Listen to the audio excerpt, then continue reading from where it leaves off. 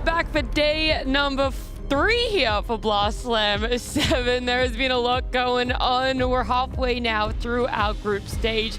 Those 66 best of ones are ticking down, and a lot of teams on the clock as to if they will make it out of groups, whether they're going to be eliminated or if they're going to be here in Copenhagen joining us next week. And joining me right now in Copenhagen, Quinn and T, how are you both feeling?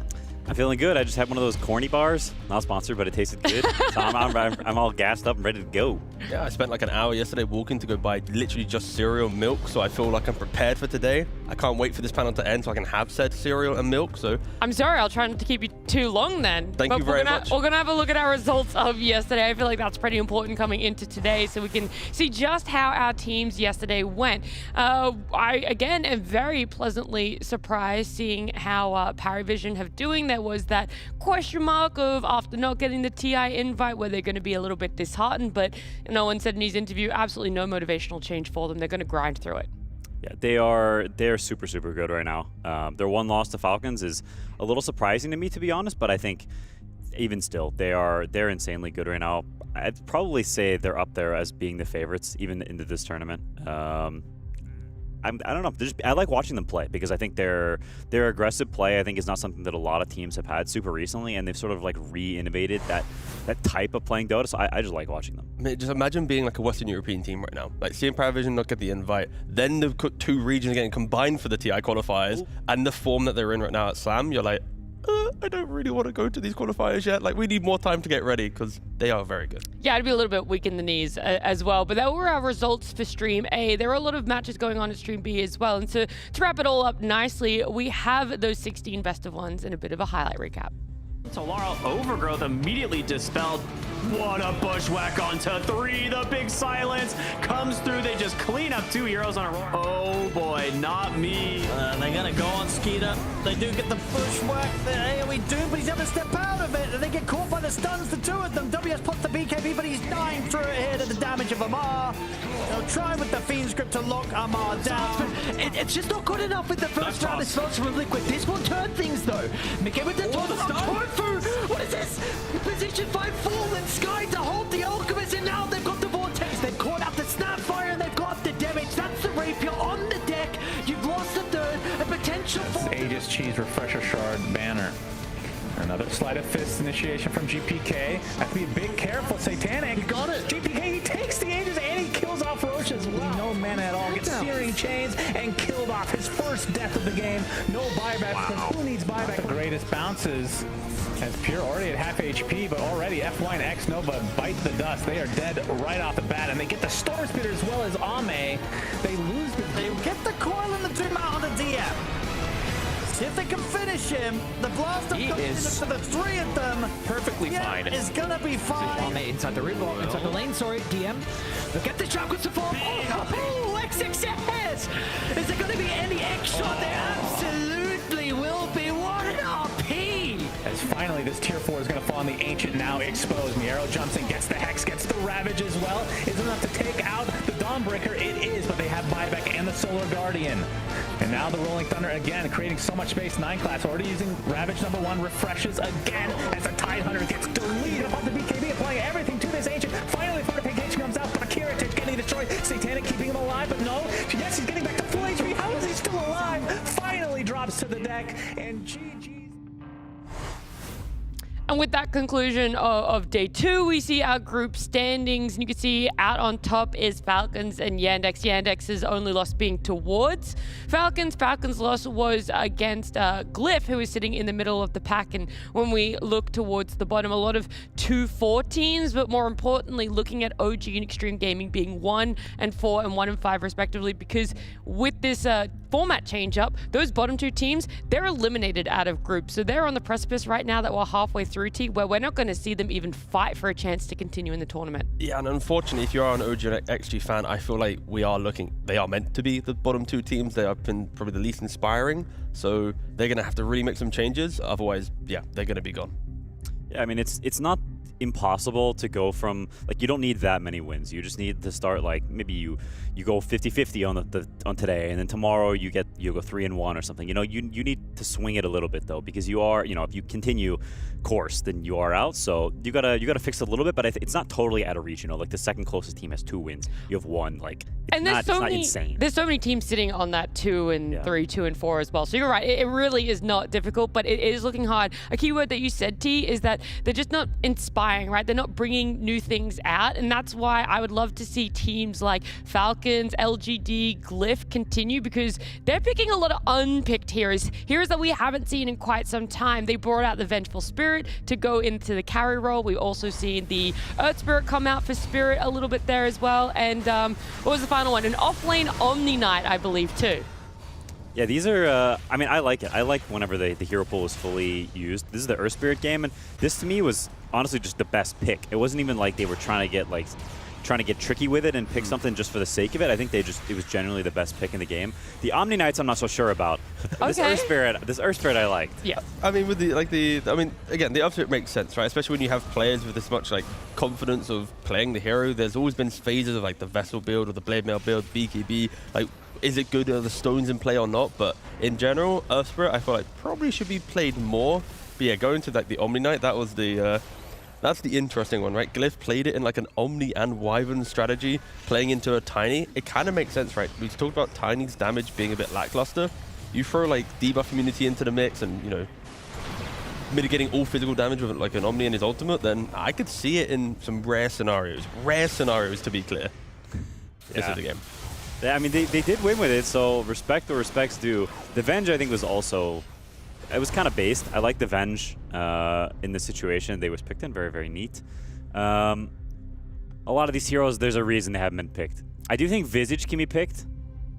Which one, sorry? Visage. I think, I mean, it was even, I think it was Miero in an interview before this tournament, just a text interview, said that he thinks Visage is pickable. So maybe we'll see a Boom Boys Bet Boom Visage. Well, I'm saying, you know, the fact that we came in, how many is this on the list? 2, 4, 6, 8, 10, 12 unpicked heroes before Blast, and we've already ticked off the Venge and the Omni Knight there, Earth Spirit as well. I do wonder if we are going to be seeing the rest. And what I thought would be a fun little task for you guys is having to rank the unpicked heroes, where exactly we would put them.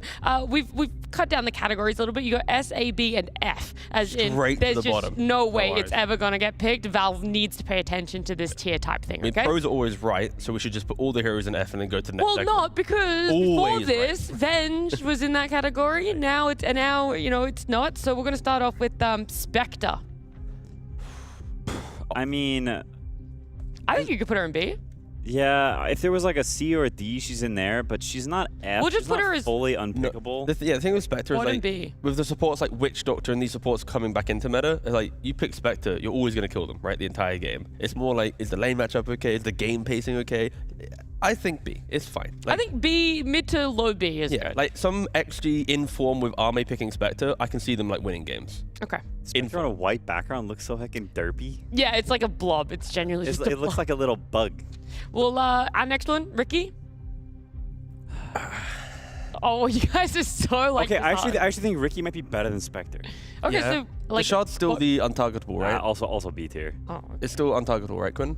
Yeah, it is. Cool. It is. Yeah, it's B. Like Cat told me pick some Oracle or something like this. Yeah, I picked Ricky. With Ricky. Yeah. Like there's some application. I've seen some like offlane Rickies in my pubs that honestly didn't do that bad. Like mid Ricky into like Invoker or something, like the old school. I've seen many mid Rickies in my pub do really well. Shout out Owen. Oh no, my Battle Furies? All right, it's gonna. I'm just saying, bro and Ricky, it's pretty good. What about Awkward though? You guys see much of that in your pubs? No.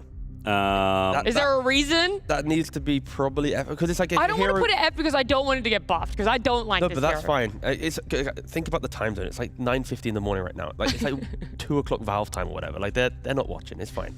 So I'm gonna say F because it's like you actually do need to buy Midas on the hero. Then there's like Maelstroms and like it's just so much fun. You're like a slower version of an anti-mage. And when you do get online, everyone's already ready to kind of battle with you. Yeah, I mean, I don't think the hero is unpickable, but... Well, that's what F is for. It's very rare. Fucking unpickable. But in that case, no hero is fucking unpickable. That's the beauty of Dota. Anything's possible. Therefore, everyone's going to be in B. No, there is one hero in this list at least that is unpickable. I know what we'll get there. Yeah, okay, so you're fine to keep Aqua in there? That's fine. You said a slow pace. F for fine to be there. Fine to be there. Fine if you wanted to pick it. You speaking of anti-mage, where would you put him?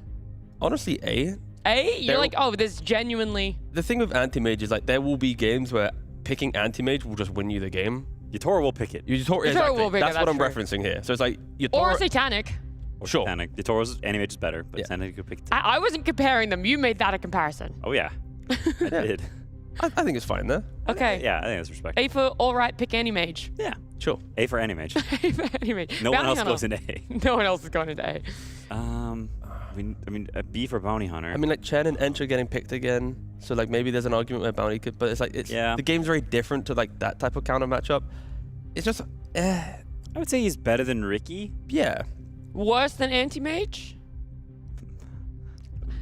Anti-Mage It's hard to has- say worse. It's just like less utilization of him, I guess, in the game.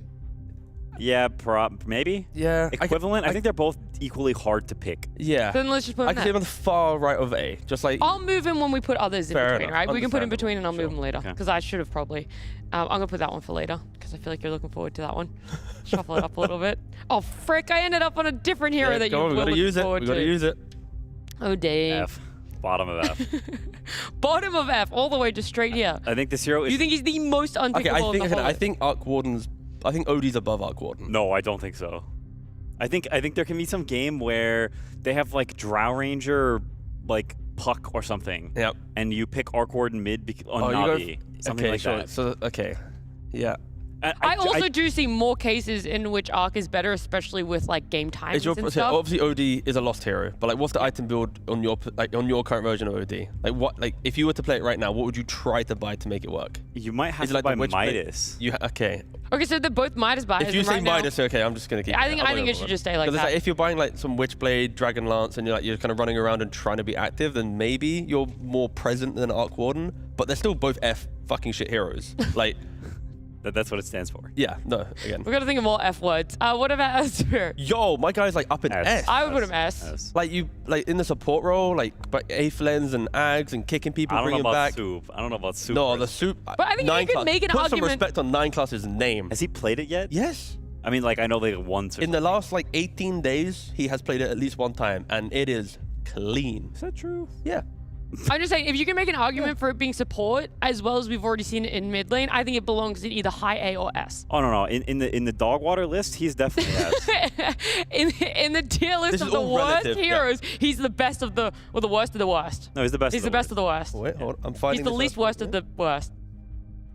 Yeah, Visage. We need V for Visage. There you go, Quinn. V for Vendetta. How did you know it was 18 specifically? What's up? I don't want to know what he does in his spare time. Visage. I think is A. yeah, it's like a hero that no one's respected. So they Between forgot about anime? I think it's above anime. I think honestly Above. it's above all of them, yeah. Okay. The thing with Visage, But not like a low S. no, because like most offlaners don't want to play Visage. It's more like the Visage specialist that will play it. Will Okay, 33 but we have, play it? I was going to say, we have a Visage specialist and he's not playing it. Okay, but they're also losing every game, so I Yeah, don't know if they're they're in a gonna be like Oh, gonna that's dig- kind of dig true. deep, you know? Yeah, no, you're right. Like the thing is with Visage, like I could see Visage having like the Venge treatment, where like one random day someone will play it and we'll be like, oh my god, what's happening? This is just Omni? yeah. He's been played, so are we just going to put him straight in S?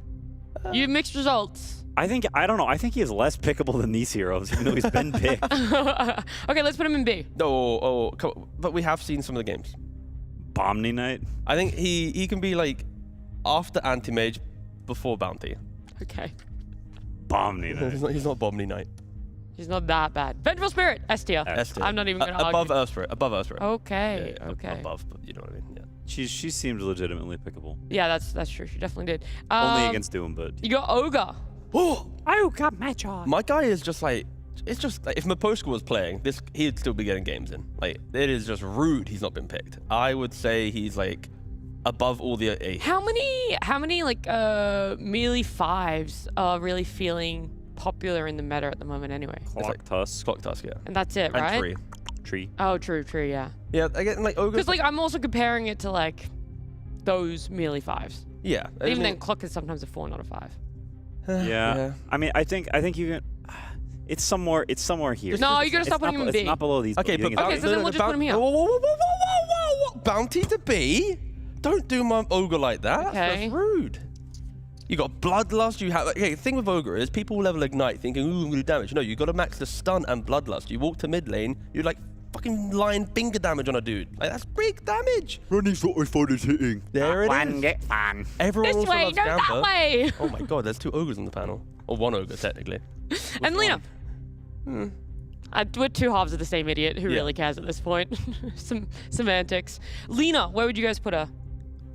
I'd say S. think I would too. There is a carry build. What? There is a carry build. I with think you could Lena do Soup that- Lena. No, not Yeah. Soup Lena. That's soup. No. Yep. Carry only. Like Nope. Satanic Daedalus carry Lena in the correct scenarios. Like if the enemy's picking like SFs and you also want to be able to like outrange their range, I think Lena's fine. Like you still do a ton of physical damage, but you just need some economy. I mean, look, people are going to look at this. There's always the caveat that we are just ranking the worst unpicked heroes at the moment, and we know that there are better like outranging, outdamage carries than Lena. But I think this is good. I think we could definitely see at least potentially a Visage. So Arc and OD are the only ones that you're like, these need to be changed heavily. I think No. I think I to be don't wanna honest, play I think against OD is on a tier of his own. I think this hero is on a tier of his own. It's just so funny. I don't see it the same way. I'm not saying he's good, okay? Again, caveat. I'm not saying he's good. I just don't see him as bad as you do.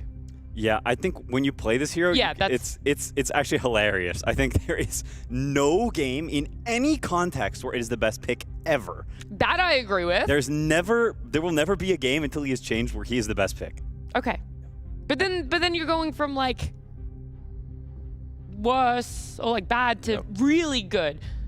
Okay, no, but like something has to be the best pick. Like for instance, Anti-Mage is not good. He's not an A-tier hero, but there will be some amount of games where he can be some picked. Medusa, whatever. Okay. Yeah, like if they pick Medusa, he's good. There's no hero, like you see, they could have 5 Morphlings, and OD's still bad. Yeah, it's also not a world where it's like back in the day where like you see Ember or something, you pick OD, like you just win the lane. Like that doesn't happen. Like Ember can still, get through the lane and be fine. Well, now my question is that we've completed all of this. Yeah. What team do you think is most likely to potentially pick an S or A tier hero? I mean, obviously, Spirit will pick Anti-Mage or Ogre, I think. They're the 2 heroes I could see them picking. For Spirit, you said? Yeah. Okay, so you think Spirit, you think Glyph could be it. Well, let's have a look at when they're playing. So maybe you guys can tune in, sit on the edge of your seats, hoping to see either a anti-mage or an ogre there. And for us, well, we get the luxury of not only starting but ending our day with Glyph. They're going to be coming up against Xtreme Gaming at the end of the day. A lot of best of ones in between, but it does bring us to our first series here. We got Glyph up against PARIVISION, and PARIVISION sitting near the top, not the top, but near the top of the group standings. And now I wonder, is that when you want to start bringing out the new things, Quinn, if you're Glyph? Probably not. I think picking these heroes would not give them very good chances. I think they probably don't have that good of chances in general, if I'm being totally honest. That's why you got to pull the... Pick the really bad heroes? Yeah, the... I can't think of the word right now. Suspicious? Sure. Questionable? Questionable. Cat out of the bag. Yeah, but it's only questionable because you perceive the meta to be one way. What if Glyph comes in and says, you're wrong with the meta, and we're going to beat you because we're going to create the new meta? We can't just say it and put these heroes down. Then Yeah, We just did. You ever thought about that, Well, Quinn? no, they're in the S tier. F tier of the garbage. I think there's only 2 heroes we put down, which is Arc and OD. Everyone else, we're giving some life to. Look, Omni Knight, it gets picked, it wins games. It's in the bottom. Okay, these are all the bottom. Did it win both game or did it win one game? Won You won one. altogether. So it doesn't win games, it wins game. Game. Yeah, if you want, But it already this won is its the best game, of one so it group can't- it can't stage win now. anymore. You have to win game. Okay, that's true. That's Also, true. You that's fair. focus up on literally just winning one. That's why, maybe you could eke out a win with some unexpected picks. There's gonna be some like level 30 Reddit guy who's like, well, actually, Bounty Hunter is one of the best heroes in the game, and you don't know how to play it. And then That's he's gonna be me with Lena. There we go. Please, we know. I think the trend. Dookie could play Ogre.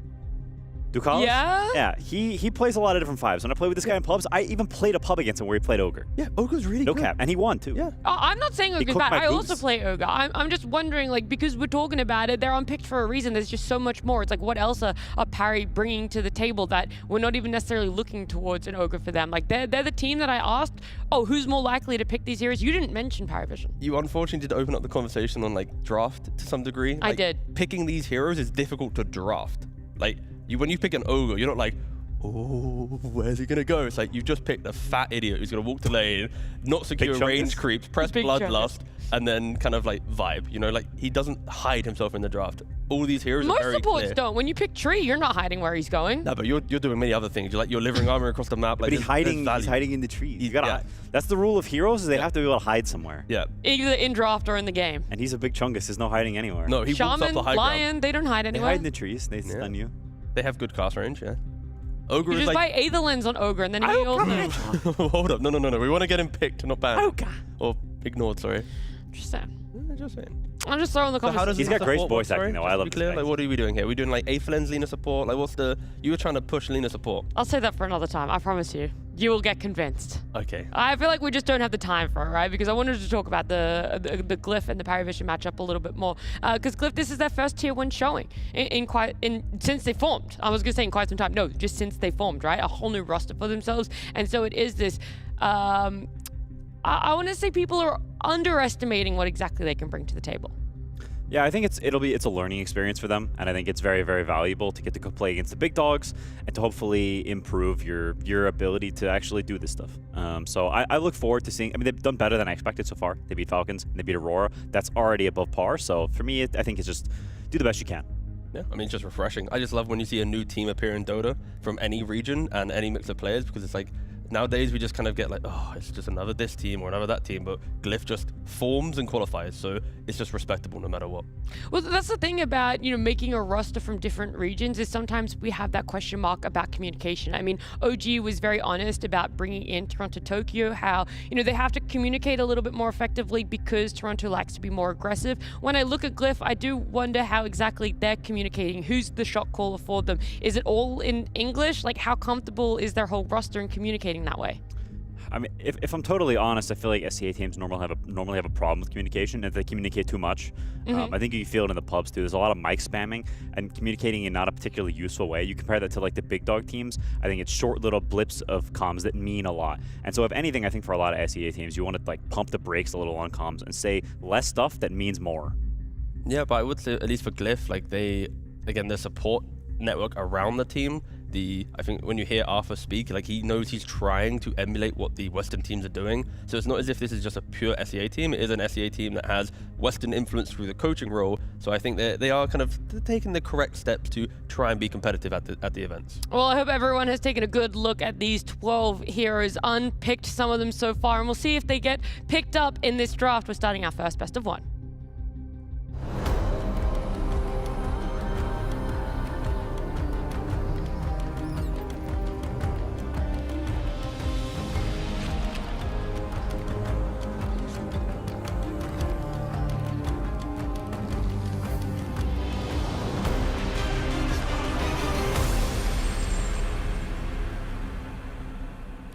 It's another full day for us. 8 best of 1s. This is the first of many that we get to see today. It's Glyph up against PARIVISION, and seeing the drafts play out very soon. We're going to look towards the bans, and on the side of Glyph, it is pretty stock standard. Viper coming out, Lone Druid, and Pango being banned. But for PARIVISION, there's a little bit of an interesting one thrown in there, because yes, Puck feels pretty normal, but a Wyvern? Yeah, I mean, it is a really cool ban, all right? Because again, Glyph, they did beat Aurora with the Wyvern, of course, into the Tiny, kind of made sense. Cold Embrace, pretty cool against these heroes that need to burst with physical damage. But then Spirit, when they beat Glyph, they also banned Wyvern in the first phase. So it's not as if this is like a first timer for banning out the Wyvern, but still, it is just very cool to see the quick respect that some of the big Eastern European teams are giving Glyph within the bans. IO is in the pool. I repeat, IO is in the pool. Ooh. Glyph fans. Congratulations on the win, Parrot. No. Oh, no. Glyph has one pick to solve it. They could just take Pick it. IO. Exactly. I don't think they will. I don't know what their answer will be to IO, but I have not seen anything that convinced me so far. But this does feel like the type of best of 1 scenario where it's like, we know they are a very strong IO team. What, 10 wins in a row or 9 wins in a row for 9 class? Like 10. Undefeated on the hero on PARIVISION. I can see a world where Glyph's like, we're going to beat the team to beat it. Like, why not? Like, have some confidence. I don't think it's... Someone eventually will have to beat it. You can't always ban it. So it's respectable to have this confidence. But I don't know also, how many, what was the win streak Snaking got up to on his Ench like before? 27 or something? 26. So I'm just Yeah. saying he's got at least like another 10 wins in him before someone beats it. You know who has Use the, them you know who has the- wisely, Barry. you know who has the highest win streak on any hero? Oh, you're gonna say me? It's on Void Spirit, but that's because I played in NA for a whole bunch of my life. Or I played Liquid qualifiers against Bart teams that had Simpson. like 10. Yeah. True though. You literally said it when I brought it up to you one time. You're saying it like I'm flaming you out off the cuff. Yeah, that's again, not IO. The thing is though, Nat, you do No, have to good filter. work. You're really good at this. Thank you. Sorry, T. No, don't worry, it's fine. I was gonna. No, keep roasting no, him. No, it's Ow. okay. I was gonna roast him, but it's fine. I prefer the no IO speak. Yeah, Quinn, why isn't that IO? I guess they just don't think it's very 'Cause good it's against Kez. Axe was the answer. Oh, that's technically. Good job, Nat. That was No, great. it's not. You got him again. It's not IO because I mean, is that even true? I feel like I just broke his brain on the first best of one for today. It's 8, right, today? Or is it back to 8. like 12? 8. Date. What did I say? You said 8. Okay. Yeah. Just checking we're all on the same page. Yeah, we're all on the same page. That's Yes. not IO, and it is 8 best of ones today. And it is Axe. It is Axe. Wonderful. Yeah, so anyway, I feel like PVision, like you said, if they see Cares, they pick IO, they don't really want to pick the IO intip potentially. But also, do they want to be the team that when IO's not banned, they rush to take IO every single time? Like, on first pick I can see it, but maybe there's a bit more of a, nuance to it. And Glyph, they do ban out in this phase. I like that bluff. Oh, are you willing to, first pick it, even if we open up with a Kez? Like, is that really where you place the priority? I mean, we have to remember Falcons as well yesterday when they were playing into the Kez. I think it was like the Axe ban, Razor ban, and then they had to pick Legion Commander because they were trying to find their way to deal with a Kez, right, through Blade Mail. Here, PVision's just saying, you pick Kez, we respect it so much, we're going to go for our instant counter, and all this other draft conversation we're having means nothing because they are just reacting to the draft in play. Yeah, it is. Like, I can see the rationale for it. You get Blink Blade Mail, you call Kez, and you can maybe just burst him. He does a lot of damage. He buys Deso, and he will melt himself. On top of that, potentially it's a hero that can do well in lane because Axe has high HP regen, he has high armor, so he can actually sustain through Kez's stupid level 1 damage. And at the same time, Axe is kind of just a broken laning hero because you just place Battle Hunger on the soup, and they're sad. So potentially they just think it's one of the few heroes that can lane versus Kez. We've seen both Tidehunter and Doom responded a couple of times, and they have lost. So PARIVISION thinks this is the real answer. Yeah. And then it still opens up for Nightclass to be able to get his, Rubik's and other supports that he has been playing. You throw in a bit more defensive capabilities to the lane. You have Fade Bolts and Lifts. Again, there are plenty other options in that 4 position to give Axe even further life in the lane. I wonder for PARIVISION how much sort of lockdown or frontline cores you're going to go for, because you've already got like one jumper guy, so it begs the question, like, are you going to pick a bunch more stuns, or are you going to play for like a drow or some more turret carry type Bless deal you. against the Kez? No one sneezed. Oh, thank you. So it's just Tech- Casey, So ever if watched no one back. sneezed, then why are you blessing? Oh no, please, no! Nightmares. I just completely ignoring Quinn on that one. Bane to me is, I mean, it makes a lot of sense because Kez just sort of charges into the fight, and when he charges in, you just grip him and hold him still. I think they've already got 2 things there that block Kez down, so you're looking for more follow-up damage elsewhere in the draft now, I think, at this point. It's interesting to pick those heroes back to back, especially since I don't think Bane is like a super highly contested hero. And we also heard Ducalis in the winner interview after they won Dream League saying he kind of had to play Bane in that game, and that even though he's level 30 Bane, he doesn't like this hero. He doesn't think he's very good at it. And so it's kind of surprising to me they pick it straight out of phase. When you've already got a stun guy, following up that with another stun guy, it can bottleneck the rest of your draft a little. Yeah, I was thinking maybe they'd go for like a techies to give more damage and to keep the draft a bit more aggressive, but again, it doesn't really matter. Or even a Lion, because if you're looking at like trying to stun down this Kez for as long as possible, ensuring he doesn't get any spells off, it feels like the Lion could have been an option. Stuns, burst damage, like it feels like it just is additive to the Axe. Yeah, the thing with Lion is like it kind of shows the lane combo so quickly that True. you would have Glyph responding to it. Like picking the pos 5, you're kind of picking Axe in one lane, Bane in another. It's like... But then you have to reveal something anyway, and they do with the SF, so you kind of now know at least the safe lane. Yeah, after a couple more picks from Glyph. So it's just like nice little progression. PVision going, like you said, with the Shadow Fiend, it is just going to be a very simple lane. I Nightmare, I double raise, and then I just chase you down and try and kill you. It's like SF ball farm. Bane is very good at just securing farm. And yeah, PVision, they need to decide what's happening with the Tree and the Wind Ranger, because of course, like, Tree and Wind Ranger could be the support duo, Tree Wind Ranger could be the safe lane, Kez could be a mid, like there's many options, but they do still go for the Rubik. As mentioned earlier, it is a very generic 4 to be played with Axe, and it's a very kind of reliable lane. Yeah, Oh, they're very quick. Lycan in response to... So, Lycan is great against Bane and Rubik because they don't really protect themselves from wolves. You just get hunted down. But I am not sure how you're going to do in this lane. Lycan's a surprisingly, gracious, I can't speak, a surprisingly good laner because the wolves are very high damage and you've got all these units so you can do cheeky stuff like you can pull waves, and also it's just not that easy to last hit against him. So you generally win lanes against Lycan by beating him up to a degree where he gets zoned from the wave. You don't beat him by like out CSing that hero because it's just very difficult to. And so I wonder how this will actually go, because you can wake up from Nightmare in the lane, so it's not as easy to do the whole setup and raise thing. I've never seen this lane matchup before, but it should be kind of bad for Lycan. I mean, Glyph, it just feels like they are pretty much hoping to have just stable lanes, get Lycan into the game, and go. Like, it's not as if there's any like layering to their draft. It just feels very simple. It's like, you get the Helm of Dom, Helm of Overlord timing, and just go kill them up. Like, PVision at least has a bit more balance to it. They still also have no one's last pick that they need to think about, and we're banning out Huskar and Glyph. Are we just assuming Kez is going mid, or is there something else that we're... I don't think Emo Does Emo... Oh wait, it's Emo... Yeah, of course, what am I saying? It's Emo mid. Yeah, hold up. I retract my previous statement. There are Storm Spirits or something in the port. No, they're banned as well. Banned. Yep. Invoker's also banned. Yeah. I think it may have been a mistake to have not taken the Invoker on 18. I think it's pretty good Invoker game. You want stuff that, like, sort of backline kiting stuff, especially when you got Tree who's kind of in there, Kez is getting in there. You've got a lot of space for a hero to be some backline hero. I don't think Emo would play it, but something like Sniper I think is pretty decent this game for Glyph. Invoker I think is the best hero that he plays that fits that archetype. So I'm not sure what he's going to be his replacement, because I think this Invoker Sniper type hero, there's not that many heroes that fill that type of void from mid. I mean, could he not just go back for like the Snapfire that we've been seeing in the tournament? You just play out most mid matchups. Is Viper banned? Yes. It is. Yeah, banned it was first. It was yeah. first. So it's like you can then pick Snapfire for yourself, get a bit more magic damage whilst Lycan and Kez bring the physical. It's go and fight. You can just jump on top of SF, like blow him up. It gives you that kind of tempo timing that I'm expecting to see from Glyph. Yeah, I just don't know if Emo plays it.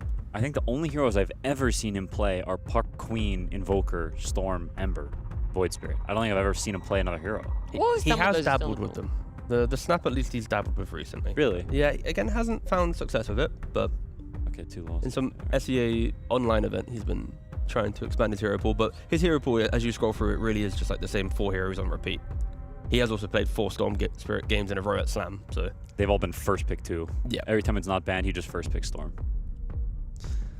That's crazy. That's Emo. PARIVISION, it's interesting to me, a team that, like, I think sort of gears itself around you, will give you whatever you want and we'll counterpick it. They say we're going to first ban Storm because we think first pick Storm is too good for you. That's interesting to me. I think it shows a lot of respect for Emo Storm, and also for Glyph. If you're being disrespectful, maybe you just leave this crap and you're like, it doesn't really matter. I mean, out of what you mentioned, what's left? The Queen and the Void, right? Again, he could obviously pick up so many more heroes, but of what you're saying is comfort still in the pool, it's those 2. Yeah, you also need to add the element of they kind of want a bit more catch from the mid lane, right? You've got Overgrowth from a Tree, Shackle from a Wind Ranger, and then that's kind of it. Kez just blows heroes up, so it doesn't really need lockdown. Like, you need that kind of extra element to it, because some of the heroes that we were mentioning are more additional damage and pacing, but they don't provide you that, you know, that setup and that quick map play. I don't like Void Spirit here though. I think that hero is also surprisingly bad against Rubik because you get Fade Bolted and you're very already low damage. Quinn, it's the OD pick, of course, into the Bane, into the Axe, the unpicked hero is here. No, it's Slaughter. From the deeps. Just in case you weren't here for the pre-show, that was a bit towards the unpicked heroes. That was not serious analysis. Anyways, back to you, Quinn. Nah, this is odd to me. I guess it's just mid, but you are picking it blind.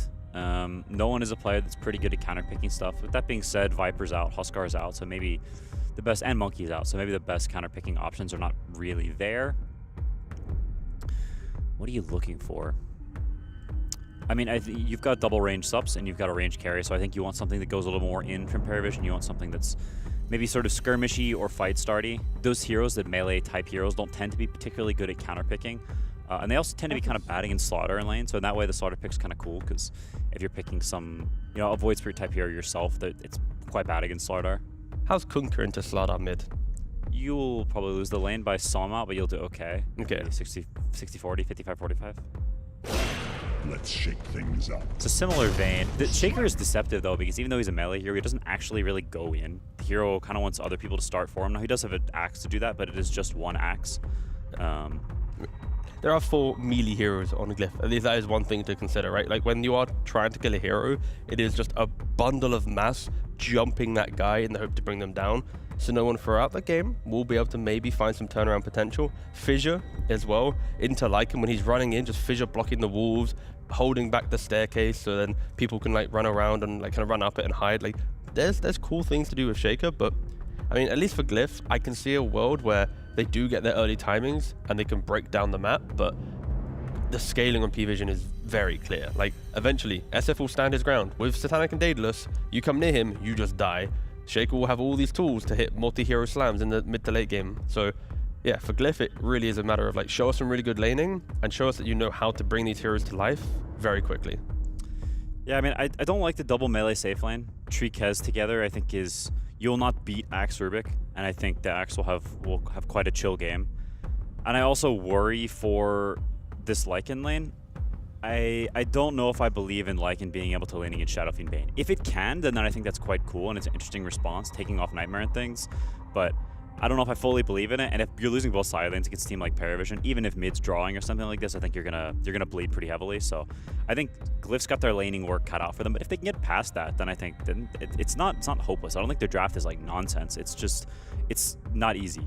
It's just that you have to respect the vision the entire time, because like if you're not getting hit by 3-4 man slams, there's going to be 3-4 man calls potentially. Because again, like Glyph's fight is so obvious, and you have 2 of the best heroes against this type of style of fighting, right? The Axe and the Shaker. So yeah, again, if Glyph just play with good vision, good map positioning, understanding where they need to go, and their lanes are going well, it's fine. But as soon as one thing falters, it just feels so easy for PVision to utilize their heroes. There's pros and cons for both sides. There's a lot of pressure or a lot of burden on that Axe's shoulder, and on the side of Glyph, well, you just got to come together as a team. You got to prevail through that laning phase, and we'll see if it's just as simple as that and easier said than done as we get into our first best of 1 for day number 3.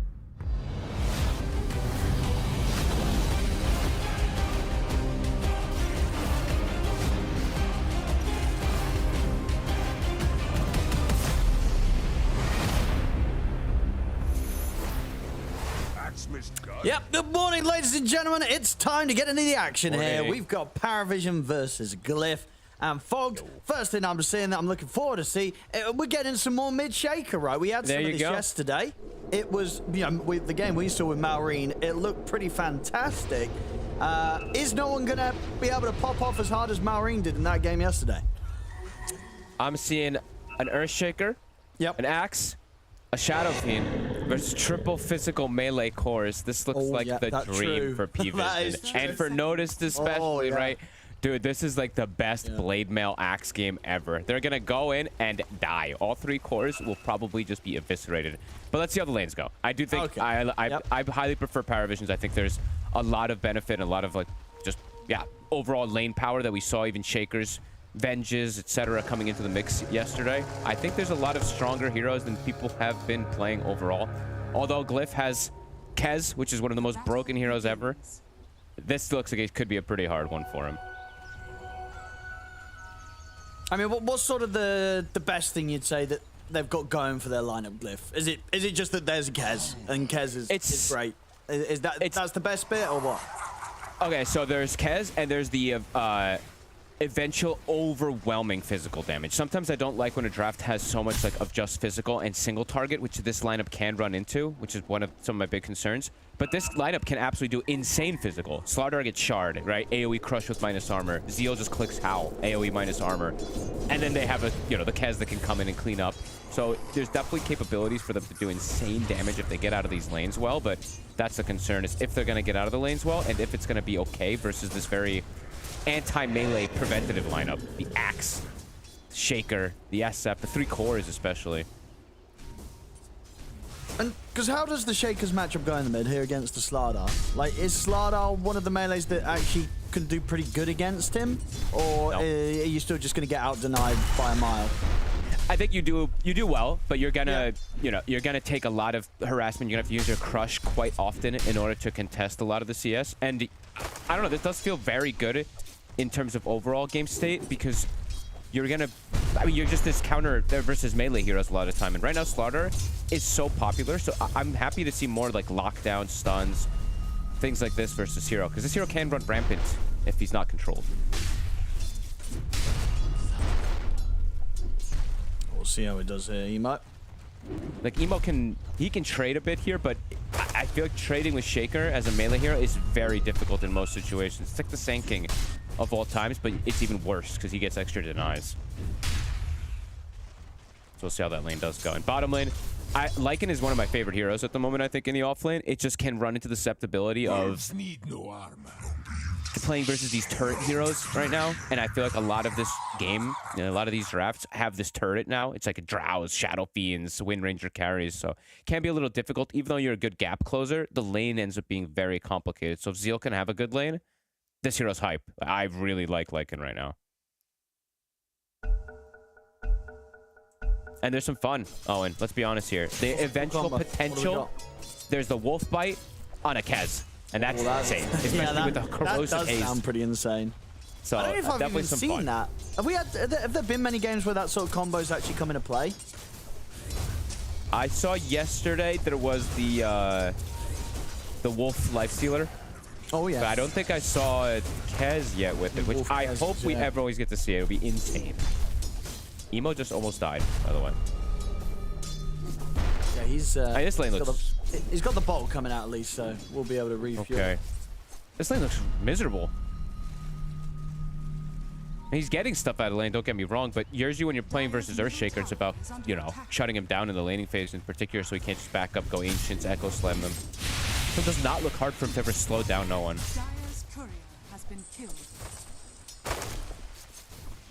Oh, and what's the top lane looking like? Jack Boys, is he pretty happy farming up here? Are they going to be able to pressure him a lot as this Axe Rubic? Are they going to soon start not playing the lane at all and just cutting creeps? What's the plan from the Axe? Overall for Noticed, looks super chill. I think this hero is, it feels like one of the best offlaners for me again now too, because there's so much physical damage. It feels like there's, the minus armor strategies, as we were talking about Dream League in so many games. This hero just persists in lane, and then he kills you very easily once he gets the blade mail timing. So for me, Noticed has been one of the MVPs for PVision, and this looks like a pretty MVP Axe game that he's been given here. There's double melee. Well, bottom. They're lining up the raises.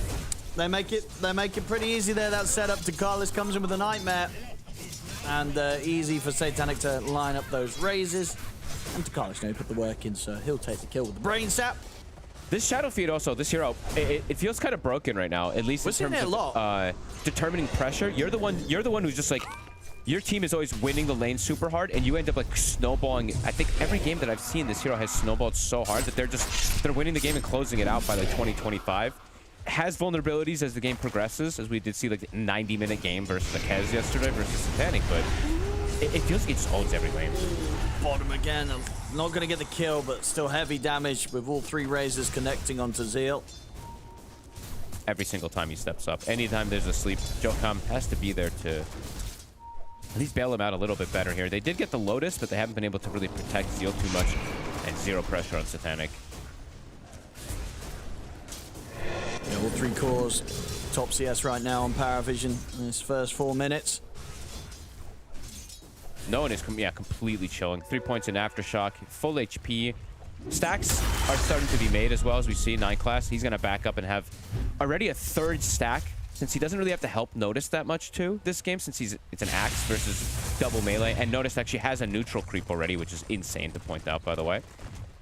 Yeah, 9 class can just double stack. So now it's 3 stacks for the Shaker.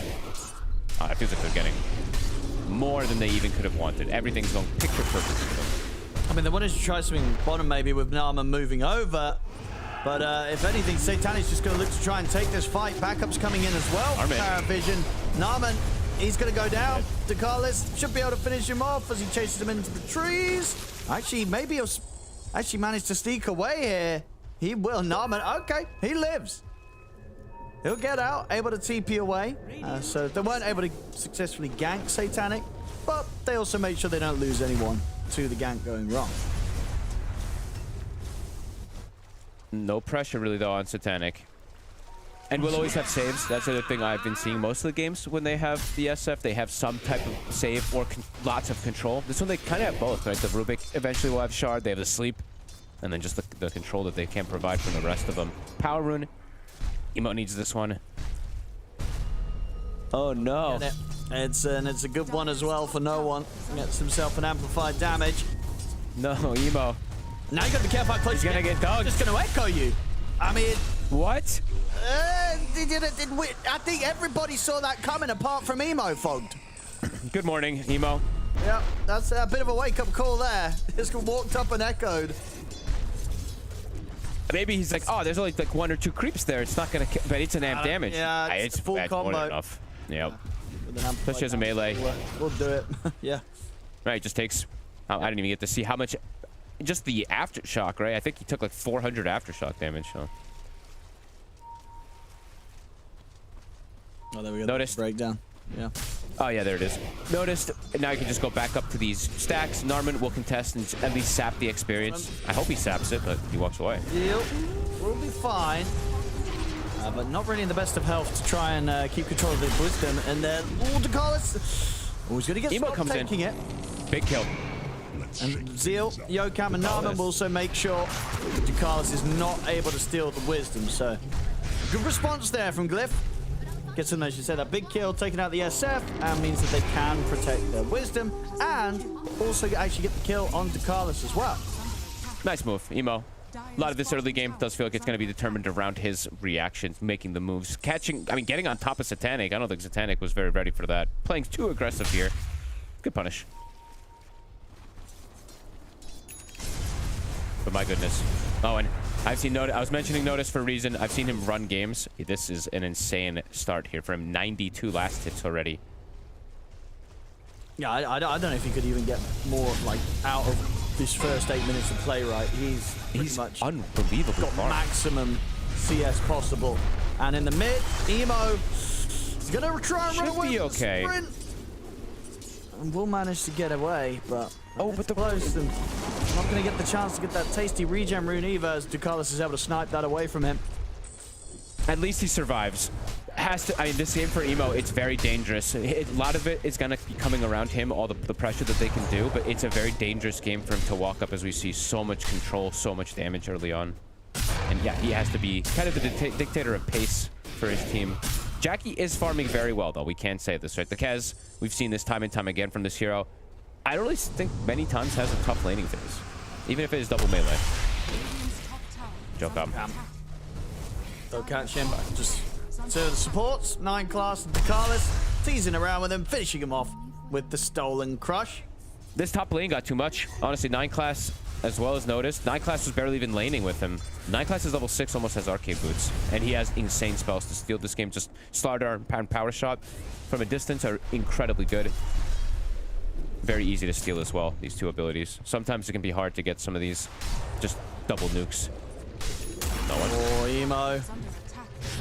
Oh, an Emo. DeCarlis, he's found him. No one's able to walk up. Yokam's going to try and help out, but no one ready with the echo. Will happily drop it there to finish Emo off. And Yokam, he's got Wimren up in a couple of seconds. See if that's going to be soon enough to save him. It is there in time, so he'll manage to run. And DeCarlis should die for this, as he just ends up sort of taking the attention away from the rest of the team as no one and 9 class back off.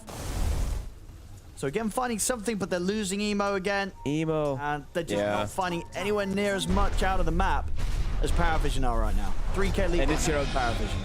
This hero definitely thrives, I would say, right? The Slaughter in particular. Most of the games that I've seen it struggle, it's when it has a bit of a tough laning phase and isn't able to just rotate for kills early on. So we said there's a lot of control from it. Again, Emo.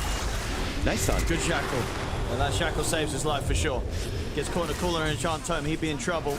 Also see Zeal trying to head over towards the mid. Still Notice does manage to get the call onto the two of them. He's so tanky. They cannot touch Noticed. It's super hard to bring down this Axe right now.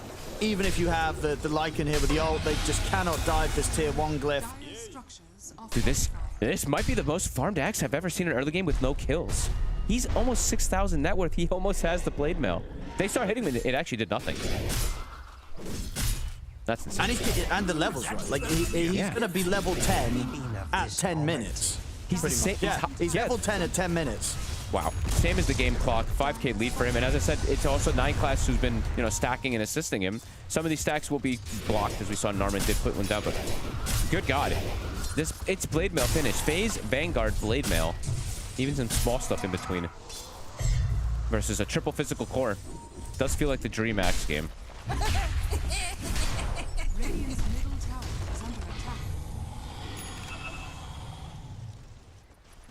Here comes 9 class. Look at him go. Oh, he's speedy. We can have wolves. We can have Rubik wolves. We might potentially have Kez wolves. We'll see. And the Rubik wolf looks cooler than the other wolf. It looks sick. He's attacking. Look at him go. And he's okay, so if he steals, well. eventually maybe if he steals Wolf Bite, then they're going to have a Wolf Bite as well on the Rubik. And then they can use it on the Axe, and then we have a Wolf Bit Axe. Dude, no, you use it on the Shaker, and then he gets Ags, and then you get like this jumping flying wolf. Ooh. Yeah, that'd be sick. Ooh, hopefully that happens. No one having an insane game already. As you said, I hope we get to see more mid Shaker. It's looking pretty good in a lot of these games. It is. No one. Yeah. He has Blink. It's 12 minutes in. He didn't even echo Ancients. No, he hasn't needed to, and he is this farmed. He is. I mean, and maybe this is just gonna have to be something that's in the back of your minds if you're drafting. You gotta think back to that old sort of technique of like, hang on, how many melees do we have? They might pick Shaker. You know what I mean? I think You've got to start thinking about it. If Maureen's picking it, if no one's picking it, we're gonna see more people picking it. And I thought this was actually gonna. I think did I talk to you about this like a couple months ago when I was like, it's like Spirit Heroes every game. Where's the Shaker? Speaking of, I mean, Shaker, but top blade mail. Oh, he's gonna get gripped. Feeling. He's going to be able to turn it, Jack Boys. Never mind, no one turns up, gets in, has the stun upon the two of them. Ducalis, he might actually live. Is he going to tick out to the damage even? He's got the Nightmare. He's actually going to live. He lives. Kill Ducalis as the both of them die. And Jokum potentially going to get gone on here too. Max Fissure. Blocking him off, 9 class. Can he close the gap? Looks like he can't, so Yokam will live, but the top tier one's going to get taken out by Satanic. Okay, Glyph, they got to slow things down a little bit here. Now we have to start playing with Emo's Blink Dagger. It's quite, I mean, it's not even that bad of a timing in particular, but just in comparison to these crazy cores of farms that we see from PARIVISION, it's quite a bit slower. And Satanic actually already has his Manta. So the first move, he could even just Manta, dodge the Crush, or kind of just protect himself versus the physical.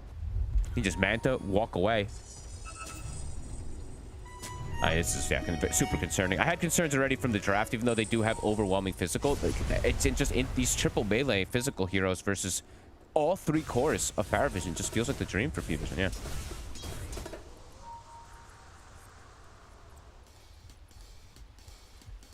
I mean, Wolf to micro. Towards the Wisdom to try and keep it in their favor, but it's already been taken by PARIVISION. Out to the side, they'll try and jump to Carlos, but no one's in with the Enchant Totem. With the 3 of them with that Fisher AoE, the Requiem comes down to Narman. Both supports instantly taken out. This lineup feels like it can't play into PARIVISION's. Honestly, it's like they have this, I keep talking about the triple physical melee cores, but it's just the really low damage across the board too. Wind Ranger and Treant Protector as supports, super low damage. So if your cores aren't able to actually get in and provide that big damage, I don't know, this game could end pretty quickly. I think PARIVISION have great ways to just completely control and restrict the map. So Glyph have to try to slow things down, but at this point, this down feels pretty sad. It's very early for saying this too. Yeah, just 14 minutes in. This is looking very difficult for Glyph. Emo, right? He just got handled. In particular, the Slardar, I've seen it have. I've seen it have games like this where it never gets to play. He's lucky there, Emo. There was an Invis Shaker hot on his tail. All right, let's see if they can group up around the Blink Dagger. Emo. Oh, no one. He's going to be ready with the counterplay, but won't be enough to save his Bane. Won't lose anyone this time, Glyph, so they do succeed in making the move without being punished. All eyes on Emo. Has to dictate pace right now. Has to find them kills to catch back up in the game. They're looking for notice. He's so tanky and he has the Blink on himself. He's out. 15 minutes. Insane. I mean, they could be ready to just run straight back at them. Smoke comes out here from 9 class and noticed. How's the timing, too, for Zeal? It's one of the slower ones. I think we usually see the Overlord finished up by now. Noticed. Might just find him. Oh, Emo. Oh, Emo's so low. Oh, Emo. Wait, but what? noticed. Off the mark there. Not even close, really. Emo. he's going to get lucky this time. He's able to walk. It happens. We're all waking up. Noticed. Should still find Yokum. It looks like here. Oh, man. Can he hide? Ooh, he's sneaking. Ooh. Easy. Easy. And looking at some of the itemization, because I was talking about, you know, this just all physical cores, right? It's only really that physical damage that's going to be coming out. I see, so no one's queuing up a Ghost Scepter. Usually not something you'll see queued up from a mid-Earthshaker at this point, but it's an amazing game for it. On mid, they get the Nightmare set up into the call. They will still get Emo, even though they missed that opportunity earlier.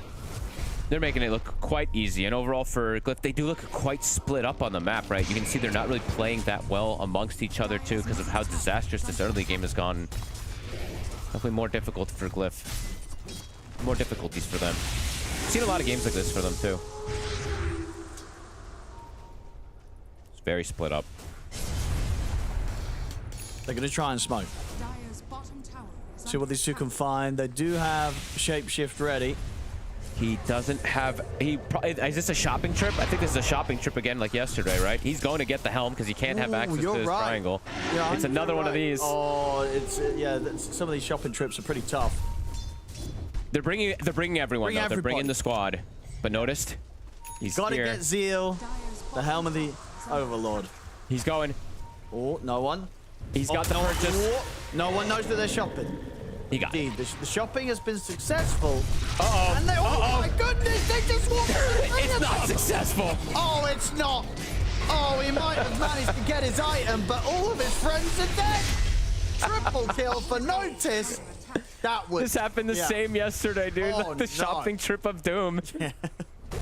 Well, Zeal's fine. He lives. He actually gets a kill as well as the summons take out Ducalis. But everybody that supported him on his shopping endeavors is dead, apart from the Kez. He survived. But I cannot believe we have it happen again. I swear to God. Like, I've seen this happen now 5 times, I think, in these games where a team, like, takes over. They take T2s. They take the enemy triangle. And then the other team, like, they just want to get to that secret shot, buy that Radiance, buy the Helm of Overlord, whichever one of those key timings.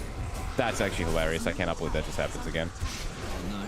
Well, they won't be going on a shopping trip with them again. Well, they got to do something, though. They'll be like, they got to look for fights. You're going on your own, Zeal.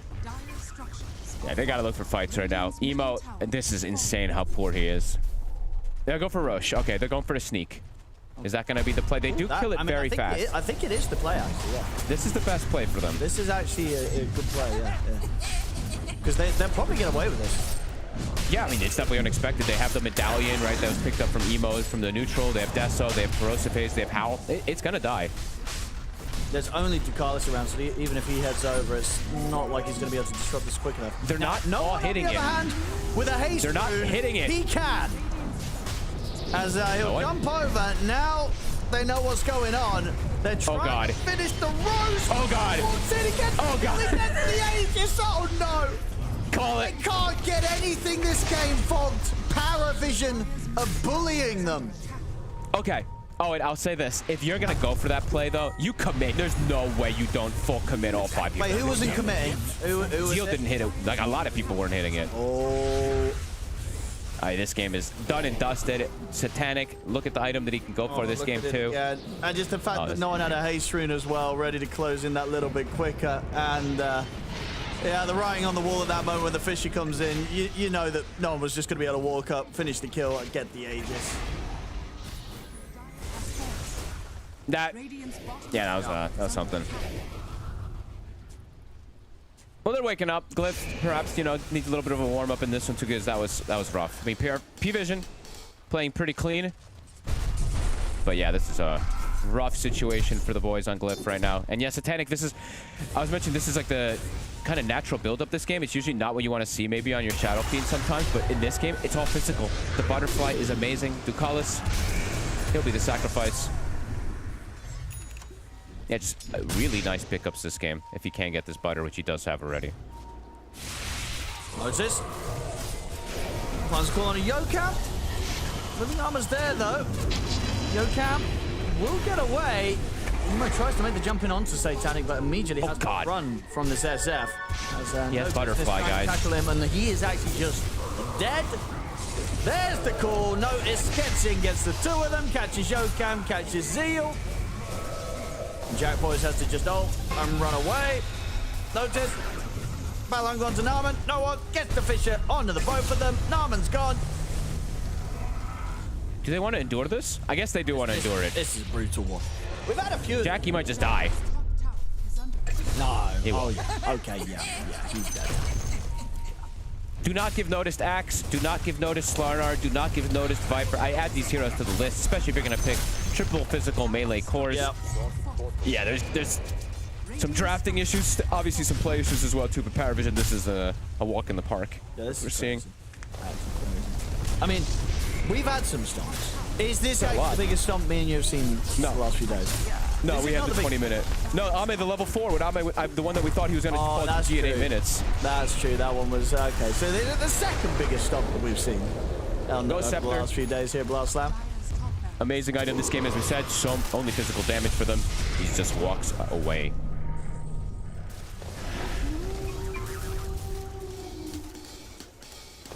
Yeah, these are nice inventories. Noticed. They're not messing around, right? That's the thing is about PARIVISION is they do not give their teammate, the enemies, any hope, really. So looking at the items, they're pretty much perfect. Another catch from Noticed. Yeah. Just got to watch out for whether or not 9 class queues up the heart. Oh, Echo, salami. Oh, he's ready to finish it with a highlight slam there. Because why not? GG's called. This was a game of Dota. It was. Somehow. 22 minutes. Yeah, that was a little bit of a stomp there by PARIVISION. Glyph looking a bit out of their element in this matchup, Fogged. Yeah, I mean, stretching for PARIVISION and no one gets to have a nice entry into the day. Yeah. That's a good way to start things for them. Yeah. Good little warm-up there for PARIVISION. Yeah, Emo, he's like, all right, you're there. They're like, okay, well, we gotta... Yeah, that happened. Yeah, I mean, that's the thing, right? You know, PARIVISION looking pretty scary right now. I guess you come in as a team against PARIVISION, you're always going to have the expectation that you might have a rough time. They had a really rough time. Glyph as PARIVISION. Easy win for them as they take this victory in, what was it, 22 minutes? Yeah, 22-minute loss, win. Glass half full, half empty. It feels like this is that sort of situation where Glyph didn't have the odds in their favor by any means, but the draft didn't help them at all. It definitely did not raise the percentages, T. I mean, what, PARIVISION went from a 91-minute game last night to a 22-minute game this morning. Like, we're getting really both sides of it. But yeah, unfortunately for Glyph, they just got outclassed in the lanes, and then they gave us a little treat because we saw multi-hero slams, multi-hero calls, absolute carnage across the map as PARIVISION just slaughtered them. It was funny to watch if you're, enjoying the PARIVISION side of things. Yeah, there was no glass half full, half empty, because there was no glass, no water. There was no counter, no sink to put the water in. Dude, they showed up. There's at least a glass. I guess they showed up, so they got a glass. An empty. You know, like when it's been like in a cupboard for years, there's like cobwebs in it. Yeah, there's like a little spider in there, but like the spider's also kind of doesn't know why he's there. It was that kind of glass. Oh my gosh. Nah, it was pretty tough.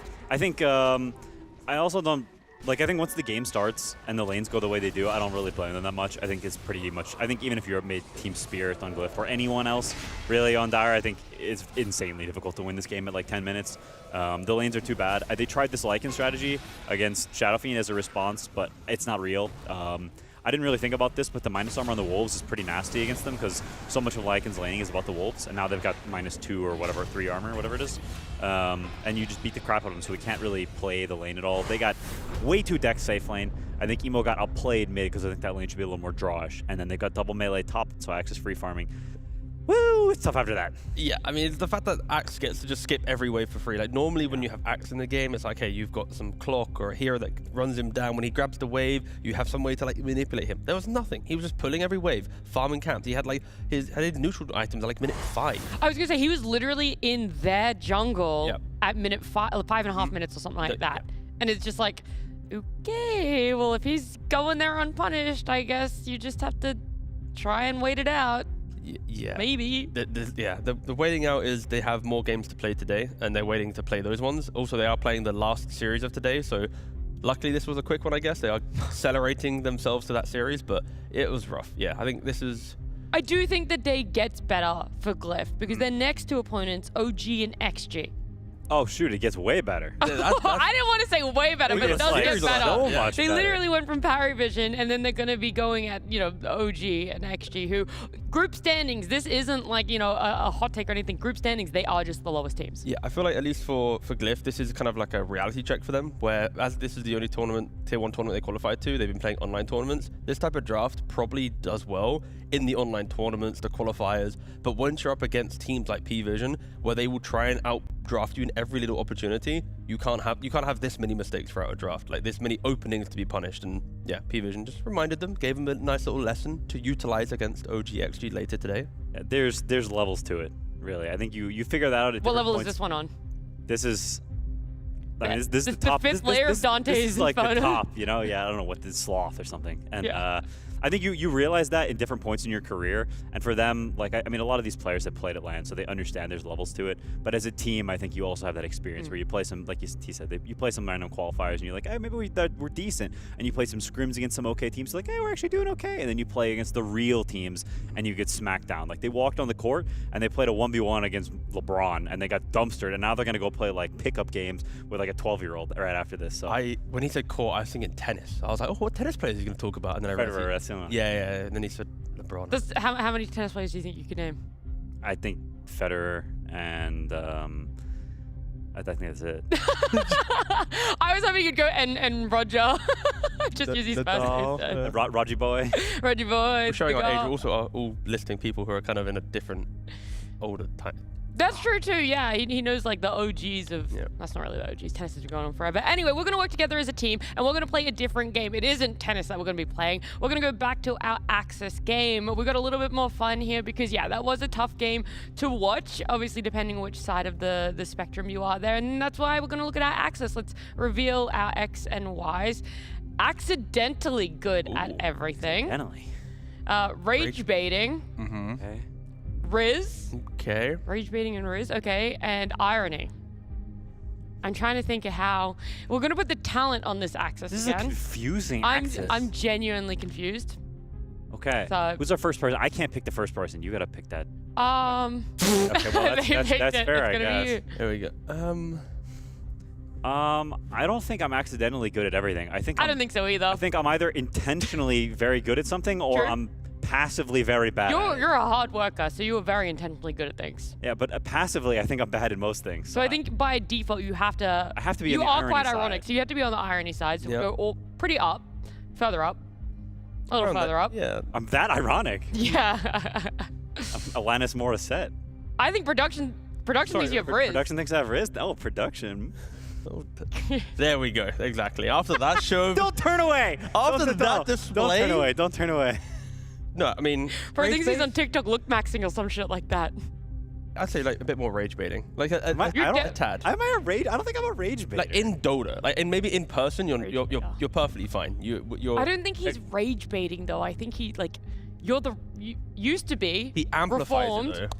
Thank you. Rager. Yeah, but which isn't rage baiting. Exactly. Yeah. That's what I mean. So I don't think you're a rage baiter. Okay, I'm either centralized or Riz leaning, depending on your depending on your I don't know. Your personal preferences or perspective. Yeah, I'd say you are very much more. Well, like that's production's personal preference. Production thinks I'm the Rizzler. That's sure. Wait, who's controlling? I am not an American 12-year-old. I'm an American 27-year-old. Okay. Well, we're gonna keep it there. T. Where are you gonna put yourself?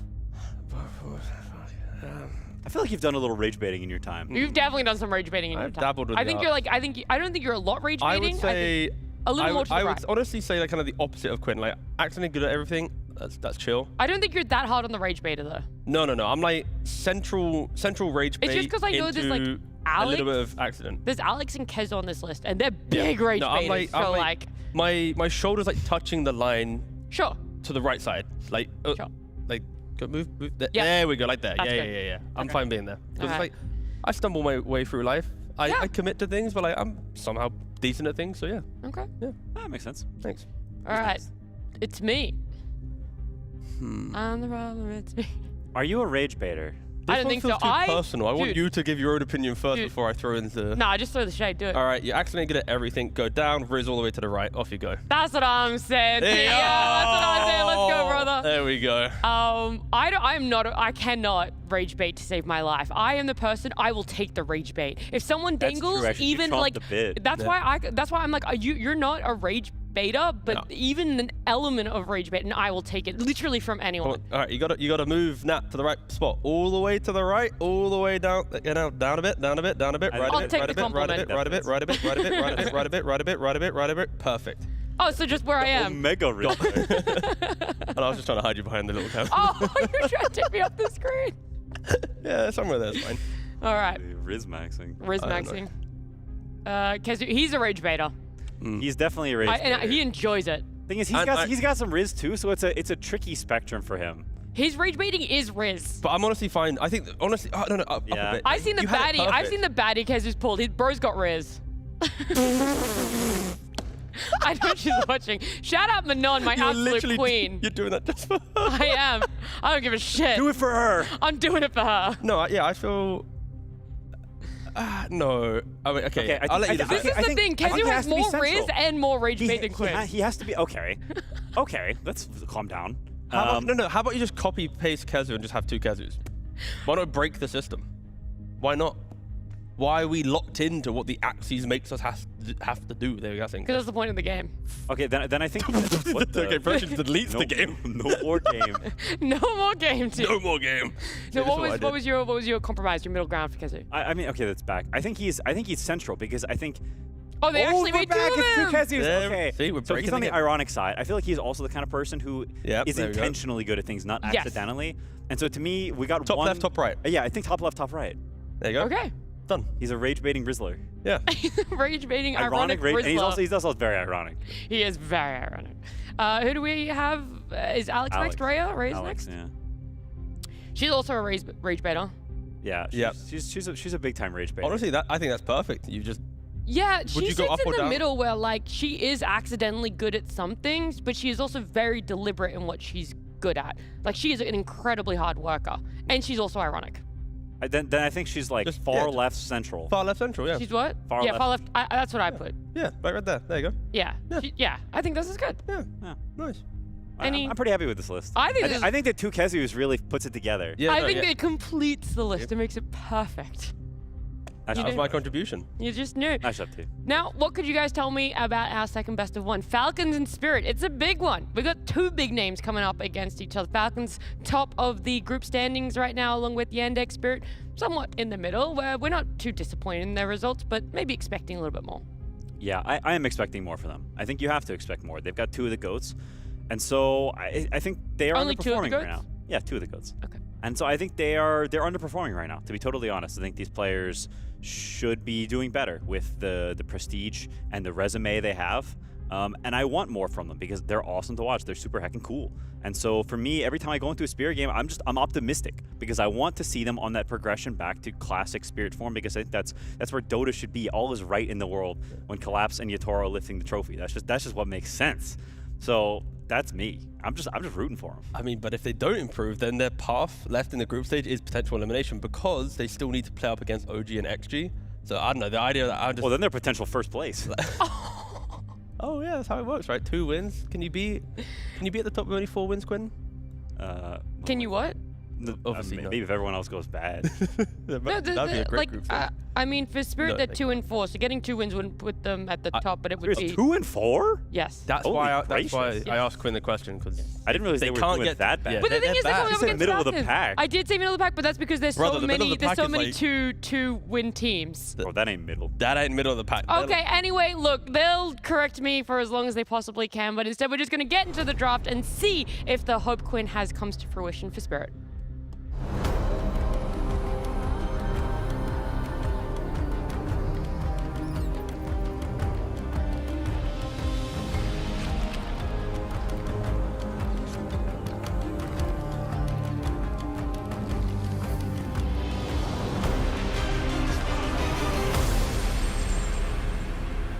Group standings around from here on the side of Spirit. Yeah, 2 and 4. I might have oversold the middle of the pack, but I just wanted to give Quinn more of that copium, that hopium for them. Big hit. That was a massive hit. Canisters run low. On the side of Falcons, again, they just did their classic lose opening best of 1, go on to win the rest of them. But it's a new day. It's day number 3 for them, and maybe coming up against the likes of Spirit so early in the morning won't do them any wonders.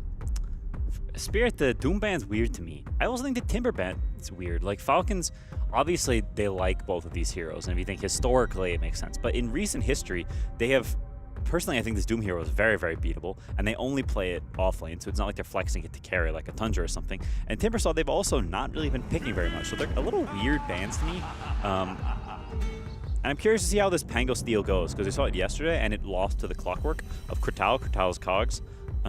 So we'll see if they beat it again, because Falcons understands Pango, I think, better than any team. I think surely they just counter with the clock. I mean, yeah, I'm expecting to see clock. That's just like, kind of the given. It is very, very stable. Looking maybe towards the bans of Spirit. It's a matter of, yesterday we saw Amar play Legion, and with Legion, it's like, it was okay. The early game was a bit rough. Then he just kind of started doing the Legion job, right? So maybe they're just trying to force Amar into this really weird corner. If they start banning out like Razor and like one more, you are really pushing Amar into like a hero pool of finding something new, which is something that often doesn't happen in drafts against Falcons.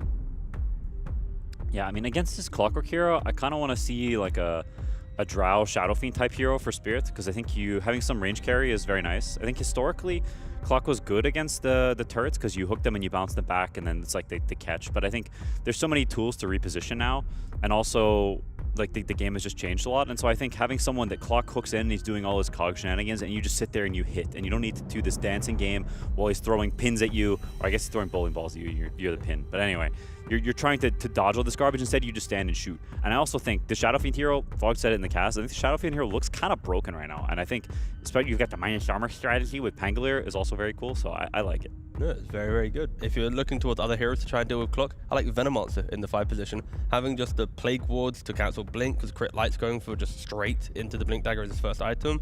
On top of that, just slows. When you try to walk up and be this pesky cog hitting dude, you're gonna have to disengage very quickly. So I don't mind it as like a casual hero for Spirit, but it's something they don't really rush towards. What about the Phoenix? Because it does similar to some degree, maybe not so much the blink cancels, because you're not gonna have the wards for that longer range, but the reducing the attack speed is pretty good.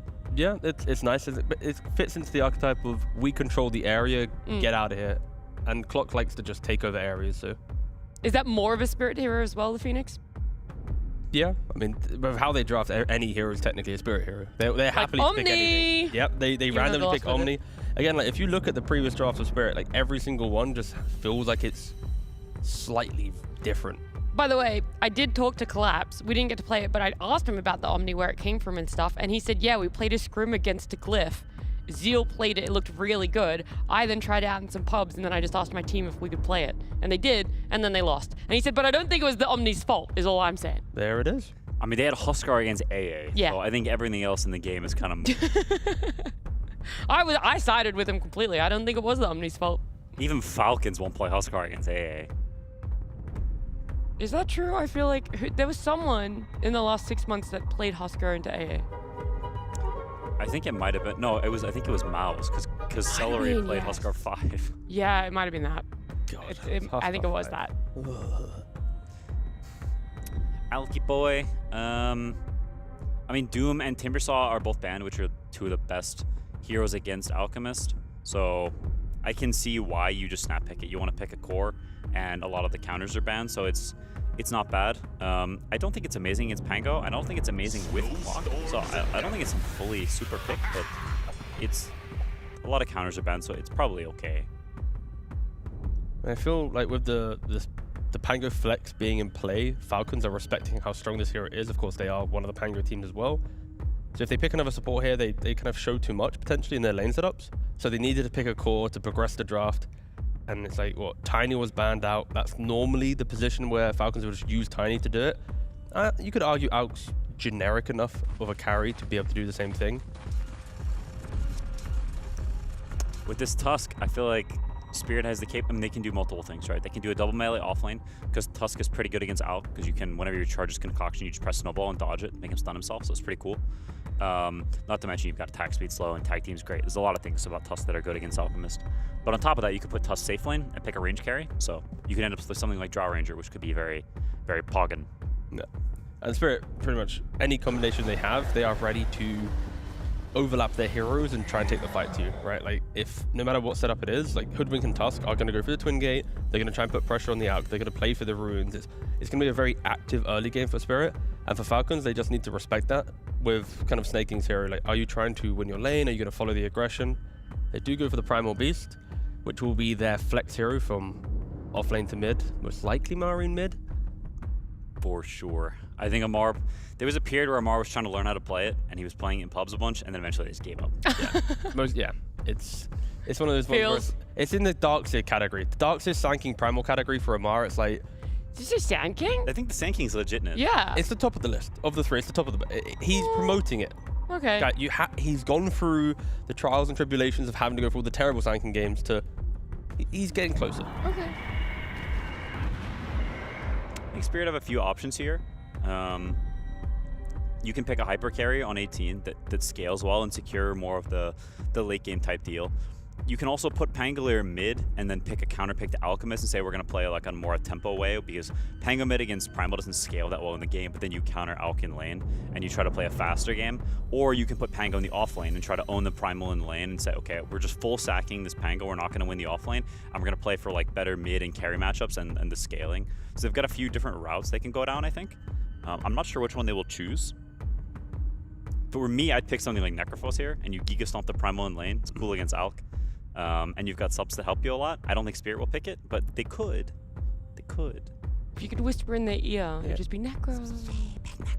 I mean, Ember's an easier option of all of that, without the weird Quinn whispering in the ears. Oh, I got it. It's normal whispering. Yeah. Okay, well, next week when the players are here, would you go whisper? Well, no, that's like... Good, that was the correct answer. Thank you. Yeah. Always ask for consent, kids. Good to see Spirit with the last pick of the second phase here and spending a bit of time thinking about it for themselves too. Do you try and leave a little bit more of the Pango flex open, whether you run it in the off lane or the mid? Yeah. Or is that not the intention behind picking the Wind Ranger? That might be part of it. They may also just think that Wind Ranger is just the best pick here and it's going to get banned. I mean, it is reasonable. Like, I think Wind Ranger obviously has a great carry matchup against Alk, because that hero never buys MKB. And you just shoot him if he blinks into the fight and commits. It's also pretty cool against Clock, because you get that range carry, good against Phoenix, you're good at killing the egg. So there's a lot of reasons for it, and it pairs with Tusk well in lane. So I can see all the reasons they pick it. At the same time, I think this hero is sort of a mid-power level where she can win some games and look powerful. Other games, she falls kind of flat. So to me, it's a decent 18 pick, but it doesn't knock my socks off. Yeah, it's not a matter of I'm not impressed by it, but I understand it. Like Quinn mentioned, it has good matchups. The fact that Falcons lockdown is really awkward for a very elusive carry that Wind Ranger is as well. Spirit have the fight to bring, and you have all the heroes going together. You can kill in the Pango lane, you can kill in the Wind Ranger lane. It makes sense for that, but I am just looking at Falcons lineup and going, what happens when Out gives one axe to Primal, he has Blink, Consecrated Wraps, goes back for his own items, Amar still has last bit. It feels like there is a very clear timing that Falcons can try and break all this skirmish of Spirit. Well, I mean, do you not look towards that, then Blink, initiate, Blade Mail off lane then, like a Slaughter, like potentially an Axe? Legion Commander? No, Right now, I'm leaning more towards. Legion and Commander. I'm leaning more towards like a Tidehunter in the off lane. He's like another beefy boy to deal with. You just chill in the lane, you farm, and then like when people are skirmishing, then you can just like overwhelm them. But they take away the bristleback. I mean, my money is on. I think they'll pick a new mid hero and they'll put Pangolier off lane. Pango Hoodwink's a pretty solid lane. And I think they'll do fine against Alchemist Phoenix. And I think you're looking for pressure from the outside.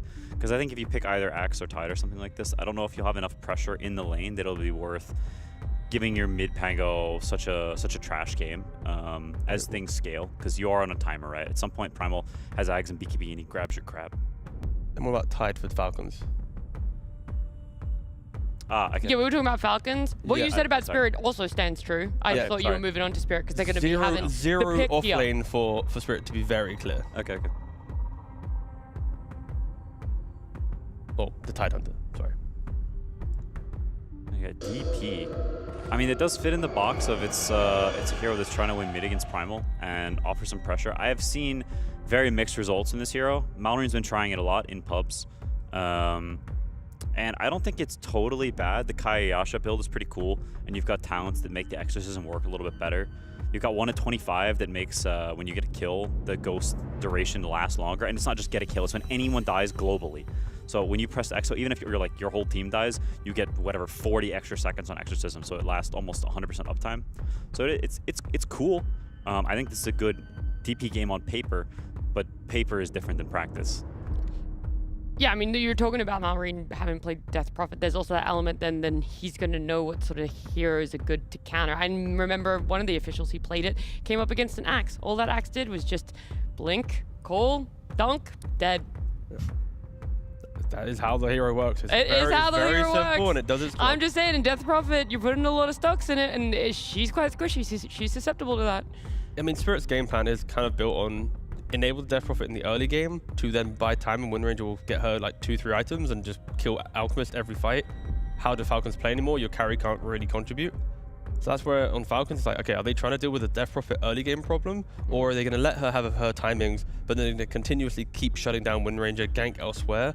So then you're creating this kind of disparity of Windranger, Death Prophet. Like their timings always kind of feel potentially out of sync if you're kind of killing them off. Oh, they're going all the way down to like no reserve time to pick this hero. 1 second. When your back's against the wall, you pick Ranger. Fair enough. I mean, I think, like, I can see why they pick it. I think Windranger is traditionally considered one of the best carry matchups against Razor. Now, it's a Mars, so I don't think he cares about it. And I think that if you look at Falcons heroes, they wanted a hero like this because they've got 3 melee dudes who are going in. You have 1 Phoenix for damage, but if you were to follow the typical Falcons recipe of the triple melee core, I think it's not enough damage in this game. And the Windranger would kind of blast you. So having someone that scales a little bit better and gives you more of that consistent carry DPS makes sense. Yeah, it's also like Death Prophet goes in, Razor will be able to utilize Death Prophet's positioning to get the static link if you want to go for that one. Because again, you can't really link the Windranger, right? So you can just run away. And then it's like you kind of have that additional carry. Like you know Windranger will deal with the Alk. Sure, Alk can way down the line have like Blood Thorns and ways to kind of eat through her, but yeah, Razor just kind of gives you that insurance policy. Like this is the backup plan to the scaling that we're mentioning for Spirit. Again, for Falcons, it just feels like a standard game for them, which is just, go even or win lane, shove waves, and just get that tankiness online. Like once they're tanky, then they'll look for the big moves. Yeah, it's a collapse Death Prophet, by the way. Prophet. Interesting. So what was that Pengo going? And you were saying you didn't like the Pengo Primal mid matchup, Quinn. Or it's the lane is fine. Okay. It's just you're on a timer, and at some point you become considerably less useful in the game versus Primal.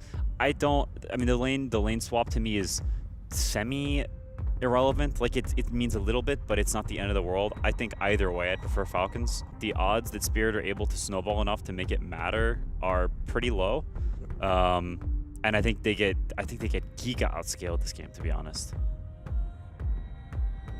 Is that a similar sentiment for you two then, T? When you look at it now with through that lens? I'm just looking more towards like Falcon's best timing is kind of like 20 to 40 minutes of the game where it's like they've got all their tanky items. They're able to kind of like find ways to bait Spirit into fights. Because of course, when you go even further than that, then of course it kind of probably flips back the way of a Windranger style lineup. But yeah, I think for Falcons, it's just identify what Death Prophet can do in the first like 15 minutes, overcome that, and then look to try and take the fight. So I'm looking at like kind of the mid game for Falcons to showcase why they've picked these heroes.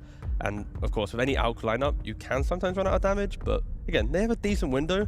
Just respect Spirit and how much spookiness they have early on. All right, step by step to execute this draft, and we're going to take our next step by heading into our best of one game of Falcons and Spirit.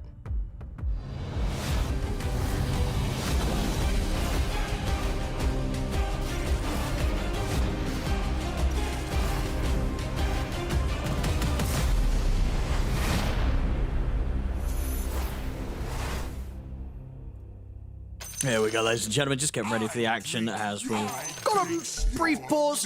Very brief, actually. We're ready to go straight on with the gameplay. Falcons versus Spirit. We just had a very quick game. I think expectations are this should be a closer matchup right between these two. Definitely would say so on paper, right? These two teams definitely feel like they do match up more in terms of early fighting, potential super late game scaling, as they do like to play toward these late games. But something about Falcons yesterday, or the last 2 days that I've been watching, they're playing, it feels like much more comfortable, maybe more happy, just playing their own heroes, kind of just picking things that they want to play. And it looks like it's working, honestly.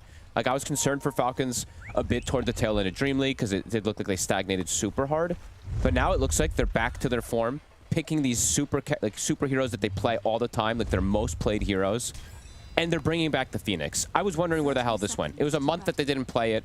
Snaking is playing it again. Everybody's playing this hero because it's so strong. And it fits in most drafts. For Spirit, a little more volatility in their draft, trying this Death Prophet, especially in the off lane here. And yeah, let's see if that ends up working, because this hero has some cool potential, but I think me and you have seen it run into a lot of difficulties because it just walks in and dies a lot of times. And there's a lot of damage in the game. Maybe it's just how kind of the cookie crumbles and our luck has gone, but indeed I feel like all the games we've seen with Death Prophet recently, this hero does not look great. Well, one thing I will give to Collapse here though is most of the time, I think if not all of the time, right, we've been seeing it in the mid lane. So something a bit different, taking it to the side lane. Yeah. At least in a game we're following. So, I'm willing to kind of, be open-minded and see how it does from the off-lane position rather than the mid. Because, mid, we've just seen it do nothing in a lot of games. I'm on board with this too. I want to see it more, so I'm glad that we're getting the pick. A crit might just die here. They actually set the trap for him, even though he has boots. It looks like they will be able to bring him down. Nice trap. This is a very strong lane, and that's probably the biggest thing that I'm looking at in particular for Falcons, for Spirit, is doing well in the lanes and not really slowing down at all, because if this game does slow down, it looks like a really strong draft for Falcons across the board here. So we'll see how these lanes do end up going down. And yeah, for the Death Prophet, there's definitely some cool, maybe not new tech in particular, right? But some of these changes that have come out for the hero feels better. Your spirits come out a little bit faster. You have really good talents around it at the 20 and 25 like they were mentioning. And perhaps some items now that have made you a little bit better. So let's see what he ends up going. And in terms of mid lane, Maureen on the Primal, I feel like, obviously Maureen Primal, one of the best, if not the best in the game. We just haven't seen that much of the Primal. Is that because it's been banned out, or there's just always been better picks? So why haven't we seen as much sort of Primal, especially from Falcons, as I feel we have in the past? I think it's just probably the most specialist hero in Dota. You really have to have so many reps on it to get used to it. Yes, Falcons is the most played of it, but when they're not playing it and Pango is like one of the first picks, that's a big indicator, at least for me, of how strong the hero is. So I think this one, he has an Alchemist. I think that's the times that I've seen it have the success, because he just gets given an Ags with the BKB timing, and he just kills everybody. So we'll see how he does with it, because the thing is, you can stop this Pango roll, right, at all times. So it's one of the most broken kind of elements of the hero. So we'll see how much he can do and how much he's able to grab Laura. Because the lane, as far as I've seen, Pango always wins the lane. Yeah, I'd imagine so, right? You've just got those slightly snappier animations on both right click and also just CS capability with the two spammable spells. You just double nuke, and yeah, there's not much that the Primal can really do because his attack speed is also quite horrific. Probably, I mean, literally the worst. So the wind up, you always get extra deny or last hit on the Pangolier as well.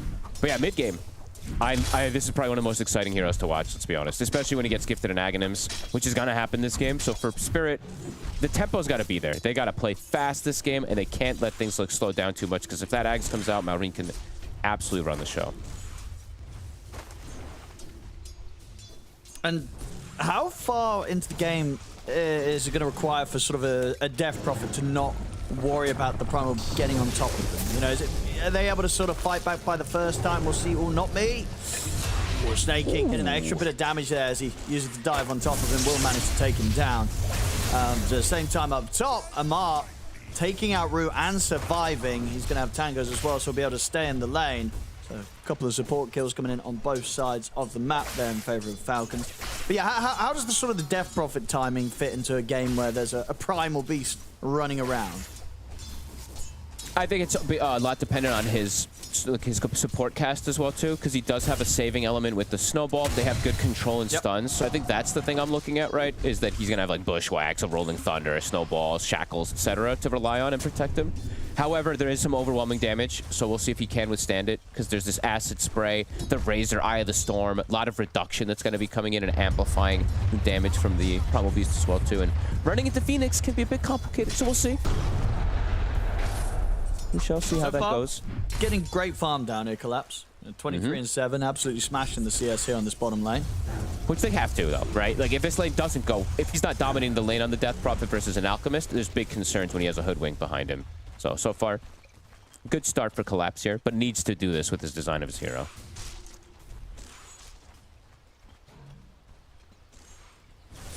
On top. Namar having the slowest start in terms of farm, but I think we saw this the other day actually, right, when he played the Razor. He was also against the carry Wind Ranger, and you can still pose a little bit of kill threat, right? Like, the Wind Ranger has to be careful against these two.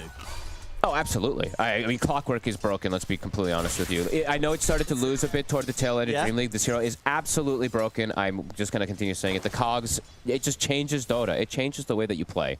You get hit by 2 of them as a carry in the mid game, and you're out of mana, actually. And it does, like, what, 300 and something damage, because the mana burn does 50% damage. So it's literally 300 and something damage after mitigation.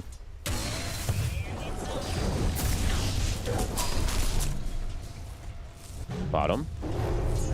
Gonna try and dive in for the Snake King. That's an aggressive play. Ooh, another Spirit will connect on to Collapse, but very fire Snake King. He'll die. He got the 2 of them very low, but he wasn't quite able to kill either of them. Trying to push the limits using his Dying Light. Usually all these Phoenix just really try to push it, but yeah, Spirit, good distancing. But at least he is securing the farm for Skeeter. But yeah, another kill being given toward Collapse. He's level 5 now. Can have the 3 points in Siphon if he wants to go down that route. He points a point in Silence very early, too. This is something you don't see a lot of times on PPs. The ability's got him buffed like crazy, so... Because look, you silence him. Silence, now he can't and he stuns. Concoction. Exactly. It's super nice this lane. And you can tell as well with the move from Skeeter, right? He did not expect that. No. I love that play from Collapse. That's super big brain. That completely caught him off guard. It's versus both heroes too, right? It's the Alchemist stunning himself and the Phoenix potentially diving and just getting stuck in place because of the silence speed.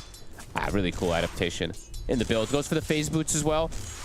I think you could buy any boots really on Death Prophet, but in this game, wants that extra armor, wants that extra speed to distance himself. Ult's online. Good. This is really good timing. You know, Collapse, he sort of set the stage right. You know, if we're going to see what this hero can do, this would be the chance for him to show us. Having an absolutely amazing start in lane. He could just die here. Yeah, he's just TP'd into an Exorcism and 2 supports on top of him. He's going to get caught by the silence. They're going to have the snowball as well. He can't throw off the concoction. As soon as he returns to lane, he's taken out of it.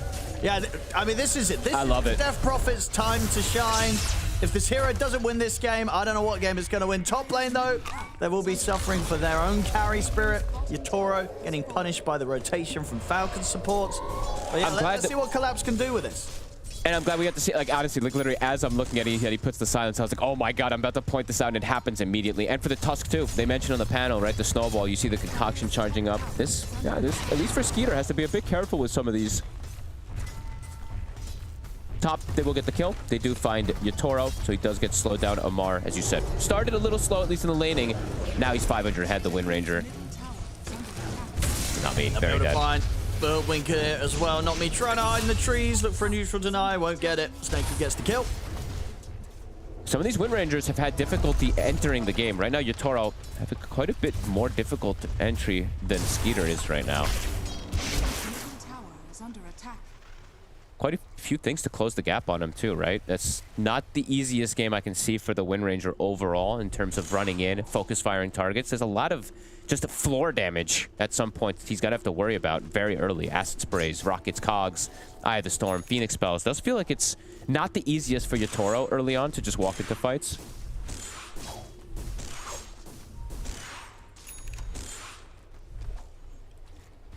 Let's play very careful. We'll see. Root, snaking. Close behind.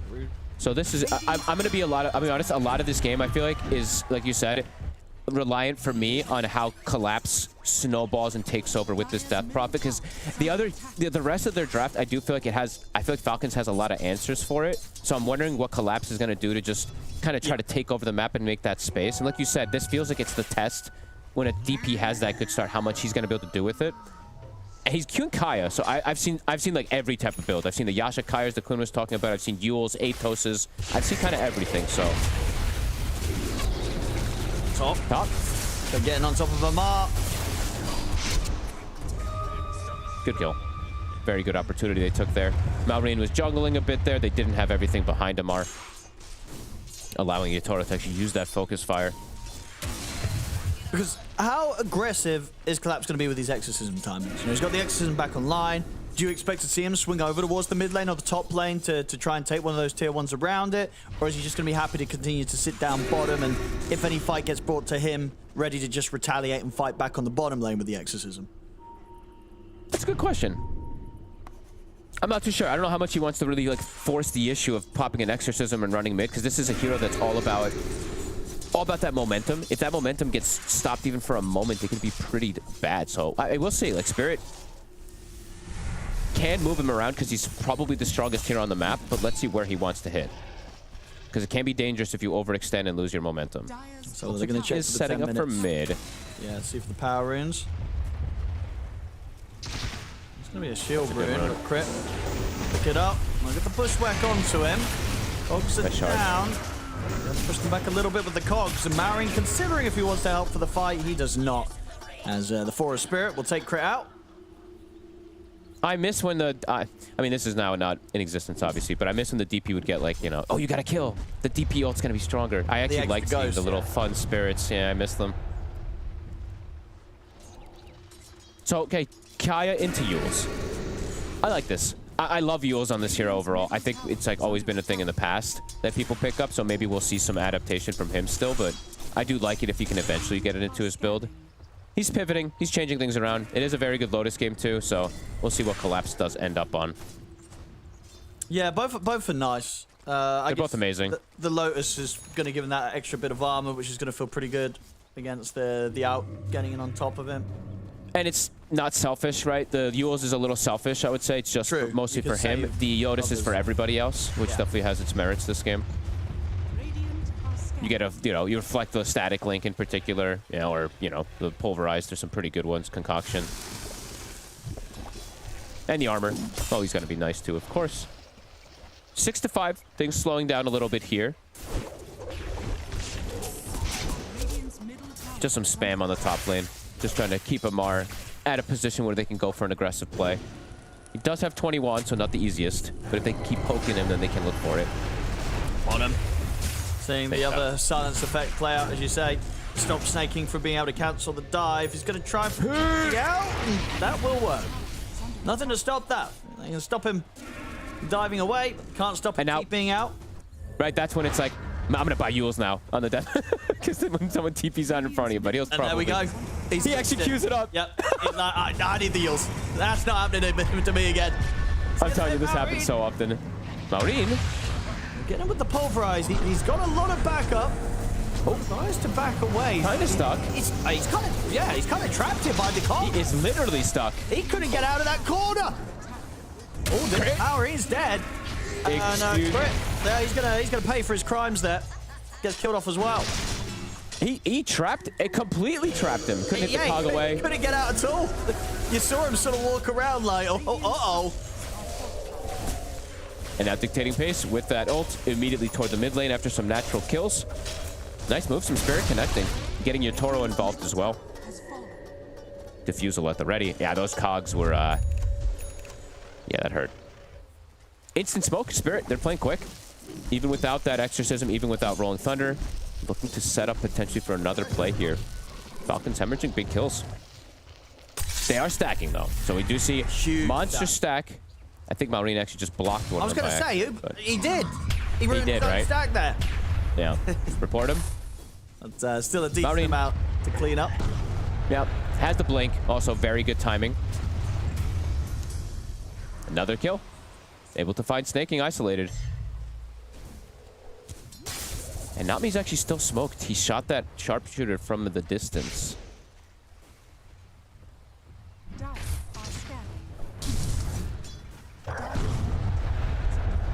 Collapse back to the bottom lane to finish farming the Yules.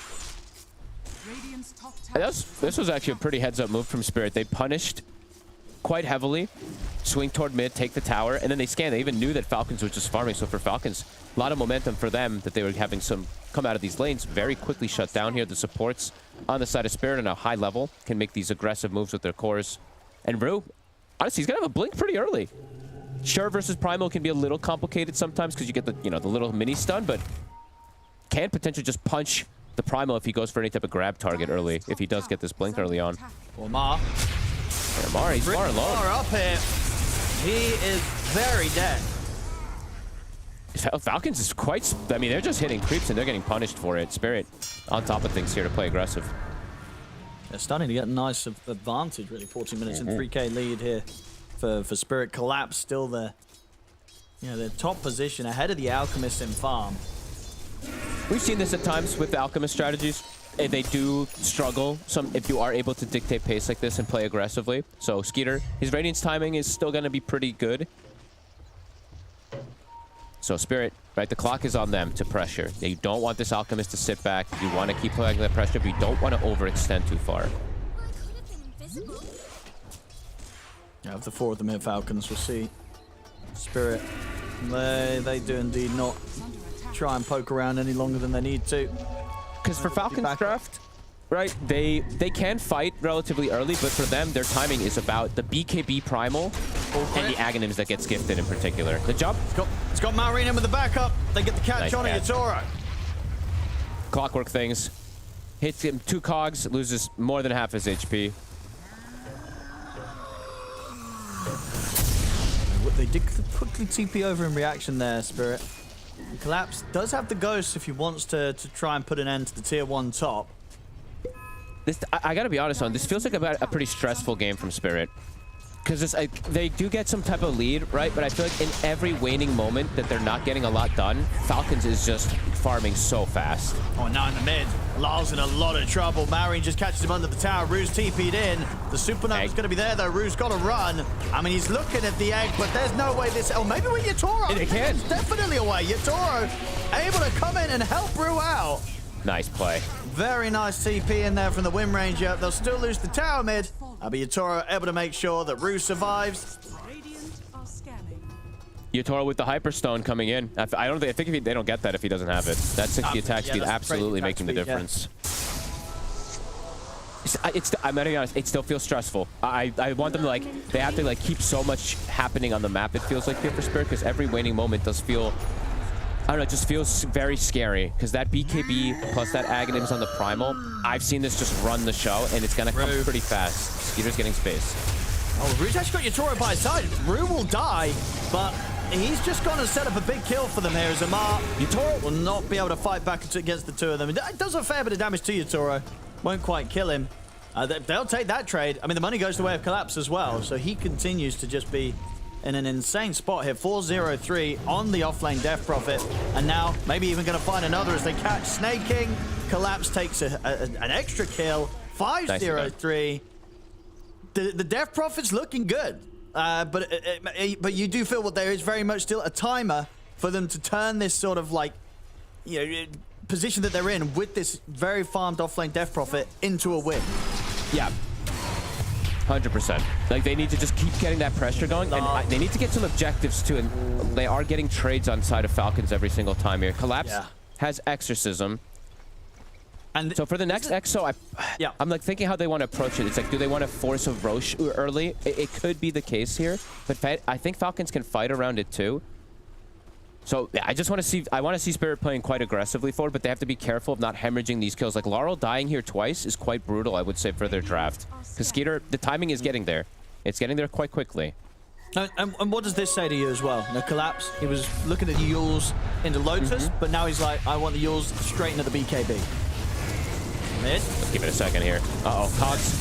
He's got to start backing away as Snaky's going to get caught by the silence, so won't immediately have the option for the Supernova. Can he get the egg off? Nice. He can't. The power shot comes in from Yatoro, snipes him during the last sort of milliseconds of the silence. So he will not get the chance to egg.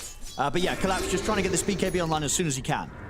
I think he's starting to realize the tempo of things. It's like, yeah, Lotus is great to protect in these individual, like, single target kind of things, but in the grand scheme of big team fights, he's probably going to need BKB so he doesn't just get, like, chain stun and burst from the insane, you know, the primal beast that's going to come in with that Aghanim. So I think they're starting to at least pivot and adjust, because I'm still feeling concerned, even though they have all these kills.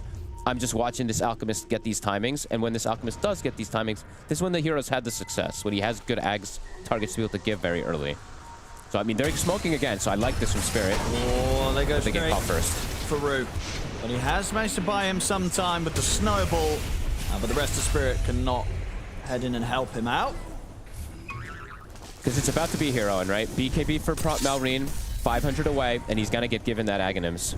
So from there, that's the test for me. If Spirit can win that fight around it, then that would be huge. But here they are going to accelerate for that Roche. So this is kind of what I was thinking they have to do.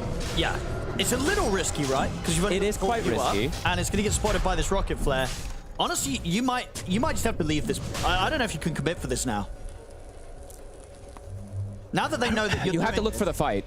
I mean, you have to look for the fight with Exo. You can't not use Exorcism is the problem. So that's why I feel stressed for them. I do feel a bit stressed for Spirit. Let's have a look. See if they can find a chance to fight around this Exorcism. Jump. They see him. They just dive away. They're gone. And they can go back to the pit, but they'll, you know, Exorcism's about to finish, and honestly, without the Exorcism, they're probably not killing this Roshan, so that option is going to be off the table for now. Yeah, every waning moment, right? Alchemist, Primal, look at the farm now. Malrine he's got everything. BKB, Blink, he's got the Aghanims. So for Spirit, yeah, have to kind of win around this next fight and need to get these BKBs ASAP in order to protect versus the overwhelming damage that's going to kick off. I feel like you can see it in their play too, right? Like that kind of play when they're doing that, you can tell they're like, guys, we got to get something. Yes, we're farming on Wind Ranger, but... Oh, look at this. Can Rue go for the steal? He's gotten it before. Oh, here we go. Can he time it? Rue's watching. A power shot as well. Ready. He's going to go for it. He's going to get it with the punch. Ain't no way. Steal for Rue. And he'll be rewarded with the shard himself. He does not care if he dies. Easy shard. Oh, that was hot. I've seen Rue. I think Rue has been... I think I've seen him do this like 3 or 4 times, right? He's very good at getting these Tormentors. Does mean they won't have enough heroes up really to defend their Wisdom, though, so... Might have been able to interrupt the Tormentor and take the shard, but Wisdom will be taken away. They couldn't. Anyway, right? There's no way without Exorcism, without Pango roll. So, he gets what he can out of the map. That's fantastic for him. It's a good shard, too, this game, I would say, right? The Drinking Buddies versus some of these, at least annoying stuns, the Clockwork, pulling them away from a Razor Link, perhaps. Not too shabby. It's something. All right. Exorcism back up, and BKB is going to be out. Okay. Got to see something with this. They're surely going to be... I mean, is it going to be back to the Roshan and... Or do you think after that last affair, it's very much... It's fight. They have to get a kill. They have to find a fight with the Exorcism rather than just walking into Roche and popping Exorcism. Yeah, and it's not easy now at this point because Malrine, he's got the items, right? He's got the Blink, he's got the BKB, he's got that gifted Aghanims. And on the side of Amar, too, he does have his BKB, too. So the fight... I mean, Spirit, they have to win this fight, or the game is going to quickly get very complicated for them. And they're looking for that fight. They are smoking all the way across to find somebody. They don't want to go on the Primal Beast first. But they have to know where this Primal is, because the Rolling Thunder can just get canceled. And speaking of the Rolling Thunder, Laurel, he's the one caught. Yeah, just going to get immediately Grabbed there by Maureen.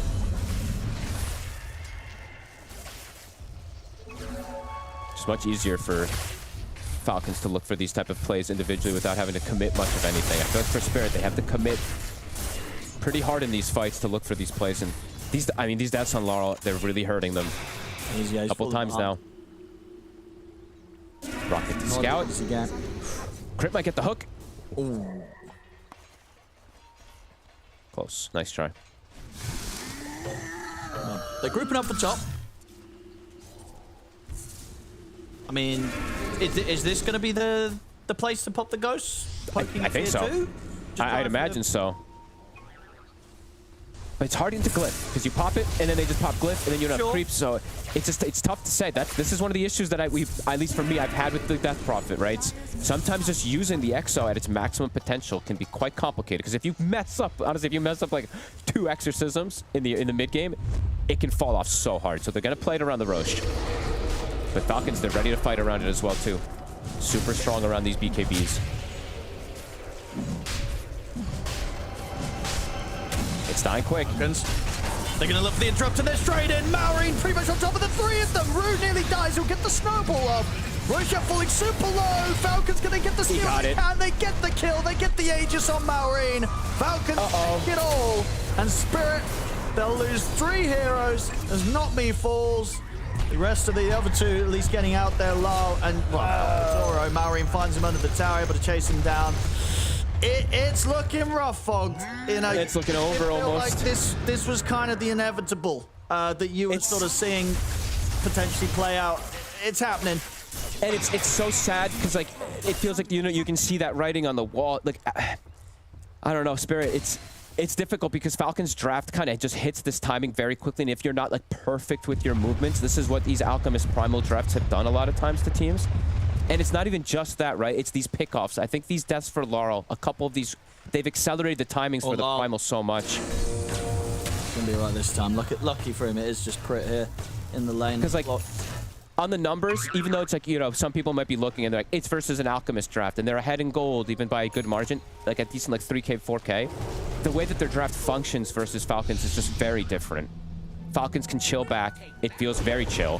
For Spirit, it feels very stressed about having to get so much done. Yeah, very much. I mean, that's crazy. After that, the win probability, it's gone up to 95%. I think it's just the draft designs, honestly, which is maybe says a tale about the drafts in particular of how you need to play literally perfect on Spirit, and this Falcons draft can make mistakes and hemorrhage things because they hit this timing. And like I feel like Collapse he's been doing everything. Like, you know, he's 5-1-4. He's having a good game, but he is. Maybe I gotta be honest, Fog. I don't know if this hero's it. You know, Death Prophet, as I know people say it's cool to see and stuff. I don't know, maybe, but it doesn't look like it's winning games in my eyes, Fog. Yeah, I see some problems with it for sure. Definitely some of their play has hurt a lot too here. Skitter will just be able to find a catch here onto Rue. Yotaro just has to ditch. Yeah, I don't know. I don't like just flaming. Like, I don't want to just like blame one individual here because I think a lot of it is just play overall too. But I don't know. In pubs, I can understand how this hero can work, but pro game is very different. People are so good at disengaging. If you can't keep people in exo, they just walk away, or you get burst. Or but that's the thing as well. Looking at like pub win rate, it's pretty underwhelming. Like the hero, it's not like it's dominating pubs. I guess it's just a lot of pro players that like playing it. That's why we're sort of seeing it crop up in drafts here and there. But yeah, it's not what I think it's one. If you're on the enemy team and you see a Death Prophet come up against you, you're kind of you're not bothered. You're not like, oh no, they've got a Death Prophet. I think what I want to see around this hero most of the times is I want to see a bit more draft design around the hero, where it like sucks some to like push strat or something. Like some healing draft. Taking. You know what I mean? Yeah. Like they don't have healing. They have some defensive things for him, but like I want to see something that's just like, okay, this exorcism is going to take this building and then take this next thing. I don't know. Sure. I'll have to see more of it and more of it. Like we'll see how the rest of the game does kind of develop. But yeah, it feels like Falcons they're in full stride. And I don't know what exorcism really does at this point. No, it's hard. Because it's hard to not feel that if you imagine, you know, Collapse was on one of his other heroes in this game and had as much, you know, got as much space as he did on this Death Prophet on the bottom lane, like he would probably carry this game. Yeah. Like imagine like an Axe I mean, its name not particular because that wouldn't be a great Axe game, but I'm trying to, like, you know, if he's playing one of these normal ones. But yeah, I don't know. I can't just fully blame the hero. Because I think Laurel dying a couple of these times really kind of ruined his game, and it enabled the timing for Maureen pretty crazy. Because the fact that he gets Blink, BKB, and the Aghanims all in unison kind of says a lot. That's fair. Yeah, it's a hard game. And yeah, Maureen on his Primal Beast. There's a reason why there's been a lot of, you know, many periods in the past where this was sort of top ban priority against Falcons. You know, he does completely takeover games, and as you mentioned, just fueled up by an Alchemist right now with this free Ags. Yeah, it's pretty terrifying, the Maureen Primal. It does infinite damage as well, too. As the game progresses, the builds that you can go for are, I mean, brutal, right? Then once you get the Shivas, it's insane. Once you start getting these talents online, too, the 20 talents and the 25s, heroes just start to evaporate. The supports have difficulty walking into team fights. So yeah, let's see what the backup plan is going to be now for Spirit. I don't know really what it is, but let's see if they can execute and do that Spirit magic that we've seen them do in later stages of the game versus a pretty insane scaling draft from Falcons. Yeah, Falcons are pretty comfortable right now. They be chilling. Anyone they find out on the map probably dead. Maybe Collapse can play his way out with the BKB Lotus and Jaws. For now, he'll dodge the move. And they'll see him now. Looks like they're not interested in beelining straight towards him, though. Oh, unless might cut him off here. On the farming route back into his jungle. Crit. He's got the hook shot. He'll get the Lotus off and the BKB Collapse. Maureen fine against the chase, and now they can maybe turn to get the shackles. Maureen's in trouble. They'll burst straight through it. Big kill here for Spirit. The ghosts around. Can they get more? Won't be able to get their hands on Crit. Falcons are pretty far from them. Can they get more? With the chase. Amar thinking about turning and fighting. And the Static Link's going to get put to a stop as he will be held back by the Yules. And now they come back in with the punch onto Amar. He's got the BKB. He'll pop it now. And he'll opt to TP out. So did try and see if there was a way to get that fight going back their way. But at the end of it all, they will back off and indeed opt to not fight into the exorcism. Yeah, Collapse. He puts the voice line as well immediately. They'll get the kill onto Maureen, though, at the least. Which is a bit of a slip up. It's a big, which is a big up. It went the way of Rue, though. It did. So the cause would have loved that. Crit definitely messing up there. There's the thing about the Clockwork. Sometimes you have to get in front of him. You have to get the cog pushback. Allows him to get BKB. They could have potentially chain stunned otherwise. Either way, Spirit all there. Get themselves something going, which they do need in these mid-game fights, but can't turn it into anything bigger with the Exorcism.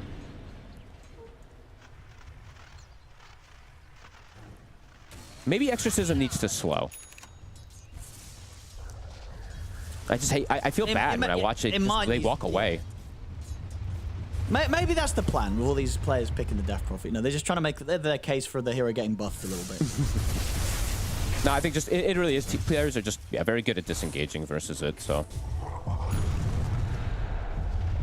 Lincoln's finished up. Yatora will at least have a protection versus either Link or the grab or the concoction, but there are a couple different ones that can break it. Oh, look, is he gonna do this again, Fog? Look at him. What? Another one? He's ready. My question is, how did he even know how low it was last time? Did he not have vision? He was on the high ground, or? I guess he got like a slight vision for a second. Yeah, there, I think you can see that. Yeah. It's still crazy his timing. This one, right, he has no vision of, right?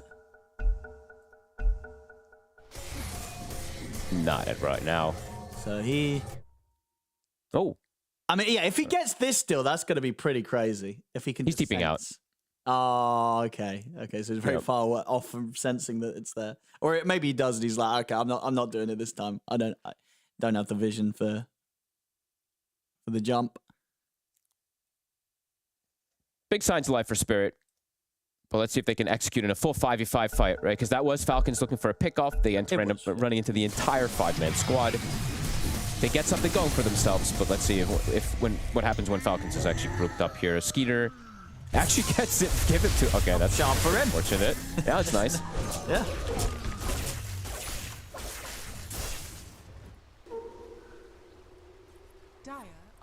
I like the shard a lot, actually. I think it's quite underrated in most situations.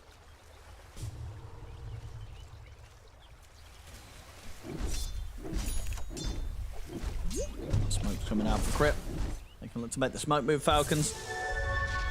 So for Yatoro in particular, it's get to the BKB.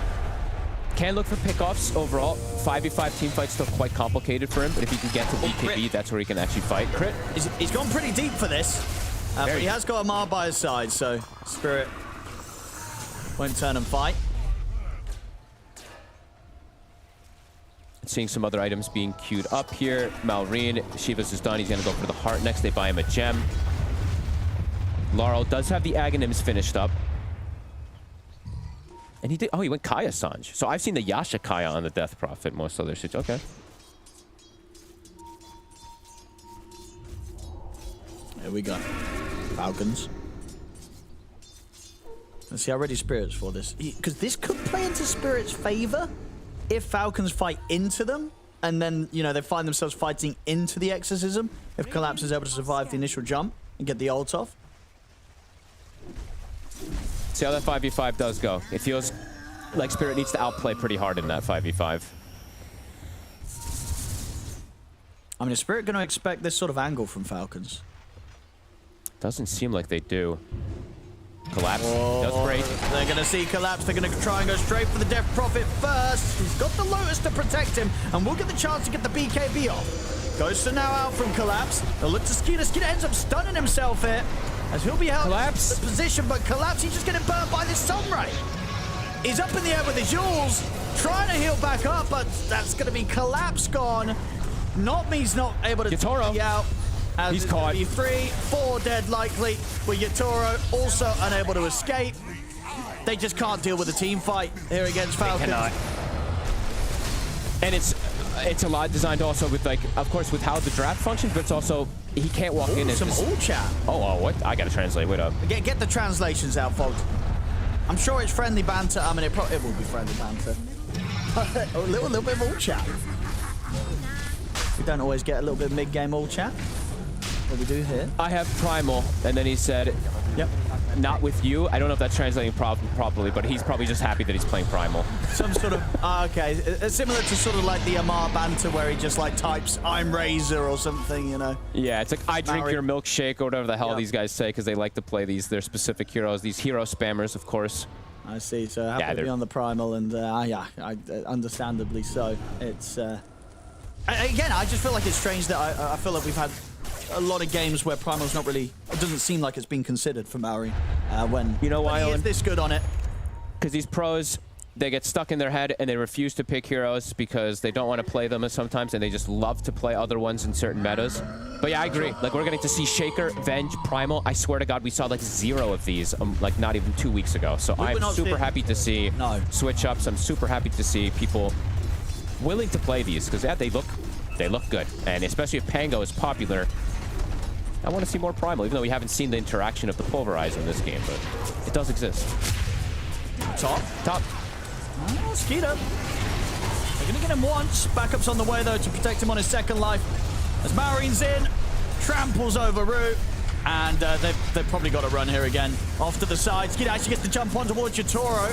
We'll get held back by the Bushwhack. Siphon from Collapse coming out as well onto Skeeter, but he has to run. Amar's in from the side. The grab's there on a Collapse, and Collapse, as soon as he summons the Ghost, he's dead. And now inside the base, they're even diving for more. They go up to the high ground looking for Lal. Lal, he'll get the roll-up off. He'll try and escape this, but he's surrounded by the 3 of them. Lal's getting beaten down by Skeeter. As this game looking pretty irredeemable now for Spirit. Falcons 20k ahead. And yeah, I think this is sort of a back to the drawing board with the strategy that Spirit tried here. It's not worked out, folks. Even with the setup where these heroes were getting a pretty good start, right? Falcons comfort across the board, right? But also, it does feel like quite a bit of an outdraft, and it feels very stressful for Spirit to play this game. I feel bad that I keep saying stress, but... Malrine?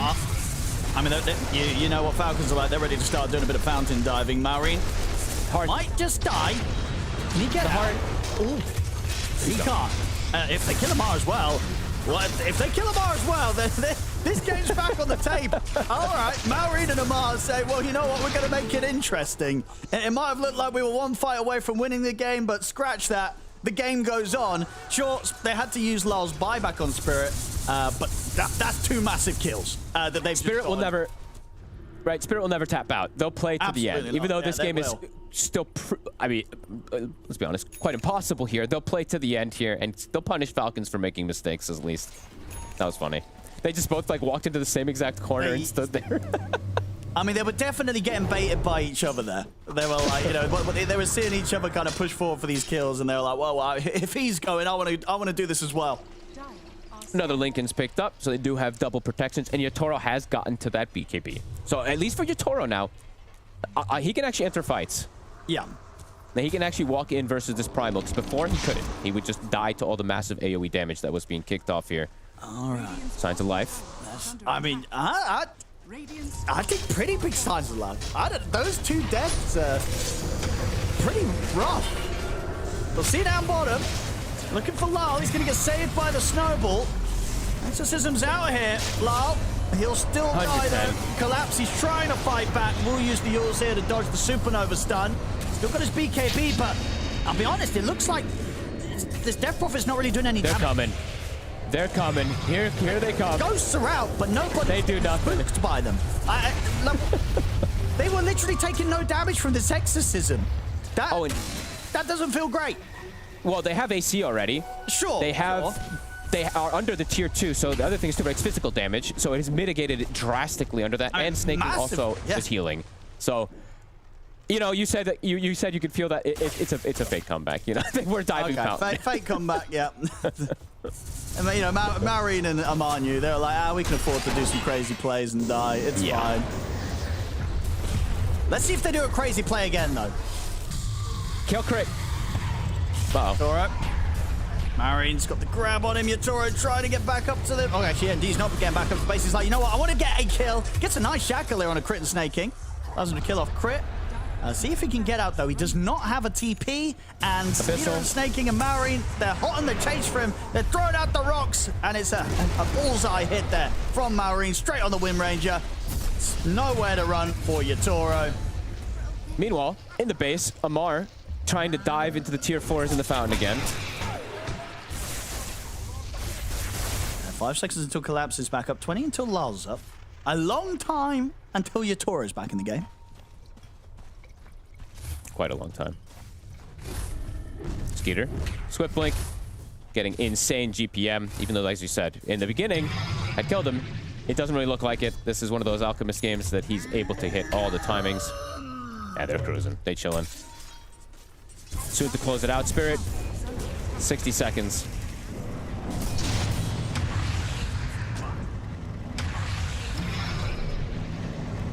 What can they do here with the 4 of them? Exorcism's back up. Not that I think Falcons are going to care right now. Nope. Barracks. Top lane's going to be taken down.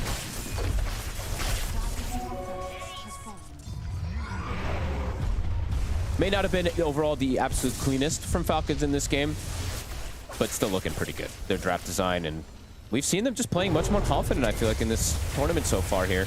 Playing these comfort heroes, Crit looking better on the Clockwork than he did the other days. Amar playing this Razor. Yeah.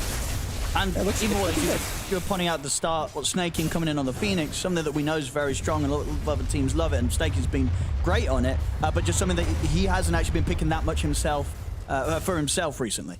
Yeah, like looking great here to the point where it's like, well, it's surprising that we had seen more Snaking picking up the Phoenix. Honestly, I was very shocked. I know Snay, sometimes they get into like their rhythm where they just start picking the same heroes for him, like his Enchantresses. Sure. I think in the last tournament it was the Lich that started to rise. I think like, these guys play everything, and there's so many variety of good heroes right now. So yeah, I want to see this being picked for him more. Yeah, fits very well with this lineup. It's as you say, it just feels like the 2 strategies that have come head-to-head today from Falcons and Spirit. It's, you know, one is very much the rock and one is very much the scissors here. It's Falcons having a lot of answers for anything that Spirit might have been able to get together. And again, we did see at the start, you know, Spirit, it wasn't like they were getting stomped or dumpstered in the lanes or in the early They were game. doing well. It's just that what they had hasn't seemed to be able to do it against the Falcons' approach. Roll from Laurel. Knocks him down. I mean, Off the side already, Maureen snaking there onto Rue. They will be able to kill off Crit, but Rue's gone in return. Skeeter stands his ground against Not Me. The buybacks will come out straight away from the 2 supports of Spirit. With the ghosts, but Amar, he does engage, just in with the BKB on top of Collapse. But protect himself with the remainder of the BKB and Yules as Collapse will live. Super Another egg. There. They're going to try and pop it, see if they can kill the egg, and they'll get it. They will manage to bring the egg down. But now roll-ups there from him. He is super low. We'll get another swashbuckle and a shield crash off, but the Shiva's Guard slow clips onto him. Lulls out, triple kill for Skeeter. As Spirit, it's just Not Me and Collapse left. Collapse will be able to TP away, but Not Me's left behind. Essentially, what's a 6 dead here if Rue goes down, because 4 deaths, 2 diebacks, and with both of the supports of Spirit dying twice in that fight.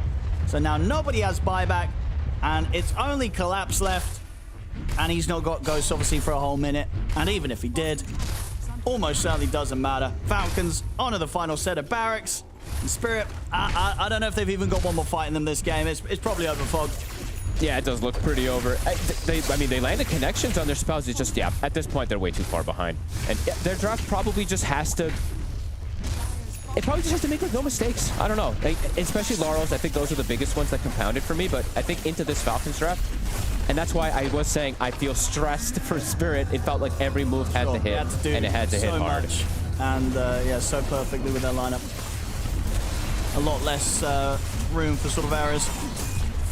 As they'll pick up a Collapse kill by the looks of it. Just the cherry on top to end this one out. As the Ancients exposed, Falcons close the game up. GG is called. Falcons coming in with a very hot strat that's, yeah, I feel like it's not a surprising style from Falcons with these picks, but just one that we haven't necessarily seen them lean towards in a lot of their games recently. Yeah, this looks like the Falcons of... I mean, we were saying it toward the beginning of Dream League as well, too. This looks like the Falcons are getting back into that TI form, having good lanes in particular, because I mentioned this, like, I don't know, 10 times at Dream League. Something was going on with Crit and Amar, at least in their lanes in particular. Now they're picking super comfort for both with this, like, range plus melee support. They're having this super active mid laner, either with the Primal Shaker or I think we saw... it was a Snap or something. Either way, they're playing very active, so looking to just, yeah, really dominate games. And I love this draft. This draft did feel like it was very clean, very straightforward. It didn't feel rushed. It has a very good late game scaling. And for Spirits, yeah, I said the word stress 50 times, so I'm not going to say it again, but that's what it felt. It was like a tough one. Good job. Thanks, guys. Fog is going on his rant, his monologue there, and I can't blame him. He's right. There's all those factors you have to consider in what was leading into Blast Lab about certain players or teams' form, and now it's the big question mark around Spirit after seeing this, right? They believe in the Wind Ranger, they believe in the Death Prophet, and whilst there's moments, T, of what they're supposed to do as heroes, ultimately, Falcons just don't care. Yeah, no, Falcons... Sure, when you look at the early game kills, like it was like 50 to Spirit, 9 to Falcons going into around the 20-minute mark. There was some pressure from Spirit, but Falcons, they knew their timings, they knew what they wanted to do, and when they hit their timings, they burst into the game. And yeah, it just Spirit just not looking clean, and they had to be clean with this lineup.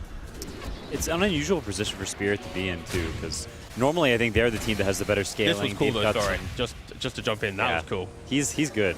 You know, it made up for the fact that Collapse couldn't pick up his own team's Aegis, and so Rue then had to go and try and steal the Tormentor, because apparently they always have to be stealing something in a game, whether it's Tormentor or Aegis. Yeah, they are thieves. They can't get their grubby little fingers to stop.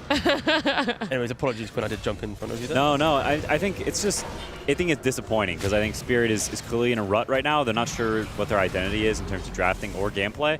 And it's a bit off. I mean, we can... Like, even just the fact that Collapse is playing DP, like, he can play this hero. Obviously, he's capable of it. He's very skilled, but it's a little off. It's a little unusual. They don't have the scaling. They need to execute. They need to play faster. It's just, it's a weird situation. We don't really see Spirit in very often. Yeah, I mean, we did say it coming into the tournament that we think Spirit are probably one of the weaker best-of-1 teams when we've been kind of tracking them across all the slams. They are exceptional in best-of-3s when they get to show those changes, but here, I think, yeah, there's the draft and the general kind of shift of identity from game to game is so drastic compared to any other team. But when you look at Falcons or an Aurora or a PARIVISION, you can kind of see like the identity live true between draft to draft. But in Spirit, it's like you take away the names and you show the drafts, like you'll honestly think it's like 4 different teams games that you're getting shown. Like that's how drastic they are in trying to push the boundaries and like what heroes they're going to be playing. It's the complete inverse to Falcons, who love to stick to their staples. Like Razor, last pick for Amar comes out, but more importantly, earlier in the draft, we're seeing Malrine go back to the Primal. He's played the Snap a little bit before, but now specifically going back to the Primal and showing off, what is big comfort for him. Yeah, I think it's one of the strongest aspects of this team is they've got their heroes, and their heroes will just always be good, even if they're not in the meta. No one else is really playing Primal mid. No one else is playing Razor offlane. They pick them, they make them look like tier 1 heroes because they're so incredibly excellent at the heroes. That's what this team is founded on. It's founded on we are specialists, and we pick our specialist heroes, and you come beat us because we're not going to meet you anywhere. There's no halfway, none of that. You're driving all the way to my house, and you're going to have to beat my food. Was that an invitation? What are you cooking? Yeah. What's for dinner? Like, what would be cooking up some primal beast? No, Primal is doing the cooking. No, but I'm also cooking him. Oh, okay. Like, dude, you see this guy? You think he's not a cannibal? I haven't put any thought towards which Dota heroes are cannibals. But now you say, honestly, yeah, he does. Bro, it's a dog-eat-dog world wherever the heck he lives. Like, he's eating. It's a primal world. Yeah, that's right. Beast eat beast. Well, what about your viewpoint, T, outside of the cannibalism and comfort heroes? I don't know anymore. All I can think about is Primal just eating his own kind. Okay, let's not focus on that one then at all. Let's talk about more of Falcons here. You said very quickly when the draft came out that for the Razor, Wind Ranger, is that counter to Razor? I think it used to be considered so, and I think generally it is, but it's not that one-dimensional. Okay. And I think that's like I think the Razor pick is very much it fits their lineup and it's good for their heroes. I think Falcons focuses a lot on that. I think similarly for the DP, like there's reasons they picked that. I think it has synergy with their heroes, but it is like it's kind of weird and it's a bit funky and they just don't have the scaling. I think their heroes have been counted earlier. They want to pick something there that gives them win condition, and instead they went for the tempo route. And I just think that's not a route that Spirit wins with very often. They're not a tempo team. We know that, right? That's just not what they've specialized in. And in an era of Dota where everyone specializes in something, it's very difficult to pick a style that's not your typical one and excel, right? We don't see LGD picking some late game draft and like playing to stall. They can't do that. It is a matter of Spirit as well, where like the fact that you look at these draft and if they make one mistake, you can feel the problems come into play, right? Falcons, they don't have that, right? And like with Spirit, they have the death it. Like, you know, naturally, right? She's going to buy what? A BKB. She's going to want to utilize it. Like everything kind of boils down to 20-minute timing. And, you know, we have some clips about that too we can show you. But like the way that, you know, Falcons play, you don't have that. So here, Collapse, he picks up the BKB. You feel like, okay, this is maybe a timing that Spirit can play on. They have it here. They're going to try and smoke through the map and try and find a kill. But as they smoke through the map, they kind of go, do we actually need everyone? And then they kind of break formation. They kind of like 3 heroes go up. Pangolier turns back around on himself. And whilst they're doing that, Malrine's pushing the mid wave. He drops back to his team who are also smoking. And, you know, this is such a pivotal time in the game that if Spirit connect on this smoke, maybe they can take the EXO into Roshan. Maybe they're going to get the Aegis. But because the Pangolier left his team, he had to deal with the mid wave that was getting pushed in from Malrine. It just opens up the game. And then a couple minutes later, the same thing kind of happens. Spirit just aimlessly walking around the map. They go into the pit against Clockwork and Primal, beast of all heroes, and now the game's over. So I feel like for Spirit, they had like 2 really important moments in the game that would pretty much either maybe win them the game or instantly lose them. And they kind of chose to go down the instantly lose path based on going back for that mid wave, going straight for Roshan, but it's very, very difficult. Yeah, I'm the thing that takes me by surprise the most. Get it out, Quinn, come on. Yeah, because Malrine took Aegis over Collapse. Like that's that's that kind of moment because he always gets Aegis. That's his thing. He's the Aegis guy. Well, not anymore. He's gone. You know, all his previous qualifications. No, this is. I feel like it's an outlier. No, it's a fluke. This is what I'm saying. When it's handed to them. No, I'm not going to say on a civil platter because obviously they engaged. She asked for hot takes. This is our moment. Okay. Washed. Nah. That's not even a hot take. That's just mean. No, stop. No, that's just mean. You asked for hot take. Whoa. No. Don't do it. He's not washed. He's not washed. I'm saying when it's them that's Quinn. supposed to get it, it's never going to happen. But as soon as it's back, because Collapse does the best under pressure, is what I'm going to say. That's why when it's just like, oh yeah, we'll get this Aegis, he's not locked in. No, I am sure. The EPM goes down by half. Yeah, no, there is something wrong. Because if he's not stealing Aegises, there are bigger problems. Well, look, we had Ruse steal that Tormentor. I told you, at least at some point in a Spirit game, something's going to get stolen. Aegis, Tormentor, Wisdom Runes, whatever. Our hearts have already been stolen by our next teams, Aurora and Liquid. I know you're a big Liquid fan, Quinn. You're good. Dude, do the verses. Do the verses. Oh, it's like the real thing. What was the other team? I can't read. Aurora. It's right behind you. Oh yeah, it's that too. Yeah. All right, which way does your heart go? My heart goes Liquid, and I think they're also favored. Is that because you have ex-teammates? No, because I think they're actually favored in this series. Aurora has been a little shaky. Liquid has been on the up and up, upward trajectory. Stonks. Shakily up. Shakily, yeah. It's a little wobbly. The plane's not totally. There's some turbulence. But I still think they've been on a good path. I think they're figuring out their drafting stuff. I also think in the most recent tournament, Box, he had just come back from his break where they've been playing with Eggy before that. So I think just reintroducing boxing into the team play sort of makes things a little crazy because I think he is such a huge space taker in terms of communication and vibe and stuff like that. So now they've had more time to get used to having boxing again. I think they're back into the peakwid form. Yeah, I mean, I feel like in best of ones, on the spectrum of creativity, you have Spirit that we're seeing not do very well because they're very creative. And then you have Aurora who are on the very other side. They're not finding new heroes. They're just kind of doing their thing every time. And having that consistency in best of ones kind of hurts you because it's like if Doom's let through the pool, they'll take it. If Tiny's let through the pool, they'll probably take it, right? So I think that's hurting them. I think the format is just really kind of holding them back. But if they can break into the best of threes, the playoffs, we'll probably see a very different Aurora. And that's why Liquid feel like they have the edge because they're ready to kind of throw different heroes and concepts into a draft and just try and go, you know what, it might work this game, but we might lose. Who cares? I mean, that's reflected in their group standing as well. Aurora 2 and 4, only 2 wins, coming off of the back of being in a grand finals, whereas Liquid are 4 and 2. I do think there is an element of Liquid are just so good at preparing for things, and whether you want to make the meme of the fact that they have 500 coaches and support staff or whatever, at the end of the day, everyone's pulling their weight, everyone's doing their job, and you could see it because yesterday they end up picking the IO themselves too, right? When we're talking about it, it's predominantly just PARIVISION that falls into a conversation of that, and it's like, when are other teams going to get to see the idea behind it? When are other teams going to find success? Liquid are really quick to jump on trends like that. No, yeah, IO has to be a hero that everyone's thinking about because if your first phase banning it against one team,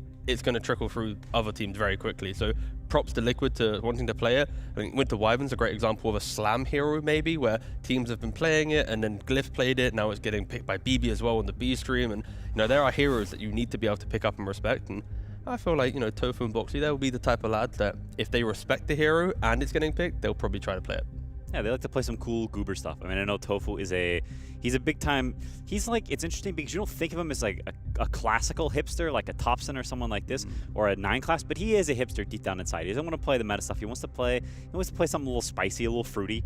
And so I think whenever a new hero pops to the meta, he wants to play. He wants to pick the best thing for the game, whether or not it's popular in the current status of things. Did you have to reel him back a little bit when he was? There was a little of this. Because do you guys know who currently for Liquid player-wise is clicking the buttons? Because for a bit it was...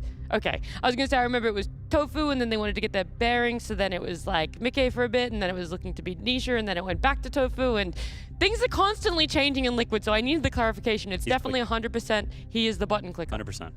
100%. All facts, no printer. All facts, no printer. He's clicking the buttons. Well, we'll see what heroes he clicks the buttons on, because our draft is underway.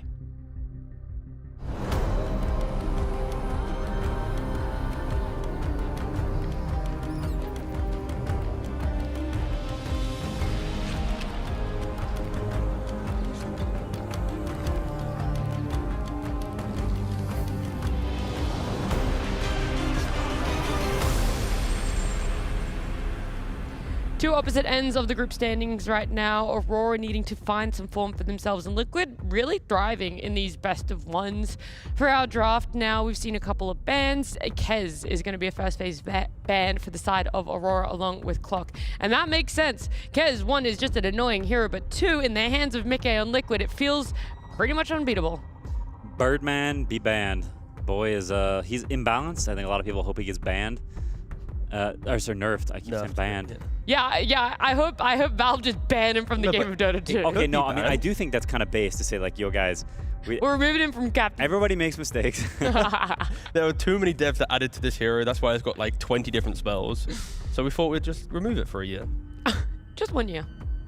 Give everyone a break. It'd be cool if you removed it here and put a a countdown into it when it would instantly get added back into the game. That'd be kind of cool. In the client, you just keep seeing it. Like seasonal heroes, like mobile game cosmetics. Yeah, 24 hours until Techies returns. Yeah, old techies. Oh, exactly. Yeah, not new Techies. Monka. You summoned Slacks. I miss old Probably in Techies. the chat right now. I'll always stand on that side. Losing to old Techies was a skill issue, not because the hero was actually, you know, anything else. Skill diff. We're gonna look through the rest of the bans now. So I mentioned that Kez and that Clock. Shadow Fiend now joins in the 3 bans for Aurora. On the side of Liquid, it's Lone Druid, Doom, Timbersaw, and Largo. I do love seeing Liquid have to ban the Lone Druid because, of course, they were the team to kind of bring it back into popularity a couple months back, and then, of course, Aurora picked it up themselves. Nightfall loves playing it. So seeing Liquid have to ban a hero that they kind of forced back into tier 1 play is the joy of, I guess, pushing meta forward. And they do take the tiny. Again, saying for Aurora, they are one of the teams that follow a very clear script. There is no shock to most of their drafts. I'm surprised that the Liquid didn't ban this compared to banning Larkolpa. Like, I don't think they were going to first pick Largo. And even if they do, that hero's, like, quite beatable. Is that a Shadow Fiend ban? Is that what you said? Yeah. Yep. Yeah, so, I mean, maybe that's why they banned Largo, is they think Shadow Fiend's the best response. So they sort of pre-ban Shadow Fiend, thinking, okay, if you don't ban this, then we'll get to Timber or the Largo. That may be the rationale behind the Timber Largo bans. But they are playing like tree support, silencer support. There's techies as well. In the carry role, there's Wind Rangers and Bristlebacks. Like the dispel of Largo into the 5 and 1 role from Liquid feels like it kind of pushes them in a different direction to what they've been playing so far. Well, Liquid, they're thinking an awfully long time about a pick that is not very surprising, so I'm not sure what to Yeah, I'm so shocked as well. I mean, Mira's falling asleep watching this draft. At this point, it isn't even like player cam. We need to have like a yawn count. Can we get Tofu Cam? Is he okay?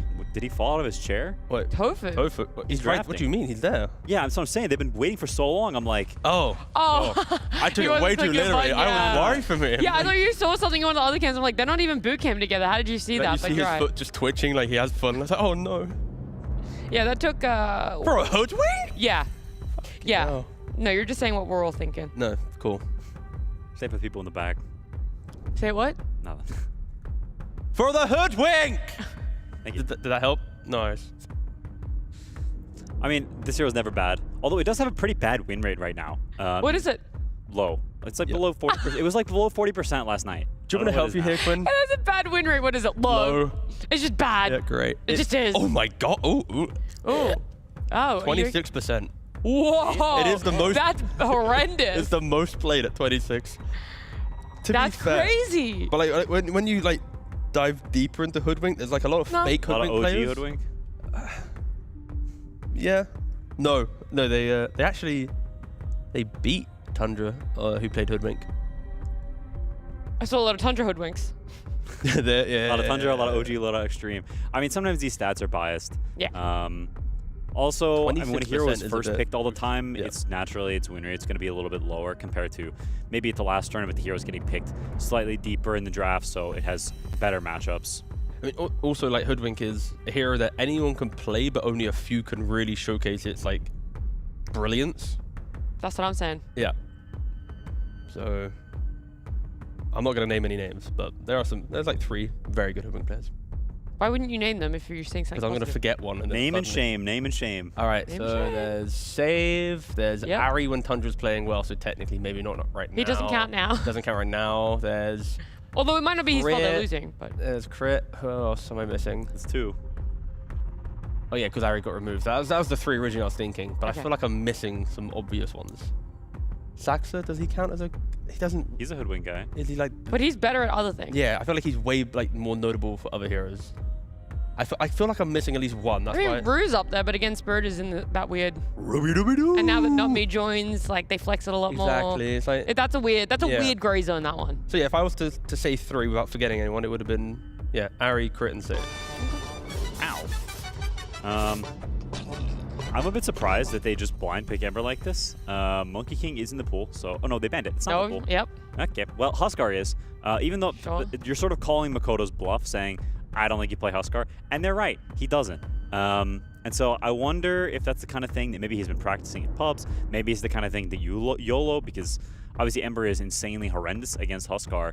And that's something that can be a big downside of having players like Makoto. He's obviously a great player, he's had a lot of success, but he has a very small hero pool, and it's not a very counter-picky hero pool. I'm surprised this is still in the pool. I didn't even think about that. Puck is generally considered kind of bad against Ember in lane, because you can max flight and spam slide on him a little bit. But what about Makoto Puck?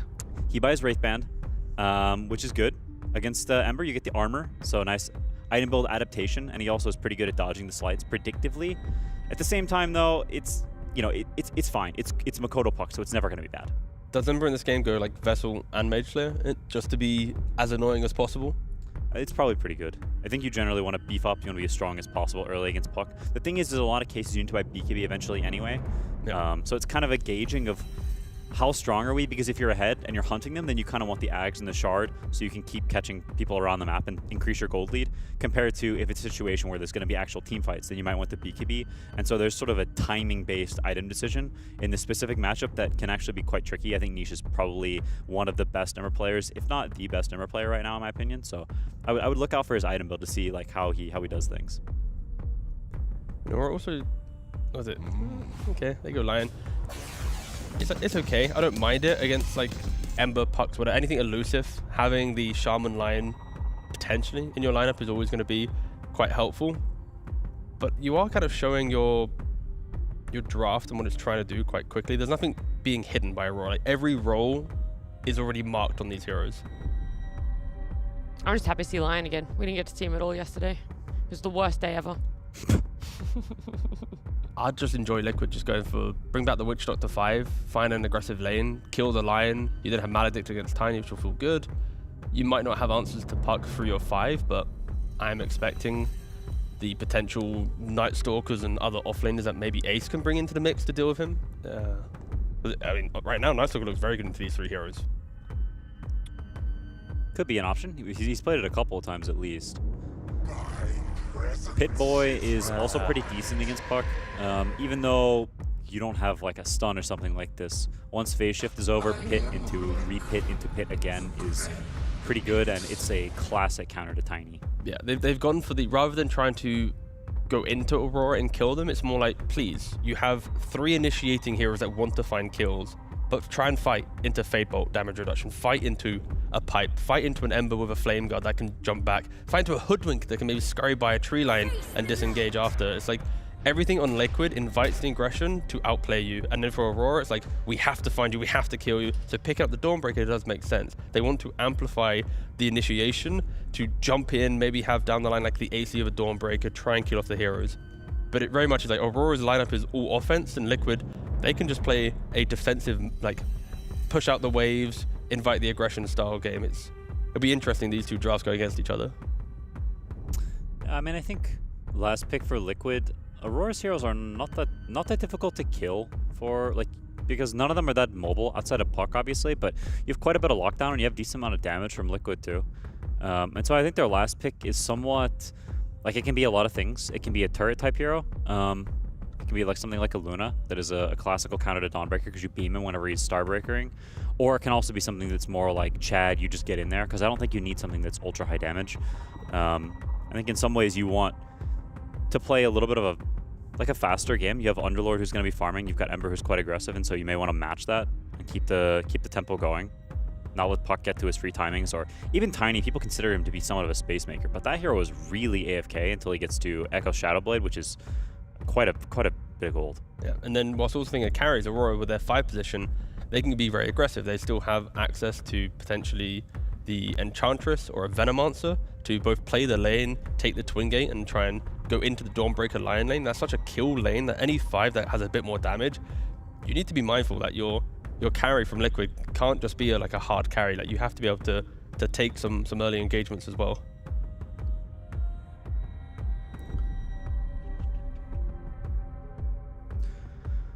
Just thinking it over. I could also see them go for Bristleback on Liquid. It's a hero they're one of the few teams that play at carry, but it is one of the best answers to Dawnbreaker. And while Tiny has some aspects that are nice because you buy Silver Edge very comfortably, I think it's not a bad Bristleback game by any means. And I do think something that sort of gets in there and you can play around that participates in the game. You don't want something that's super distant, that wants to connect the fights last, because you already have Underlord. If you have 2 of those heroes, it can get kind of awkward and weird to play the game. No, it's often with Underlord games, if you're missing the initiation, you just blame the Underlord pick and go, I wish we had a different offlaner. Like, it's always the case. But in this position, then yes, it is on Mickey to find that. I mean, there's so much catch that I wouldn't even want to talk about Nature's Prophet, because there's so many like quick pacing ways to do it.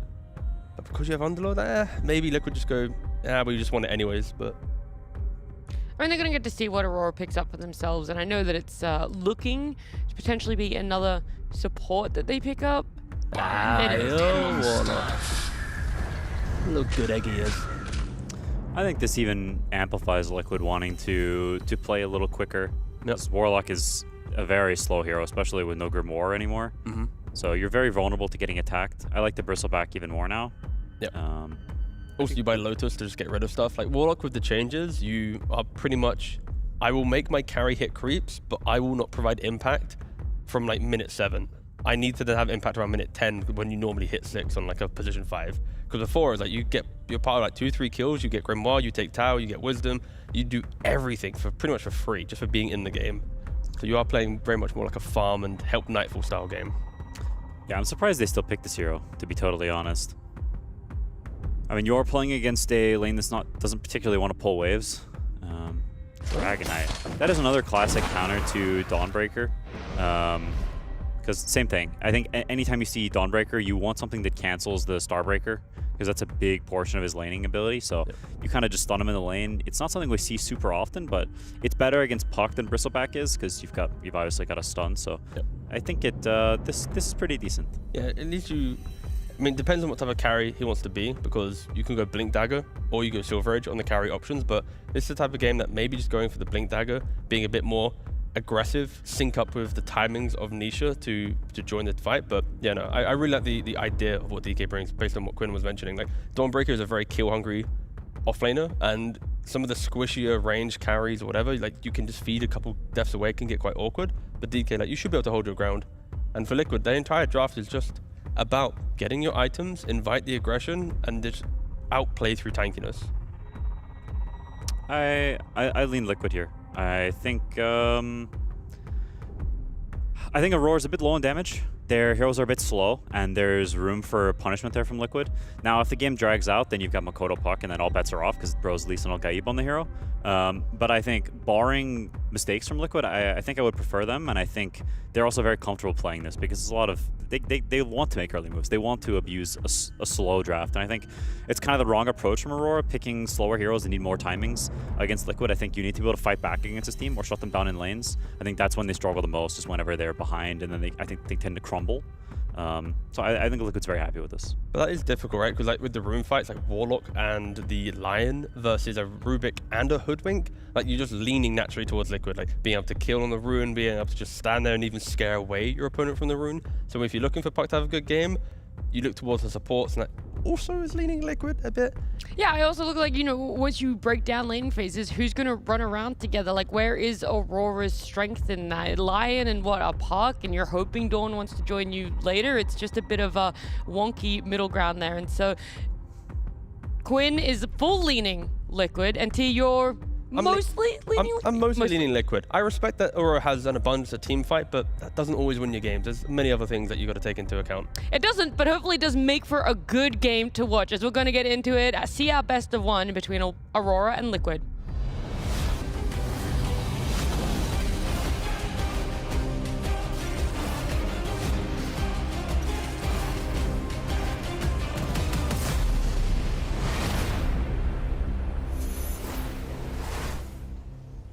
Aurora versus Liquid are ready to kick off here, and Fogged. I mean, what's going on with the draft? Because I feel like we're just seeing heroes get picked that were ignored for a long time. I know. I mean, Liquid. I'm so happy about bringing this. in a Dragon Knight. I'm pretty sure in the last tournament in Dream League, this hero it was not picked at all. What's going on?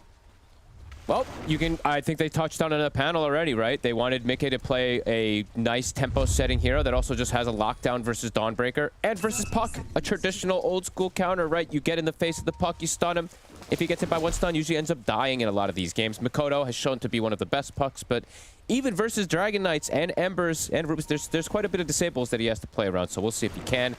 And Kaori, as usual, playing the Warlock. It's either that or Phoenix in every single game. Finishes up the draft at that. Let's see if that ends up being enough to secure Nightfall's lane, because Liquid, it does feel like they have a super strong early game tempo setting draft going for them. Lots of ways to push objectives. Ooh, she did the stun onto Mira. Look, grenade as well. We'll make him work for dead. it. Yeah. How much more do you want to fully chase? The Dragon Tail's there. I mean, he'll chase him, surely. That's the question. I don't think so. It was too much time. All right, they'll let him go. Yeah, you don't want to waste that time. You're a carry. You don't want to chase this annoying line. You might stun you again, blood grenade you. Yeah, it's not worth it. All right, so straight. Does mean, though, WS is alone at the start of the lane. So immediately they're just going to use spells. This is how you... If a hero gets isolated right, this is the way you play for it. They do miss the range creep, sadly, but immediately you just start putting the pressure on him so he can't walk up. So lanes... I would say that for Liquid, the lanes are designed to win...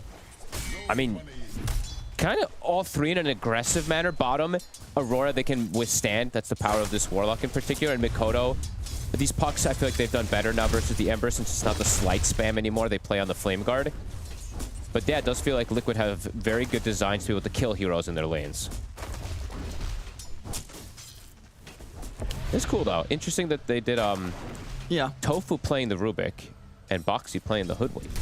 Because usually we've seen the Rubik with the Underlord. Yeah, why do you think that is this game? Probably just that they want to play the 5... It's just a 5 Rubik. 5 Rubik is actually playable. 5 Hoodwink. It's playable, but it's rather played as a 4 position in like 90% of situations, so... That's why I would say it, at least, but yeah. We'll have to see. That's a bit interesting to me. Foxy. Oh. Aurora's got the blood grenade. Auto attacks. Wait, what the hell was that? Yeah, that's a rough death there, just getting kind of right-clicked by a Warlock. And he isn't. I was like, oh, he's gonna Fairy Fire, but he didn't buy Fairy Fires this game. Usually these offlaners have like double Fairy Fires to the That was weird. All right, well, Boxy, bit of a feed. That'll be really nice there for Kaori. Yeah, he's happy with that one on the Warlock. I don't know, only cost him a blood grenade. He'll pay that anytime for a first blood. That was really... He literally just died to Warlock auto-attacking him plus a blood grenade. That was the weird one of the things I've seen. Sorry, Boxy. We were watching.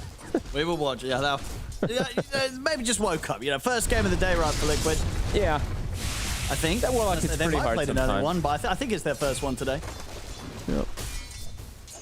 And Nisha, you know, we're mentioning the matchup. Guys, I have seen these pucks do better versus these Embers now that it's not the 4 points in Slay and they're playing on Flame Guard, but Nisha, of course, a very masterful Ember Spirit. But the thing is, you know, to go back to this Dragon, like, is the hero good? Because why have we not seen anyone be playing it at all? Like, got nerfed I crazy. get it, right, that you're like, there's certain situations where it can be good. There's matchups this game that look nice for it. But it can't be the first time that these matchups have been encountered, right? These are not surprising heroes from Aurora. These are heroes that we've been seeing a lot of. So why has Dragon Knight just never been picked? It got nerfed a lot. This sort of stuff. I think that's the big thing. It's just it got nerfed, and when heroes get nerfed and other heroes don't get nerfed, players just don't want to play them. But I think this hero was definitely... I want to say this hero's been underpicked. You think I also... Okay. I think Breathe Fire alone is just an insane ability as a carry. It sounds stupid, but like you're playing versus Tinies with like 500 damage. You just Breathe Fire them. They lose like 200 damage in a lot of situations for 12 seconds, right? And he naturally gives you push, naturally tanky. But yeah, the nerfs definitely hurt. I don't know. I like DK. Oh, the blood grenade. He's okay. He's going to be fine. Has Fairy Fire and Lotus if necessary. Trying to bait them a little extra. He'll backpack his items. Pop that Lotus. Yeah, I don't know. I think people just overreact a lot of times. There's, you know, I think these heroes are definitely viable. It's just a player that... some players don't want to play it anymore, and I think... Yeah, just some of these items don't feel as good anymore, right? Soul Ring got nerfed. I don't know if they even buy it anymore on these heroes in particular, but... I don't know. I definitely can see the merit of it. I can see this hero go like this armlet build. You can play on Silver Edge similar to a Tiny. You're not a Tiny, right? Because this hero's insane, but I'm glad we get to see it. And now it's going to be miserable in the game, right? Or something's going to be terrible. But no, I don't think that's going to be the case, right? Because there's clear things that it's designed to do this game.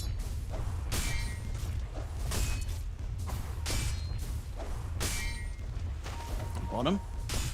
Time for Ace here with the Fatal Bonds on the wave and him. So a lot of damage taken. He's got stick.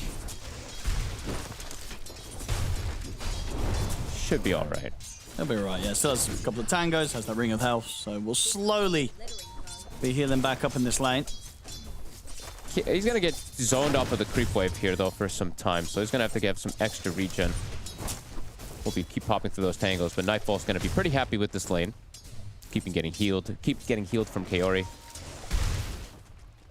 And stacks. Boxy will back up to look for it, but it is blocked. Kaori did make the move about a minute ago to ensure that that one is gonna be stacked up, so Boxy's efforts are wasted.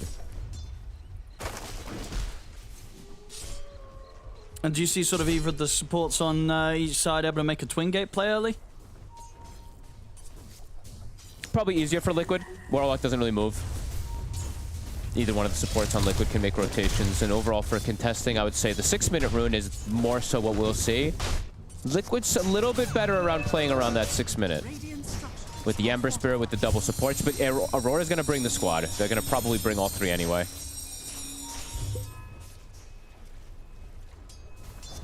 But yeah, Kaori does have to be careful. Warlock in these river points can be pretty susceptible to dying if just a +1 hero does come out. So Nisha, level 6 has been hit. He's going to reset. We'll have the bottle refill, and Boxy is starting to make the swing over.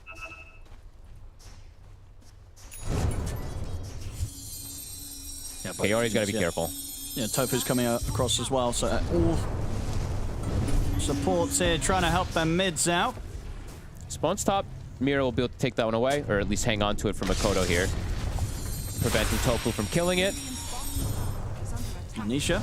But now Nisha's going to be able to jump forward. And now they get the gap close on to Mira. Okay. Have to back off there, Nisha. Can't fully follow up on chasing out the Lion. Does make sure that the Makoto puck does not get the regen, though. So Mira will have to pick it up to ensure that Nisha doesn't grab it there. And Boxy he moves, tries to stack the medium camp. A secondary time, it does get blocked out there. So this sentry, very effective from Kaori. Boxy's drawing the circle. He's probably saying, yeah, this camp's blocked. Gonna have to play on more of the ancient stacks in particular. So Ace, well, a little bit of a slower, at least stack farm for himself that we do see sometimes. Wisdoms, looks like it should just be a 1-for-1. We've seen a lot of contests on these Wisdoms, but this one doesn't look like it's gonna be the case. Stacking from Liquid. Double stack on the camps, and a double stack on the other camps as well, too, as we saw Tofu doing that one. Decent damage on Ace, but he's got a Vanguard. Yeah, more than fine. Hard to kill him with these two now. Maybe once they have kind of like the Solar Guardian, they can try and set something up for WS to jump over and help try for the kill, but even then, he's pretty beefy. There's likely going to be time for Liquid to bring him back up if they ever go on the Underlord. Yeah, probably not worth expending those type of resources, because you'll come in, he'll drop a Firestorm, put all of you to half HP. Probably want to make it happen cleanly, where they can just chain stun him so he doesn't get any abilities off. Not going to be the case for now, though. Nightfall will back up, continue to get this farm toward that Echo Saber, but I'm watching the difference between him and Mickey right now, and Mickey is doing the build that I kind of imagined it would be, because that's one we've seen, at least in the past, the Armlet into Mask of Madness Min. Perfect. Show in the mid trying to find some XP. He's got back up to help him, Boxy in with a nice bushwhack to hold back Makoto and show the Tofu will be perfectly fine. Nisha, he walks up to the lane, he's going to get immediately Dream Coil, we'll get the Flame Guard off. And that's going to keep him safe, and they can just Mira now with the grab on a Mira, catching him with the bushwhack underneath the tower. They'll lose the Lion, and first Dream Coil used to no success there, not even close really to killing off Nisha. He gets this level 4 Flame Guard off, and he's not dying. This Flame Guard is going to be very effective early game here, especially versus Aurora. I would say some pretty limited damage on their side early game. Tofu does have stick and fairy fire, should be okay here. We'll be able to back away. I was going to point something out and I forgot it. Brain lag. Oh well, I'll remember it shortly. Was it something to do with the build of the Dragon Knight? Or? Nope, don't remember. It's gone. Oh well. It'll come back to me eventually at some point here. Boxy, just lots of stacks. That's one thing I'm watching from Liquid. An insane amount. Tofu double stacking, Boxy double stacking too. Another block coming out. Mira this time around will be able to go for that one here.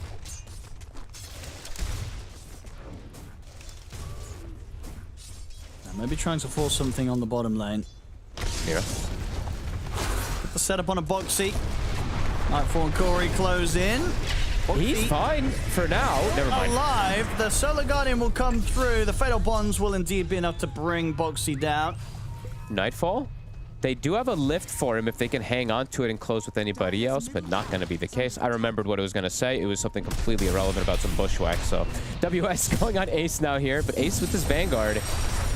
I mean, they could turn for Tofu first. Much easier to kill off. They'll drop the coil down onto the both of them. Nice spell usage. See if they can finish Ace.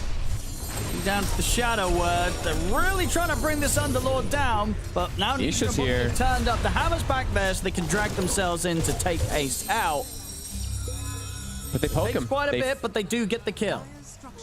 Some really, I mean, nice spell casting in particular from Aurora, identifying how they're going to go for these kills. Oh, the race! A race for the Arcane there, and Makoto will win it.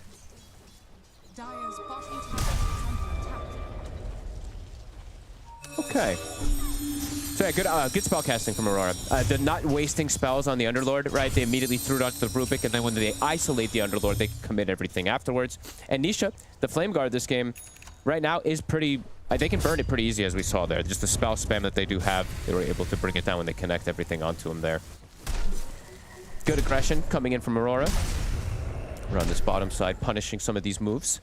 Mikke is getting that free farm uncontested. And I'm looking forward to see what he's going to be able to do with it, right? Because it is going to be armlet into that Mask of Madness that we've seen in the past. And we'll see how much the build either transitions, if he's going to do just a Daedalus or BKB kind of play, and what's going to come out from it afterwards. Yeah. Because I guess the main question is, does the Blink come out after these two items, or you think as the carry you probably postpone the Blink, or do you maybe not even get the Blink at all? It could be BKB Silver Edge, I'm thinking, this game, even though Silver Edge is not to break anything. It's just a good item that we've seen a lot of the cores get. So maybe BKB, it's BKB Blink or BKB Silver Edge, I'd imagine. I think that either one can work in this game. I do want to see him get that extra catch, because they... Oh, I'll wait for that for a second. Nisha. Yeah, Column Coil and Solar Guardian dropped in the mid here. That'll do the job. Takes Nisha out. Could put the pressure onto the tier 1 now. Boxy. Connection. Only onto the Warlock. Ace is here to try and defend, and they're pretty scared of Ace right now. You know, this Underlord turns up, drops a Firestorm, puts the stop to the push. That was a lot used, so they're triple ulting for Nisha kills. Stun stolen. Tofu does have that one now grabbed up. Yeah, so for Mikke, maybe he is going to go Blink, because the thing about his heroes around him is they're good follow-up heroes, right? They're not heroes that want to be the ones to start the initiation and things like that, so perhaps he does kind of mix that in so Nisha doesn't feel as forced to go in first. Because then Nisha can follow up, Rubik and Hoodwink can follow up, which feels a lot more natural to progression, so maybe he will do that. Golem does die. Doesn't get the last hit though, Tofu.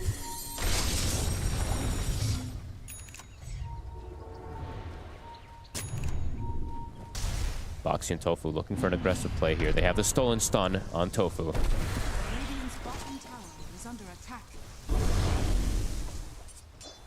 Well, I guess the question is, do you think Mikke goes for the new kind of secret cursed build? What is that, like the array? No, yeah, Hydra's breath. I knew you were going to think this. I know you. I feel, knowing these pros, I'm sure some of them have tried it on the Dragon Knight. I don't want to see it. Can it be a thing or just not at all? Maybe eventually, but I don't even think so, because I think this hero, you want to have some attack speed, you want to have big hits with Daedalus, so I think it's like Blink, BKB, Daedalus, and then, I don't know, maybe I mean, you get like 30 Agi, right? Maybe the last one. Okay, maybe it's the last. Attack speed. You know, you get a decent amount of Agi. We'll see. I don't think we'll see it, but perhaps. Mid lane. What about the catch, Mira?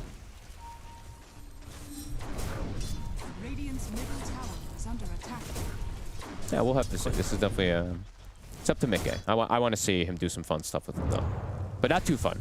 I think do the normal, and then you can start to stray. Yeah, very normal stuff right now. Yeah, BKB. They're gonna try and kill Nisha again with the coil.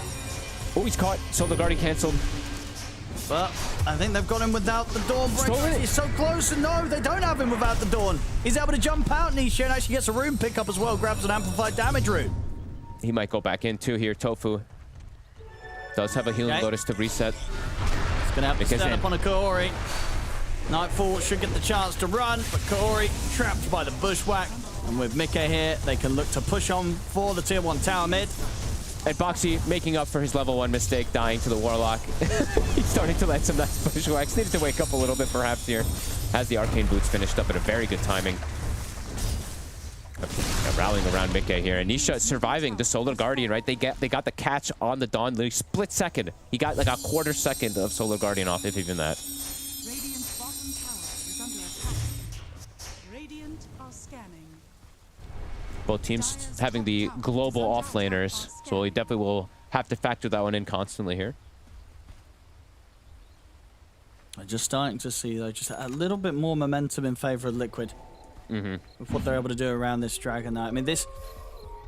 You know, it does feel like this is the thing, right? With Liquid's lineup, you know, even Nisha, right, in that last situation, when everything was sort of being thrown on him, it wasn't enough to get him.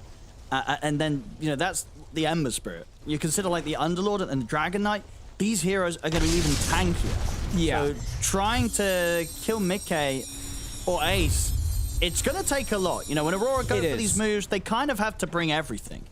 And overall for Liquid, right, this is something we do have to mention because it does feel like it's a big structure of their draft, is damage mitigation. So they have Atrophy Aura, Breathe Fire, Fade Bolt, and then the Flame Guard plus Mage Slayer, which is going to be absorbing things. So for Aurora, like you're saying, like it does feel like they're going to have to kind of maybe overkill heroes at some point because Liquid has this way to mitigate so much damage if they're in position for it. Ace? Looking for Ace. TP's coming in. Thank you. And they just don't want to do it. They, as soon as they start the move onto him, they're like, yeah, we're not going to kill this Underlord.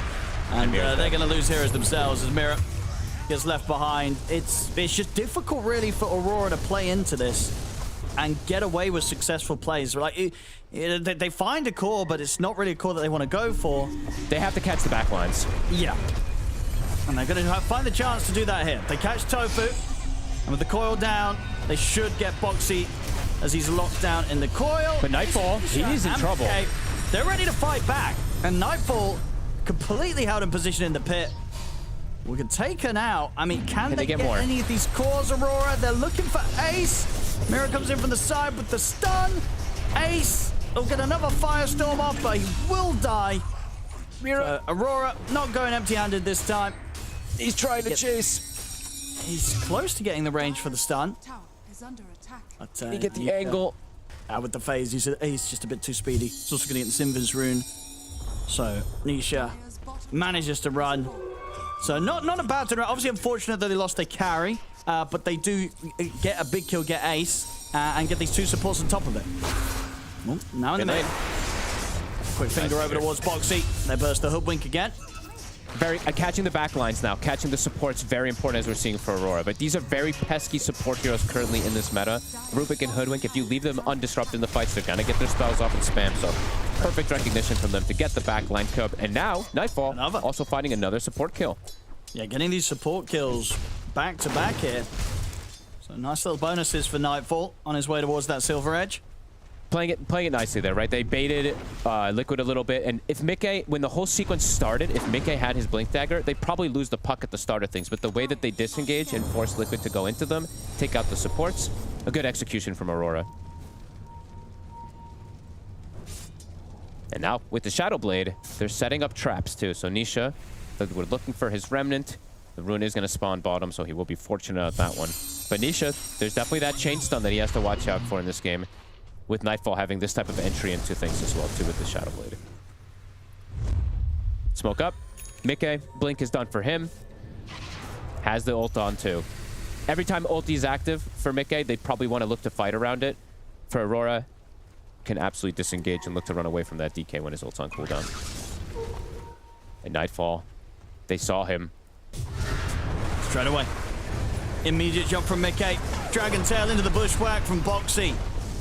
Clean jump, and going to show that the Liquid's lineup, when they do get the jump on the cores, they kill they get these kills very quickly with the damage from this Dragon Knight. They just have more damage in like individual kind of heroes. While for Aurora's, it's good spread damage, but that is what it is. It's a lot of spread damage that's coming out here. Yeah. that ward, the tail end of the ward that they had in the lane on the left side. It catches Nightfall walking up, so pretty much perfect opportunity Liquid seizes with that. And they have the Distiller, so Tofu does have that invis detection always.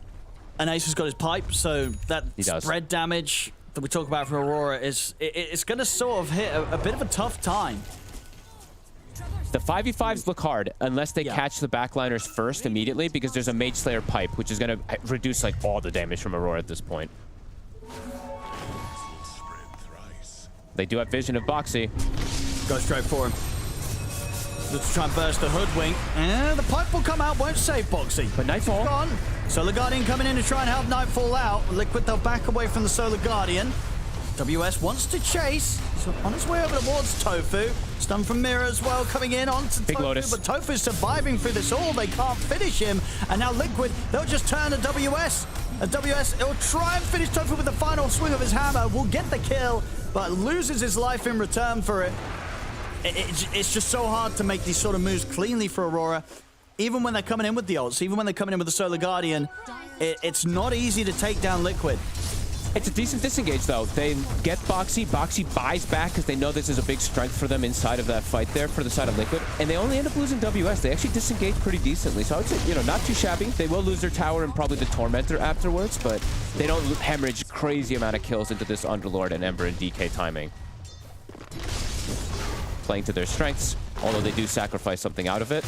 I would say it's not bad for Aurora. I thought they could potentially lose 4 heroes there. A quick Tormentor. And they'll get it. Liquid. This damage mitigation is going to be really annoying. Crimson as well, if he wants to go for it eventually. Of course, he'll go Ags first because it's insane in this game versus the Puck and the Tiny, the Dawn. But yeah, so much damage mitigation as we're seeing, so... Have to kill the squishy targets first, try to isolate those cores later on. Unless they can kill Ace at the start of fights, which at this point, not going to be the case. Eventually they can, though, when the Tiny has a little more damage. Yes, yeah, when he sort of has the...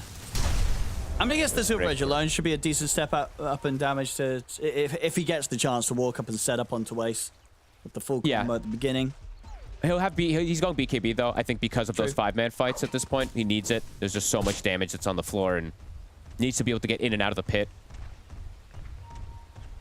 Close game, though. Closest game we've had so far today. Yes, yeah. It does. It just feels that... It's just kind of annoying, right, for Aurora to fight into Liquid.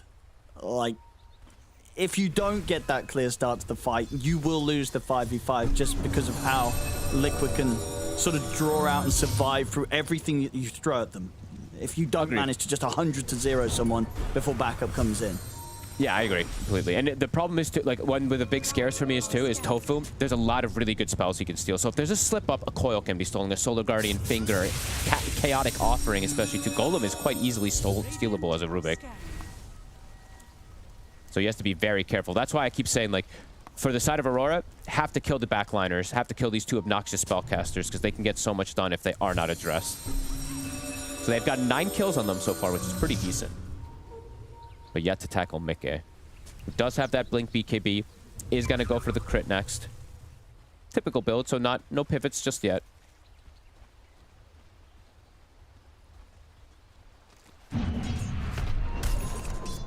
Kaya Sanj now for Nisha.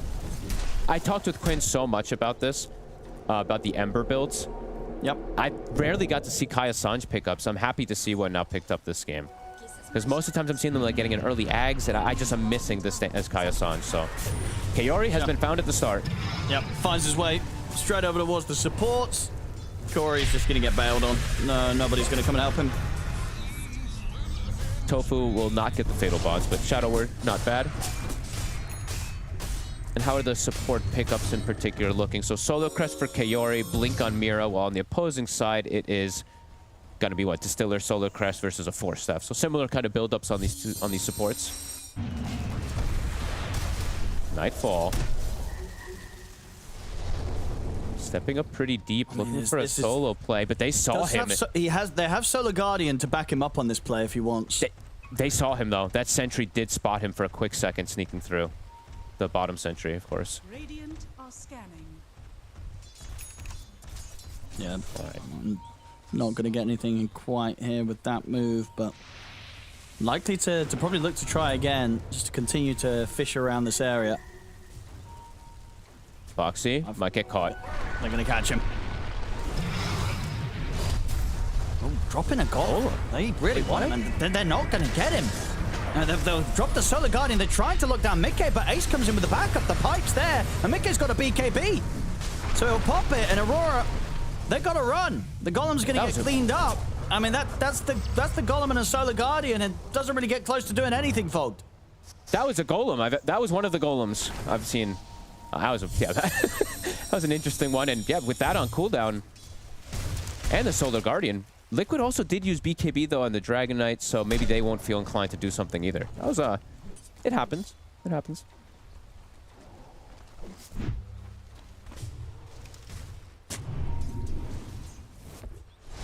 Yeah, Nisha. Can they set the trap for him? Mira and Nightfall can potentially look for him if he's not careful. If they catch him outside of the Flame Guard, but he's a step ahead anyway. Back over with Remnant, doesn't stick around any longer. It's pretty hard even with the two of them. I think they might miss the kill just by like the slightest margin with just these two. Because he is tanky with the Kai Assange. Yeah, if he has a Remnant out, yeah, he's going to survive through the burst. 100% if the Flame Guard's on him. Yeah, 100% if Flame Guard's to jump out. Yeah, or if he taps them with Mage Slayer before they do get the 2-spell combination. They're trying for him again, but he's quick. Ready for the moves. Closest game we've had. 12 to 10, still about a 1K, but Aurora, all three cores are farming in similar fashion. Even WS, I did want to highlight him quite a bit this game because he's matching the farm of the DK. We've seen these Dawnbreakers have insane farms in a lot of these games and even potentially become another crazy right-clicking core. This is one of those that he is trying to become a big right-clicker. Harpoon, he's queuing up AC. And because how would you say these cores scale against Liquid's 3? They scale good. Honestly, Aurora, they have a Mikoto puck, so that's one that can scale super hard in later stages. Tiny as well, Dawn as well, and they have Fatal Bonds to throw things together. It just isn't going to be enough overwhelming damage versus the damage mitigation. That's going to be the question.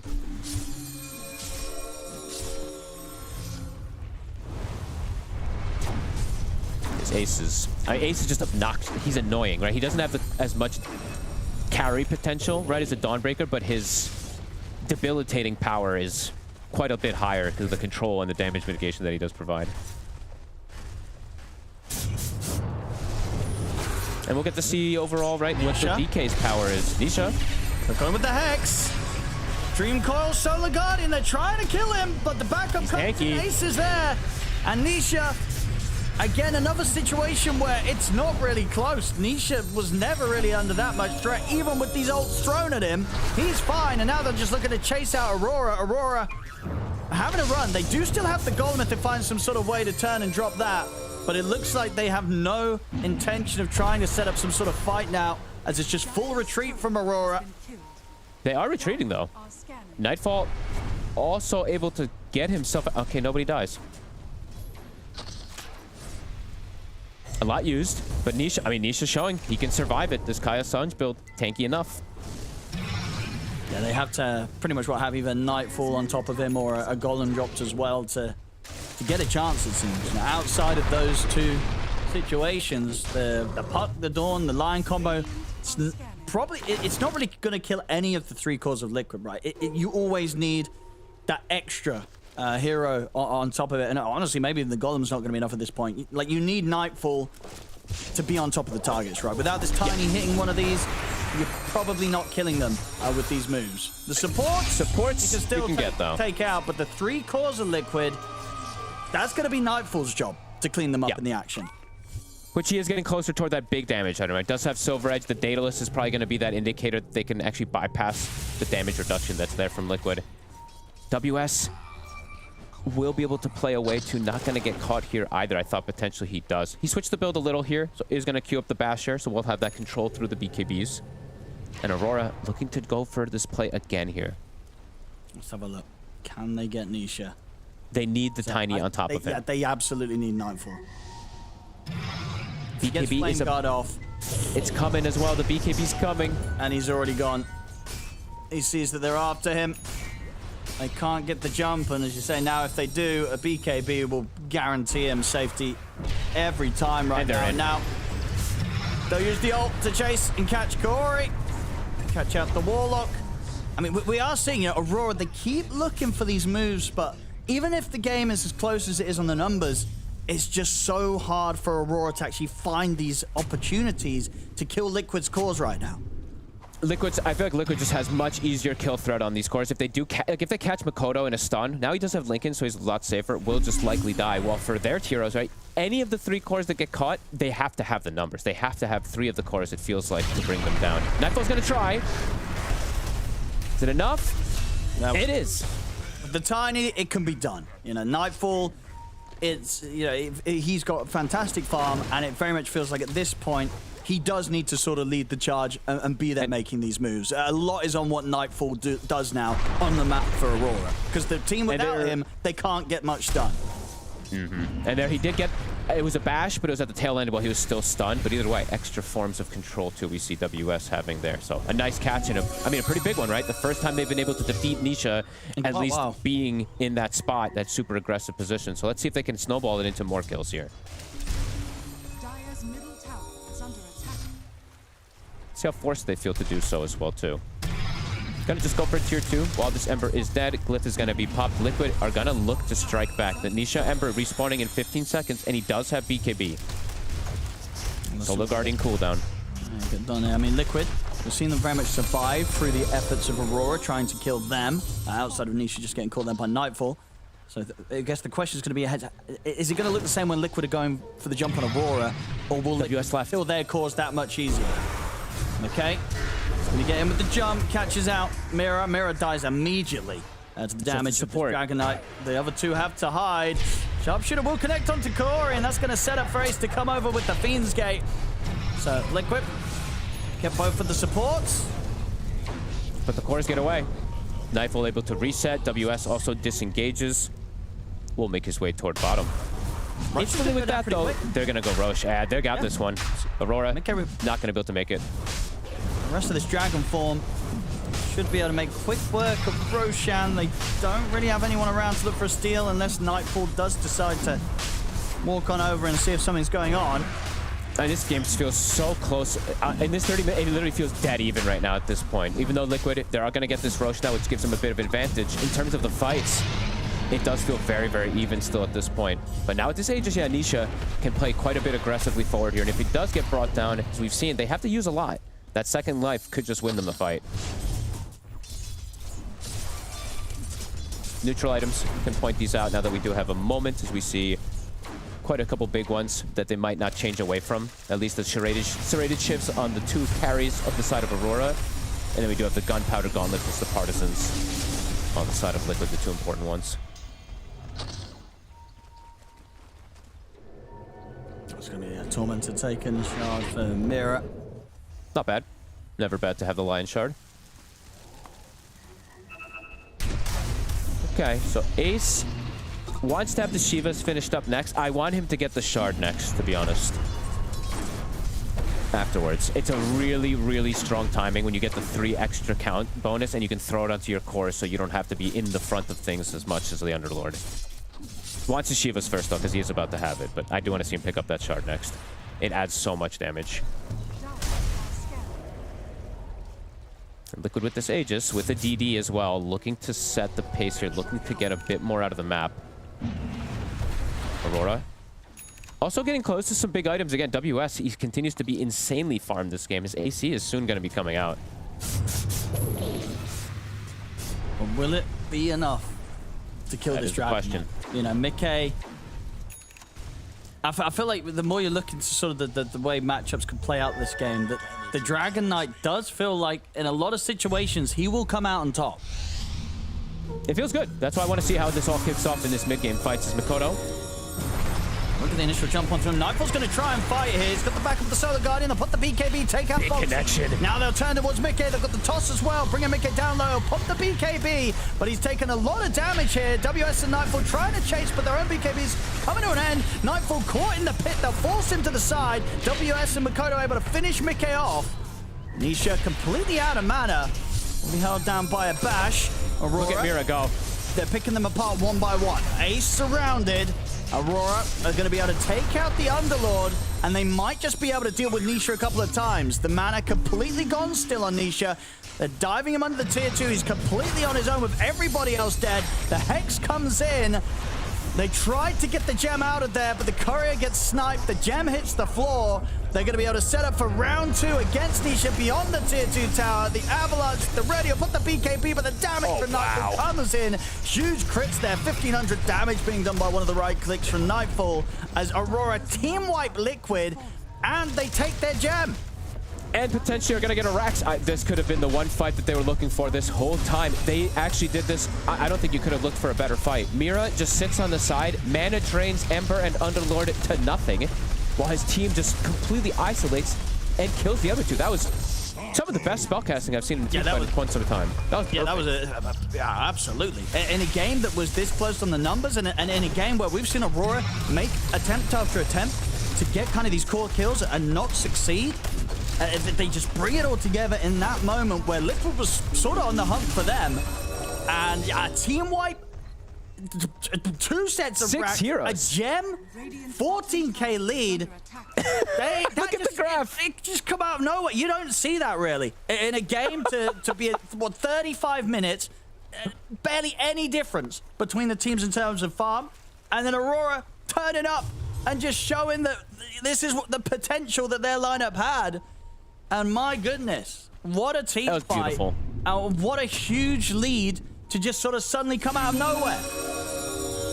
And we were waiting to see, right, what the DK overall was going to look together here. That was just, yeah, honestly, Liquid just got completely outplayed, outcrushed, outclassed in the fight. They isolate Ember. So the way Liquid wants this fight to be designed, right, is the Ember dies. He's able to use that Aegis effectively. That was like the worst possible situation of an Aegis usage. He dies last after his team is completely all dead. Loses gem, loses everything. It's like they didn't even have Aegis. That was beautiful from Aurora. And now playing into it, no Aegis with a full item on each hero now at this point after that fight. Aurora's going to keep it going. They're looking for Mickey. Ooh, and they're going to find him with the Hex. They get him with the jump. Mickey's caught by the toss into the Solar Guardian. He'll pop BKB. He'll try and get away, but they've got so much damage now from WS and Nightfall to go through the BKB that Mickey's just dead. The coil catches on to Tofu and Ace. Tofu to fall. Nisha's BKB soon will be put to a stop. Starbreaker swings come in. Nisha will be able to jump out of the fight, but Ace left down on the low ground means another decisive team fight win for Aurora. That might just be it. All it takes is one fight. That's crazy. What an explosive few moments again for a game that was so static, so close. I mean, we felt that the determination was there from Aurora in the moves that they were making. They just weren't actually able to kind of get the kills. But now that it's just kind of all clicked together around that team fight in the mid, this game is, it might just be over. It might just be. I don't think I've ever seen a game be that stable and that close from the Golden Farm to just being over in a couple of minutes in like forever. You don't see this sort of trajectory, and it's over. It is literally over. That's crazy. That was like, cool. That was one of the most abrupt endings from a game that was, it was so stable and just stale. It was close until it wasn't fogged. Like what? Execution at its finest, Aurora. Yeah.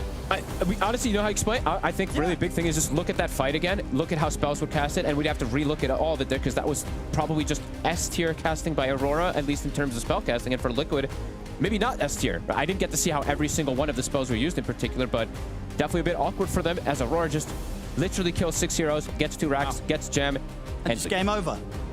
Game over. What an ending to that game. That was it just came out of nowhere. Wow, Aurora, what a win for them. They take this victory against Liquid.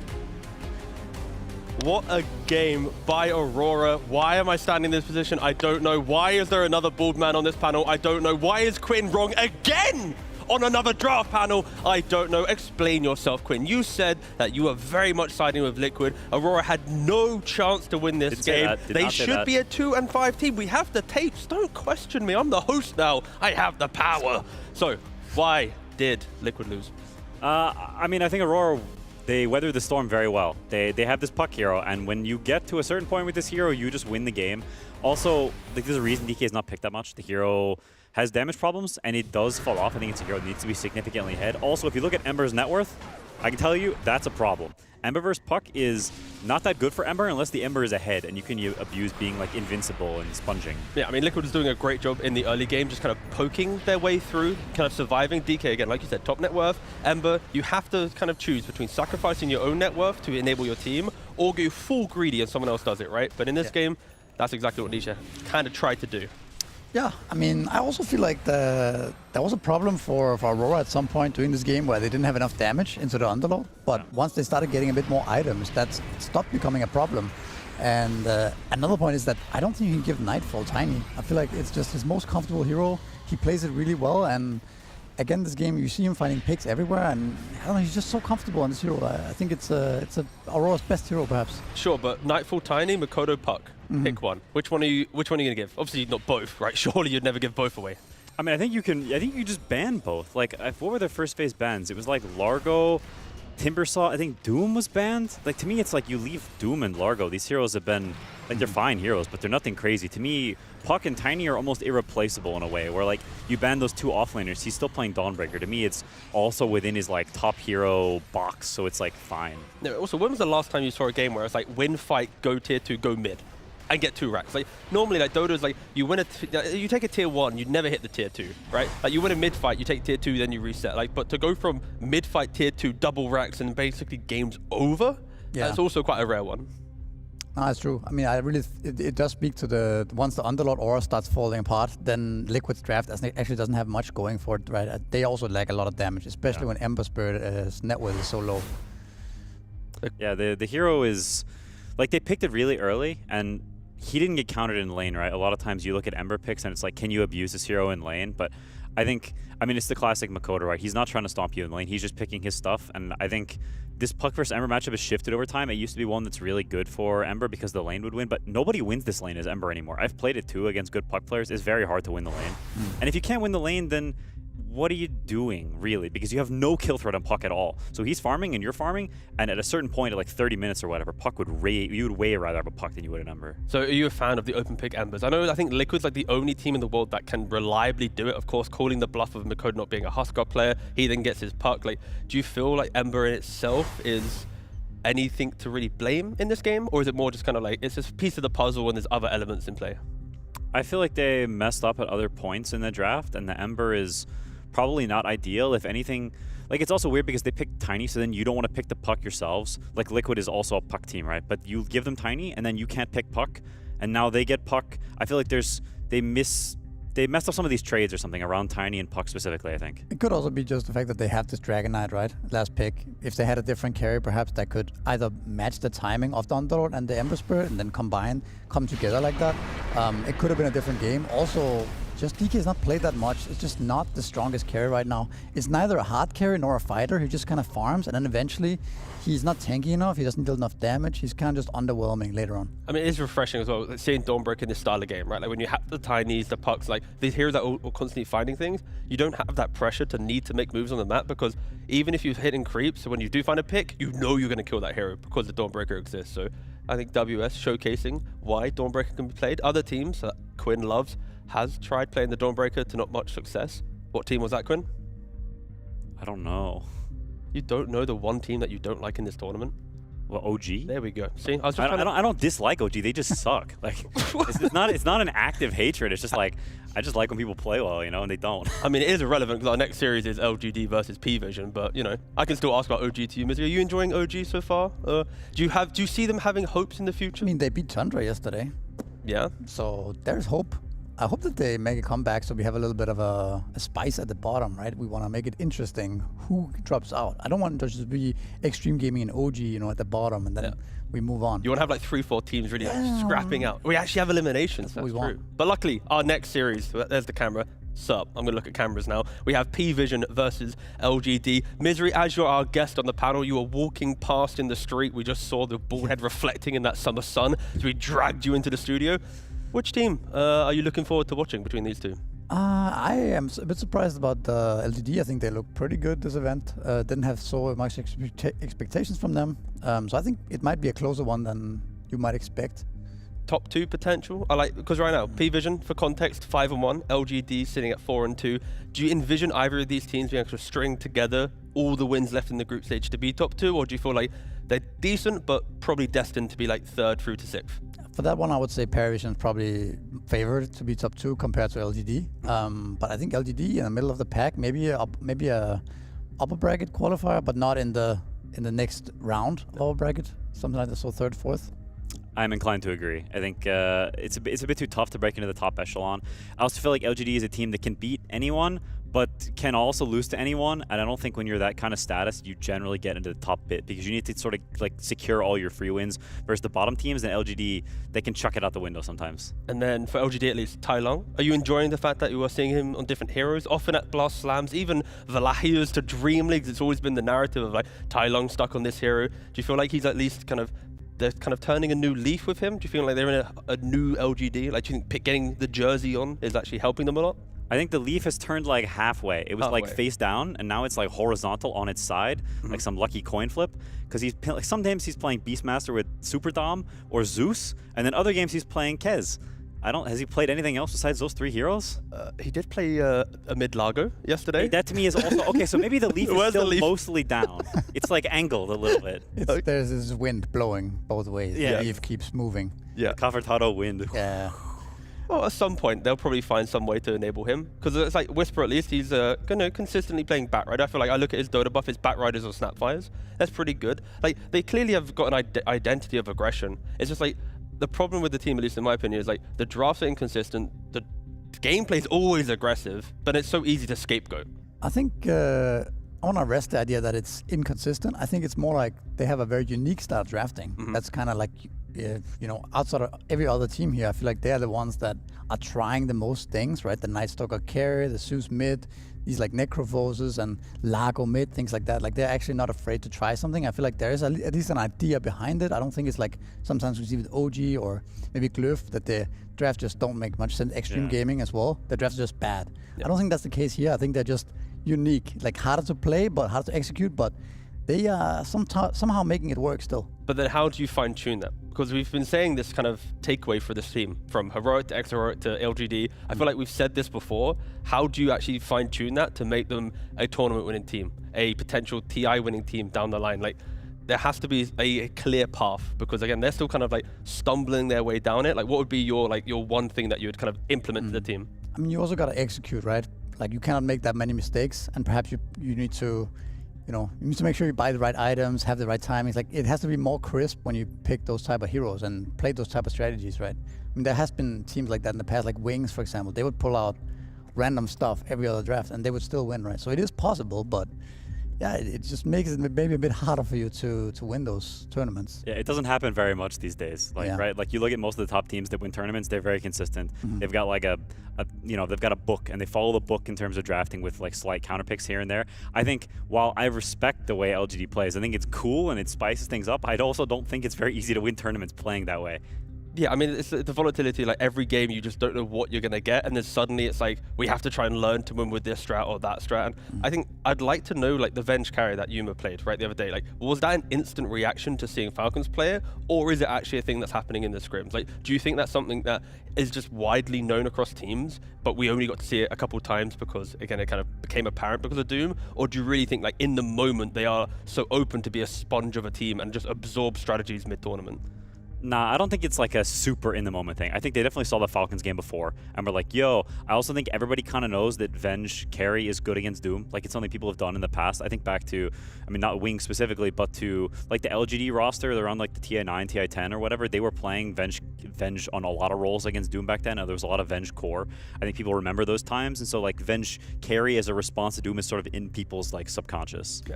It also doesn't take much time, right? You're all sitting in the practice room, you're watching the games together, you're theory crafting, enemies, picking Doom first pick, how do we deal with this? And then you see this Venge, and then it's like Yuma is probably like, yeah, I would love to play this Venge, And then that's how easy it can be to just go for it next game. Sure, and we'll see if there is a Venge, of course. PVision, the last time that they played was a 91-minute game, then they played a 22-minute game. So hopefully we have one of the extremes, not somewhere in the middle.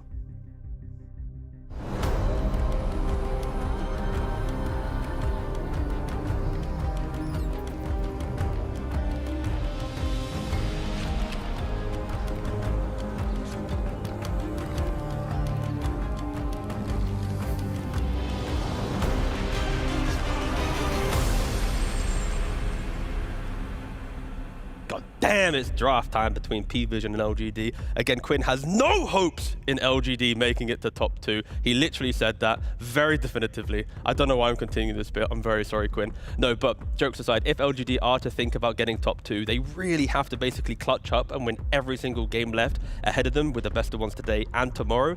And it is, of course, it's always possible. With best of ones, it really is anyone's game. Yeah, it is. And I think the draft is very important playing against PVision or PARIVISION. I think for LGD, you are going to be worse laners. Now, not a ton worse. I think LGD is actually a pretty strong laning team and is why they can take games off the big dogs. But I think it's PARIVISION, they're kind of on another level. They have been annihilating teams in lanes at times and off early rotations. And so I think you have to be super on point, not just in your early laning phase, but also that you pick strong enough lanes so you don't just get crushed.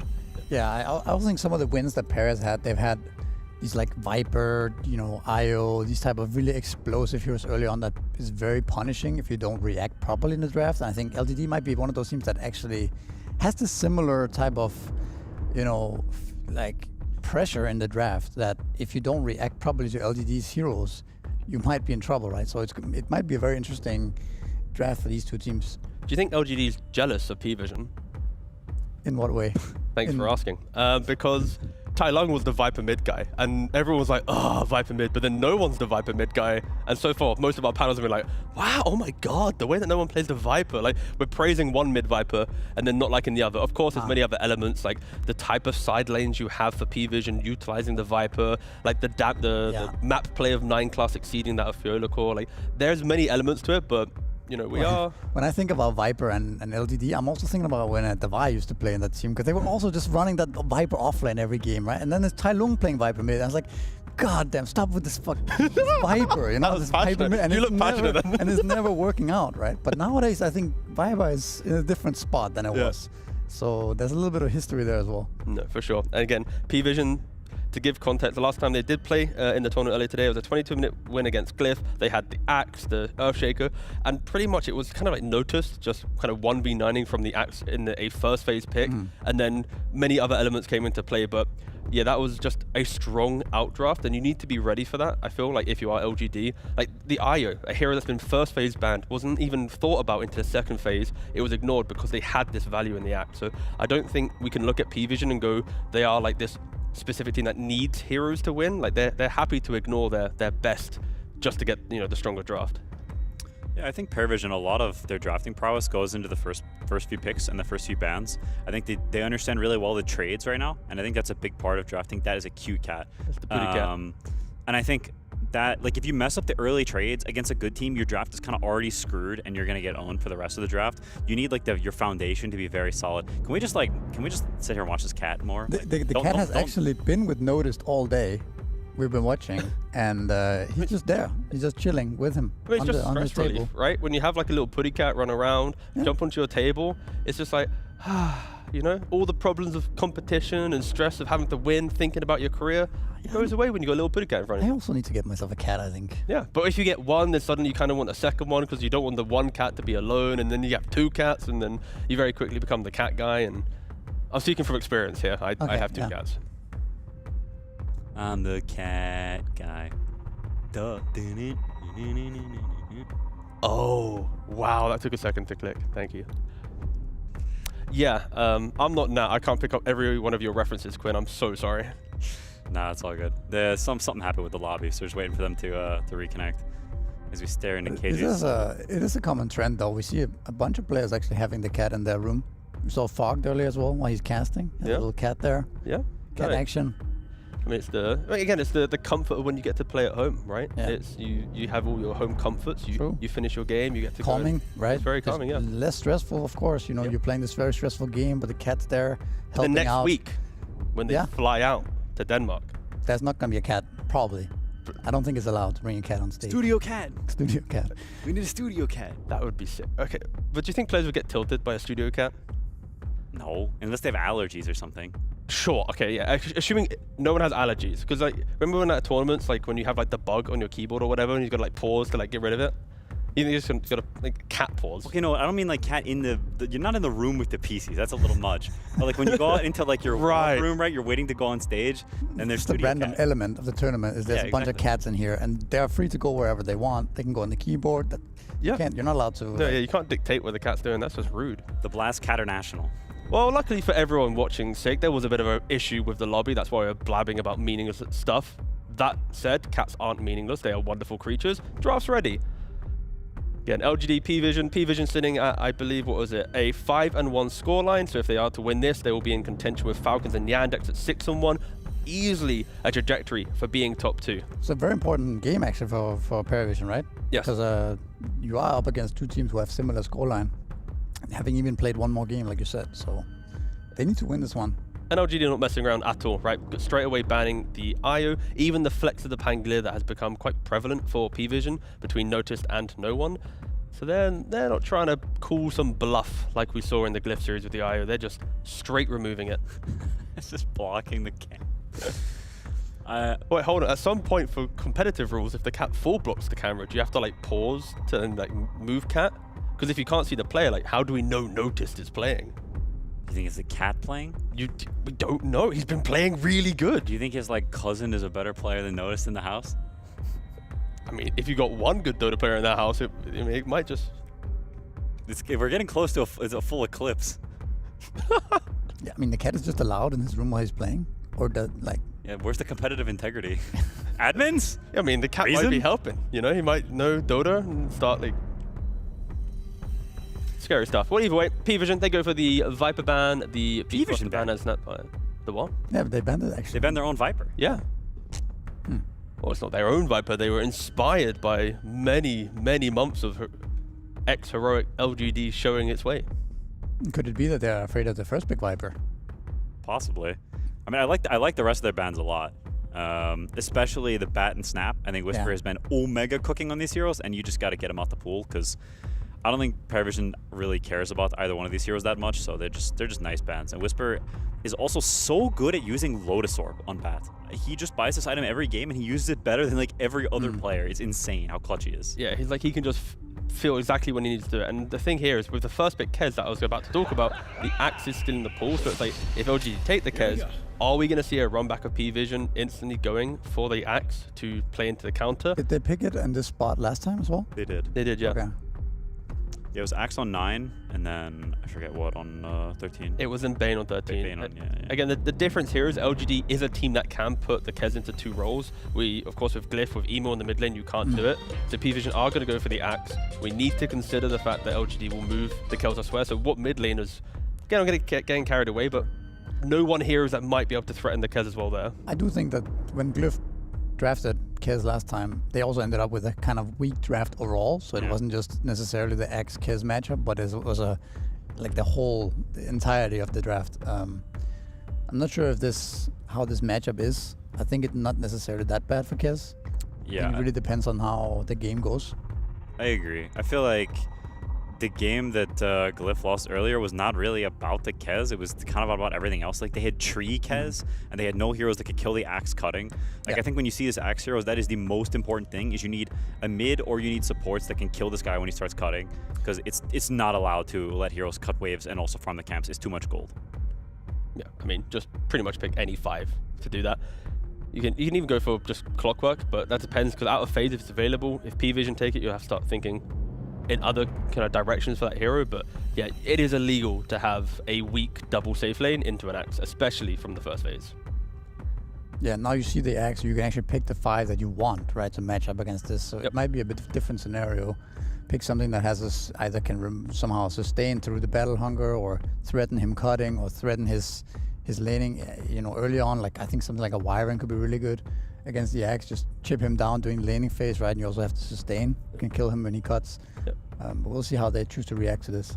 Yeah, the hero has been rising in popularity. I think mainly from Glyph playing it. I think Katomi's now played it at least twice, I believe, today in the 5 role. But also as a potential option into Kez, right? Any big physical damage heroes will hate playing into Cold Embrace. So if certain teams start playing it, we do need to consider it more and more as the tournament progresses. I mean, Tai Long also plays a mean Kez mid. I think maybe the only Kez mid in the tournament right now. and he's been cooking in all the games so far. So it's also very possible they look for something like Ursa or, I don't know, I mean, a Baden carry is too bad right now, but something along those lines that counters the Axe in lane, and then they would put Kez in. He does Kez things. Yeah, but as I was kind of getting to later, is there a way that PARIVISION can just hold the mid pick then? Is there like a carry +5 combo they can pick now to ensure that no one gets to see exactly where the Kez goes? They could do the Bane Shadow thing that we saw the last game as well. Shadow Fiend's banned, unfortunately. Shadow Fiend's banned, yeah, okay. LG did do a very good job at taking away kind of these open carry picks that can be picked Tiny in this phase. well, Yeah, like Tiny SF, like you don't mind just picking them openly. Yeah, I wonder what the choice will be, because I don't know if I've seen Satanic play a blind hero besides those two. Those are kind of the leading carries right now. I mean, there's like Alchemist, but Satanic is not very much of an Alchemist guy compared to someone like a Skitter or something like this.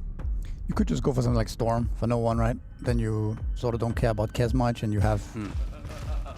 But yeah, they are just gonna go with the Necrovos, so countering the Axe in lane here, pretty hard. It's a pretty bad matchup for Axe, especially if he cannot end up cutting as well. Yeah, it's also a Coddle, which is just kind of a trash laner.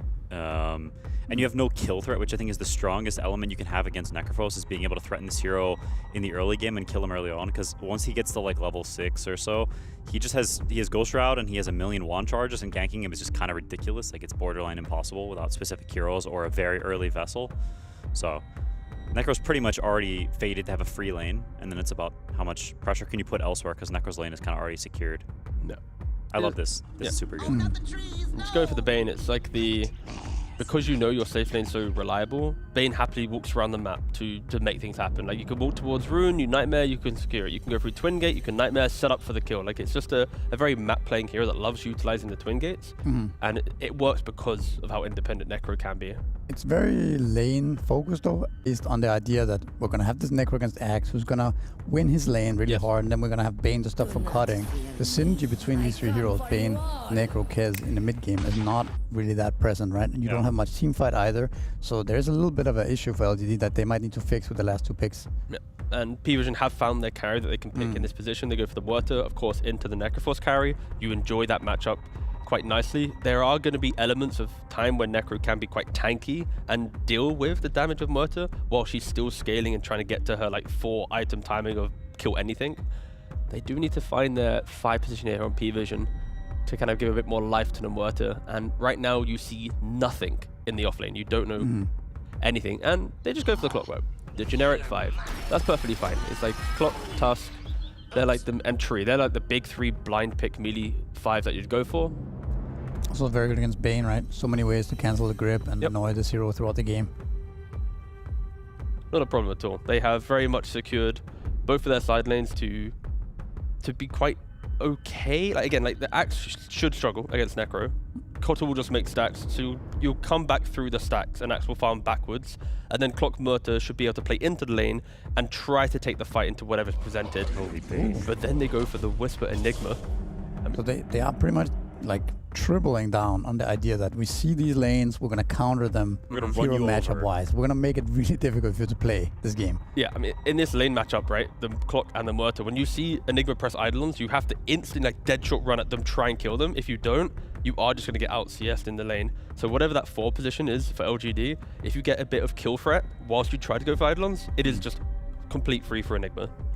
Is there ever a world where you mix up the lanes? I know it's not really popular to do nowadays, but you could put the Murta in the offlane, right, with the Clock, and play like that. Play the Axe against the Enigma. Would that make it better, or does that just make it potentially even worse, just because, you know? I think Axe might get stomped by Enigma, to be honest, in this safe lane. Because I feel like he just won't hit you in a way where you can spin on his Eidolons, and if he like kites you properly, if you ever try to run in and call them, then he can just stun you, kite the Eidolons back. Like, I feel like you're gonna get a bunch of creeps denied, then at some point the wave gets pulled back, and you've got... You can't play. You've got I mean, for sure. You're also far away from your Ancients, which I feel like you kind of need. You want these Ancient stacks at some point. Yeah. I mean, that certainly is the weakness of drafting like this for PARIVISION, when LGD chooses to take this type of route where they just counter you in the matchups. It also makes it so that the draft is sort of awkward, like we talked about, right, as a whole. So if PARIVISION are to do a good job damage controlling the laning phase and getting the levels, it might not be that big of a deal going into mid-game. PARIVISION taking away the 2 melee supports to enable the Enigma.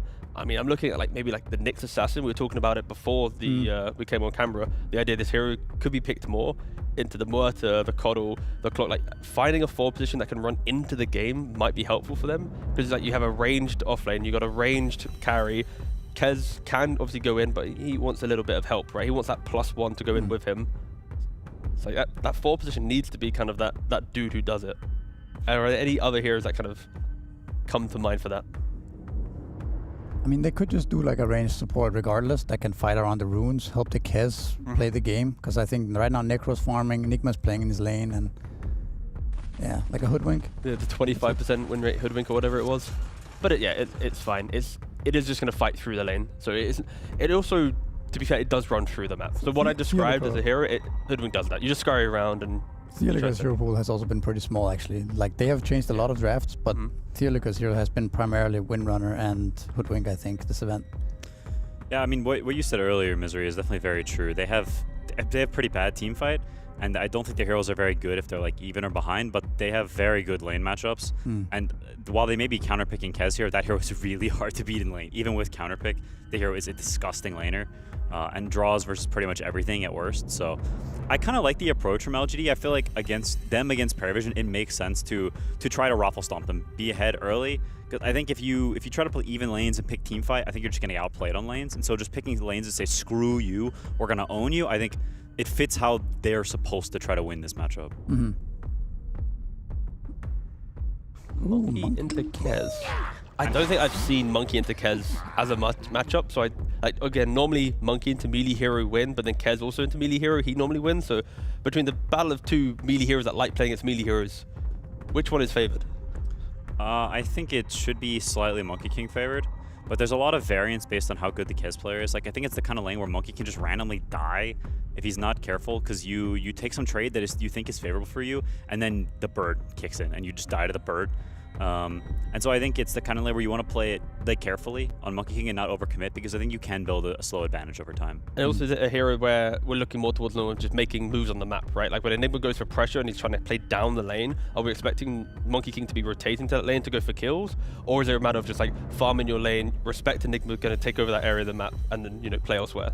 I think part of it is that you have this Monkey King now to be able to rotate onto the Necrophos very early on, right? Rotate to the Enigma, and then also, I don't know how the matchup goes. We'll see, I guess. We don't see that much Monkey right now, and especially against Kez, but I do think it gives them a little bit of both. It gives them a potential lane-dominating mid that can also rotate early on, right? That help these side lanes that we talked about have been struggling, at least in Dota theory here. And I have a question for you, Quinn. And you already know what the question is going to be. Do you like LGD's draft? Cass would love to know. Hi Cass, how you doing? XQCL. Yeah, I think the draft is cool. I think it's cool. I think they need to execute still. It's not some free win, but I think they've got very good chances in a matchup where I think they're probably the slight underdogs. So yeah, I think it's solid. I don't see how they do. Nice. Thank you very much, Quinn. Thank you very much, Misery, for joining us as well. And let's see what happens between PARIVISION and LGD.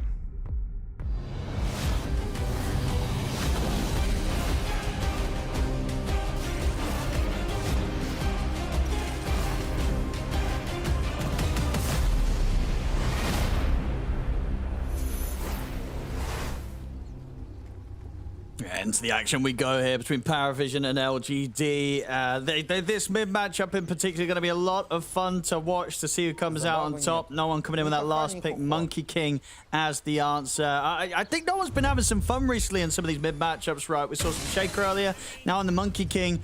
These sort of heroes that can dominate, right, Fog? Oh, absolutely. We're going to see quite a lot here, right? We get to see Tai Lung also playing the Kez again, which is a very specialist hero. We've seen him win with it in the past. But let's see how he does versus PARIVISION, because there's a lot of counter picks, as the panel was mentioning. A lot of counter picks from the side of LGD at first, and then perhaps 2 big counter picks that we do see coming out from PARIVISION with the Monkey King versus this Kez, and the overall Muerta versus the Necrophos. It's going to be something that absolutely comes into play as the later game comes out. But we're going to find out whose ideas were right in this game, brought to you by Polymarket, our official prediction market of Blast Slam. Yeah, let's see whose idea is better, and whose idea is actually more sound in particular, and if LGD can overall keep the ball rolling, because at least when I look at the draft, I want to see them getting ahead, staying ahead. Don't let this start to fall behind in any way, because then Muerta is going to hit that third item and just kill everybody in one or two swings. Yeah, I'm trying to think, because we have seen the Muerta in these Necrophos games. I know over the last like tournament or so. Who's it normally ended up in favor? Like, has it been the Muerta winning those games and indeed countering the Necro, or have we seen Necro beat it sometimes? I actually don't have the exact numbers for you. I'm not too but sure like just entirely. from memory, like what's the vibe you've got when we've seen Muerta and Necro in a game? My vibe is I like the Muerta personally, right? Like, yeah, because it's more, it's safer. It should beat it. Yeah. Yeah, and overall, it's like the Necro has to win at some point, or you lose, right? You actually just are on that hard timer unless you're just like 50,000 gold ahead or whatever it is, and then yeah, you know, it's a different kind of concept of Dota, but yeah, it does feel like the Muerta does get to a point where you are just gonna kill the hero in 2-3 seconds. And PVision, a very good team about playing with this when they have sustain as well too, as we saw the IO Muerta lineup just be insanely tanky. They have a coddle with it, so they do have that sustain build up. And what do you sort of make of the good old Whisper Enigma? Does this look like a pretty nice Enigma game for him, or do you see ways that that they might have to deal with him? Because I feel like we have seen a few drafts recently in recent times where an Enigma has taken over pretty heftily. It looks pretty solid, yeah. I think it's a very good answer versus this Muerta overall versus the clock as well too. You can't play with cogs. That's what you see. Ducalis goes for rocket, something you don't usually want to have, and they go immediately onto Satanic. So I think for LGD, absolutely looking to be dictators of the pace in this game and look for kills all over. Yeah, I mean, it gets taken out with sort of top lane. Yuma was doing a pretty good job, honestly, of baiting the two of them in. Like, he was letting himself fall really low and did look vulnerable, but actually ends up being the one to get that first blood taken out the Cottle. Bit of an issue is when you have to, you know, when you feel like you need the skill rocket level 1, you are pretty useless in terms of what you can actually apply in terms of laning pressure. Dealicor. Might just be able to walk him down here. Yeah, I think so. What's he, yeah, no fair fire left. Bushwhack misses though. Chasing down the river. Acorn. That'll do it. Imagine it uphill missed. That would have been unfortunate for him. So getting that kill. Is it so far, you know, like, does the Enigma put a lot of pressure onto the Muerta, or are you always pretty safe in this matchup in the lane? It is designed to, yes. It is designed to get the overall last hit pressure, which is very nice. Muerta does have a decent way of clearing the early level Eidolons, at least the first set in particular, but once like level 2 and level 3 come out, they have so much magic resistance that it does become problematic. So the design of it, and the design of a lot of LGD's draft, is about crushing these lanes. On top. Yuma's diving in. He's going to get this kill. Lotus is dead. He sure is. So Yuma finding a couple of chances now to get some kills in the safe lane. This is a very nice start. They're also, by the looks of it, going to be able to bring down King Jungles, who is trying to survive, but both spells on cooldown. He cannot outright click 9+ alone. With He's Yuma, got him now, though. Yeah, 9+ wasn't able to kill King Jungles, and now it's just bought time for Yuma to head over and pick up the kill for himself. So it just ends up even better for LGD. Now, Yuma, he's got 3 kills here in the first 3 minutes in the safe lane. It's absolutely the dream start for the safe lane Necro. Designed for the Necro to win. It's a Necro versus X, so it's always up to PVision, noticed in particular, to do shenanigans up here. Pull the waves, do whatever you can, stack and get what you can out of the lane. He's still getting a fair bit, but Yuma, of course, getting the 2 kills is going to be the big winner in terms of lanes matchups. But mid lane, this does feel like it's a pretty hard counter matchup. I'm watching no one quite a bit. I was trying to look at this one because we've been looking at the other ones. Yeah, it's a Monkey King versus a melee hero. Even though Kez is very good at trading versus most things, this feels like it's too much for him. The deny is absolutely racking up when the Jingu comes out. Yeah, no, I really like the Monkey King in this matchup. I feel like, yeah, Kez, whilst you can build up a lot of damage on the early levels, the time it sort of takes to kind of, you know, get those stacks and keep staying on target, it doesn't outdo the Monkey King's Jingu, even at the lower levels. So you get kind of over that first sort of hurdle that sometimes the Monkey King suffers with, right? Because other heroes, level 1 or 2, the abilities are going to be too much spam for the Monkey King to deal with. This matchup, I don't think it ever really gets that way on the early levels, so that's not a tough time for the Monkey King. And then obviously beyond that, it's a very easy time for the Monkey King. Bottom lane, there's the pressure we talked about. Whisper able to get the Malefice onto Satanic, take him out with the pressure of the Eidolons. So side lane's going pretty darn good here for LGD. Mid lane, they might have a problem on their hands with how well no one's going to come out of this laning stage. Yeah, this is kind of in design though, as we were mentioning, right? They picked this Necro to shut down the Axe.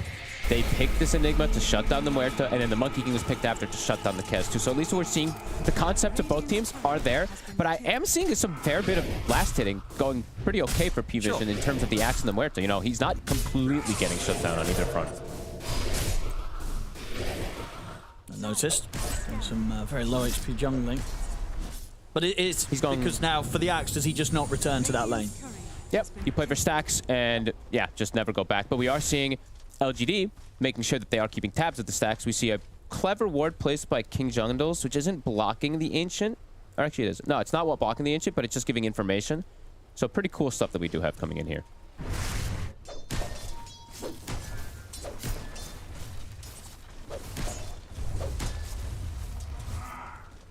And no one.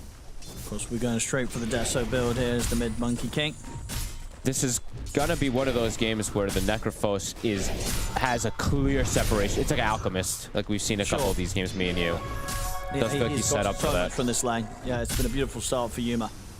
And that's where, you know, as good as no one is doing, right? The Monkey King threat versus the Necro isn't really much of anything in particular in the early game. So that's pretty solid, I would say, for the side of LGD, because it's really satanic, right? He is the answer, and that's kind of it versus the Necro. So Yuma, he's almost level 7 too. They're giving him a lot of experience up here as well. He's massive. Massive. Like, he is.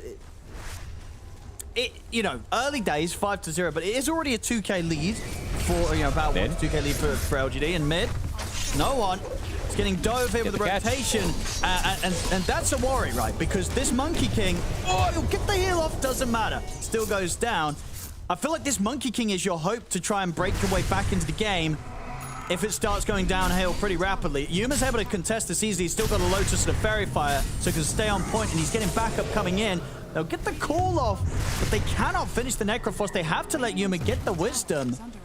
This LGD. It's just going to start speeding up. And as I say, he's going to have so much on his hands here, no one.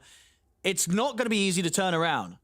And the pause as well, to let it seep in, you know, feel that poison, feel the toxicity after you get 6-0'd in the lanes. You lose your double wisdoms as well, and your mid tower is almost dead to the first catapult here. Tylung doing a great job of just trading the aggro onto it here too. Wow.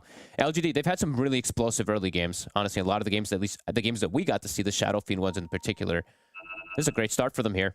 It really Muerta is doing good, but yeah, this is very explosive that they kill the mid, who is the one that was designed to be owning. He's actually having the worst game out of the cores now. Yeah, huge kill. And like the first, 5 minutes, like rewind a couple of minutes, he had that CS advantage against Tylung. Now Tylung, with that kill they got, the extra waves that he's managed to clean up and getting the chance to be involved in that kill, he's ahead on farm. This is going to be quite a test for PARIVISION. You know, they've had a lot of phenomenal games. This one against LGD, they're going to have to sort of dig themselves out of a pretty rough start. And the question now is going to be itemization as well for me too, that I'm looking at, because I'm like, okay, in the mid game, because they're going to have these Necro problems, what are they going to do in order to deal with him? I'm already seeing, like, notice we saw him do this other day where he went for the Dominator build, then goes for like his different style build. What do you do on Monkey King? Do you just go Deso and go overwhelming physical? Do you go Diffusal? Do you go Casual Orb of Frost and things? Like, I'm wondering what no one wants to do with his build in particular to deal with the pressure that's going to come very quick from this Necro. Looking for the 8-minute power rune. Will be up at the top. King Jungles will just take that for himself. Because we do have to say for LGD, I think this game in particular, this is a very important best of one for them. If they can beat PARIVISION, they're in such a good spot in this tournament already, at least out of the groups. Yeah, some of their games have looked pretty incredible. This team is really getting some good stuff going. Night up class. top, they're going to be able to set up another kill here for Yuma. Scythe at the ready. More money for the Necrophos. 5K net worth here, 8.5 minutes in. Will he get the fastest Radiance? Because we saw it like a 9:31. Dude, he might actually. This is insane how much he's getting. He's got the relic, dude. He is unbelievably farmed. And dude, mid tower's nearly dead, so that's a bit more extra gold for the team as well if they can get that done in the next minute. Bottom tower is dead. Mid, dude, I think he might actually. I don't remember exactly what the timing was. I think it was like 9:15 to 9:30. It's gonna be close. Maybe it was a little later than that too. I can't remember what it was exactly. Was trying to see what was going on over here, seeing if we can mess around with Noticed. And we'll be able to play around with him for a little bit. but escape looking unlikely. Calls there. PARIVISION will be able to get themselves their first kill in the game. And it's a dunk. Notice needs as much as you can get, even though the armor is not that effective this game versus everybody. It does have its uses versus the Kaz. Mid tower, pretty much dead here from the rotation. Yeah, I mean, this is going to be an insane fast timing. Which of the cores do you approach? They're going to go for the smoke. Is it sort of the Enigma that's the easiest one to try and kill right now? You know, what's the game plan with these early moves from PARIVISION? They got to do something. They can't just let all 3 lanes lose this hard in this type of way, so have to kill the easiest one to kill, which, like you said, is the Enigma at this point. But he does have Black Hole, so if they don't execute it perfectly, can be a bit dangerous, but he should get him right. 4 heroes. I don't think there's many ways out of this for Whisper. With the boundless strike, they'll catch him with the silence. He's, yeah, no way out of that one. But meanwhile, on the other side of the map, that's going to be the Radiance picked up. So indeed, 10-minute Radiance here for Yuma. Not fully naked either, right? Because he does have Fluffy, Windlace, plus the stick. Unbelievable timings. And have to mention from KJ, the ward that he did place, that Obs ward, it did block the camp the Ancients. I actually couldn't see, I'm blind, but they've done a great job of debilitating the farm too. Noticed he's recovering, matching the other 2 cores at the least, but yeah, great job of identifying how they want to limit the catch-up mechanics coming out from PVision.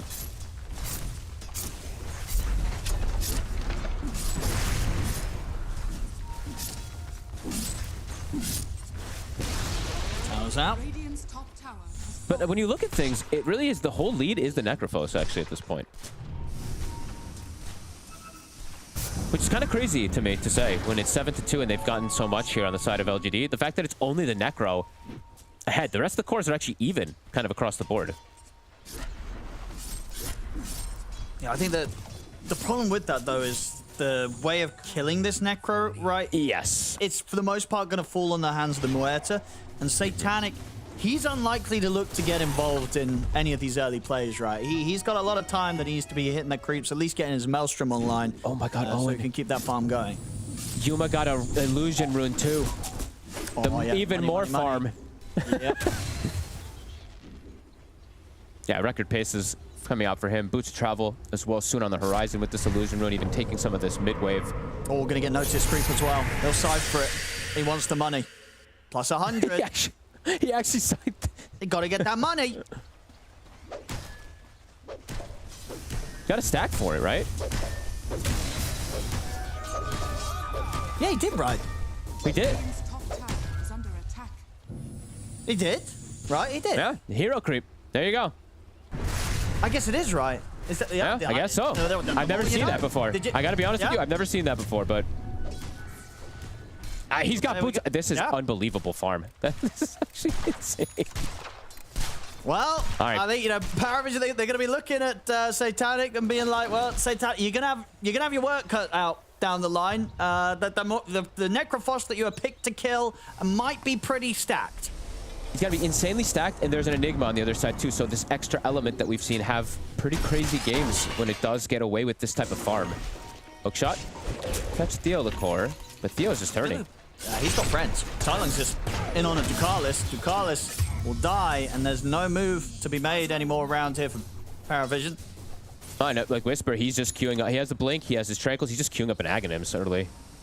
A lot of damage they're going to have in this draft. Complications rising for PVision.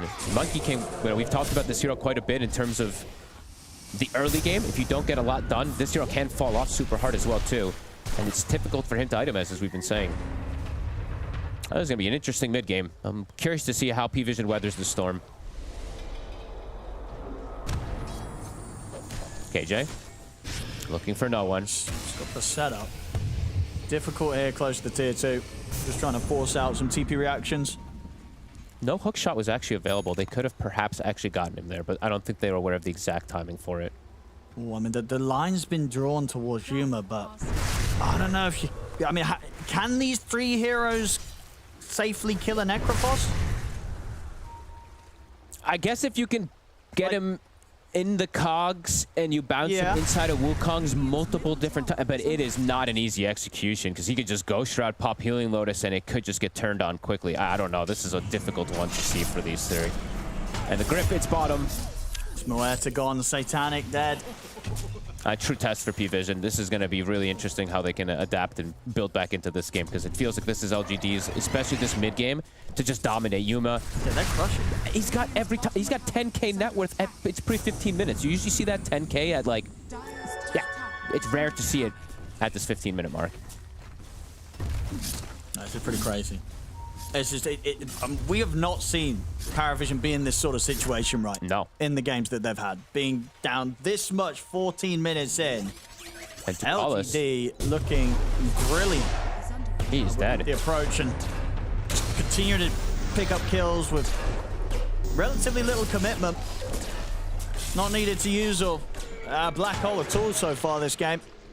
Okay, he'll get him with the distiller there. A little awkward, causes extra mana to use there, but nonetheless, we'll be able to find that easy kill. Yeah, it looks super complicated for them to go for plays, and I have to give credit to King Jungles, man. Look at these camp blockings. This is like the 10th century, 10th obs I've seen or something, blocking camps. Another one blocked there, and the bottom left one blocked, and the right one. Sorry, I'm Mr. Observer, but he's blocking everything. This is actually insane, and super good preparation from them, recognizing how P-Vision wants to recover. I want to say he's blocked 10 camps just with wards, but he's probably blocked actually like 15 spawns. Very good preparation from them, knowing that they're the ones with this big advantage, and that P-Vision's recovery in this game is to hit the neutrals and try to catch back up in this game at this point, because killing heroes is not a great option for their lineup at this point. Oh, Tai Lung. They might be able to set up on him. They've got to try it, and they're going to. They've got the pushback into the silence. Take him down cleanly. So it's seizing the opportunity there, and one that they're going to go for every time. Right? They see any of the other cores, there's absolutely a chance to kill them. It's just the tackling of the Necrophos is not going to be something that they can accomplish until Satanic's online. Yeah, but I think most of this game is going to be eyes on Satanic and Notice. Like, no one might become a bit of a passenger in this game where he just applies his Deso and just has this Wukong to zone things. And I think we're going to have to watch this Axe and this Muerta, as they are getting quite farmed, of how they're going to be able to deal with this Necrophos. They're starting to get better elements to deal with Yuma. Yuma is queuing up an early BKB. We've seen this fall into some difficulties at times, not having the wraps in between. So we'll see if he does feel like he needs to have that versus this Muerta. Yeah, I think that's what it is, right? It just feels super good to get this early time against Muerta. Yeah, I think that's the big thing. And probably just to be able to fight around those early objectives, because he'll probably have BKB around that first Rosh, around that first Tormentor that they can likely do.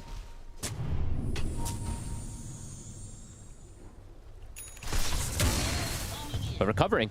Definitely seeing recovery from P-Vision, at least in terms of being able to farm. Although a lot of these camps are blocked, Satanic and Notice, they're ahead of their, well, ahead of their kind of counterparts. The Necro's just on a different game. Dire's middle tower is under attack. Starting to move as a unit once more. They do have this smoke on 9 class. Here we go. I don't want to see the game state slow down too much for LGD, to be honest, either. Because I have seen these Necros, they fall into some issues if you aren't the ones dictating the pace constantly. If you're just losing the rest of your team, you're not using that net worth advantage. Fine Theolical. I mean, Whisper's watching. He's considering going for it, and he will. Jumps in, gets the 2-man black hole, puts to a stop there by the hook shot, but it buys time for Yuma to turn up with sight down on Notice. Notice will get healed up, but he's slowly dying. 9 class will fall. Thailand will look to chase Notice out of the fight. Notice actually able to get the blink off to survive, as they'll still lose, 3 heroes there. As soon as the Necrophos turns up, it's pretty much game over in these team fights. Yuma just walking over them. They do find these couple of kills, but again, it's dealing with this Necrophos seems impossible at this point of the game. He's pretty much got the money to buy the full BKB out of that. And he better show up to every one of these fights. I'm like, when you have this type of net worth, right, you can't just sit back and farm like this. So we'll be able to get his BKB timing to very high level as well, level 17. Shows up and gets the cleanup kills. It does feel like that's pretty much going to happen every time. Even if you're able to get in, cancel these black holes and such, you will not survive when Yuma turns up. Yeah, unless Satanic is there. But now that the BKB is there, right, he does have the counter versus Satanic if he does turn up. KJ has been found here. Yuma is joining. See if Yuma can find anyone In response to this, he's actually Hook shot. caught by the hook shot. I don't think Yuma cares. That is way too Because that's dead clockwork. As that hook shot didn't really do a whole lot for them. And now Now they've panic, got to run. perhaps. They're thinking about going for him here, but they're a little afraid. They don't know where Noticed is. Yuma knows the only threat for him is the Muerta, so as long as he just avoids him, or if they get on top of that Muerta with the BKB, he doesn't have to worry about her as much. 6k lead still for the side of LGD. Whisper, has he deviated or committed yet? Okay, he did buy the point booster, so he is committing toward that Aghanims. It's gonna do a lot of damage. He can solo kill pretty much anybody. Even the Muerta if he catches him inside of it. Yeah, that would probably be the big target, actually, I'd imagine. And every time, I think so, yeah. the black hole on Muerta, if you see the chance. Especially if you don't have this BK build right. The Muerta is the one that has a couple of easy ways to stop your black hole. So if you catch the Muerta, you're going to feel pretty good in these team fights. Like for PARIVISION, it's up to Ducalis to stop the black hole, and for Whisper, it's up to just black holing the face of the Muerta, and the Muerta has to be able to in position to hit the Necrophos. So I'd say execution for LGD is a little watching easier. it from the high ground. Oh, he's They caught. see him farming the camp. Tylung's coming over, ready to do the damage. He will get the chance to put the ult. Well, they'll be chasing him down, and he's not getting any help coming in, so it doesn't matter that he gets the ult off. Still dead, and just a chance. And time's been bought for Yuma to close in and kill him off with the Reapers. Did the Kez spell cut the tree? Yeah, I think it did. Something cut the tree. I think it was Theo will bait the Wukongs. No one will get the tower out of it, but won't be able to get the secondary kill. And now actually gets the tree cut. Yep, jumps in. Drops down the Midnight Pulse. Ducalis will hook shot over towards Theolicore. Throws the blood grenade out. Theolicore's going to die, but there's the black hole from Whisper on the two of them. He gets put to a stop, but no one in Ducalis both solo. And we are turning up. I mean, no one can't get away from this Necrophos. There's no way. There's no way. You know, Yuma, he's kind of happy the Whisper dies, because you know what this means? More solo XP for the Necrophos. Now, Yuma... He's got to be level 20. Exactly. Ducalis... He should be fine. Lucky to push his way back to safety with the cogs. But still, the same case remains that if this Necrophos turns up, especially if you're one of these melee calls, you're not getting out alive. Yuma continues to thrive, queuing up the Shivas next. Continue to get this fantastic timing. He does have this clear separation, but I am still seeing Satanic get farm. He is building toward this item that is, I mean, it does get scary for Necrophos. LGD gotta still keep getting stuff on the map here. Do not want this game to slow down, even though they're getting kills, at least on the Monkey King, right? And they did get Satanic as well, too, I guess, during that downtime as well. But Noticed is actually having quite a good game on the Axe now, too. Non-class. 3-1 on him. Another quick kill for Tai Lung and King Jungles. Find every... It's just hunt forever, I would say, for the side of LGD. Set up onto Ducalis. Will manage to chain away with the hook shot. Looking to set up for top, Yuma. This would be a massive This is where he can die. Has to be super careful here. Can these two kill him through the disables? They're going to do their best effort. They sure can. The Boundless Strike, and you're absolutely right. That's a huge kill. Notice getting a massive cash burst from being able to take out the Necrophos. I'm having slight concerns, I'll be honest, for LGD. These type of kills will compound pretty quick. I think, like, no one, he's falling behind, of course, in net worth, but he still does have his Deso BKB timing. Noticed, has Blink, BKB, Blink. I think they have the tools at this moment to be able to fight pretty effectively versus LGD, and there's no Necro for 50. And for LGD, do you just not want to see them sort of be it? Ooh. King Jungles. Get the Nightmare off. They'll find him. The rest of them on the retreat. Theolicore getting scouted out by the rocket flare. Another catch. Shot. Kill off the two supports as well. PARIVISION They are hemorrhaging. Punch back pretty well. I mean, so yeah, for LGD, do you just not want to sort of see Yuma out on his own solo farming anymore? Do you think he has to pretty much just stick with the team and just try and fight and push? Yeah, I think he has to stick together. And I had a bit of concern with the BKB purchase for a reason, because it's not just one threat. There's so much damage that can actually come out, not just from the Muerta. I mean, PARIVISION, I feel like they're in the lead now. Like, this Muerta has gotten to the point where she can show up and kill constantly. Enigma is still a dangerous threat, but they have ways to cancel. And they show that they can kill this Necrophos with just 2 heroes pretty easily. I think the fact that Notice is having this type of game is pretty ridiculous when he was put in this position versus this Necro pick. These Axes, I've seen them have like 5 deaths, have no game. He only has the 1 death, top 2 net worth. LGD, these next few moments feel very crucial for them. I don't think they can slip up too much more in this game.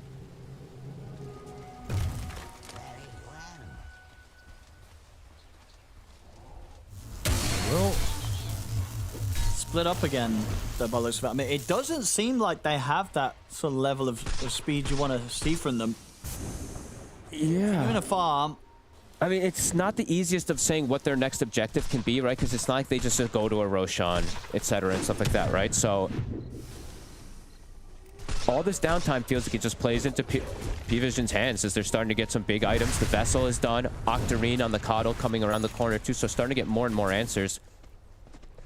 Maybe around the heart, that's when they're gonna feel like they're gonna go for this, but yeah, they've lost all the gold lead that they had. That 6K gold lead or more that they did have, totally gone.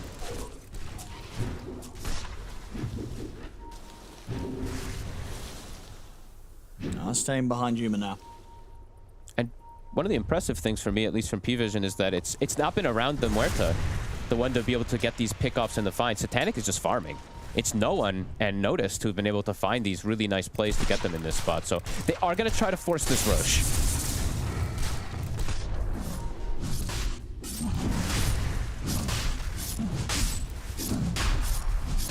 Doesn't look like PARIVISION's going to set up to try and do anything about this. So shooting a rocket. Could try for a steal, but Theo in position to try and block Takala off from getting any sort of angle. Hard to get to the pit now. Ooh, he tried to jump and he gets his tree going. He tried to get in a position for a play, but Whisper was so ready for him. And they're still gonna try. Ooh, it's a little early though. Takalis is not gonna get the steal. Notice he's gonna try. They're all trying, but the black hole's there. They'll lock him down. He did manage to get the kill on Roche, but it cost them his life. It's 3 lives lost there, and they don't stop Yuma from getting his hands on the Aegis. That can't be worth fogged. No, definitely not. But you can see their idea, right? They're trying not to let them get the Aegis, so they can't get the big push going. Whisper coming in clutch. Cuts the tree of 1 core, and then just black holes the axe so they can't get the potential steal. Although he does get the last hit. They get that Aegis. All right. Let's see what they can make with this. Playing around Yuma with Aegis. With a heart now, too. See how much they can get done. To yeah, really get the show going. Yeah. For LGD. I mean, to the point where they're probably going to want to be pressuring high ground, right, with this heart and Aegis. At least tier 2s, right? At least wanting to claim 1 or 2 of these tier 2s. Tailong also almost has his butterfly finished up too. So his farm is, you know, I've kind of been ignoring him a little bit in this one because he's been mostly centered around the Necro. He does almost have a butterfly himself too. So we cannot write him fully off either, how much he can scale.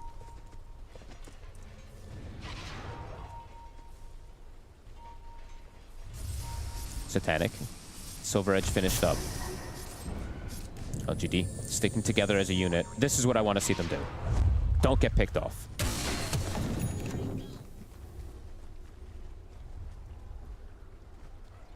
PARIVISION. They are looking for that pickoff though. Black Hole is on cooldown and they kill people super fast. Anyone they do catch. Tailong. Quite damage rune. Notice he's still going to get the jump in, but immediately nice Yules. They'll get to throw him up in the air, but still the lockdown and the dunk enough to take Tailong out. KJ. Oh, a hook shot comes in. Sets up for a double dunk for Notice. That's the gem. Tailong, he was carrying the gem here. They will be able to grab that one. A good Yules that comes out from the Hoodwink instantly, but Notice ends up actually being able to save his BKB for the next fight, which is a bit fortunate for him. It's actually crazy. And this hurts, right? Because this is downtime whilst LGD have the Aegis. The fact that they've lost 2 heroes means there's pretty much going to be a minute of this Aegis time where they will not be able to bring things together and going. Already at the side, no one. He's looking for more. Pots the BKB. Ready to chase down Theo Lecoil, lay down the Wukong Saman, but Theo Lecoil will manage to run out of it. Yuma's trying to push 9 class out of the fight. It's on top of the Cottle. Looks like 9 class not get any assistance. So The coal's gone. Ducalis and no one no longer interested in this fight with the respawns starting to come in from LGD, and also obviously whilst Yuma does still have the Aegis on him. This game teetering on this dangerous kind of portion. LGD have to play around Yuma as much as possible. Every time I see them like kind of split away from each other, start to get a little bit of pressure in my heart here for them. Yuma, 2 minutes of this Aegis. Let's see if they can get those tier 2s taken out here. They have Black Hole available again. And PARIVISION, no BKB on the Monkey King. Likely to just give up this bottom one. See if LGD can sequence it into another kill here, or perhaps a tower. They do have a nice ward. It saw Satanic. KJ. Was just looking for the setup. Oh, he's got him. Time for the TPs to come in. As Satanic, don't think he's going to have any way out of this one. The grip comes in after the Nightmare. Beautiful catch from King Jungles. His wards have been top-notch this game. That Ob Sentry on the left side saw Satanic walking in. He has got Black Hole if he wants to. He's going to get caught by the call, but again, the Yules is there. Nightmare comes in as well, allows Whisper to get outside, and he's able to turn with the BKB and the Black Hole on both Noticed and Ducalis. Always a risky move there, trying to fight into the Enigma whilst he has the Black Hole. Notice will try and run, but Whisper comes in with the Malefice and ensures that they get him. Bushwhacker as well, as they'll chase over towards 9 class, find themselves a 4th kill.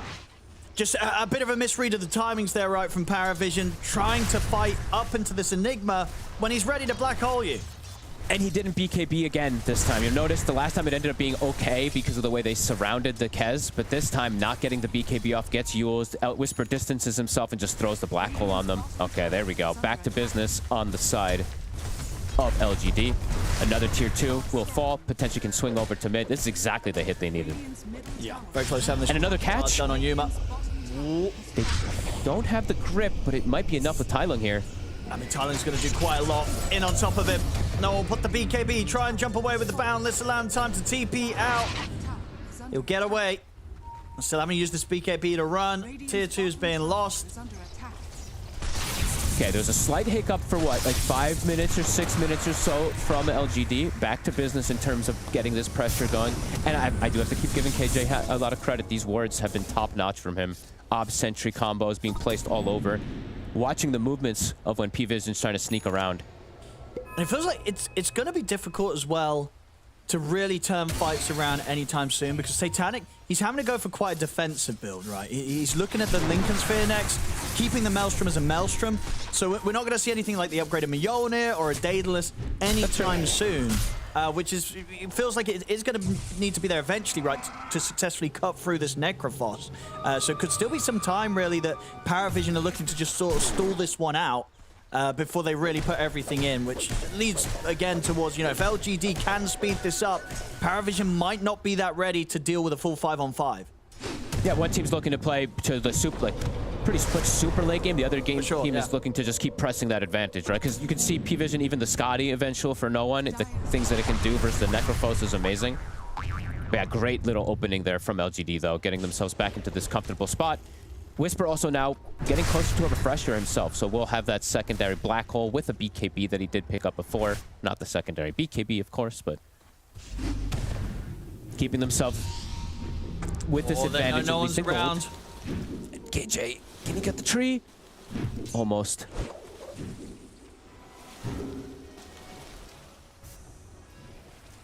Again, though, not wanting things to slow down too much. I'm still going to keep saying the same thing. I think at some point it's still going to be scary. They did get a very good opportunity right here of getting these pickoffs.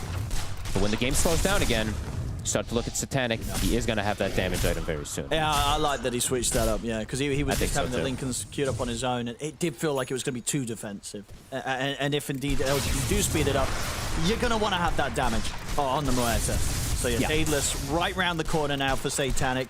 And with that, he absolutely does have the damage to threaten a lot of the push from LGD if they don't get some sort of big jump onto him first, if they don't catch him in the Black Hole.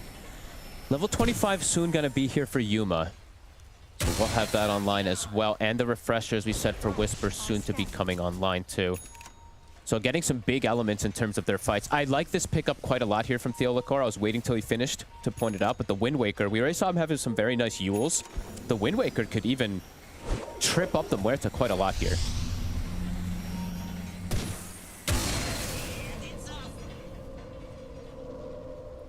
And the Ags, KJ, he's been able to find some fantastic picks this game. He already has an Aghanims now picked up as well, so likely to get some pretty big Fiend scripts. Yeah, so for Satanic, there's two really big elements that he has to be concerned about, right? It's the Black Holes plus the Fiend script, because he is the damage dealer for his team versus that Necrophos.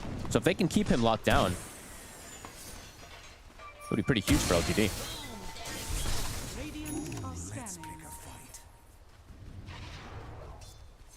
LGD looking to maybe group up here around the mid.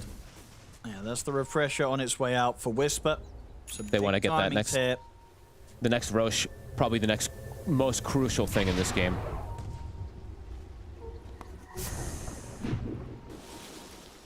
They can look for a huge team fight now, LGD. There we go. No one. Scotty's done.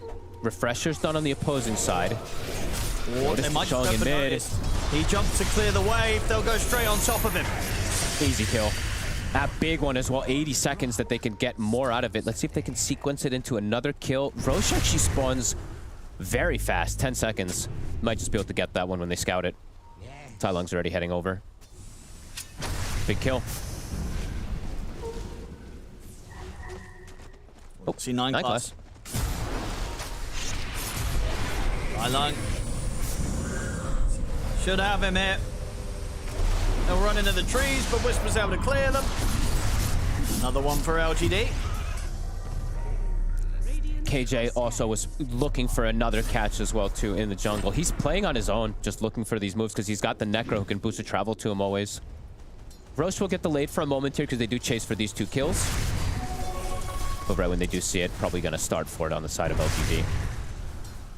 Satanic's hunting. Oh. They're setting up for top. They're scared for Yuma. It's immediately going to go trap BKB. He knows something's up. Satanic Black Hole. Go for the move. Immediately the Black Hole don't get put to a stop. Whisper, he'll put the refresher. Grip's there. King Jungles has the lockdown onto Satanic here with the grip. That's the Moea to God. And the second Black Hole ready to come in to catch no one. The team fight too strong. And just these kind of just piercing disables that they have. It's a lot for PARIVISION to deal with when they try and turn up for these fights, and they can't right now. They're crisping their game together completely here now in these last 10 minutes. Everything's starting to come together. Black Hole used right on top of the Muerta. The Fiend's grip to follow. As we said, for Satanic, there's a lot of these lockdowns. There's a lot of this control coming in. And straight to Roche. LGD, very smart reactions. We said a small hiccup for what, like 5 to 7 minutes or so. Back to business in these last 10. Roche now looks like it's going to be secured for them. Yuma, Boots of Travel 2 finished up. And even more control. We see a blink as well for the Hoodwink. Really good moments, really good sequences from LGD. Shutting down PARIVISION while they're getting that farm together. Not able to put the fights together. Tries for a steal, it's a little too late. Another stack. And these stacks, they're absolutely adding up, because he is going to have the Aghanims soon too. Notice. Able to bots 2 over towards Dialacor. As Dialacor gets the setup, he'll go for the BKB TP out. This time, will survive.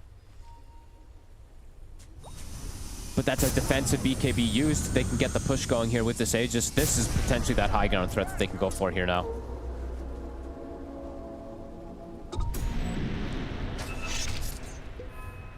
Very, very good moves. And again, a lot of credit I want to give to KJ. These wards that he's been placing down. Identifying the movements from PARIVISION very early on here. And there's the Ags. So Yuma, pretty crazy how much damage he's going to be able to deal now in these fights just by existing. Yeah, no, everybody's going to die. PARIVISION trying to set up a fight around their entire squad. There are no black holes. Ooh, it's a good call on a Tai Lung. It's not going to be enough to kill him, but the grip's there again. Satanic getting fully controlled by a full duration Fiend's grip from King Jungles. He lives. Now get the chance to get the ult off. They couldn't get enough damage off onto him to kill him during the Fiend's grip. The backing off falls there. On towards Yuma, Tai Lung trying to jump over towards 9 class. No one. Trying to get the Boundless off with the Malefice, causing him some issues. They'll take the Aegis out of Tai Lung. No one looks to get the Boundless strike over towards the Idol. Tai Lung. Full heal. Tai Lung getting locked down by Noticed into the dunk. They've brought down the Kez. Yuma has got his sights set for no one. Monkey King, nothing to really hit or build up the Jingu upon. They trap him with the Bushwhack. So it's going to be essentially the mid for a mid. But that was their Aegis usage, and they lose their Kez secondary time. PARIVISION, they set up for the fight, and that was a full Fiend's Grip as well. Just overall LGD, they didn't have the black holes, right? That was the big thing that PARIVISION was taking advantage of. Now the black holes, both of them are at the ready. Yes, yeah, next fight's going to be the real test. Like that fight, they kind of got through PARIVISION, but getting through the next one against the double black holes from Whisper, that's going to be a whole nother challenge. And KJ, I mean, Grip, it's back up. Super low cooldown, of course. He got a full duration one in this last fight. And definitely situations where that can happen in this game. Hard for them to bring down and find all these illusions with their heroes. Radiant's top tower is falling. Quick play bottom, Whisper and Yuma. If they find Satanic, he is dead. Oh, he's going to be okay. Ducalis maybe not as much, but Satanic will get to hide in the trees and TP away from this. Gem, it's on Theo. Still see him. That was terrifying for Satanic there. They don't have the gem on one of the cores. They actually only have it on Theo, so didn't have that detection for the front lines. Yuma back up to that monster kill. Only the one death so far here.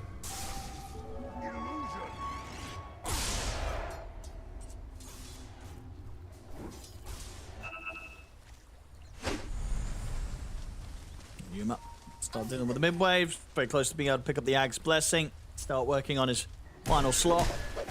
Satanic, Lincoln's fully picked up here. Kez full Aghanim's too, so Tai Lung continued to have that growth as well too. Hasn't been able to do that much damage in terms of in these team fights, but he's been a distraction, that's for sure. King Jungles. That's the setup on the banana. No one. He's gone. There's just no way to get over and help him. So many times King Jungles has been able to find these catches. This Bane might be the MVP for me of this game so far, honestly. I think so. You know, for all the impressive farm that Yuma has, you know, a lot of it has been sort of set up through what King Jungles has done on the map, and also a lot of what PARIVISION haven't been able to get on the map is because of what King Jungles has done. 100%, yeah, just so many camps blocked. Yuma has Conjurer's Catalyst. They'll put the banner in a defensive spot for these catapults. They'll get the call, but Yuma not under any threat from that. Oh, wait. Oh, my goodness. He just died immediately. They didn't get any sort of save off. There's no Nightmare. There's no chance for the BKB. He just died. Black hole. Jumped in. He's probably missed the black hole. Oh, it's going horribly wrong here for LGD. PARIVISION, they've got to capitalize upon this. The buyback will Yuma bought back. Yuma. They still have a secondary black hole if they want to. No BKB, no one, of course, though. can also buy back on PARIVISION's side, but a little bit of panic. Yuma did not. He didn't get the BKB off. He died in like 2 hits, essentially, there from the Muerta. This matchup, that's dangerous. That's the counter coming into play. And now he used the buyback. Even though no one used the buyback, if he over. dies, the game could just potentially end very quickly here. We go. LGD, they got to back up and reset, play around the black hole. PARIVISION's BKB cooldown. Charging straight at them. They are getting into a defensive posture. Grip is back at the ready. They are expecting this move. I mean, My goodness. Just died so quick. Nobody could react in time to provide him any sort of protection. He's got to be quick. I mean, even if he gets caught in a single stun, he could just die. He's got to be quick either with the BKB or they got to be quick to Wind Waker him instantly. Speaking of Wind Wakers, 9 Class actually has one of his own. I mean, this game continued to deliver here. As we said, LGD have to still play pretty clean in this game versus this Muerta. PARIVISION have absolute ways to come back in this one, and it feels like it's still super close here. All dependent on if Satanic is controlled or not. And yeah, Black Hole, cooldown for 70 seconds. Of course, have the secondary one, but they don't want to use it without a BKB. And Yuma, this buyback, this is such a dangerous position they're in now at this point. This could allow PARIVISION to just farm the whole map and at least get the gold lead on their position here, because Yuma doesn't want to step outside in particular. That was brutal. A very brutal death for Yuma.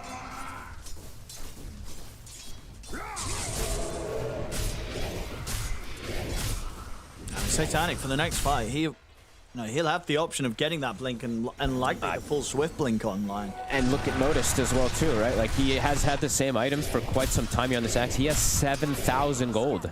So he's been, I think he's just been thinking of what they need. I think he's like, guys, do I go the refresher for the double call and we just end the game off of that? Or do I go Windbreaker, save, reset potential plays? We'll see what option he does go for here. Yeah, I mean... Yeah, which do you think it will be? Yeah, double call does sound pretty nice. Sounds pretty game-winning if he can get that play off. I don't think it's the... I don't know. It's too all in on kind of one specific moment. Yeah, I think just BKB and playing for normal stuff. Or sorry, buyback and playing for a normal kind of item. He's got. It looks like he's going Shivas, so bigger call. That works as well. Yep. Because if with the bigger call, you can catch the Enigma during the BKB as well too if you're in the right position for it. Makes it a lot easier. Yeah, you could get a lucky angle, yeah. And he is almost 25 on the Axe too, so okay, I'm seeing it, right? Like the bigger call AoE can actually get quite a bit more done. Muerta spends the gold, the full MKB. Ooh. Heroes are going to evaporate. Okay. Yeah, they have to get the black hole on the Muerta or the grip. Probably both.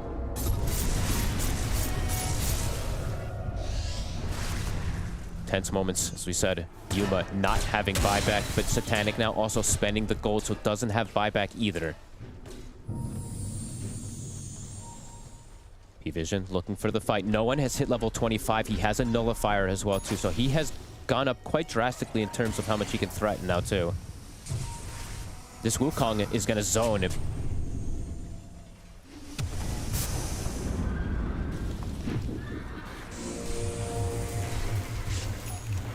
Tukalis giving information with the cogs. Theo doing similar with the Acorn.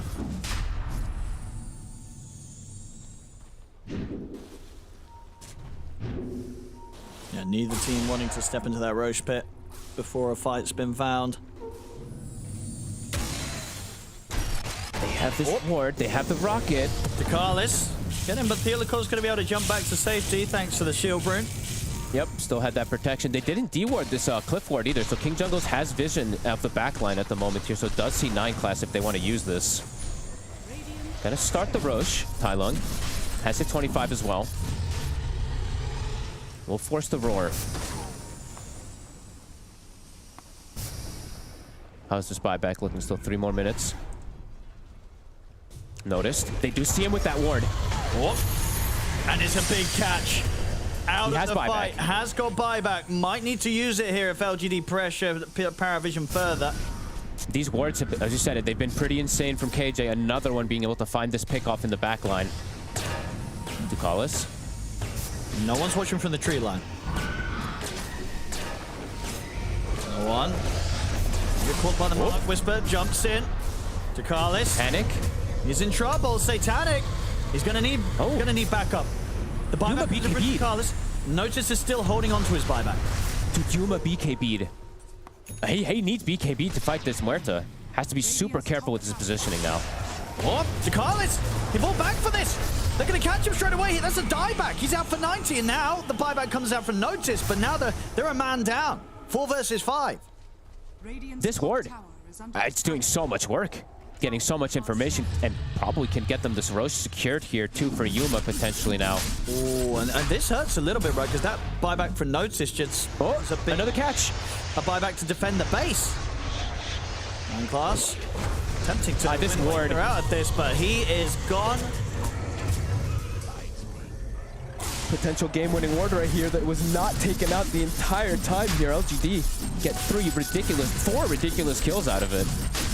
And a buyback and a Roche. Vision wins games, as we do say a lot of times, and that ward could be a pretty big one here for LGD to get back into this comfortable situation where Yuma is going to have the buyback coming back up. Now has a cheese to protect himself too. Bottom, no one. That's the BKB and TP. So if they've got anywhere to stop it, they don't. But yeah, we'll see back on the replay there, just the fact that they got Tukalis twice. They're back-to-back. Not possible in that situation for PARIVISION to set up a team fight, and frustration seen here. Another catch. Looking for Satanic. They've got the sleep. They've got to save him. Whisper's going to get the black hole. They'll be able to throw him up in the air with the Wind Waker, but as soon as he comes down, the grip, the scythes there waiting for him. He's out for 100. Spent the gold earlier, did not sell the Mask of Madness. Wouldn't have been enough anyway if he did sell it.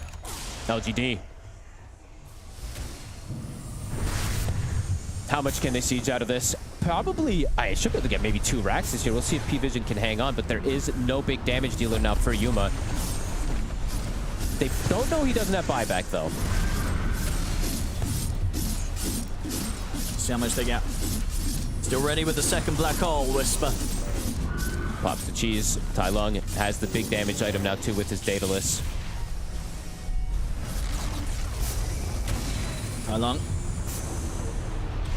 It's not going to be going anywhere, and already Theodore jumps in, looks for the Wind Waker setup. Honorable's 9 class. 9 class will be able to Wind Waker back to base, back to the fountain. Just making space here for the rest of LGD. So take the bottom rack. Still 40 seconds. No Satanic.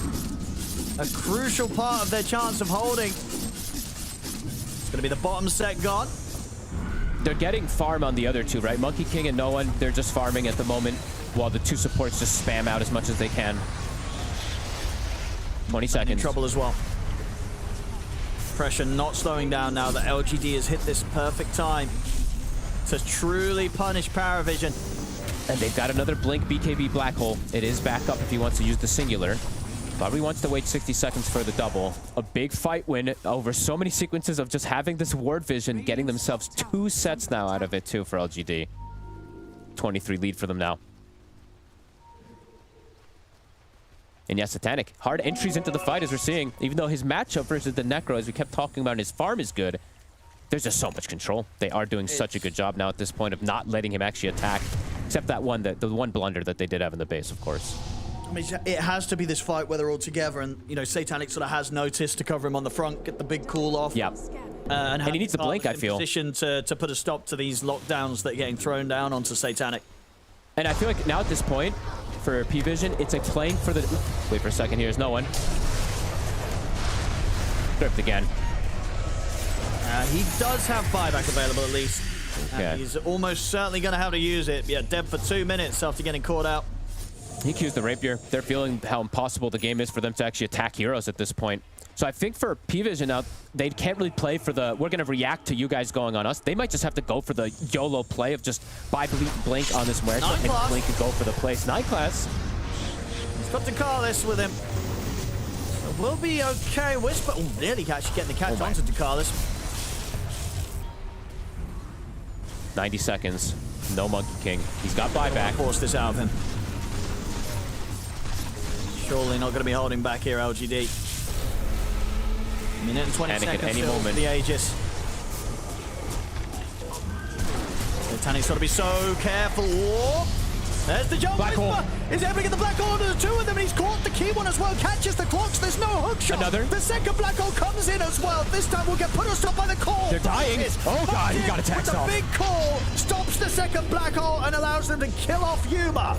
The defense is held. They'll look to try and take out Tai Lung a second time. He's got the BKB TP. He'll get out of there. But Notice comes in clutch and keeps the game alive. What a catch on him there. The Wind Waker as well, too. We saw 9 class gets the throw up onto Satanic there to protect him. They have the buyback from No One as well, too. He's got the gold now for the Swift Blink as well, too.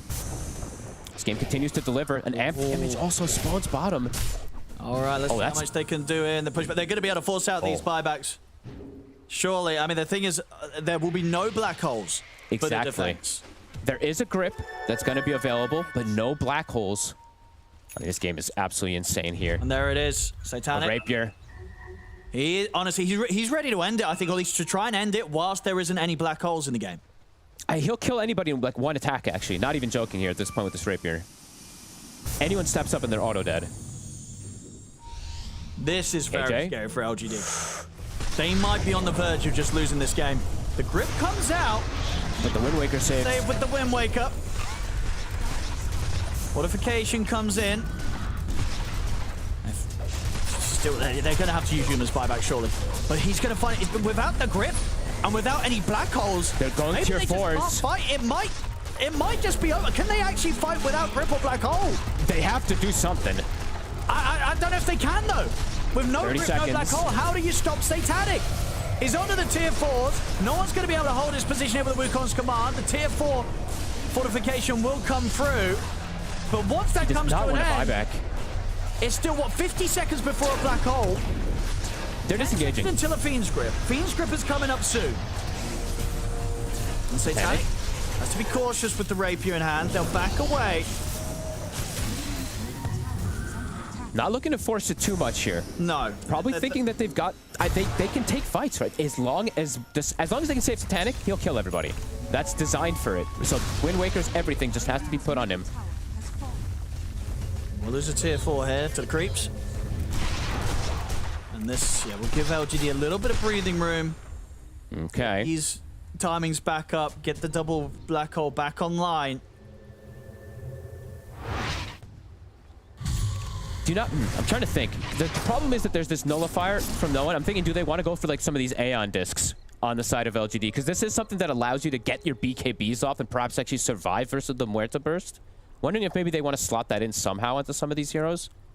I see the Enigma bought one, so Whisper is going to put that one into play. Execution. Got to be clean from LGD. They got to get the lockdown on Satanic, and they have to make sure they know where the axe is, and they have to make sure that the Clockwork hookshot's not up. And for PARIVISION, everything is just, yeah, all about defend him, defend Satanic, keep those Wind Wakers up for him. They have a Hex now also for 9 class.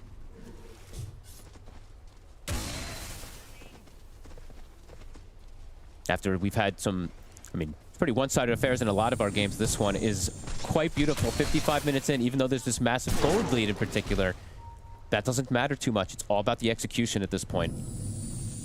As Muerta will kill everybody if unattended.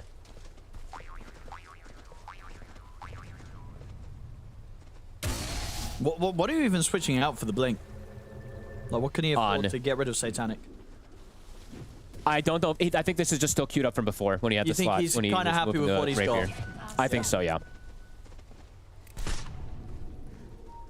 If he loses the rapier, of course, right, instantly we'll be by the Swift Blink. And they might even have a secondary one. Never mind. Monkey King did change up the item build. He went for Basher now, too. So more elements to be able to stop this Enigma inside the black hole. If it's some RNG that can come in, it does require a bit of RNG, but a boundless bash. More about Notice, though, right? He is the one to be stopping that black hole. And the Fiend's Grip, we're now seeing more and more answers with the Wind Wakers that they do have, at least on the Coddle. And 9 class, close to 25 as well, too. A pretty big one. It's got that strong Dispel. A lot of things to keep track of in these fights.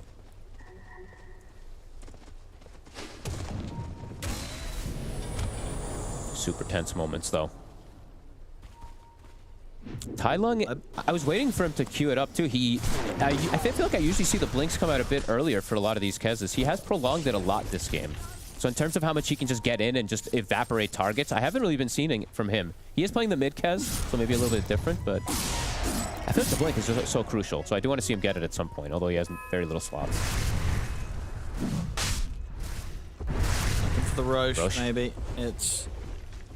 Yeah, they do feel a bit safer now to sort of push for moves that every cooldown is back online and at the buyback situation, also for both teams, right? It's not too bad. The only thing that really sticks out is that no one won't have it for the next couple of minutes.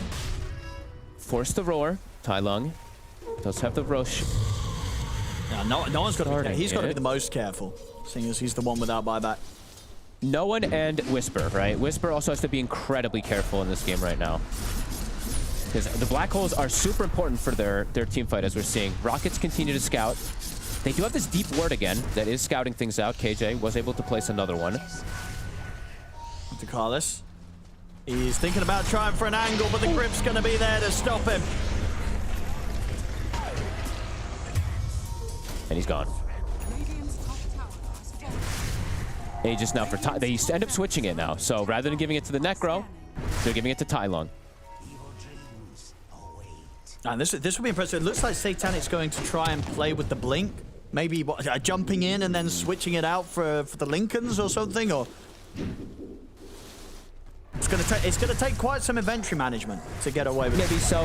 Maybe he does sell Silver Edge, and you just get Swift Blink in that slot That as the would be mobility. the temptation, right? I think that's the temptation, right? It sucks to sell it, but yeah, definitely wants to be able to get in the fight, because if he does get in the fight, he will just kill everybody if he's able to just hit targets. So we'll see when he does do that swap up.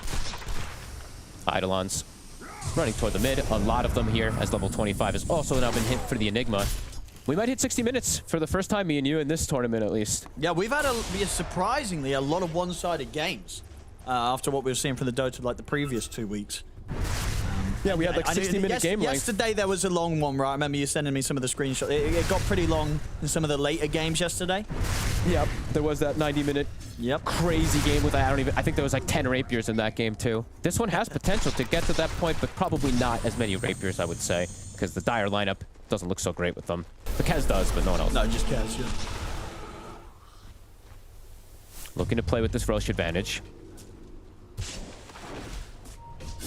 These neutrals.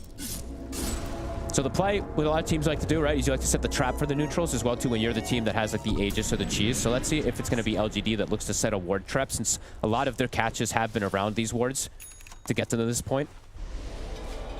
But let's see what comes out, because now, okay, there's some big ones, right? There's the, I mean, any of the damage items in particular, where it's just kind of literally one-shot heroes. Is there anything that can make them that much tankier on LGD?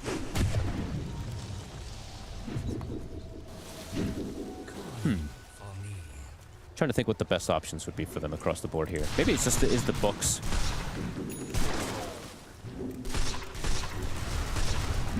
See what sort of spicy neutrals they get. Yeah, let's see what we do get here. Dazun would be pretty nice on the Whisper in particular, right? If he's able to get that. The gigantic black holes. Yeah, Dazun on him and Dazun on Noticed as well. Yeah, we'll see who ends up getting which. Whisper has Book of the Dead. Very likely he'll take. Ooh, does he take cast speed bonus? Because then you can just like midnight pop, like you can get. It's not one that you usually. It's pretty bad. Yeah, I feel like it's not going to be noticeable. You just want to. Nah. I'll just go with the move speed. He'll just go with move speed as expected, because the other ones just are kind of underwhelming. Spell Lamp you don't really want or need by that much on Enigma, and then yeah, the other ones just. It sounds cool in theory, but probably pretty worthless. Tai Lung evolved Enchanter's Bauble. Stygian Deso for Theolicor, so his right clicks are going to start also building up, and he's applying this Stygian Deso to everyone too, which is nice. Alright. Push coming in. He's got the Fallen Sky. Might catch them by surprise. And he comes in with a quick jump on them. A lot of gap close between that and the blink. It's a good item, definitely. You can just do fancy footwork with it, right? Getting in, getting out, blinking in aggressively with it, and then blinking out with the other one. When he's in. Catch. Done too. Cool onto the two of them. The grip's going to be their response. Whisper will come in with the black hole to lock down Noticed. Zoning the Wukongs. Trading the life of the axe there for one of the black holes and for the Fiend's grip. Does have buyback Noticed. The banner still down protecting these catapults. Carlos. Gonna get hexed, tries to head in, immediately taken out. He'll buy back straight away. Off to the side, no one. Attempting to chase down Whisper will get the boundless strike. The buyback's coming from Noticed. Whisper able to back away, and in fact, Tylen's thinking about getting back in there onto no one. The Reaper dive comes in, they've got him. Nice timing. Oh, no one's gonna have to likely buy back as well. A third buyback being brought in to try and hold this game here for PARIVISION. Perfect timing from Yuma. Gets the angle there as that BKB is expiring. Pretty much, yeah, actually perfect. The banner is still down. They have another call, obviously, from Noticed, but that refresher into second black hole will be there to answer him. And they have no BKBs now on those two cores, the Axe and the Monkey King. Satanic. LGD will back away. Perhaps wait for their BKBs, Aeon Discs, and everything to come back up. Sure. Satanic's got the money for the Swift Blink and... not quite. He's about 300 short from Swift Blink and buyback. But obviously we'll have it if he sells something to just put the Swift Blink permanently into one of his slots. I mean, a lot of eyes on Satanic now, as it has been for most of this game, since his Monkey King and Axe do not have the buyback at this point. And yeah, LGD, they're just going to maximize. So back up, get even more gold out of the map. Consider if they want to pick up any of these other pickups here. And Yuma, overwhelming Blink's about to be done. Yeah, I mean, you just sort of wait for when the double black hole again, right, in 40 seconds. And then you're going to have this super strong timing where you've got double black hole and PARIVISION. They have 3 heroes that can't buy back. They have limited lives. So if you're PARIVISION, I think you got to get out here and try and fight before the black holes are back up. It's hard, though. I'm watching the way Tylung's actually played this. He's just sitting on this high ground, just waiting for them. So if they do try to make that move, he will just eviscerate them.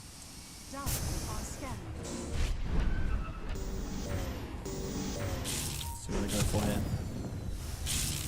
Just full defensive with the smoke, not really able to get out of the base.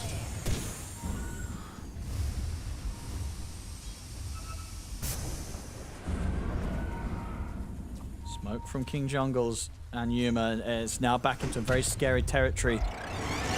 But they do have the double black hole. PARIVISION has to they have to out-execute them pretty hard in this fight with versus double black hole and versus Yuma even having double Reaper and all this as well, and buyback to come in. They can just throw bodies. Yeah. Might just be the ticket to get out of this game. Noticed. Actually shows himself for a second there.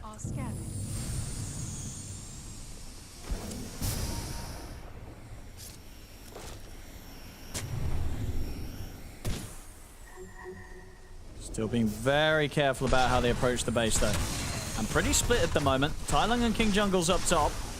They are. It looks like they are considering on P-Vision. Tylung was showing top and someone was showing bottom. I think they're considering doing some type of full play because they will kill someone almost instantly. Especially if they're showing on all 3 lanes here like this on LGD. Notice can get a jump, especially if it's in a position where there isn't the Enigma around. Does get the call. Oh, it's a good call as well. He catches the 2 of them, Tylung and King Jungles. As they'll take out one. The Scythe then on a Satanic, but the Wind Waker. Wind Waker. Will send him up, save him from the Scythe, and allow him to live. The buyback comes out from Tylung. Dude, did you see this purchase? Yuma buys Blade Mail, bots is in, 1 attack on Muerta almost killed herself. That was a cool purchase. I haven't seen that in a long time, that someone buys a Blade Mail at this point. Yeah. Reminiscent of what, you remember the Boston Mate? Like, that's the last time I saw like a Blade Mail versus a Rapier kind of thing, I feel like. It is scary, especially... Correct me if I'm wrong. If you have the BKB right, then you don't need to worry about it. But obviously, Satanic doesn't have BKB in his build. He doesn't have one. He will just die. He could actually die in 1 attack if he gets the He proc. might need to sell something and buy BKB right against... He has like, Minotaur. Oh, that's true. But he's got Minotaur. You're right. He's got Minotaur. I mean, this is scary, though. As soon as you see that, you have to go, oh my god, guys, he bought a late-game Blade Mail versus me, and you have to tell your team, okay, we can't let him get the Blade Mail off if we focus him, so we have to full control him. And there's so many elements in this game. That is a cool purchase, though. That's hype. Yeah, his inventory looking pretty stacked at Yuma. Not really much more he can buy. Yeah, he can switch things around, right? It's fine for him to do stuff like this and buy this unorthodox kind of item, but it absolutely makes sense as one of the best, if not the best item versus Muerta in almost all games, especially if she has no BKB. Very clever.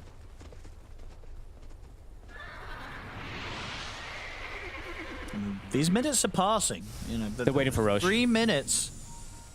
Okay, yeah. So with the Roche, they'll at least still have a couple of minutes where they can get Aegis, push, whilst PARIVISION is still waiting on the cooldowns of the buybacks.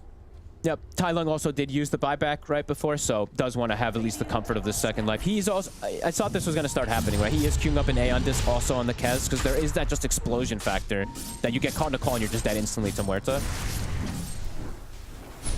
12,000 gold on Whisper.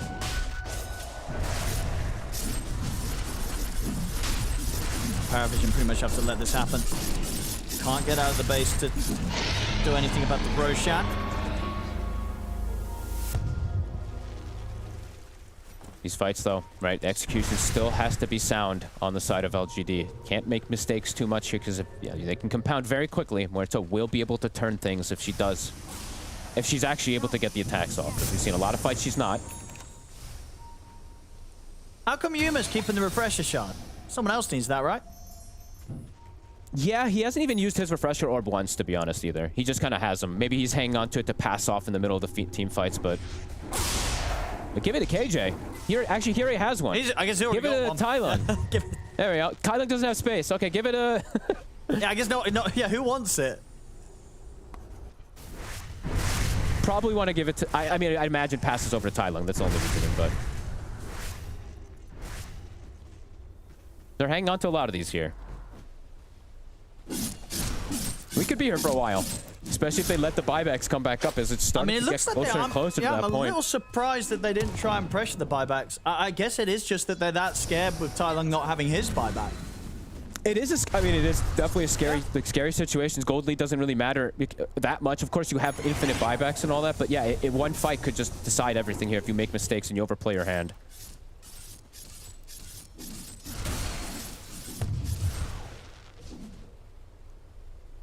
I need a glass of water. Patience. Yeah, patience there from both sides. I mean, because I imagine once the buybacks are back up, if you're PARIVISION, you're not charging out of the base anytime soon, right? You're kind of content in just waiting for LGD to come to you. Yep, you're content on waiting for next neutral items and contesting when you have vision in particular. Like if you have a ward on the side and you see someone isolated, or you see hero split on 3 lanes, that's when you can actually punish. And honestly, I am seeing them split up on 3 lanes quite a lot here, so... Dude, Whisper's got so much money. Let's see what neutrals they get.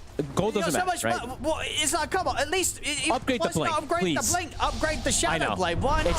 It's actually triggering me, but I didn't want to mention it. 15,000 gold! It's triggering me a bit, for sure. Like, where are the moon shards, at least, too? Yeah, get Tylung a moon shard. He deserves it. Because it does. The thing is, it does at least give night vision. Sure, maybe some of these heroes don't care about attack speed, but at least getting that little bonus night vision can be good. Even give it to the Bane. Extra night vision, why not? Yeah, 16k gold, he's not spending it. They're focused on other things, I guess. I mean, right? I think he must be. Yeah, need to get the neutral items. He's not don't let me thinking down. about these little things right now. he's thinking about the fact that they're in a 71-minute game, and they've got this lead, but can they close it up? No one drops the Wukong just for the banner. Right, actually used BKB full commit for that. Was a little worried about them turning and throwing anything onto it. Look at Whisper and Yuma. Look at this wraparound. Oh, what is this play? Fountain. You don't expect this. You don't expect this at all. He just came out from their own fountain with the blink black hole. The second one comes in as well. What an angle from the two of them. The buybacks come out. They will kill him off. They'll kill Whisper. Can they get anything more though? I don't think they can. They'll get to back off. I mean, that wraparound, you don't that was sexy. That, an Enigma walking out from your own fountain with the smoke play and forcing you to come out with 3 buybacks. That is quite sexy. Just the wraparound and just kind of the balls to do that, let's be honest here. Because if that doesn't work, you could just feed next to the fountain. They did use double black holes. PARIVISION's just looking to go with that. Oh, they have to. They have to try and fight whilst the black holes aren't in the game. There's the jump here at the side. They look to Tyler, but that's going to be Jakala's dead. Another buyback. 5 buybacks. They're in. Used here by PARIVISION. The bushback holds Satanic back, but now the parry there. Notice he'll get the call though. Catches both Tylung and Theolacore. It's going to be Theolacore dead. Tylung gone the once. Buybacks now coming into play, but again, no black hole for 100 seconds. The call's there onto Tylung again. They're trying to look over towards the Necrophos, but Yuma full HP. The side out over towards Notice. Notice tries to scramble away with the remainder of his BKB. Satanic is so low. Tylung's on top of him. Wind Waker buys him a little bit of safety, but Satanic he's gone. He's dead for good. Notice to get surrounded and shot down by the sharpshooter Theolacore. It is over. LGD get the win there off the back of a phenomenal play there from Whisper, and Yuma coming in with the smoke wraparound behind the Ancient and forcing this fight in which all these 5 buybacks had to come out afterwards. And at that point, PARIVISION, they go for that last ditch attempt, but they could not do it. LGD get in the wind fog. They may have not wanted it to go to this 70-minute mark in particular with this type of draft, but they showed that they can execute. And honestly, Owen, right? Maybe that's why he wasn't buying Blink. They were thinking about this way, thinking about a wraparound position, the big brain. Yeah, it was taking up all the capacity of Whisper. He's like, I cannot spend my 20k gold. We have to get the angle, and goddamn, what a play. Wow, that was, yeah. Yeah, pretty crazy the way that that one closed up. And they made them work for it, PARIVISION. But LGD getting the win here. They are going to be feeling phenomenal about that one as LGD take the game. Yeah, what a fantastic way in which they win it there. I mean, if you had to tune down, I want to say like the 15, 20-minute mark, this would have been done ages ago. LGD were miles ahead, but as all things are in the realm of Dota, LGD stole it out a little bit. PARIVISION fight back, and they struggle really to close out and to push that high ground too. Yeah, so of course, before we hype up LGD, you gotta praise PVision, right? Like, based on the laning phase of LGD, like there was some good pickoffs from I think around from 16 to like 24 minutes. They got like 1 kill on the Necro, 1 kill on the Kez, 1 kill on the Enigma, and it was like a 6,000 gold lead to LGD. I was about to say PSG LGD. That was a throwback for a second. Very much not that, just LGD. So those pickoffs kind of stabilized the game and allowed PVision to feel like they had more fight in it. But yeah, for LGD, this is a weird win, in my opinion. Like, even though they won and it's like a great game, double black holes, in the back of their mind, like with this type of draft, it shouldn't be a 70-odd minute barn burner of a game. Like, it needs to be like that clean 35, 40-minute win. But that aside, still a treat to watch. Yeah, I'm not even exactly sure what happened in, say, that 25 to 35-minute window where PARIVISION pulled it back. I think that's a period to look at in replays, especially for LGD, because I think that window is something they could learn a lot from for future games, because the draft is cool and the early game play was very good. They built a massive lead. The second pulse was absolutely gigantic. And I think overall it's also very commendable that even after throwing a little bit that they clutch it out and they win the game in the end. I think that's very important. This is a big win for them in terms of standings, but also just confidence moving forward. You beat what is considered to be the biggest of the dogs, like Clifford, and that matters. Yeah, I mean, they did an exceptional job. Like, Yuma's Radiance timing on Necroforce was like around 9 minutes from the safe lane. Of course, the clutch potential of Whisper. I'm loving seeing Tai Long on the mid Kez. Like, his itemization, it's like, I think it's a couple games now where he goes straight for like it's like Mage, Manta, Butterfly. Is it Mage? I can't remember. I think so, yeah. Yeah, it was Mage, yeah. So he just sold his items and changed it in the length of the game, but I believe it's like Mage, Manta, Butterfly. Other Kez players tried to change up a little bit, but now 2 games I've seen the same build, and he's always got this type of scoreline where win or loss, it's like he's holding it down from the mid Kez. So yeah, this is the type of LGD that they are going to be competitors in this tournament, and they've now dragged PVision down into kind of the rut of having, you know, two losses to their name, not like the one-loss teams that we have currently in the top 2. Yeah, I mean, they're even up right now. They're both on 5-2, 5-2 when it comes to the group standings. But I feel like there was one player, or at least one hero, that you guys really overlooked as being the key to LGD's success. For me, it's Bane. KJ on this Bane was unbelievable. He was insane. The positioning coming out from him and the target prioritization, time and time again, every single time, I was just like, how is he there? How is the Muerta pushed into a position where the Bane is just so easily getting a full Fiend's grip off? I mean, Aether Lens, he's got Blink, Boots of Travel, my guy. Of course, not Boots of Travel earlier in the game, but in general. The later part. The later part of the game. But I feel like when your team is this aggressive, like you're naturally calling, we're going to go fight here, we're going to go here. And I think they have, at least in this game, they did a better job at fighting together rather than it being like random deaths alone. And KJ was kind of in the right place to utilize that. So yeah, I gotta say, very, very good game from KJ and just assisting the chaos of what is a LGD game. He did cook, absolutely. And the thing I like the most is that there was synergy between their heroes and there was a rhyme and reason to it. I think this is one of the games where I didn't disagree with a single one of their picks. I think oh my gosh, finally it's happened. I said it before the game too. And I think it came to fruition.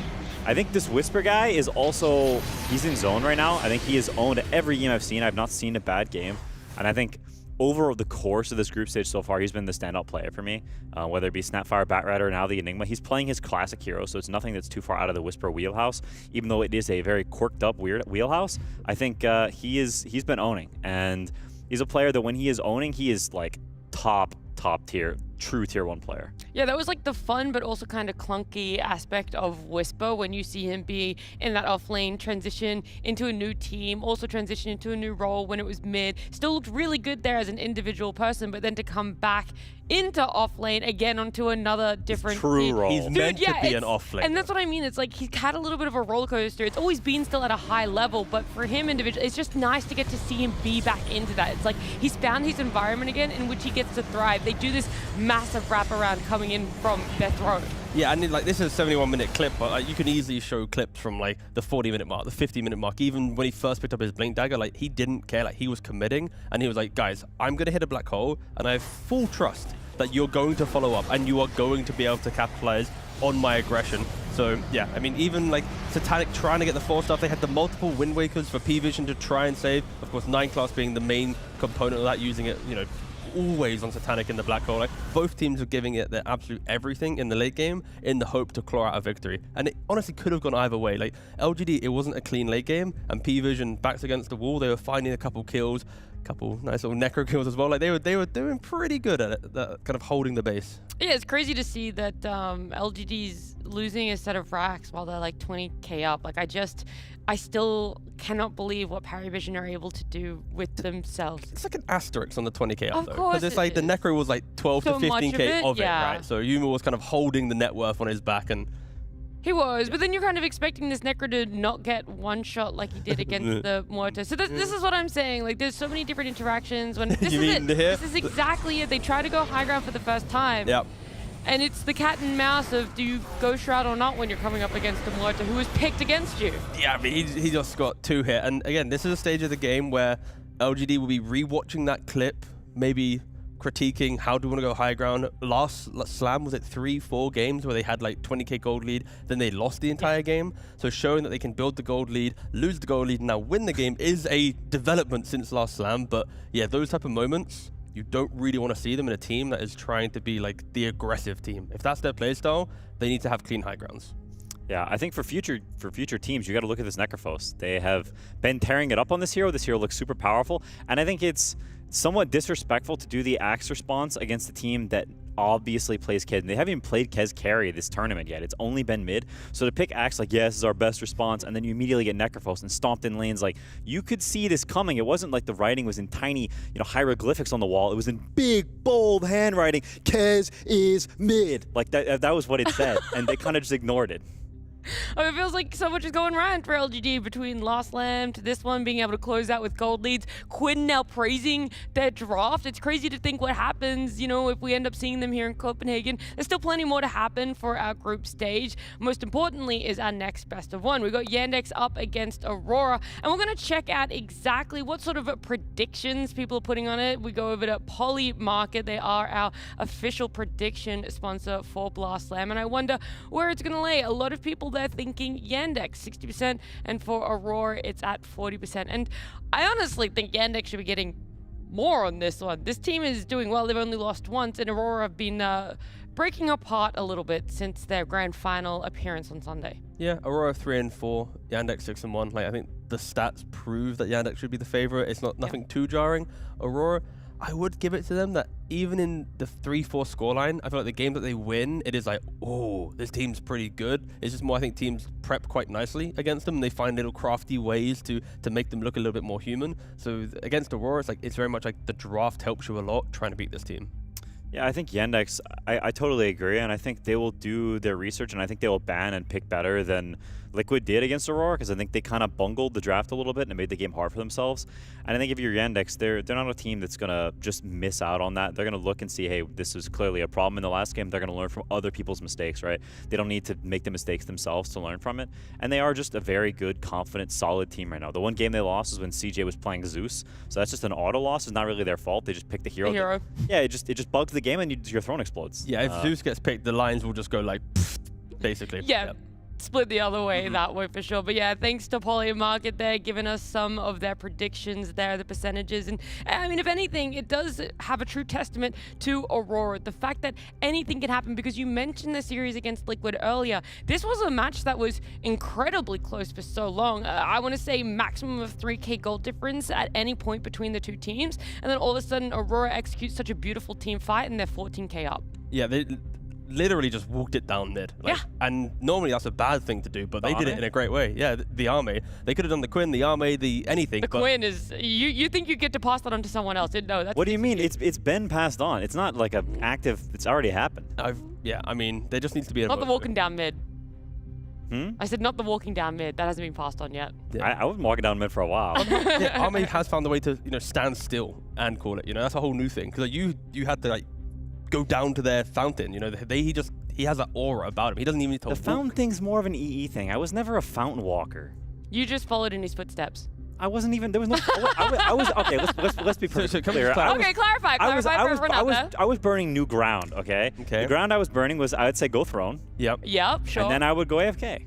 Now Ame's not an EE. EE would run it down mid. Okay. Yeah. I would go AFK, and Ame has set a new path where he just says GG and leaves the game. Yeah. So leaving the game, standing still, running it down mid. He's expedited it even more. He's an efficient man. Look, there's so many different layers to it, and we're not going to be seeing any of that because Yandex and Aurora, all of their players are showing up. They're going to be putting in what they can for it, and we're going to be seeing a draft pop up on our screen very soon.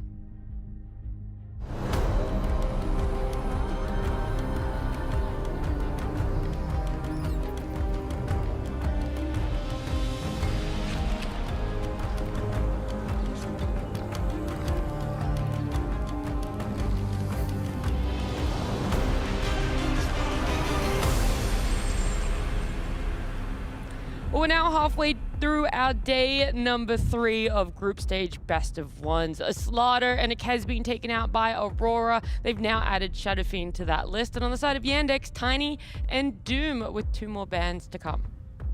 Love the Tiny ban. I believe a puck ban should follow if Yandex have been watching the games recently. Now maybe they leave it because they believe in their Night Stalker counter so much. But you gotta be pretty confident because it is the Makoto puck. It's not a normal mere mortal puck. Yeah, but I think these bans are pretty good though from Yandex. They don't ban the puck, but taking away such pillars of a draft of Aurora, Lone Druid, Timber, Doom, and Tiny, they feel like any of them could be on a first pick, and we'd go, yeah, sure, the draft continues, right? Like a puck in the first phase ban, the likelihood of a first pick puck from Aurora is quite low, so why not let it through? You see what you want to pick. You can kind of read your opponent based on the bans. You can use your 1 value ban in the next phase on it if you'd like, but I think this is pretty decent from second pick bans for Yandex. Yeah, definitely no Tiny allowed. I think they've won too many games with that crap. It should not be permitted any longer unless you've got a good response. And the best response we've seen is Timbersaw. The Underlord did not look good enough. You're right, they do pass on it, so Yandex correctly reads that first pick puck is not a problem. No, and then they go for Clockwork. Again, we'll say time and time again, it is Clockwork is the hoodwink of patches. You just pick it in any position, it's fine. The bowler. It's really good. No, that's great. You should voice the Arcana that's going to be released for Clockwork. But why? Why not? Well, yeah. Remember that, chat. Whenever someone asks you why, ask them why not. Yeah, don't let them hurt your feelings. Just I'm not. do it. It was so like you're talking about something. It was just out of the bowler. He is. He needs an introduction. He's a different man than he used to be. Okay, introduce our next hero. That was actually really good. That was really good. That was actually very impressive. Hit me with another verses again. It gets me every time. All right, cool. So yeah, we have Enigma. That's pretty cool. DM, very, very strong in the hero. We just saw, of course, Whisper dominate on it, and now we get to see it from a first phase. Again, Enigma in the last year, when you picked it, it would be like, do we need to ban Gyro? Do we need to ban Out? Do we need to ban like Thornbreaker? Do we know ban these heroes? But that's not really a thing anymore. It's just kind of like, you pick Enigma, you play the game, especially on the specialists. What hero do you pick and then don't play the game? Zeus. Yeah, Zeus, as soon as you buy Rapier. I kind of set you up for that one, didn't I? It's the first Rapier you stop playing the game, because you're on like a 2-minute cooldown to be able to do anything. I do think this Enigma is, like, it's not as big of a deal as the one in the prior game, because Clockwork can still go 4. In the last game, they had a Coddle, so the clock was kind of tied to the safe lane, and that is a really bad lane matchup because all the Eidolons just eat the cogs alive, and it becomes not as big of a threat as it would be in another matchup. So the Clockwork being able to go 4, I think he'll likely being 4. Mira's more of their Clockwork player, means that Enigma will not guaranteed have that free lane. And while they could ban Gyrocopter or maybe even play against it in some context, there's still the Bristleback, and these two are pretty rough for Enigma. So if they really want to hard counter this Enigma, they can. It's not like he has a free lane against 2 heroes he's good against like last game. Yeah, at least in regards to the carry hero pool, Nightfall is the guy that you look in the tournament, it's like, what are the 3 carries he's playing and why is he so good at them? You know, it's like, here, it's like he's playing Auk, Wind Ranger, Tiny. Like, already with Enigma pick, Tiny banned, you're probably going to see Wind Ranger into the Enigma. You could maybe make an argument for Alchemist just because of Acid Spray against the Eidolons, plus a strong 5, but still, I think that you are forcing Nightfall to rethink about his carry rather than just default picking, you know, the comfort. You don't think they can't like toy with the idea of an IO gyro, not necessarily picking it back to back, but like setting up that way? For sure, yeah. I think Gyrocopter is a, like, you see Enigma, you already think of gyro straight away. So it's like, if they want to go for that kind of old school combo, then yeah, but it's like it is a that's possibility. normally for lane, and then with the IO, it's like you don't feel as bad carrying it into the later part of the game too. I wouldn't mind that if they then suddenly threw like a Lesh rack into mid lane. So it's like you had the clock 4, Lesh mid, gyro carry, gyro beats out the Enigma, you stabilize his game, then you play through the Lesh, have clock rotate in as well, plus IO. It's like, that's the type of draft that I would envision if you wanted to do it, but alas. To your initial point, yes, IO gyro, I'd like to see it if they were to play these heroes. Yeah, I don't know if Kaori is super keen on playing IO. We all beat the horse to death that he's got a small hero pool, and it's true, he does. He'd normally Phoenix, I think, in this position, right? Because you have the Egg versus the Black Hole, you have Fire Spirits onto the Eidolons. Yeah. You can just kind of throw them on, reduce the attack speed, which reduces how quickly they split, buy time for the lane. It's an interesting bluff call on the Gyrocopter saying, you can pick it. We don't think it's that good. We don't think it's good enough. Nyx Assassin. Holy schmoly. I mean, Misery was talking about this hero backstage, saying he thinks it's underpicked. I don't know why they pick it against Clockwork specifically. I guess you can carapace the cogs. It's not bad, I suppose. It's a more even matchup than it used to be. Clock used to be quite good against Nyx Assassin, but I feel like you generally pick this hero as a counter pick, not just as a blind dude. It's a little strange to me. Is it a deterrent by any means? Not the gyro. No, not the gyro, but like more of the stereotypical Aurora heroes that they've been picking up, like looking towards potentially if Kaori wanted to go back for his Warlock, you feel a little bit worse about having a Fatal Bonds. Like it's more like if there's like Warlocks and Phoenix or whatever, Nyx will just pull the wave and he's doing his job no matter what. So if there is to be some super aggressive anti-Enigma lane being cooked up, like a Gyrocopter that we're talking about, which has been picked, Nyx with brown boots will just pull waves. Like, done. He's the default wave skipper. And also into the Clock matchup, I mean, Clock is all about get that one right click, reposition, get another click, send the cogs in. So if you're carapaced on a single cog hit, you're not going to send 2, 3, 4 cogs into the fight anymore. You're only sending a single cog, which kind of stops the hero from being anywhere close to cool. So they do go for the heroes as mentioned, the Phoenix, the Gyrocopter. The Enigma has been answered. The laning phase Enigma, Aurora, bit the box, ticked. Yeah, I mean, the downside of picking this Gyrocopter carry early like this is you will have a bad carry matchup. That hero famously has a lot of bad carry matchups. TB, Drow Ranger, Morphling, the list goes on and on and on, even stuff like Razor. Pretty much any carry that is good at man fighting will just beat the crap out of Gyro because he's fundamentally a hero that plays off of AoE damage in teamfights and tempo.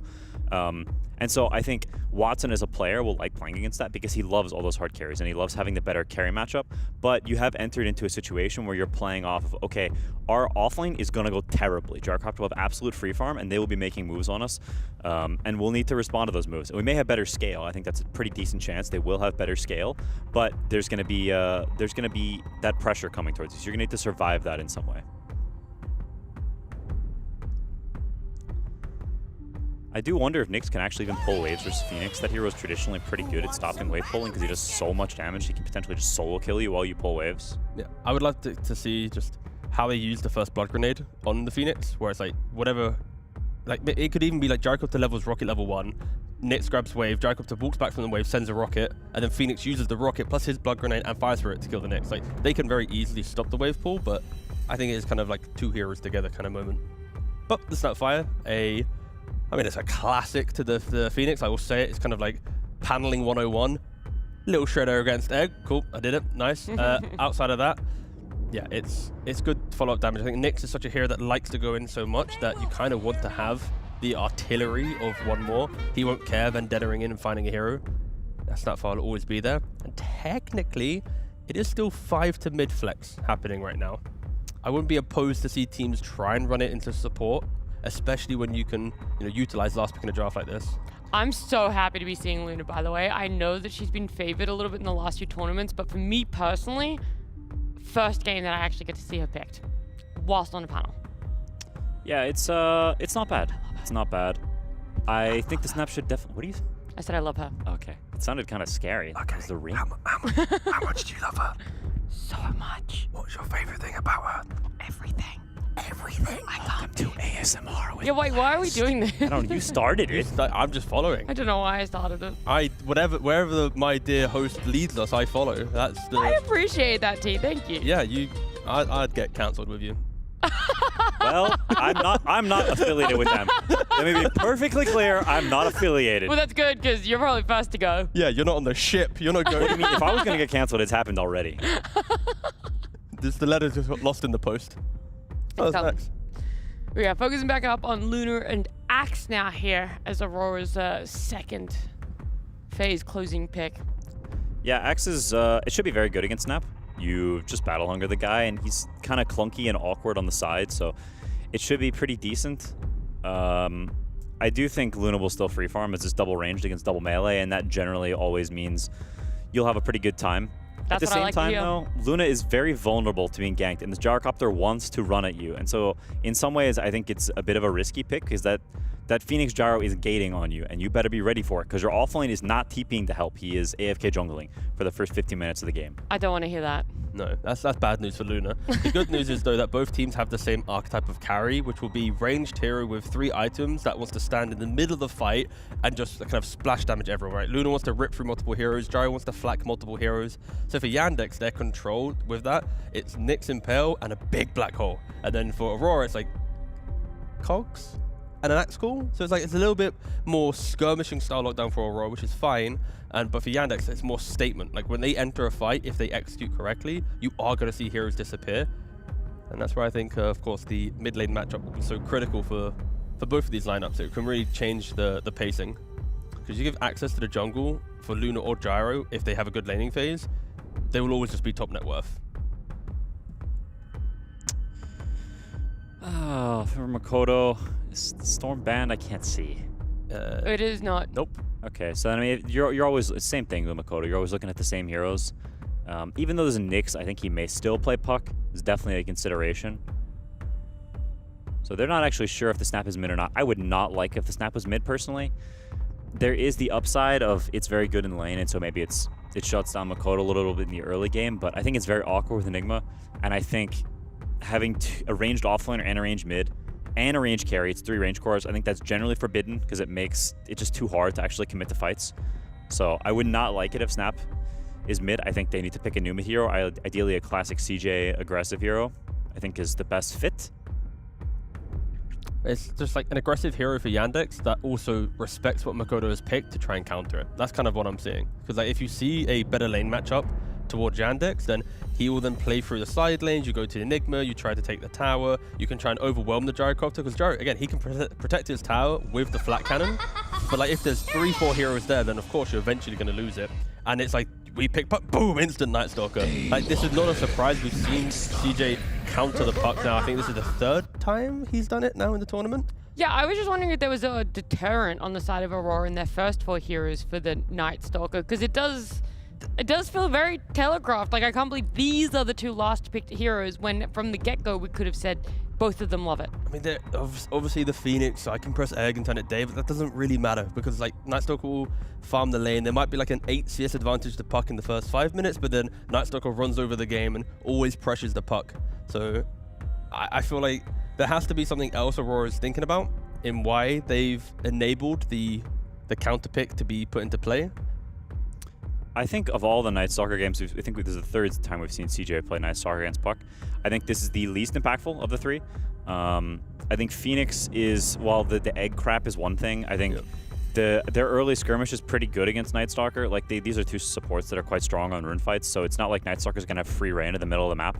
Nyx is also pretty weak on rune fights. On top of that, your safe lane is auto winning, so Gyrocopter can TP and join these fights, and you can't really gank the Gyrocopter either. So I think I actually favor Aurora in this one. I think this is maybe one of the Night Stalkers that falls a little flat. The only reason I think the Night Stalker might not fall flat is if he plays through mid and then goes towards the Luna lane, tries killing off the Axe to stabilize and stop down his aggression, and then you can look towards the Gyrocopter later. Because like giving Gyro a free lane, he still needs to farm like a couple items to have impact. But if you stop Axe farming and Puck can't enter fights, there's a decent window to play on. Like Nightfall has to play catch up because his other cores are doing nothing. But yeah, this is very much like, can Night Stalker find entry into a game where Phoenix with attack slows, Gyrocopter, like we mentioned, will follow him? I think he can do it. I don't mind their draft, but it is refreshing that in the best of ones, we're looking at 2 lineups that honestly feel like they can go toe for toe like the entire game. I want to go back to the Luna. How's Luna going to go with her buddy Snapfire in the lane? You got to give me Copium that Watson's going to absolutely Giga Chat up and own the whole game on her.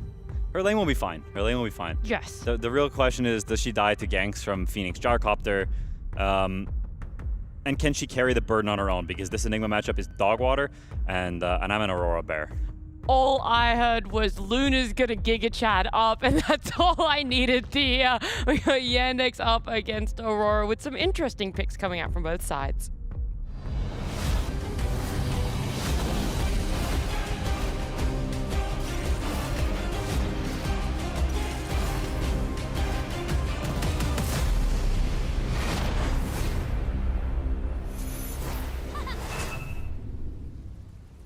Hello, hello, hello. Welcome. We got a really interesting matchup here. Aurora, who starting off not great in this group stage, 3-4 versus Yandex, who lost their first game yesterday, tied for first at 6-1. Suns fan here with Cinderin. I know what you're wanting to talk about, Cinderin. Well, there's multiple things. No, there's one thing that you are honing in on. Of course, because this is a blast from the past for me to watch a mid-Night Stalker. I don't know if I've cast this in 5 years, a single game. This used to be a thing way back when. It's had its and who made it a thing, Cinder? I don't know be modest now. I don't think I should take credit. I was one of multiple players that played it, I think. Let some of my American rub off on you. There you go. Okay, I was the best 15 years ago. Well, 14 years ago. Anyway, great work, Cinder. Age comes for us all, though, and this guy's a little bit better than me, so that's unfortunate. Anyway, yeah, that's one of the things. Once again, we're casting a lot of new heroes. Like, if I had to guess, across the games that we've cast so far in the tournament, we've probably cast like more than half of the hero pool, I would think. This, I think, is our first Gyro game. This is our first Enigma game, Night Stalker, and Luna. So, and Nyx, right? There's 5 heroes in this game we haven't cast. So, super cool to see the variety. I think a lot of the points the panel were making were very valid. I'm very surprised to see the Enigma picked and then not banning Gyro. DM is a great Enigma player, but even the best will struggle in certain lane matchups. I think Enigma in theory is almost a first pick hero in Dota if you couldn't counter it with carries. I think if only supports were very strong against Enigma in lane, you could just first pick it, but this is one of those matchups that really dissuades you from running it, but Yandex don't care, so see if DM can make it work in a tough matchup. We will see. Cinder, did you know that Poly Market is the official prediction market of Last Slam? I did know that. I did know that, yeah. I don't know if you did. You can go to polymarket.com to live trade the game, Cinderin. Okay, I keep telling you every day, and you don't listen. I don't know why. I've heard it both times. Well, it's been 3. Yeah. Well, plus the one today. I was counting the ones in the past because obviously I heard the one today, you know? And there's never any guarantee, you know? Oh, that's all right, I know you haven't seen this matchup in years, but how does Night Stalker fare against Puck mid? In your estimation? I would assume you slightly lose until minute 5, and then it goes a lot better. But you're not picking this for the lane. You're picking it for the in-game matchup. Night Stalker effectively forces Puck to itemize differently. And this is something we've talked about with Puck in past games, playing against more, let's say, standard meta heroes than Night Stalker is as a mid, is that if you can pick a mid hero that forces Puck to buy Yules or BKB, you're already doing a lot of damage to it, because what Puck wants to do is buy offensive items and run the game. And Night Stalker kind of forces your hand. You have to buy Force Staff or BKB. I think the other day there was another Midnight Stalker by Yandex into a Puck, and the Puck bought Yules, and I just don't think that's the right idea. I think you have to get one of the other two. And honestly, I like BKB more than anything, because I think the Force Staff is on borrowed time. Eventually Night Stalker gets Nullifier, and then you're back to square one. So might as well, you know, bite the bullet while you have to. Because we've seen Pucks do that against Void Spirit, right? That's the other hero that usually you buy BKB against, because otherwise he goes Ags and has double silence plus Remnant, and you just can't play your hero. Treat Night Stalker that way, I would say. Okay, fair enough. And while you were blabbering, First Blood occurred, of course. That's Nightfall, right, that's standard. Getting that. Yeah, shockingly, a kill in the Gyro lane against Enigma. It wasn't Enigma that died, but a thankless job this game for Soxa. This is extremely difficult. He has to pull waves against clockwork gyro. I mean, this hero's not. I mean, has anything changed? The hero's not garbage really. As a laner. Like Nyx is so. He's a bad laner. Yeah. And sometimes you can make up for that with a hero like Enigma. If the carry matchup was good, you could win this lane. Because Enigma is like a hero and a half, but not against Gyro. You're never winning this lane. 10 out of 10 times at pro level. It's kind of hopeless. You know that going in. Yep. But DM has had a lot of experience on Enigma, so I'm sure he's played this matchup many a time. For sure. Expecting him to have a pretty solid game as, yeah, Malady will get dropped by WS. Watson very hurt. Okay, wants to get a little closer for Battle Hunger, apparently. This lane is S tier. I think Axe Phoenix is just... I can't imagine how you can win that lane with Luna Snapfire. And that in itself is actually a decent lane. It's just the constant harassment you're going to have to deal with. You have to, at the very least, buy additional regen. You're seeing Watson buy a salve here, but unsurprisingly, already 400 behind. You're going to be pulling hard camp. Phoenix is going to bully the Snapfire. It's one of the supports that Snapfire can't beat in a fist fight. So you will be the one controlling the left side of the jungle, so you can be in charge of who gets to pull when. And that means you get to pull. So goody. Every time they come to contest this, there's Battle Hunger plus Fire Spirits. And it's hard to get rid of Battle Hunger because you can't attack when you're Fire Spirited. It's like a really annoying combo. Yeah, that's true. It's funny because later in the game, it's not the greatest synergy because you want people to attack fast onto Axe when he calls. As we're going to see rotation from Mira. Malady looks to be dead again in all likelihood. WS is definitely going to commit for this. Under the tower he goes. One more bowling ball actually kills him off. So WS not the recipient of the kill. Watson. Very little mana to work with now under the tier 1 tower. He's just going to get surrounded. Well, staying alive, but there's the call at the last moment. Couple more right clicks, another bowling ball, and the Battle Hunger is enough. So 2 kills in this lane. Great rotation from Mir. The fact that they were circling for that long with 0 rotation is, I mean, understandable because the who's going to come? Is it? Yeah. I mean, Night Stalker could technically TP, but I think it. Oh, hang on. He's going to go in Mikoto here. This is a really nice execution from Sox. Oh yeah, beautiful. Nice. Connection from the north. Was not expecting that, and they get on the board. Night Stalker has to do a lot this game, I think. His 2 side laners are slated to just lose really hard, I think, at this point. So, Gyro is totally free. X will have a great time, so he's going to get fast phase boots and run at the Luna. So if NS doesn't respond, it's not like you're going to count on the Nyx to be the big playmaker that solves that problem until he's level 6. Oh, okay, Ori. Denies himself. Very nicely done. Power rune for Mikoto. Oh, hello, Enigma. Trying to help with the rune. Yep, only so much you can do. He's got the shield rune now, Mikoto level 6. Chira Jr. has already popped the Dark Ascension, but it is nighttime naturally now. Alright. I'm gonna come with a... Is there a world where they forgot about Gyro? Like, is that even possible? You mean after picking Enigma? Yeah. Is it possible that they... I mean, it's Nightfall. It's one of his best heroes in the most easy matchup in all of Dota. It's hardly surprising, right? Soxa, homing missile. Dead here. Oh, never mind. 15 HP, not bad. Calculated. See the rotation though. Chira Jr.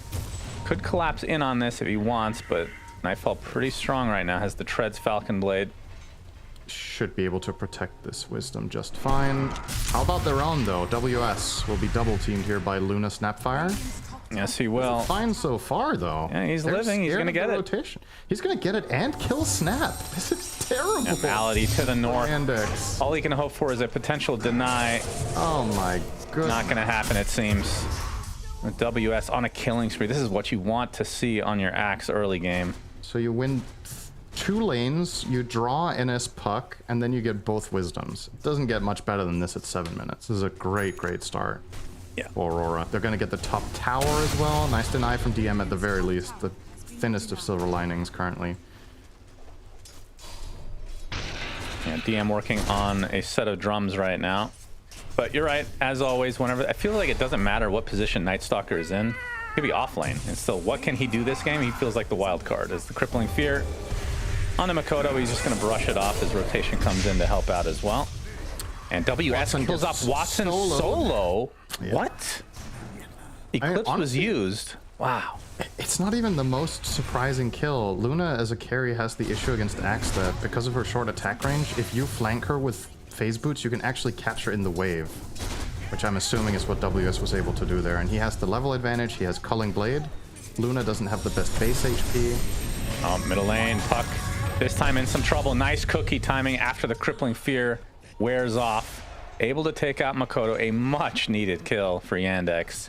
The only kills they're getting away. As a matter of fact, are on that Puck. So 2 of those, 1 for the Night Stalker and 1 for the Nyx. Still a mountain to climb. Both supports only level 4. So whenever Dark Ascension is on cooldown, I genuinely think the Radiant can't make a single move with these heroes. You just have to... Oh well, if it's nighttime, of course. They'll have 1 more minute left to go. If they want to try anything. Soxa needs level 6 before he's of any use. Yeah. And when they got rid of that Mind Flare killing creeps, that hurt this hero so bad. So bad. Which I'm sure you were happy with, but I was sad. I mean, I love playing Nyx. It's one of my favorite heroes. So I was having fun playing it, but I don't think it was balanced. Well, let's see if they can turn this around onto the Eurocopter. Nightfall surrounded. Malefice is there as well. And finally, they get a kill that's not named Puck. I mean, the fact that they've killed 3 cores out of their 3 kills, that's a good ratio, at least. Yep. But again, it comes at a cost, which is the tier 1 bot. It's still good. This is about as good as it's going to get right now, is that every time NS connects on a carry or core, rather, you kill them, which is the 3 out of 3 here.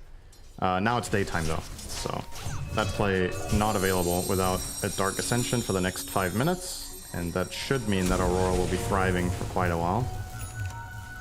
And Arcane Rune from Makoto. Jinx. Yeah. Shut up. He didn't get it. He went to Coil onto 2. Are they actually going to go for this under the tier 1 tower? Egg is placed. Malady's going to burn away for sure. Chira Jr. in the meantime being pursued by WS and Makoto. Oh, we heard WS is half a hero in the mid lane. Very strange. It's daytime. We can kill a creep named Night Stalker. Chop does not finish him off, but they still get the kill nonetheless. And this is not looking particularly good for Yandex. They get the 1 in the clockwork, but obviously Aurora getting what they want. Yeah. And this is the... more space for Nightfall. This is one of the issues that Night Stalker has as a overall concept, is that because you're so weak half of the time, you farm so slowly a day that you either need to get a farming item or Midas. And that means even if you're playing a tempo game like this from where you put him on mid lane priority and you want him to roam, you still want to go Midas because all the downtime just stinks. So he's going to go for that, and as a result, he will not have quote-unquote usual Night Stalker power levels in the second nighttime or third nighttime. Oh, here we go, though. Cinder, and this is big. Soxa with the first vendetta of the game. They find WS. Should be able to get the Impale. Easy. And even Mortimer's, just to ensure the kill. Watson gets it, too. They really need some ramp up on this Luna. Nothing comes for free, though. DM. Yeah. Taken out by the Puck, who gets on the board. You can see the queue up from Makoto. In spite of this terrible matchup into NS plus Nyx, you still have to buy Witchblade, kind of. So he will do that first. Oh, it's the coil. Nice cog break. Chira's fine, though. Forcing the rotation. Is Soxa gonna... Okay, he has sticks, but... Oh, Blood Grenade. A lot of damage over time, and he's fine. Fire Spirit hits, he would have died, actually. It's a level 7 Phoenix for... Oh, yeah, Kaora is playing Phoenix, by the way. Just a shock daily tax. Is Warlock played anymore, Cinderin? Not really. And Jakiro either, right? So not really either, no. So we've seen him dabble in Bane, but he wants to win again. So back onto the Firebird. Kaori, I think fair to say, in contention for best in the world on this hero. Well, I would hope so. There's some pretty bad tough to ban. competition. There are some really good players on this hero. Yeah, but if you only play one, Cinderin, and you're tier 1. Doesn't only play one. What are you saying? He plays 2. That's true. That is 100% more. My bad. Soxa back in Vendetta form. And, I mean, The idea of this lineup is cool because you have the Night Stalker and Nyx Assassin roaming in theory. Oh, Is nice gonna see the hook timing shot, on the hard push back. Malady is going to be fine. No. But yeah, it's a conceptually cool lineup. The laning phase is just bad. So I would have been absolutely shocked if Yandex had drawn the lanes. So the fact that they're behind by a decent amount, I think this is the expected outcome, actually. Maybe this is slightly worse than expected, but not a lot. So now the question is, how do you enable the combos that you're talking about? Nyx and Night Stalker giving vision for the Bane to, or for the Enigma to get black holes. The combos with Luna with Eclipse plus an S is cool. Snapfire with a lot of stuns. You have the I will tools, say, but Midas feels kind of like... Oh, we're going to see the coil. Hold that thought. Good Carapace timing. Zoxa taking the brunt of this damage. He is super dead. Oh, they use Get away with Dark it. Ascension too. That's kind of bad. Yeah. Every use of this that you don't fight with really, really sucks at this point in time. Because again, you're just leaving yourself vulnerable. And you can't... Yeah, you just can't. I feel like of the Midas purchasers in history, Night Stalker was one of the ones that relied on the levels coming out of it more than most. I feel like this change hurts him a lot. It's a hero that relies on tempo. Yeah. And the leveling is a huge part of that. Yeah, for sure. I think in my eyes, Midas is almost a dead item, actually. I generally don't like to see it picked up. I think it's one of those really hard items to balance because, generally speaking, it's like if the meta is slow enough, the item is almost always good, and if the meta is fast enough, the item is almost never good. Yeah. And then there's like the, you know, the exceptions to the rule that have, say, Arc Warden or Ogre that have a way of multiplying the item, so it actually is almost always good on them, regardless of which version it is. Right. I don't know. It's had ups and downs over many years, but I do think the item is in a better place now personally than it was when it gave experience. Yeah, because it's close to being deleted, which is your favorite thing. That's right. In patch notes. Honestly, if we could get a patch that said deleted items, I think that would be pretty interesting. Who would be the best hero in Dota if items didn't exist? If items didn't exist. Yeah. Maybe. And what would you do with gold? Maybe Nature's Prophet, because TPs is an item, right? You know, buybacks only. That's a fair point. Profit will be good. If you could not teleport, who else can do that? Yeah, that's fair. Malady just getting bounced around. My goodness, Mira Maybe just Tinker? having fun. Yeah, Tinker would be good. Although But Tinker you don't without have a items TP. is really bad. The Tinker can't TP though, right? He can use Keen Convergence. That's right. He has to get levels first though for it to be Yeah. useful. Yeah. And he'd still be bad. A really great thought experiment. Maybe Slacks can make that as his next custom game. I mean, it would be better than the current one he made. Boyle on the Chira Jr. Oh, nice Impale coming out from timing. Soxa though. And Chira attempting to run away. Makoto has a haste rune, but the Eclipse coming out. He's going to be able to take out the Clockwork. Chira runs away, so a little bit of a hit and miss for the Aurora side. Nightfall does show up eventually. Has the Aghanim Scepter already, by the way, with the Crystallis. He is monstrous. That was a mix of luck and timing from Soxa. This time I think he's not going to make his way out of it though. No. Although another great double impale, but he'll get chopped to the ground by WS. Egg placed. Malady gonna tick away to the Battle Hunger as well. So WS also having a grand old time. 3 stacks of Calling Blade. Oh, how did that happen? And it's Enigma. Oh, the Night Stalker. All right. Yep. Get the combination going. So for all intents and purposes, Yandex have actually done a relatively good job here in these last 5 minutes of not bleeding out. The question is down the stretch, is Luna even a good matchup into Gyro if we get to that later portion of the game? Because I don't know if we can realistically expect Enigma to have a big game. He will be way slower than usual. Obviously, we've covered that because of the laning. But also, there's a couple of tricky matchups. You're playing into Hookshot. Clockwork is probably going to buy Blink. It's queued up right now for Mira. Speaking of the devil, he will likely be on the receiving end here. He will indeed. Coil to turn around though. Do use Coil. Now the counter initiation from WS. They get the bigger of the two.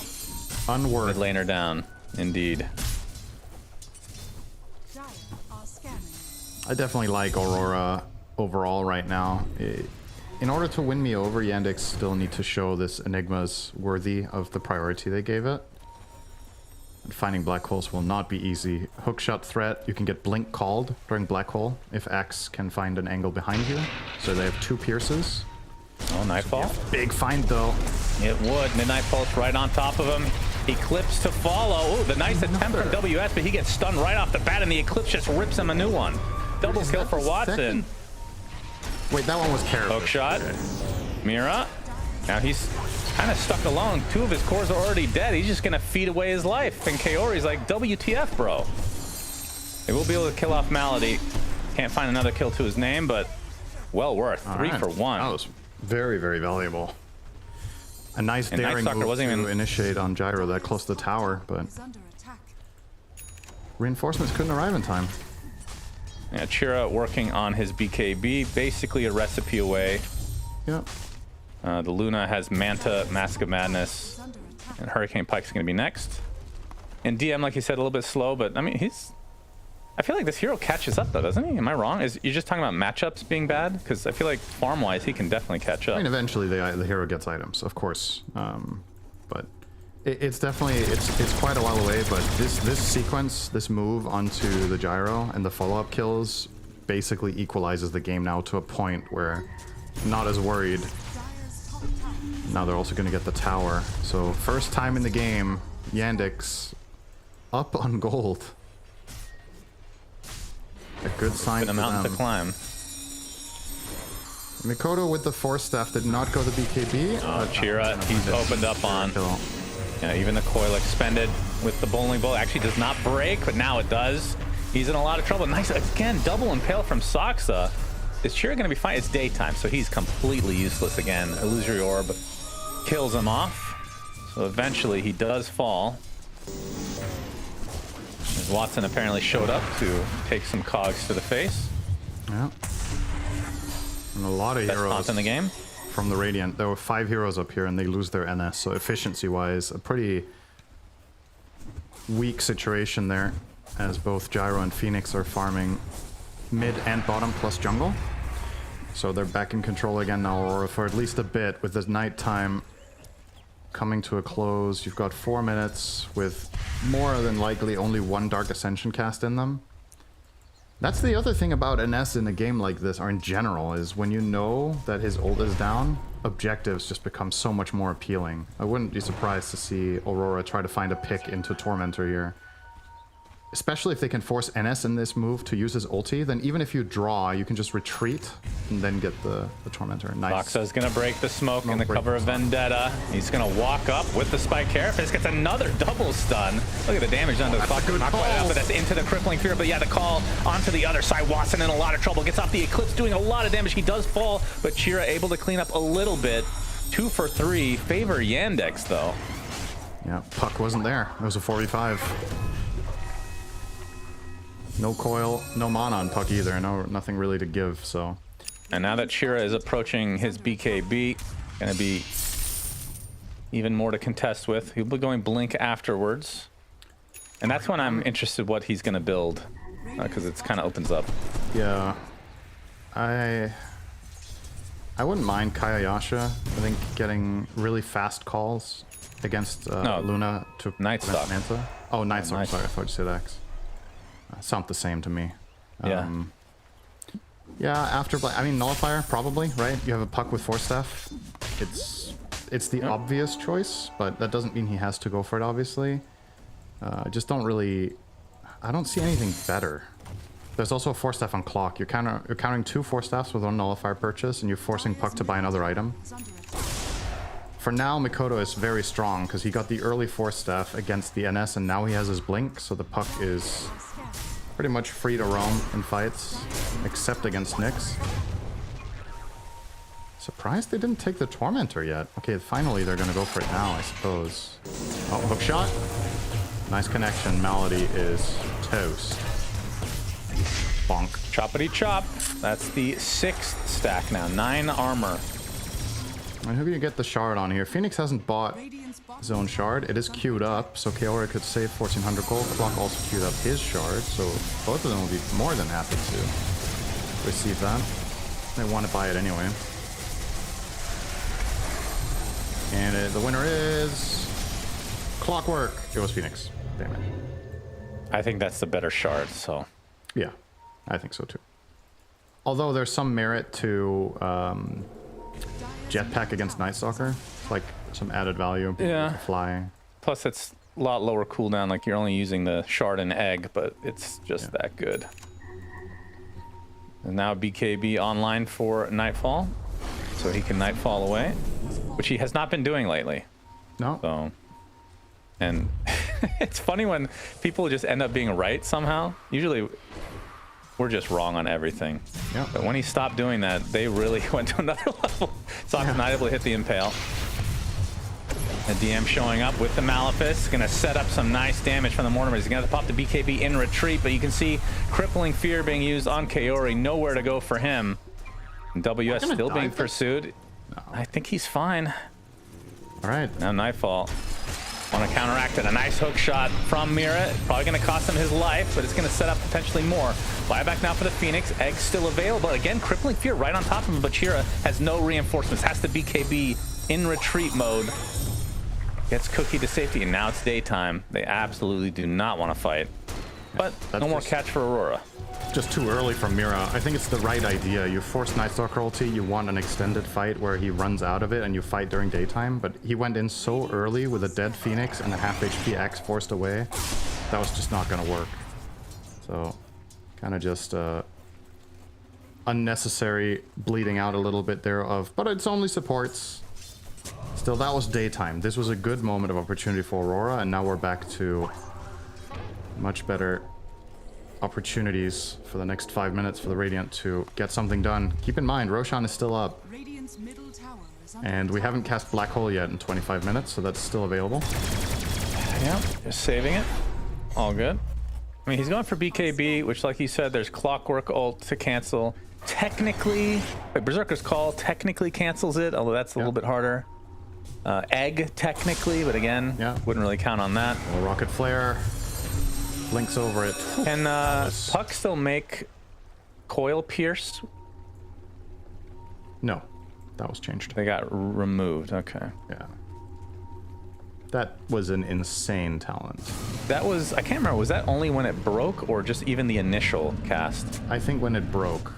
Yeah. I don't think the initial cast could cancel it. WS with the Berserker's Call. Another beautiful impale from Soxa. WS does get off some nice calls though, but it's going to cost him his life. A 2-for-1 hook shot now as Nightfall joining the party. Luna completely surrounded, pops the Manta, but very little HP to work with now. Will be run down eventually, and Makoto finishes the job. Crucial hook shots. Watson was about to solo the egg, but Mira gets the angle. He needed that stun to buy enough time for the last 2 HP on the egg to survive, and this could give them Roche too, even at nighttime. That would be really, really nice for Aurora. This is supposed to be the tougher part of the game so far, because Night Stalker has BKB, and in a better condition he would have had Blink as well. That's when things would be rough for the Puck, but the way fights have gone, you are just ahead of that timing. So, a nice they scan it out here. though. Yeah. Soxa could pretty try obvious. this. Illusion. Do they not have any detection done? They have sentries on Kaori. He should really be placing one here. There we go. And the Soxa is gonna run right in. Mortimer's Kisses as well. Oh my god, Kaori has to take the Aegis. That was not what was planned. And look who's TPing away. It is Nightfall. And the Aegis is gonna be used right off the bat. WS dead to rights. Kaori, no more Sunray to work with. The Clockwork dies. Can they get the TP cancellation? Yes. What a turn of events for Yandex. The Roche was so low and Nightfall just ran away. Yeah. What was that? If he could have committed for that and picked up the Aegis reliably, I think you could have won that fight. Of course. But what the hell was that? Maybe felt like it was too high risk because there's still the Black Hole Enigma that could just come in and swipe up the entire pit, basically. Well, at the very least, they do get the Aegis on their side. It's just the Phoenix using it right away. As Nightfall now being surrounded, little does he know, or maybe he does. Gonna blink in, nice BKB, but there's the black hole that he was so worried about. He's still gonna take it, and he's still gonna die. Regrets all the way around. Will be a trade, I think. Yeah, DM should be done. As Makoto just finishes his Parasma now. It feels like Aurora, this is the 4th death on Gyro, and I think they're probably to an extent more avoidable if Gyro and Clock play a little bit tighter together. I feel like this is the 3rd time Gyro dies in this top half of the map, where maybe with some coverage from Mira, things could have been different. But I understand if Clockwork is playing defense, then you're not really looking for plays in the same way that the hero wants to. But I think it's a better way to structure the game to play a defensive Clockwork for the sake of Gyro, and then when you want to make bigger moves, look towards smokes, look toward timing plays at daytime, and then at nighttime be a little bit more respectful of the potential options that Yandex have. If this was a game where Gyro had 1 death instead of 4, I think you're up 5k gold. But his deaths have been so crippling now that he's 3,000 almost behind the Luna, who got dumpstered in lane. Well, the thing is, based on his reaction, going to the tree line, his BKB being that quick, he was expecting. Yeah. The question is, where's the rest of his team? Exactly. If you're planning that as a bait, that can be super good, but people need to be ready for it immediately. Well, Aurora, not going to waste any time. They're going to go for this again, knowing that Black Hole is down for another 80 seconds. Yeah, it's nighttime for another 30, but he does have Dark Ascension, so NS is a hero for this fight. He is. Yeah, that's a good point. Both Dark Ascension and Black Hole in the same team, so when that's on cooldown, you're just weak. Yeah. And they'll... Even when it's nighttime, you can still die. You're not invulnerable by any means. No. Oh, that reminds me of when Night Stalker had the additional status resistance. He has that as a talent on 15, but it used to be way better. It used to, I think it used to be 35%. It was so insane. I love that one. Now it's 20. Still very good. You know what mechanic never really matters? I mean, it matters, but nobody cares about is slow resistance. Yeah. I tried to make that a thing. It has its games. I guess it's just one of those things where you... It's like against Viper and Veno, sure, I guess. Yeah, it's also just a lot of situations maybe you don't really notice what impact it actually has. Yeah. It could be funny to see, for example, the win rates of certain neutral items, like the... I forgot what it's called, the one that gives slow resist. What's the name of it again? Unrelenting Eye. Because we do see it picked up sometimes, but I wonder like how often it actually even matters. Yeah. There's probably like a handful of times that it's really good, and then the rest you're just like, could have literally... Does that still give status resist as well? No, just slow resist. Just slow resist? Oh, yeah. God. Horrible. 50% slow resist and 10% less for each enemy within your attack radius. Hmm. Malady on the cliff, ready to go. Oh, as the axe comes out, nice. The cookie to try to counteract this, and now the Mortimer's from afar. Sox is the first one to fall. BKB pop from Watson. They get the black hole on the Nightfall, but it's canceled. He's already at half HP. They're going to reposition as the egg will pop eventually. So far it's a 2 for 2 as the axe and Night Stalker trade lives. Another big hook shot from Mira. He's going to die for that every time, but he has to do it. You need to cancel these black holes. It's going to be easier in the future. In the future, he can maybe even survive, because then he's going to be able to blink, hookshot, and then force staff out, and perhaps reposition himself. But for now, he will be dying on it. That was a very important instant pike. I believe that was a precast, anticipating the X blink from Watson. If he gets called there, I think you lose that fight horribly. So as it stands, pretty much a draw. Could have been cool to see the Axe build on Luna with NS. I kind of wish... I'm not saying it's better, this game. I just think it's a really cool combo. Which build? The Axe on Luna with Night Stalker. Oh, right. It's a really strong combination because usually when you put Axe on an ally, they're like limited by terrain, but Night Stalker, courtesy of being flying, can just carry it into any sort of fight. I mean, if the game goes long enough, he will be getting Ags. Yeah, eventually. I mean, when do you buy Ags on Luna? Usually... It fits with the right-click build still, right? Surely. I mean, you don't have... a stopgap. What was it called? The facet you had before that made beams give you more attack damage. You don't have that anymore. I forgot the name of it. Some lunar storm or whatever. Moonstorm, I think it's called. You don't have that, so it's way less good than it was back then. So generally speaking, when you buy it, it's like after 1 or 2 farming items. If it's a good Ags game, you buy it there for tempo. And if it's not a game where you buy Ags that early, you probably buy it like 7th. So I think he's gonna max out everything else first.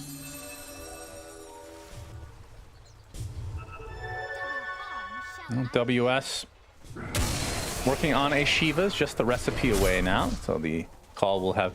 I always find this one kind of weird.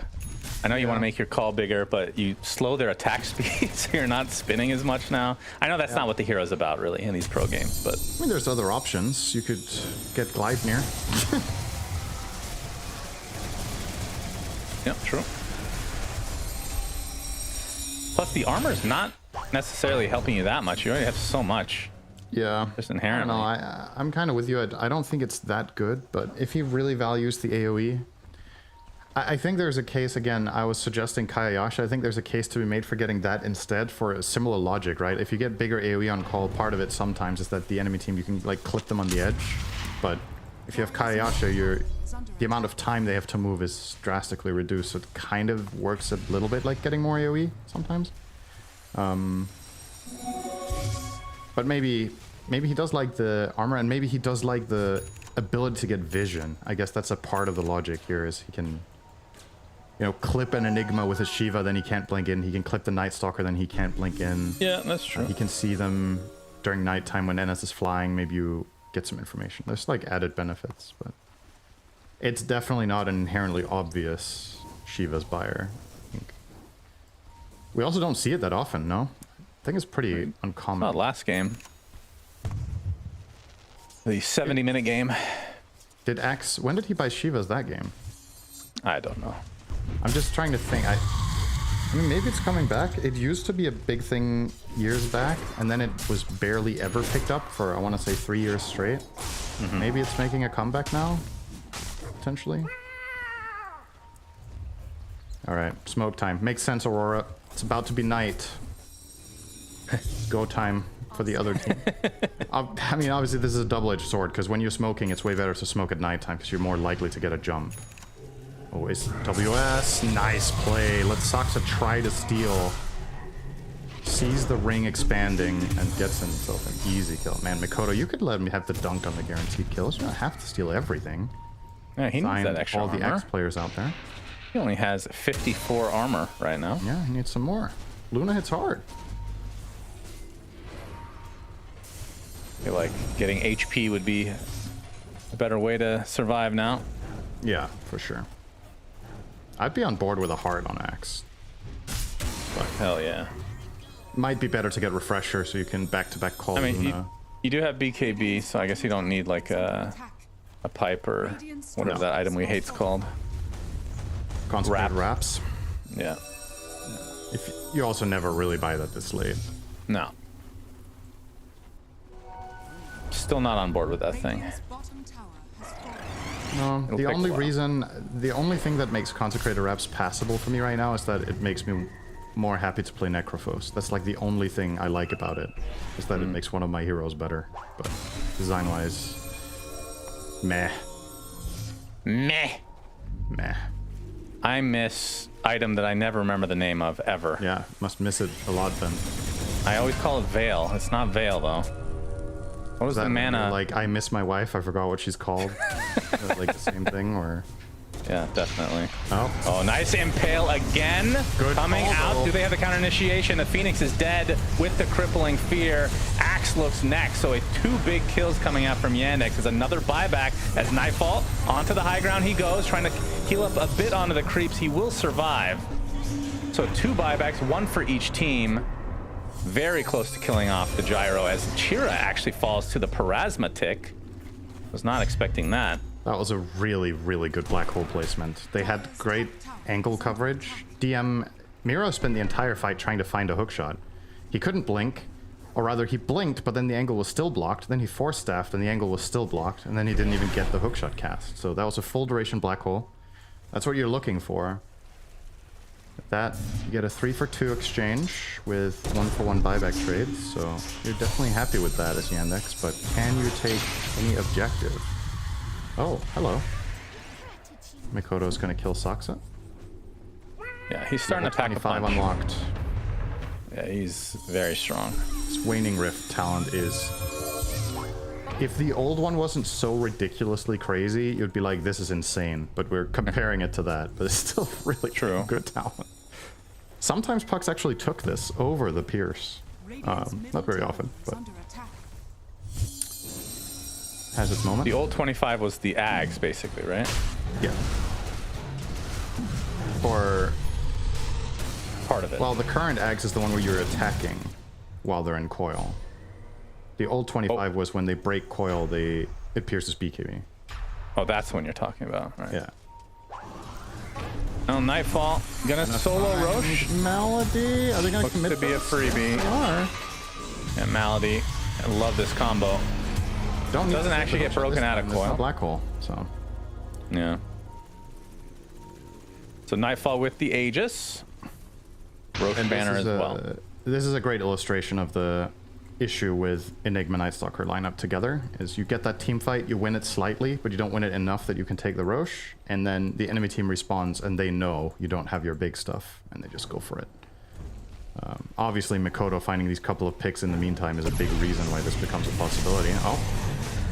Fiori. Will die He's here. been hounded Yes. all game long. He's had to buy back twice this game. I think this is a really good game to buy BKB on Phoenix. That doesn't happen very often, but I think there's a ton of merit like to Eon it. Disc. Disc, you can still die to Ennis if you have Disc. He's just going to immediately proc it with Nullifier and just stay I guess on he you. does have Nullifier, yeah. But if you have the BKB, it's the same logic as why Puck is buying it together with the Force Staff, which is now upgraded to Pike, right? Is that he needs to be able to reposition against Night Stalker early in the game.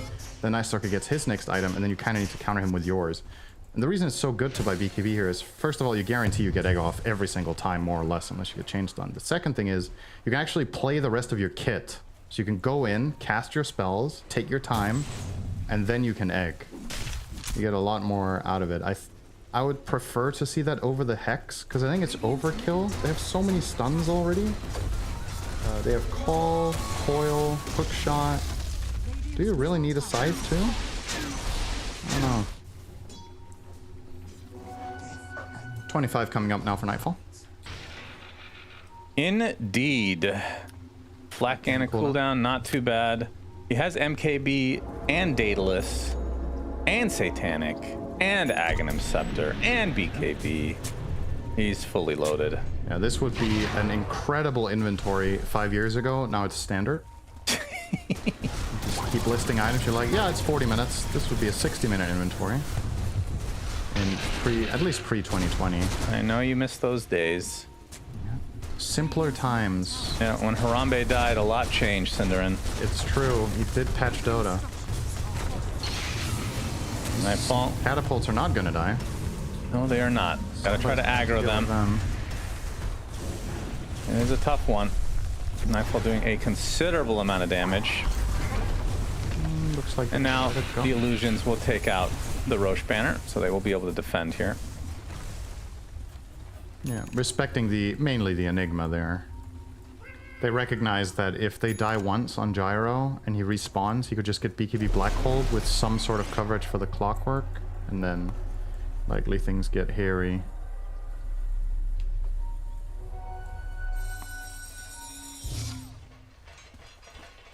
And Watson has quite a bit of farm as well. 3k up on the Gyro. Yeah, he's starting to buy Shard now. Then I guess it's Axe? Do you think he'll buy Axe or Moonshard first? I think he'll buy Axe, surely. It way has better. to be better, right? Yeah, there's no way it's not better. It has to be better.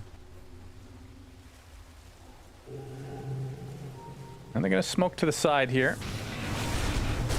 As Chira with his Basher now. Gonna try to upgrade that to Abyssal Blade. Nightfall in the triangle, gonna try to pop this smoke. He will. He's spotted. Night Stalker will pop his ult in turn. Try to wrap around to the other side. Mira TPing into the outpost, ready for a fight. Yeah, they're just gonna stay up here. They'll wait out the NS ulti, and then we'll see what they want to do. Radiant's middle tower is under attack. Yeah, it's still daytime, right? So as they're gonna jump right on top of the puck. Uh-oh, Makoto gets bashed, he gets killed. Counter initiation from WS though. Can they do work here? Double call. Beautifully done from Aurora, but they did lose a very important hero as Nightfall trying to 1v1 against Watson, but the Mortimer's Kisses helping him out in his cause. That's the Aegis down.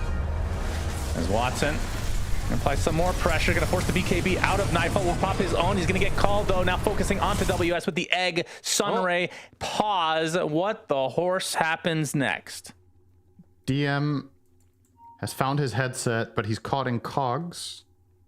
Blink on cooldown for quarter of a second, it looks like, or 1 second, excuse me, half a second. Can he get stopped by Mira? Nightfall is so low. Will TP out. He's fine. Very interesting fight that was started with Makoto just essentially feeding. Yeah, he was not anticipating the Nyx being there already. He just blinked in to try to do some damage to the tower and then orb out, but got Carapace caught into a lot of damage from the Luna. And you see him queuing up the Shivas now on Puck. Feels like a really good disc game for him, I think. But maybe it's too defensive. I don't know, like perhaps you're underwhelming in terms of output. But that exact situation is not really a concern, because even if NS is there with the nullifier, you're gonna get the Heart Dispel and you can just spam, you can just mash your BKB, right? The only thing killing you truly through that is Black Hole.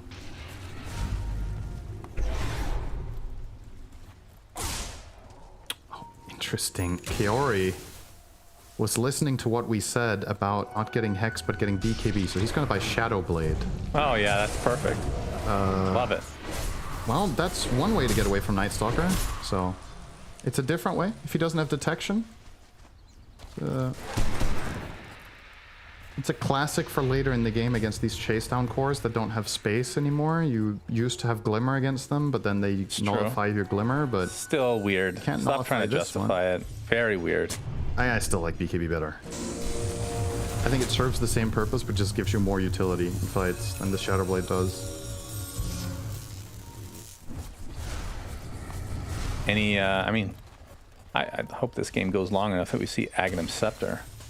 Of course, maybe Nightfall has banned that for Phoenixes based on what happened on a previous team with him in Toronto, Tokyo. It was Toronto, Tokyo that killed him. It was a fully loaded bear, and he misclicked, put him in the egg, and they killed the egg, and they lost the game. Oh my god. That is as bad as it gets. Right. I can only imagine the talk they had after that, because they had some screaming matches, for sure. There's Chira leading the way with this smoke. Another high ground defense. Essentially, Soxa opens it up with the Impale. WS with a nice call onto 3 heroes. Mortimer Kisses coming in, though. The Black Hole not doing a whole lot as DM trying to reposition. Nightfall taking so much damage from Watson. Is he actually going to live through this? The Sunray keeping him alive as Watson is just standing his ground, but losing his ground in the meantime. And he's now surrounded and killed off. Big kill for Aurora. Required a buyback, a dieback, in fact, for Mira, as the puck is still going ham. So that 2 for 1 with the buyback. So, I mean, kind of 2 for 2, I guess. But really the big kill on Luna. I love this purchase from WS. I think it's really cool foresight to buy disc in this game for him in that game state. So what he does is, anybody goes in, he finds a blink 2-man call, and he knows that if he gets Black Hold, he's actually going to survive it. This is obviously a very standard item against Enigma, but it's far from a standard item on Axe, because it's kind of, you know, it's a little bit counterproductive. You blink in, you call them, you want them to hit you, and you deal damage back, but when your disc is procced, you don't deal damage. But still, yeah, he's not about dealing damage. He's about getting these calls. Yeah. Nightfall will do the damage. Get the calls and survive. The Phoenix, the Gyro, and the Puck will do damage indeed. If you're not buying back Luna here, you're losing 2 sets. Oh yeah, easily. There's a tier 2 top. Very quickly. Oh, that's a big item though. Yeah. Refresher for DM. Here. Oh, they nice. could. Soxa dead. And with him dead for 70, actually, yeah, I think you might have to just give this up. He's so important for these fights that him just dying for nothing like this is a pretty big mistake. He had 15 seconds cooldown on his Eon disc. And just had zero hesitation when he showed for a moment. Well, some respect here from Aurora. I guess anticipating a buyback on Nyx, perhaps? Oh, now we're back to the Hex. I guess the last fight went well enough for Kiori to grab this. Somebody looked at his quick buy and like, what the fuck are you doing, bro? This does swing the Luna Gyro matchup quite a bit, though. You see these man fights they have seem to last like 10 seconds. So this Hex will be useful when Luna's BKB ends. Or, of course, if you get it off prior, it's amazing. Anyone's game still, though. 2 black holes on one side. I don't think he's shown the refresher, right? They want to make this a surprise. Yeah. Pressure on Mira here on the clockwork. Needs to cancel at least one of the black holes. If he gets to back-to-back 2 black holes, nobody survives. Hey, Strun. Tempting. Watson not going for Ags because he has to go for the MKB now that the butterfly is there for Nightfall. Yep.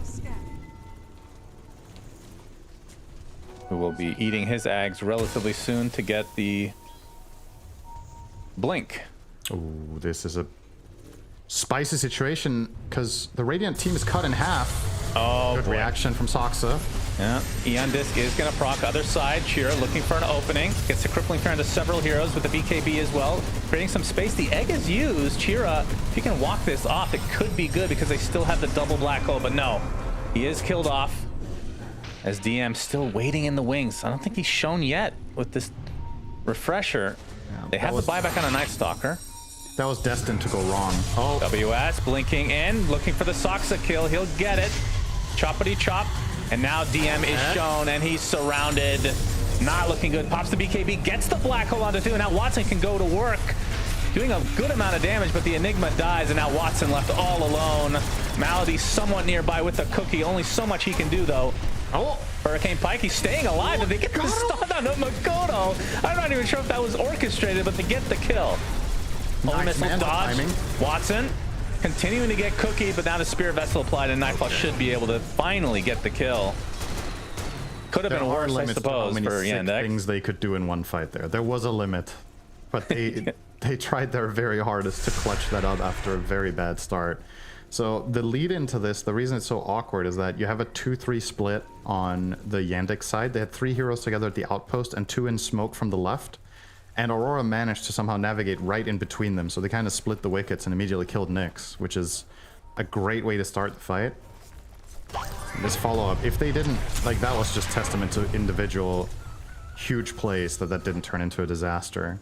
Great black hole that they managed to find for at least some time before he gets killed by Gyro. And clutch plays from the Snapfire and the Luna make that somewhat passable in the end. Soxa on the hunt. He's alone though, so this is not happening. No? He can't call him. No, he cannot. Kiori will walk away. Nightfall has the shard thanks to the Tormentor. Did Clockwork buy his own? He did. So they have all 5 shards now. Yeah. Okay, I don't think this is a good idea. Neither does Nightfall. Okay, never mind. They force out the Night Stalker ult. Sticking around. With Luna dead, they really want to tempt them. There is a black hole, though. There is. Nightfall getting stunned by Roche now. Oh, Mortimer's Kiss is wasted. Okay. This is actually working out pretty well for Aurora. No NS ulti, no Snap ulti. They can start feeling more comfortable with this idea now. Yeah, Chira's ult about to expire as well. As Nightfall into the pit. Is he going to stand his ground this time or run away in shame? They're going to try to create some space. Mira, nice hook shot onto DM. Has to pop his BKB. As he attempts to run away, the Age is secured for Nightfall. To Yandex. Oh my god, he actually bought the rapier. Okay. Love that. Now he can win against Luna, I think. Man, oh man. Finally, time to win that man fight. He's been waiting all game for that. Well, as long as he sticks around to fight. But backpacking the BKB for now.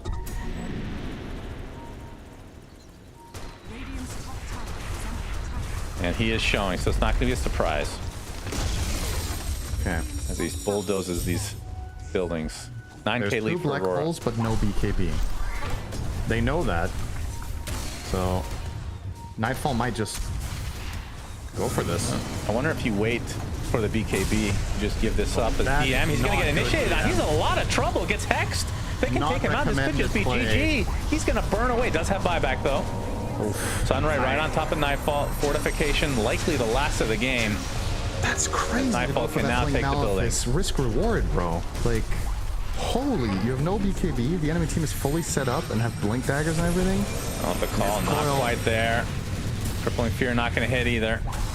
We're going to reposition for these mega creeps. There's going to be a buyback from Enigma eventually, maybe right now. Impale onto 2. Makoto pops the BKB. He's in really deep, but look at the Hex. Look at the damage onto Watson. He gets off. No, he can't even get off his ult. He's dead. Has the buyback, though, as Chira Jr. on the sideline just getting destroyed by Makoto.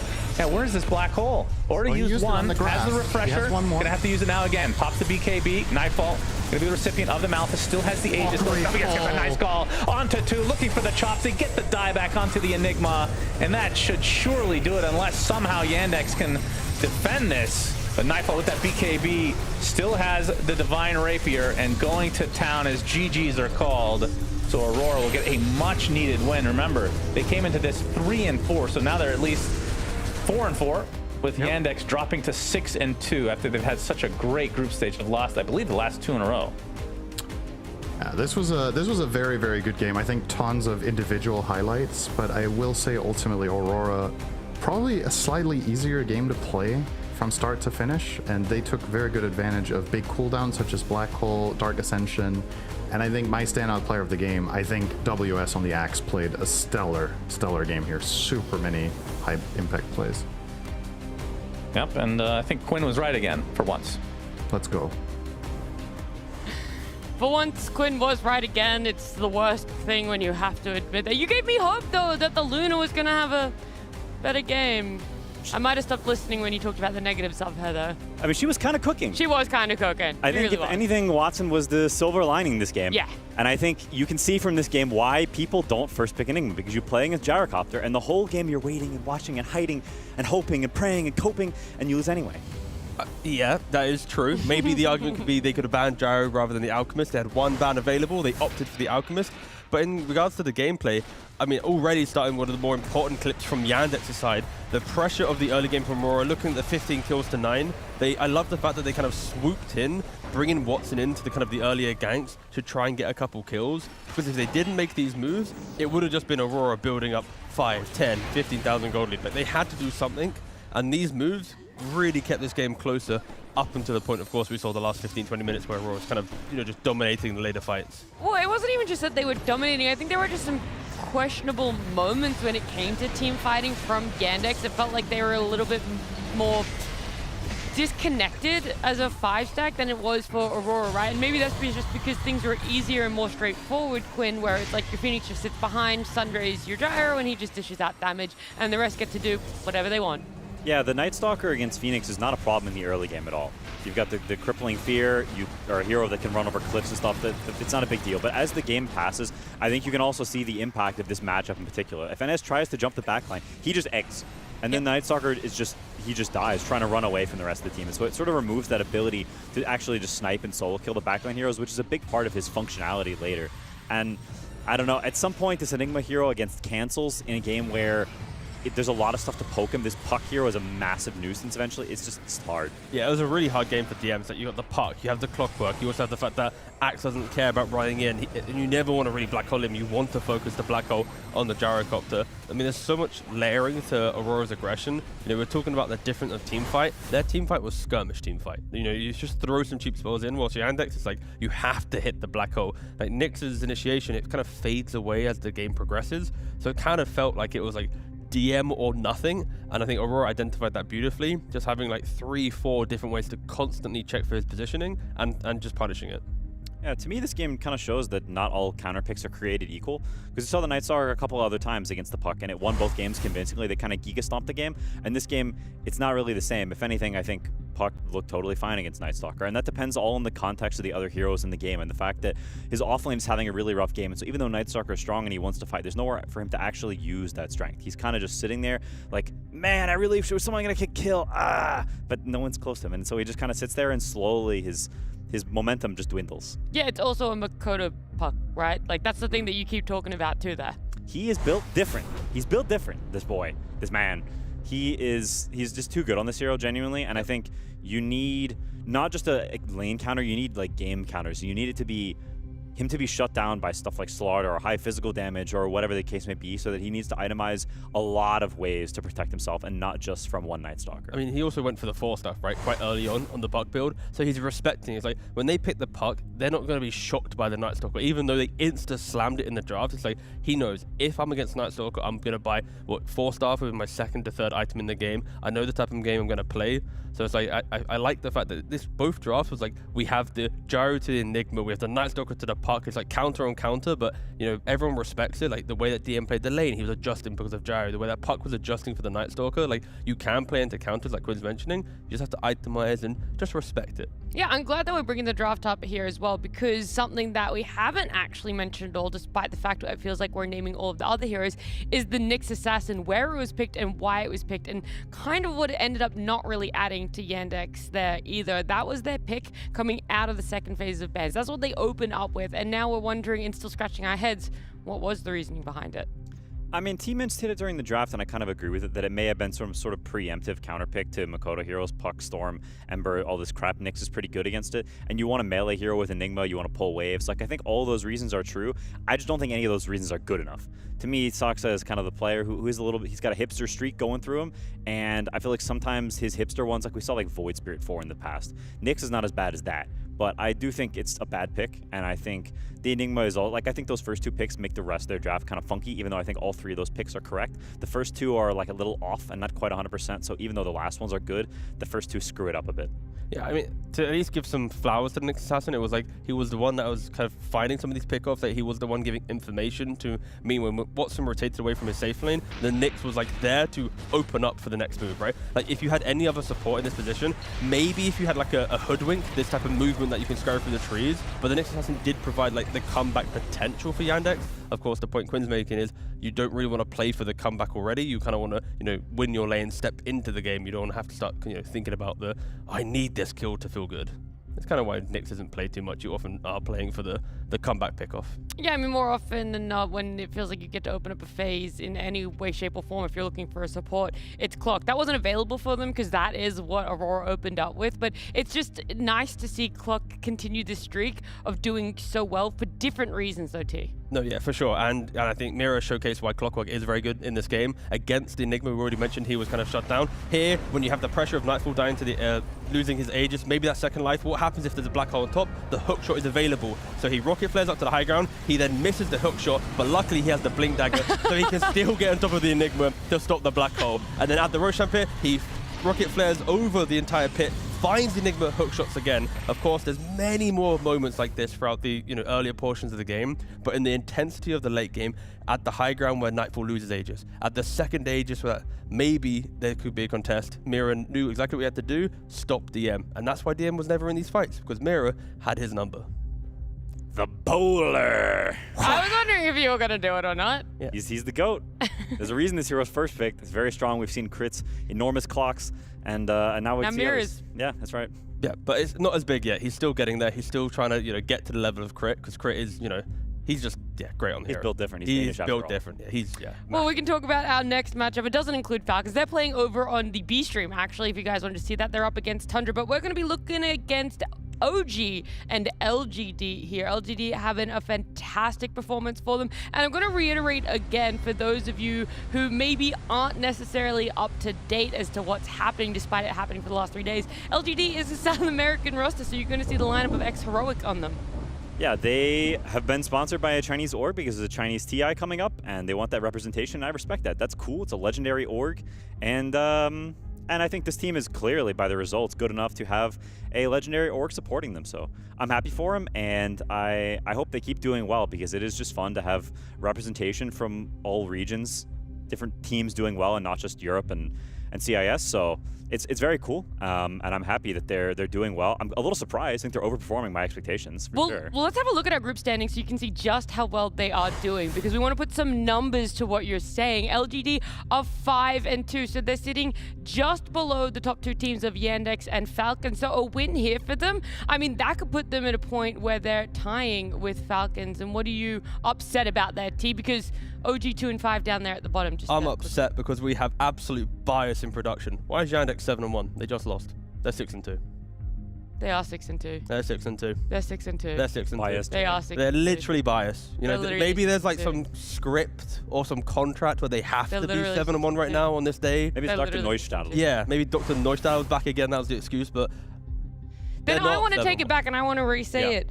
A win here for LGD is so good because they could tie themselves with both Yandex and Falcons, depending on what happens over on B-Stream. They could literally put themselves in the contention of having to skip any last chance qualifiers, any best of 3s, book that ticket straight to Copenhagen, and of course straight to the semifinals too. And what is this? That is the cool thing happening. I love the fact that like we're going into the final part of today and tomorrow, and it's like we are truly looking at a top 2. In slams before with best of 1s, we kind of get to this point in day 3, and it's like, yeah, right, it's Tundra. It's like a chasm, you know? It's like you got your top 2 and then a big old chasm and then the rest of the teams. So like we actually have that, and Falcons, they're against Tundra right now on the B stream. So it's like if Falcons slip up, we then have like, it's what, 4 teams potentially fighting for the top 2. So for the sake of our viewership, maybe Falcons lose, but yeah, it's very, very close with the group stage still. I mean, the thing is, like, OG were in this position where we thought they might close out day number 3, and they were going to be looking in an elimination for themselves. Like, that's how dire it felt for them. But there's wins against teams you wouldn't expect that they're getting their hands on, right? Like, when I look at the ones that they've had, yeah, one has been up against Glyph, but the other one was up against Tundra. So it is this weird round of cat and mouse where LGD might be losing to teams that OG are winning against, and now where exactly do we place them against each other? Still in the bottom half. It's like when you look at OG, the wins that, like you said, half is generous. Yeah, I was being very generous. Please, for the sake of the OG fans, it's like they beat 2 teams that also are probably gonna maybe fight for elimination, right? If Tundra lose to Falcons right now, they're 2-6. 2-6 right now is the bottom team of XG, Spirit, and potentially Tundra. If OG then lose, they're also in that group of 4. So it's like, it's not impressive that they beat these teams. You like, congratulations, the losers have beat the losers. Like, whatever. Congratulations. Get the wooden spoon, you know? It's like kind of whatever. So, yeah, I think for OG, a win against LGD is actually a good move forward. Yeah, I think, I don't know. It's tough. I'm not exactly sure how you pull yourself off the rut. I think in some ways, I don't think this is actually the worst matchup for OG, because I think they also like to pick early game stuff that lacks somewhat of draft integrity. I think they can struggle against teams that play for the scaling a little bit more consistent teams. I think against this team, they can kind of just double down on we pick strong lanes. We really need to fortify ourselves early, and we just fight back. And if we can win early game and win lanes, then we actually have a pretty decent chance, because I don't think LGD is the kind of team that wants to play from behind. They want the early game start. They're picking for it every game. Last game we saw them like triple counterpick lanes and kind of sack the team fight. Now it worked out, but that is their play style. And so I think OG actually have better chances against LGD than they do against like a PARIVISION, which I think is like a hopeless matchup. So are we going to see a bloodbath, or are you just going to say everything is down to the first 10 minutes? Like, I'm a bit... It has to be a bloodbath. I think it's blood baby. Like, in-form OG... The tub's filling up. Yeah, in-form OG back in the day would be able to go toe-for-toe with the aggression of Heroic, LGD, whatever. Like, these 2 teams are meant to be the same stylistically, so I want to see them just 50 kills, like minute 22, like absolute craziness. Well, before we see their styles, their play styles match up and how that's going to play out, let's see how they're going to draft for themselves and if they have those heroes that will enable that sort of gameplay.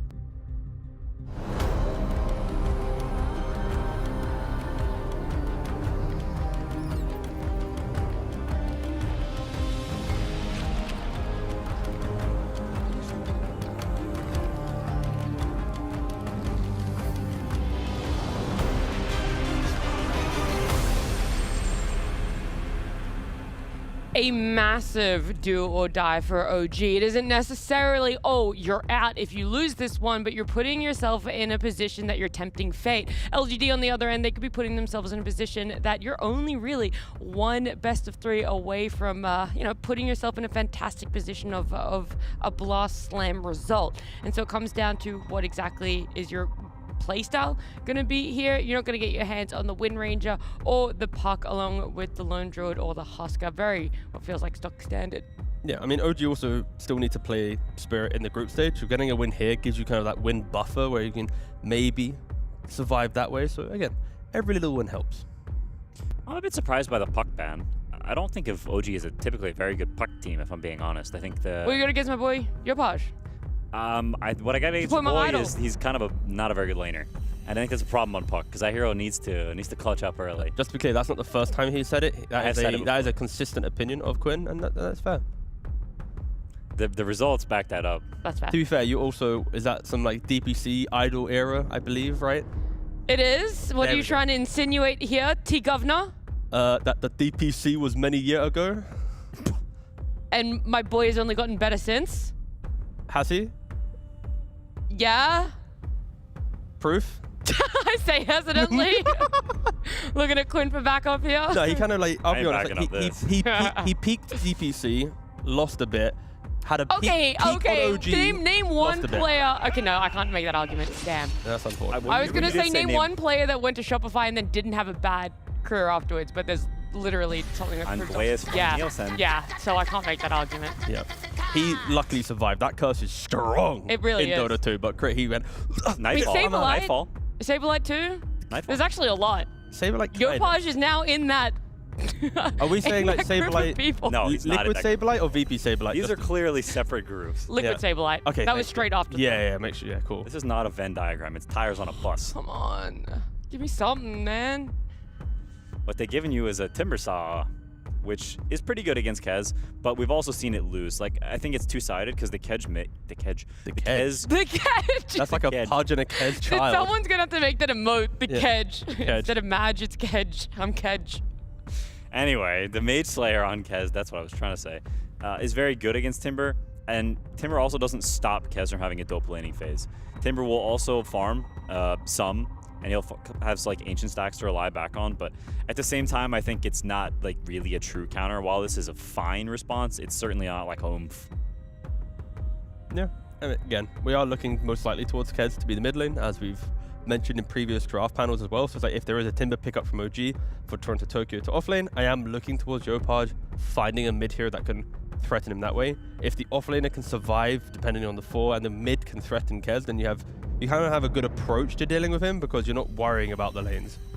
The weird thing I see when teams play against Kez, it's like you see it first pick, you counter one lane, not the other, and then it's like, well, it's going mid anyways. I guess that's kind of what happened in the previous game that I'm referencing. Yeah, if they don't ban Necrophos here, then Bob's your uncle, because it's going to be... My uncle's actually Mark, by the way. Mark's your uncle. Yeah, thanks, mate. They're thinking about it. I don't know why they're thinking about it so long. I feel like... You just ban it. You should be looking at your teams, or the team you're playing, rather's Dota buff history and see that, hey, they picked Necrophos a bunch of times and won very quickly or very longly in a lot of those games. So you should just not, because this matchup is very bad. I mean, that's like the double-edged sword of it. Yes, that Necro had a fantastic earlier part to the game, but it did stall out. Like, if you have faith in yourself, you're like, there's weaknesses to it. Maybe we don't have to over-adjust. We don't have to be so quick to just remove it. Yeah, and Natsumi is a exceptionally gifted Muerta player. So I feel like the way in which that happens is you take Muerta yourself to then spook the Necro pick potentially if it hasn't already been picked by LGD. But they just ban it. That is the better approach. When you have heroes like this, which is like, we expect to see them to pick it, but then we need to pick this specific hero if they don't. Like, if you don't ban Necro here... The rabbit hole's too deep. Yeah, exactly. So... Alice in Wonderland. Natsumi and Blast Lamb. It doesn't even rhyme. I don't know. I guess there's a similar cadence. Yeah. So, how many syllables? Similar syllables?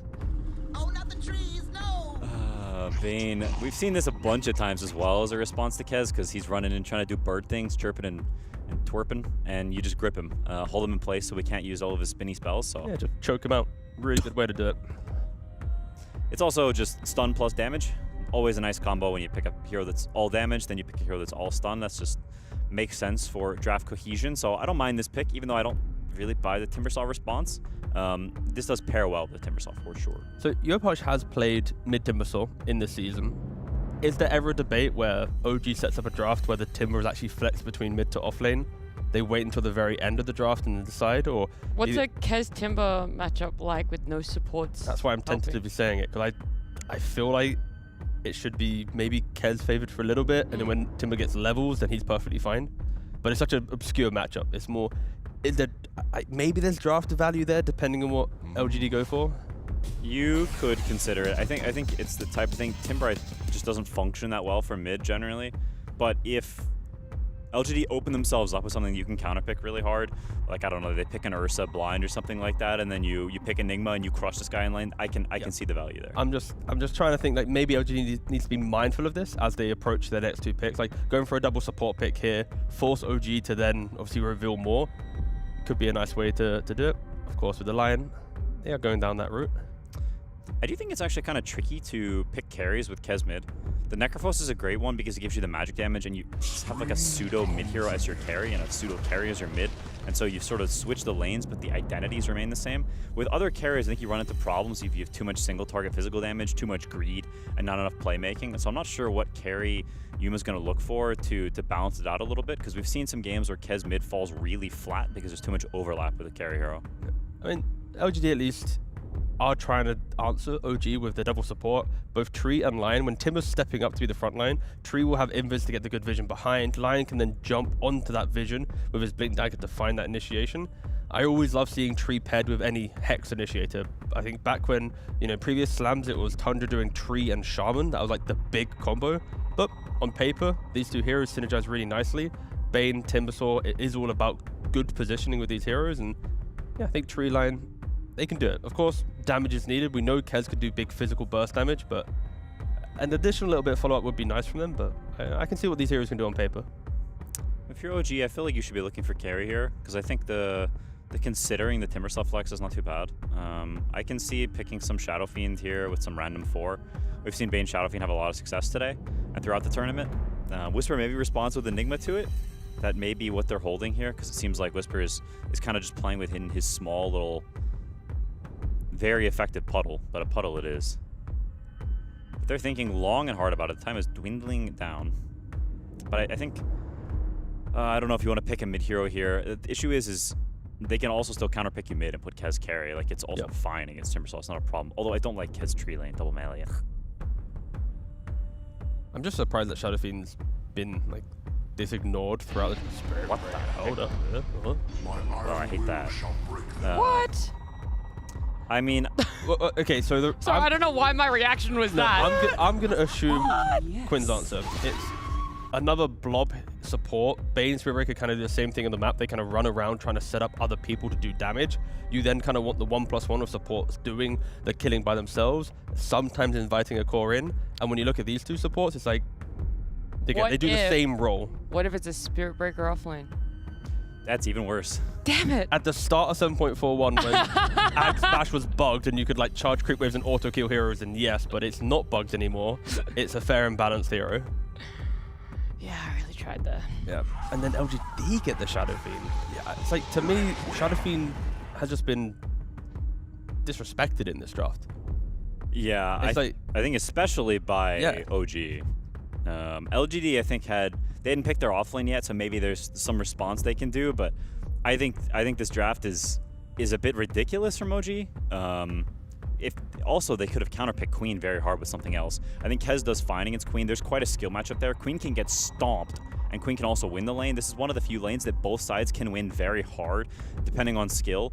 But I think the burden of execution is higher for Queen because Kez is stupid. At least for OG, the Spiritbreaker doesn't have one of those games where it's like you're trying to gank like a mid puck. You're then trying to play into like Dark Willows and Underlords and random roots and mess on the ground. Like for him, his game is quite simple. It's like, I will charge SF or Kez. I will combo the SF so he can't wrap it. I'll combo the Kez so he can't wrap the dance. Like his game is very clear. Like phase, drum, into BKB, off you go, right? And playing out pocket with the shard, trying to put that on your teammate, maybe eating a hex from a line or something. It might be a little something to play onto, but in the big picture of the game, the hero has life. It's just I am worried about the early game.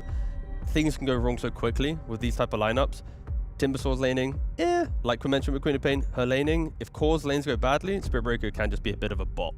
I think OG should go for Chaos Knight. Why? Who was telling me this morning? Was it UT? It was not me.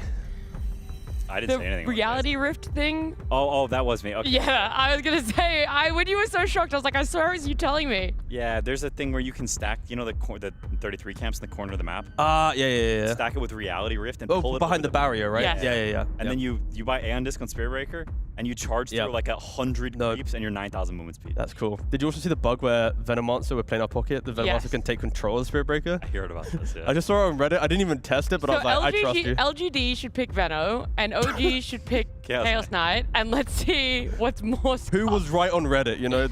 Yeah. I mean, that's an interesting way to do it. That's very good. That's a battle for the ages. Actually, just give him an Aegis. Why not? Is there anything LGD could pick here to screw this up? They could pick Zeus. Themselves? That's true. You do look for them to have shitty drafts. Yeah, like, I think OG is, like, praying right now. Yeah. Like, please pick Zeus, please. That's just, I see what you mean. Like, LGD is just searching for a hero that they can screw this up with. No, I wouldn't mind like a casual Underlord or Brewmaster for LGD. A casual OD, maybe? Yeah, casual OD. Oh, a casual Axe. I mean, it's going to thwart the Queen of Pain's gameplay a bit, right? Of course, Blade Mail Blink, jump on top of her, and then you get to just blow her up with Kez or SF. Like, that is going to be the treat of this game. SF and Kez really like having lockdown around them. They are just insane damage dealers. And you now have Lion, Tree, and Axe. Very cheap, low cooldown lockdown to ensure that they can do the damage. And again, for OG, it just feels so snowbally. Like, you have to win your Timbersaw lane. You have to gank with Spirit. You have to get kills with the Queen of Pain. What the Borpa? Was that unpicked? Was that one of the unpicked heroes? No, it wasn't. No. Have we seen it? Not At least at Slam, sorry. Have we seen it at Slam? I'm unaware. I'm going to say no. Okay. I mean, it's a classic response to Axe, but at the same time, you can potentially just not play up Battle Hunger that much and go buy Vanguard, cut waves. I feel like there's counterplay. And, yeah, no, OG's draft is a mess. I think it's a super free Shadow Fiend game. The lanes are... I mean, Abaddon will win his lane, so you've got that going for you at least. And I think Natsumi's got to get real involved and hold things together because they are definitely not favored.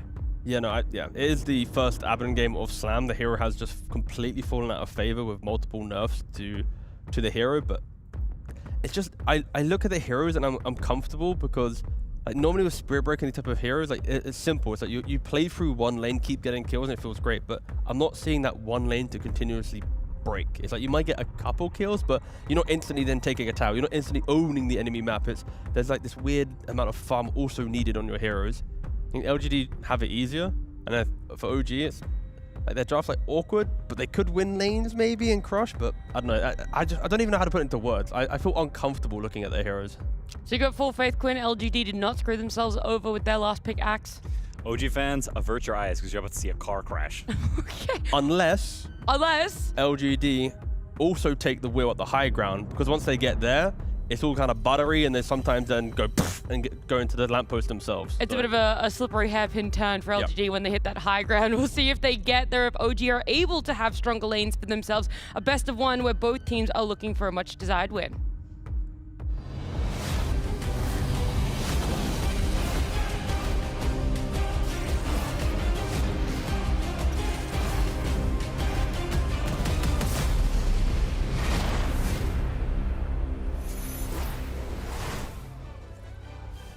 LGD versus OG. We have yet to cast OG since they picked up Toronto Tokyo Cinderin. Yes. Unfortunately for them, they are off to a rough start. They are 2-5, which puts them tied, I guess, for second to last. But there's a lot of ties, and there's still a lot more games to be played. So yeah. But they need to start bouncing back here because they're facing against LGD, who are 5-2. Kind of the surprises of the group stage. This is one of the stronger opponents that they have left, and I am very much with Quinn here. I'm not inspired by the draft. I actually feel like I would have loved this draft half a year ago. It's like bits and pieces of previous patches that were good at different times for different reasons, and I see why they're picking the heroes into the matchups that they are. I just don't think it's good enough anymore. I'm also, I don't know, maybe I'm a little bit of a hater. I think certain teams especially are overrating Timbersaw. I don't think this hero is a first pick, but we'll see if they make a fool out of me on that in that regard. First, Abaddon carry we had to cast, that's cool. For Spirit Breaker, that's also cool. But like, how do they win this lane with Spirit Breaker Timbersaw? They probably don't. I guess they're playing to try to get some semblance of a draw. And then the other lanes, I think, for OG are better. All right, I have all the confidence in the world in OG because you just said that they're going to lose, basically. So that's a pretty good reason. Statistically speaking, that is a great way so to... anytime you say that, I will take the opposite every single time, and I'll be right 80% of the time, every time. If that makes sense, Cinderin. That makes sense to some people. Okay, good. Just double checking that the math is correct. NA after all. Yep. Yuma is playing the Shadow Friend as the safe laner this time around. KJ not playing Zeus. Shocker. Will be the Treant Protector they went 0-8 on and then got the finishing kill to win the game for his team. It was all because of him. Yeah. But Tree has been, it feels like even if you get off to a pretty garbage start, it can still be super impactful. Overgrowth is such a ridiculously good ult. Yeah, and he's going to have a better game than he did last time he played Treant because the lane matchup is just better. Treant versus Timbersaw is, I want to say, double-edged because you're one of the few melee supports that can actually fight Timber early on in the lane. He can obviously cut all your trees, which is annoying, but aside from that, I think you're going to be A-okay. And Shadow Fiend just has a good matchup in this lane. This is super easy. He's playing against double melee, so I think Yuma will have a good time. Now, good news for OG fans out there. First blood for Skem. Manages to take out Theolicor's Lion. Yeah, I love that Bane has come back into the meta. Man, this is such a cool hero to cast. As another Impale comes out, Natsumi will have to Aphotic Shield. Position 1 Abaddon, not something we've seen in a hot minute. How do you feel about this hero currently? I'm not convinced. I think there's some upsides to it here. You're very good against Axe in lane, and you're one of the few heroes in the game that Kez can't kill in 1 second because you become invincible. That's generally what it takes to survive Kez in late game. So those two things are definitely very good. However, I don't think your hero matches up well at all into Shadow Fiend, and there is obviously the possibility down the stretch of playing Silver Edge Shadow Fiend plus a Hex from Lion to prevent you from ulting. Since Hex is also a silence, you don't even need to buy an Orchid on the Radiant this game to solve the Abaddon issue. So I don't think you're gonna feel safe 30 minutes into this as Abaddon. Like, you can do whatever you want. It doesn't strike me as one of those games. It could have been worse. It could have been a Shadow Shaman with the 15 talent to break. Yeah, then he could do it himself. That's right. Silver linings here. Huh? So far in the mid lane, Tai Lung on his Kez that we've seen quite a few times. Yopaj playing the Queen of Pain. 15-2 for him versus Tai Lung's 14-7. Very even thus far. Yopaj has 2 points in Shadow Strike. Anytime it's against a melee hero, it just seems like it would be miserable, but because it's a Kez that has 1,000 abilities that do every single mechanic in the game, I assume this is supposed to be relatively even. Yeah, Kez is decent against ranged heroes. I think this is one of the harder matchups, but you add in the living armor, you buy a Bracer to withstand some of the harass, and you're going to get Ring of Health early for your Mage Slayer. I think at that point, you have so much regen that Quap likely can't pull you out of the lane. Now they're going to fight over the water rune. You'll get it. And Tai Lung is the fast clicker, apparently. Yeah. Pretty unfair game. The advantage of youth. True. Theolicor denies the other one, by the way, so that feels real bad for Yopaj. Yeah, he might actually lose the lane on Quap now. He could if he wants. I mean, he only has... That's the problem with going 2 in Shadow Strike, which you're kind of required to do against a melee, but now you can't push the waves as quickly. You can't really push it and then go get the bounty rune that's still existing in the top side. As Whisper's going to get a call off onto Natsumi with the Impale to follow. This is looking like a kill. Abaddon takes the tumble. It will be a trade, but Skem is the one that gets the XP and gold. Happy with that trade if you're LGD, of course. Killing Abaddon in a favorable Abaddon lane. So, nice little win for them. And not the worst. When it comes to supports that you leave the lane for a little bit when your core dies, Lion definitely one of the better ones to get levels on. Unfortunately, he's just gonna feed. That feels a lot worse then. That was a great caster. That was an immediate caster curse. Happy to help. OG fans feeling good right about now, seeing the power that is Cinderman. Yeah, I mean, OG might need a little bit of divine intervention so far, so... Yopaj has to walk all the way back to base to refill that bottle. Of course, saying that, I make it sound like I'm a god, which I'm sure most of our viewers would agree with, so... At least a demigod. It's KJ in the bot side. Try to set something up on Toronto, Tokyo with the Olokor here as well, and Pale into the root with the Shadow Raises. Yeah.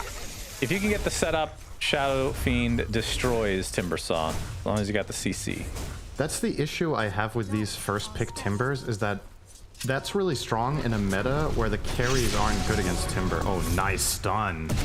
Tims, he steals the haster at the very least, so he's going to be fine. This was a good old-fashioned party here for that rune. Tai Long actually got the rune. Then they would have maybe killed SB, but quick fingers from Tims will get out. But yeah, that's my problem with Timber here, is you pick this hero early, but there's Necrophos, there's Shadow Fiend. One of them is going to get through. And, well, you banned the Necro, Yuma picked the SF.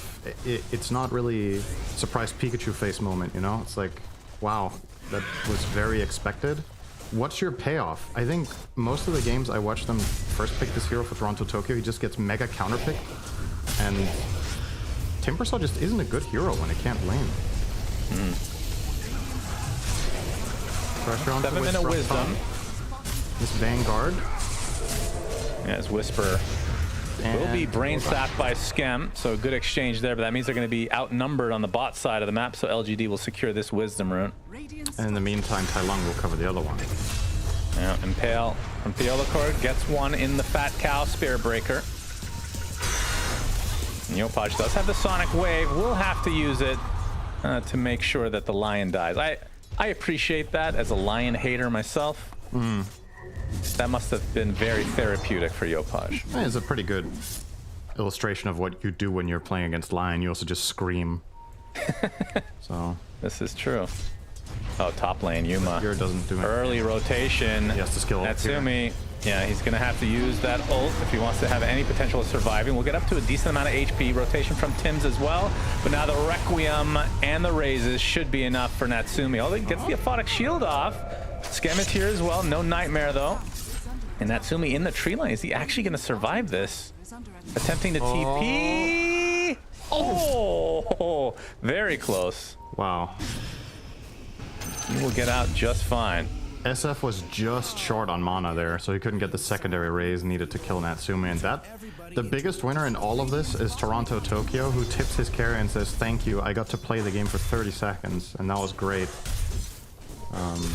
Get some space. Got what it feels like to kill some creeps, huh? Easily 6th on net worth currently on Timber, but this is going to be his soul ring, and this is when things can start to get a little bit easier for you. You can just farm jungle if needed. You can push the waves very quickly, minimize your risk of getting ganked. But it's still tough times ahead, I think, for the Timber. Yopaj's smoke breaks, so they know that somebody is on that high ground. Still making his way over to the bot, though. Or nobody is currently for LGD. Yuma relocates. Are you surprised by the Spirit Breaker pick? Yes. As I got told that thought, Raptor Dance with the stun from Theolokor. Yopaj has blink in 1 second. We'll use it. He is bleeding out, I think. He's trying to get out. KJ in the area. Feels bad to die with an Arcane Rune. Tylon will be super happy about that. But meanwhile, Toronto, Tokyo and company able to make something work on Yuma. So he ended up going. Trade. Yeah, absolutely. Theolokor looks to be next. As Toronto, Tokyo gets a double. Not over yet. Oh, this is definitely a dead line as well. Charge in 1 second. Brain Stab finishes the job. So 3 for 1 and half a bot tower. OG are keeping this in a decent shape. Now suddenly Timber is top level in his team after that happened. This is a... Why do you question Toronto, Tokyo? No, because I've seen enough of these Timbersaw games to look at the expected outcome. Let's look at it that way. That doesn't mean you can't outperform expectations. It doesn't mean it can't go well. But I have my reasons to be skeptical. Okay. Charge. Oof. Close call. Whisper barely got out before getting nightmared next to the 2-2.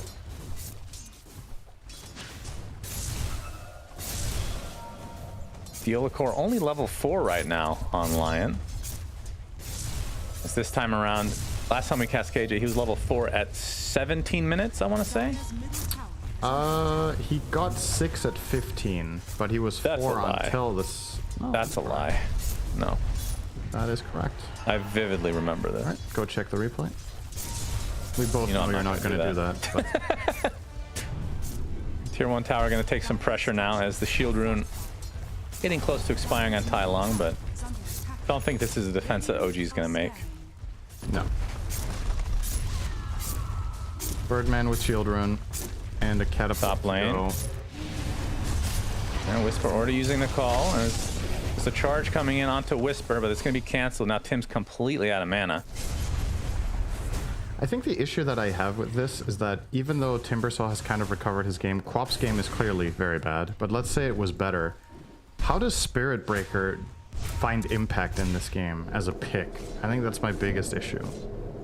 It's very hard to charge into Lion in general. He has an instant disable. He just needs to see you at any given point.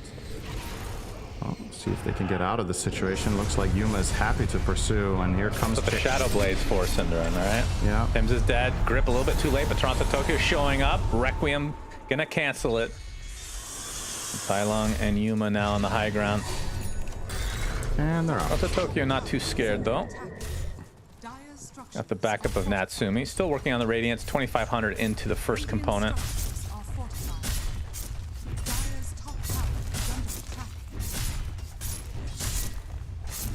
I unfortunately feel like a lot of the time when OG pick this hero for Tims, they kind of fall into this awkward mid-game situations where he can't really look for kills, and if you're not snowballing, this hero is just trash. Like, it can't farm. And Charging it doesn't... Lion. Yeah.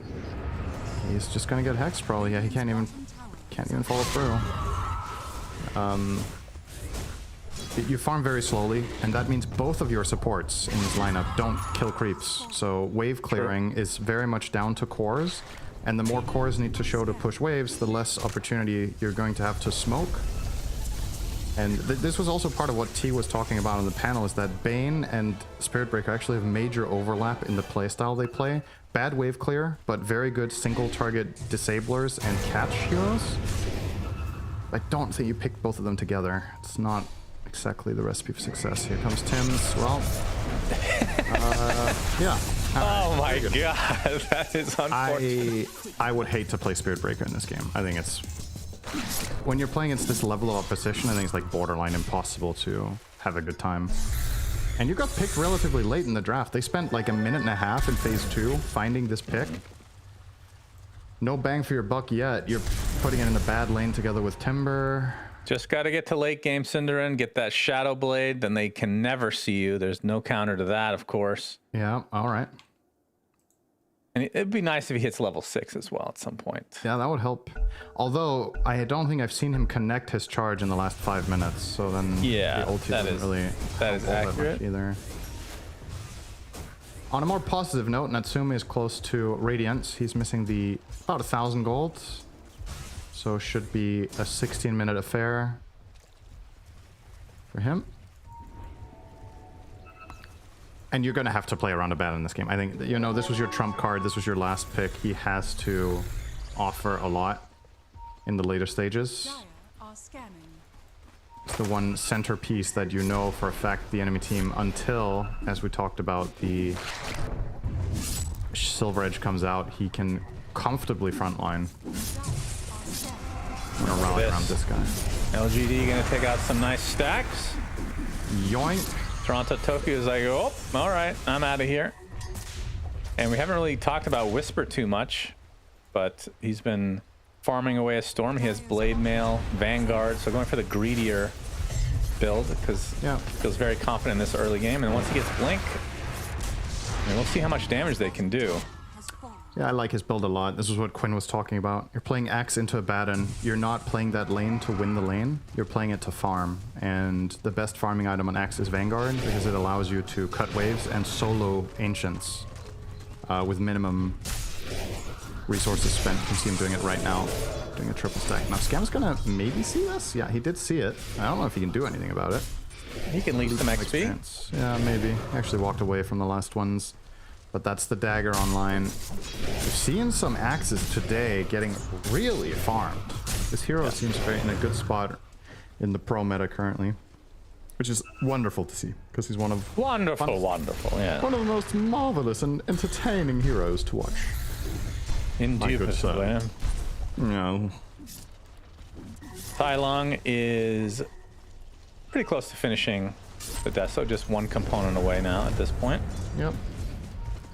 And it feels like LGD are just mega chilling. Yeah. Bottom lane, attempted TP after the overgrowth, no bash for Tim's. Has the Nether Strike now, already used it though in that engagement. Yeah. In the meantime, we kill GLYPH. Oh shit, I didn't see that. Got caught by the blink reveal on X, and an easy chop. Yeah. So 4K lead here for LGD. Oh, he has an invis rune. He might actually trail Schem here. There's no sentries to stop him, so this is a dead Bane. We are watching some nature documentary of a predator and the prey. Oh, I didn't even need to have a nightmare. All right, interesting.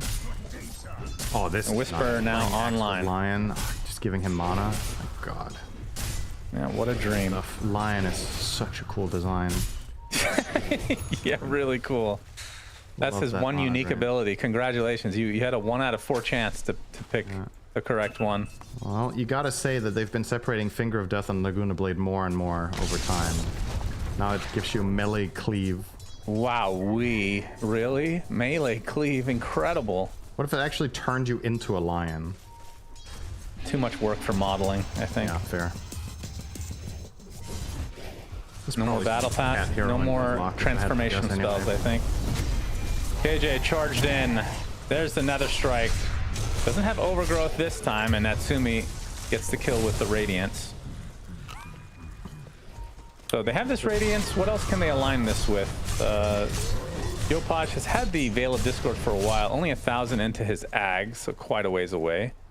And for Toronto Tokyo, he got the Kaya Sange and 1,000 into his BKB. I don't think there's any natural overlap of any kind here, so. But I do really feel like you have to try to do something playing around the Baton. I think just letting the enemy heroes free farm is not a recipe for success in this game. I don't think you have better core matchups later in the game. I don't think your lineup scales better. So I know it sounds like all doom and gloom, but when you're picking these two supports, you're picking them to run over the game, and that is not at all what has been happening. So with a 5k lead, I think the Radiant lineup is more than comfortable. Whisper's now going to buy Boots of Travel on the Axe. Love seeing that. Yeah, I was going to say, they're not over BKB. They're not playing fast at all. They know they're winning this early game. Yeah. And they feel very confident in taking it late game. I mean, we've seen Shadow Fiend, Kez, disgusting displays in the late game. Yeah. Strong timing here. Deso arriving for how long? They're under a ward. Oh, charge almost connected. Tim's gonna get killed instead. For Spirit Breaker. He got hexed and his hero did not work. Oh, they get the Nightmare set up. Into the grip, into the Chakram, into the Sonic Wave. Birdman dead. Chickens on the menu for OG. That'll they just do. give up a little beef as a trade. And in this case, it's a better trade, Cinder. That's not the way it is in real life, of course. I think that depends. When it comes to shawarma, I know you have your clear preference. Oh, that's true, actually. That's true.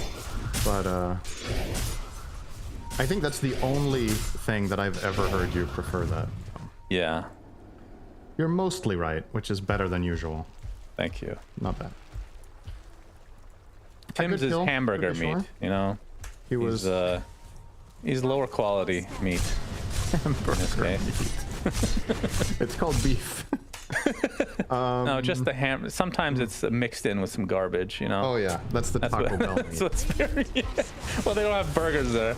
That might be dog meat. I'm not Might sure be a reason about they that. don't have that. Yeah, it's not classified as actual meat, unfortunately. Still delicious though. That was a dominating streak on Tai Lung, so a decent amount of gold going into GLYPH.CET's coffers there. He's closing in on Aghanims.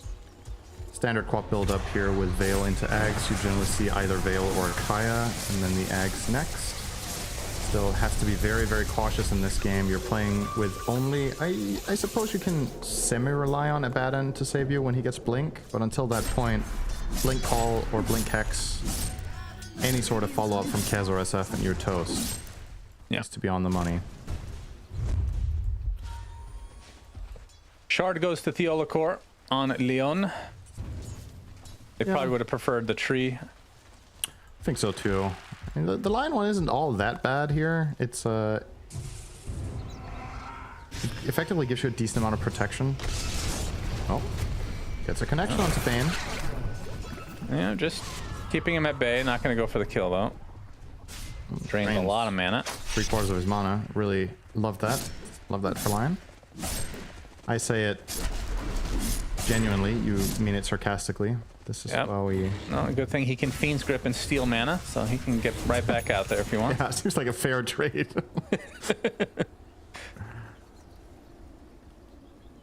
It's funny how that's part of the Fiend's Grip, and I don't know if most people even know that is a thing.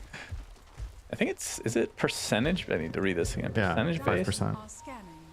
So 5%, let's say it's 5, so 25% of your mana pool. That, I feel like they could buff that. But Fiend's Grip is it's not your mana, it's the target's. So if you're draining a hero that has a lot of mana, but it's kind of whatever. Hello, Toronto Tokyo. Yeah, he runs right into that. The charge does connect this time, but they have the finger. They have the kill onto Tim. Oh, that's a good alive though. Toronto Tokyo, Ag's delivery, and Tai Lung trying to walk it off. Yuma with the Requiem will keep them at bay. Natsumi already has to use his borrowed time, and now Toronto Tokyo in a lot of trouble. The Shadow Ray is going to finish him off, but now the grip. Natsumi trying to right-click his way out, but the cancellation comes through. Shadow Fiend looks to be dead to the burn. Double kill for GLYPH as Tai Lung looks next. Chicken back on the menu, question mark? Abaddon says yes. Does cost them the Queen of Pain. A 4 for 4, in fact. And now it's just a Treant versus Abaddon. They're going to go their separate ways. Here comes Spirit Breaker, though. We both know he's definitely killing this Treant, so he's going to continue charging. He has his ult. Big plays here. He doesn't even have damage because he took the Greedy Tumbler's toy, so he doesn't even hit for anything. As he should, I think. Take that. That was a pretty good result for OG, and it was a very strong reveal of the Timber Ags that made all the difference. Caught them completely off guard on the side of LGD. They initiated on the Timber, and it was also a very clutch Nightmare from Skem. Actually dodged the Finger of Death damage on Timber Saw. But for what it's worth, I think he would have survived anyway. Once he gets Ags off here, he's very safe, unless there is that Treant Yules, which will become more reliable as King Jungles has half a dagger. He's bought the handle. Now he needs to get the money for the blade. You know, I thought of a mechanic that Kez doesn't have, which is Dispel, right? Well, Raven's Veil is well, it dispels enemies, I mean. Oh yeah, he doesn't have an offensive Dispel. Yeah. That's true. That's Get on true. it, Valve. He does have a Dispel for himself. God. Ridiculous, man. Yeah. What a hero. You know, when you have like these, I've had experience with like hero design contests. People that haven't really had that much experience with it, they come up with the most convoluted design. That's what Kez reminds me of. Except this is a real freaking hero in the game. Like, why? Going for the Aghanim Scepter. The community definitely wanted a high complexity hero. So I understand why you made a highly complex carry, because we don't really have many of them. But like you said, maybe it's a little bit too much. The community wanted for our taste. Yeah, I don't know what that's supposed to mean. I'm in tune with the community. I am the community. Actually, I didn't really care, so probably not. Yeah, you probably voted for, what was the Arcana everybody wanted, and we ended up getting Spectre voice line or some garbage? I'm not sure. That's probably you. I don't know if I that group voted in that one. All right, Roche being attempted. Natsumi is spotted on the high ground. I don't think they're going to end up contesting this. Timbersaw Although isn't even here, so what are we doing? Yuma going to use Requiem just to ensure that nobody comes nearby. Gets the Aegis. I wouldn't have minded for OG to really try for that one, but if you want to, you need to bring your strongest hero. Timbersaw was just farming bot the entire time, and his teammates were kind of timid, obviously, as to whether to go in.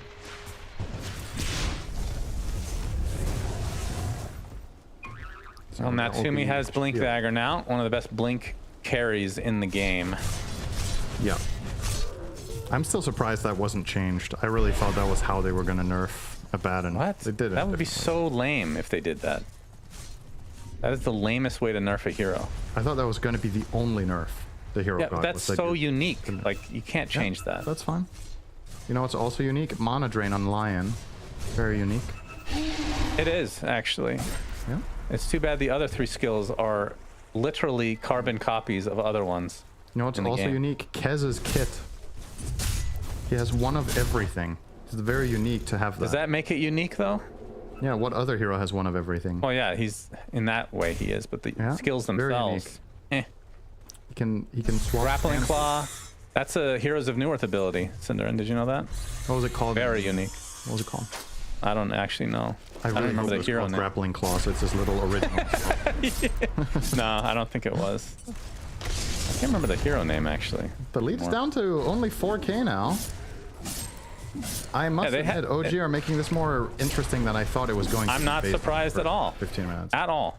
No, Genuine. you're not. That's fine, because I said it was going to be tough. You're not surprised that it isn't, but we still need the big ultimate thing, which is, can they win?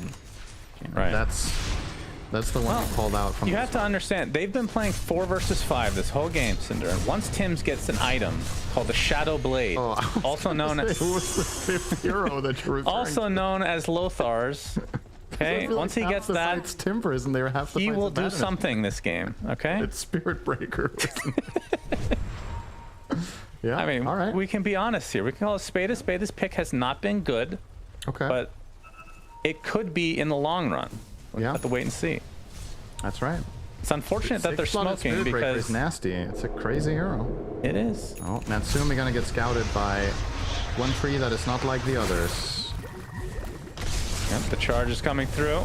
Natsumi, borrowed time about to activate. Here's gonna pop the Manta though. There's the Raven's Veil on the other side from Tai Lung, looking for an opening.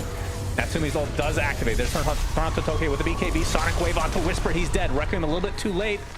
They will get the trade onto the Bane, not the trade you're looking for if you're LGD. And now Yuma on the run. They're going to be able to dispel the Aghanim Scepter with the Yules, but that's going to be Aegis down and out. Toronto Tokyo and company going to try to surround. Tai Lung focusing on the Queen of Pain. Gets the silence, gets the this. He just completely decimates him. Gets the Spirit Breaker on top, forgetting that was a hero in this game. And now OG trying to run away, although Natsumi might not have anywhere to go. These 2 heroes. Looks like he's fine, actually. Yeah, they're very tanky, despite not having the borrowed time any longer. Well, they'll go their separate ways this time as well. Yeah, Whisper tipping Tai Lung at the end of that fight, seeing that he got both kills. I wonder if Whisper knows what happened. He just saw the heroes die, though, and he's like, that's great. As, this is the usual teammate reaction to Kez. You're just like, you go, buddy. Yeah, he got the silence onto the Queen of Pain, then the stun, then the damage over time. Yeah. Then who knows what else. He did the call. Probably muted his item somehow. Ridiculous. Yep. He's got 14 charges on Deso.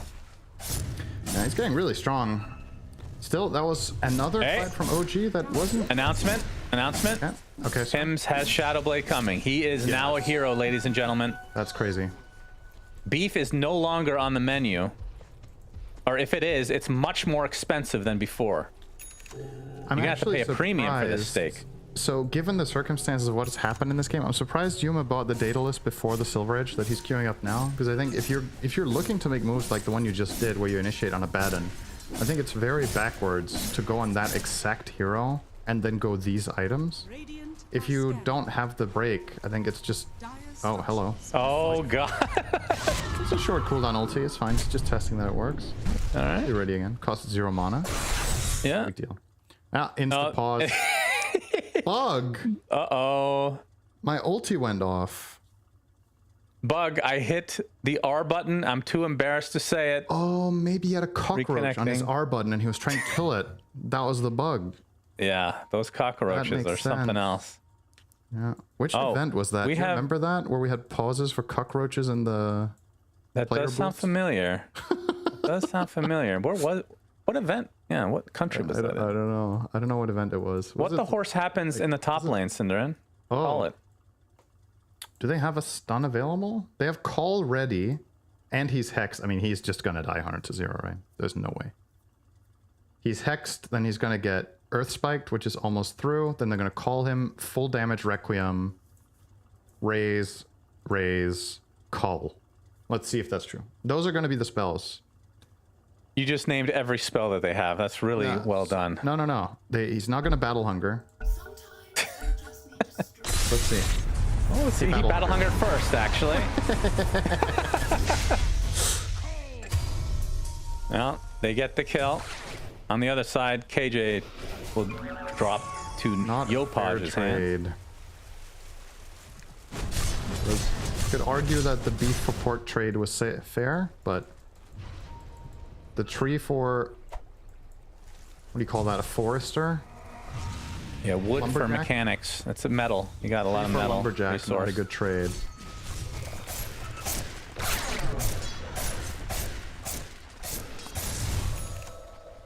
Well, any big items coming? Oh, there's one. I thought he had Ags already. I guess not.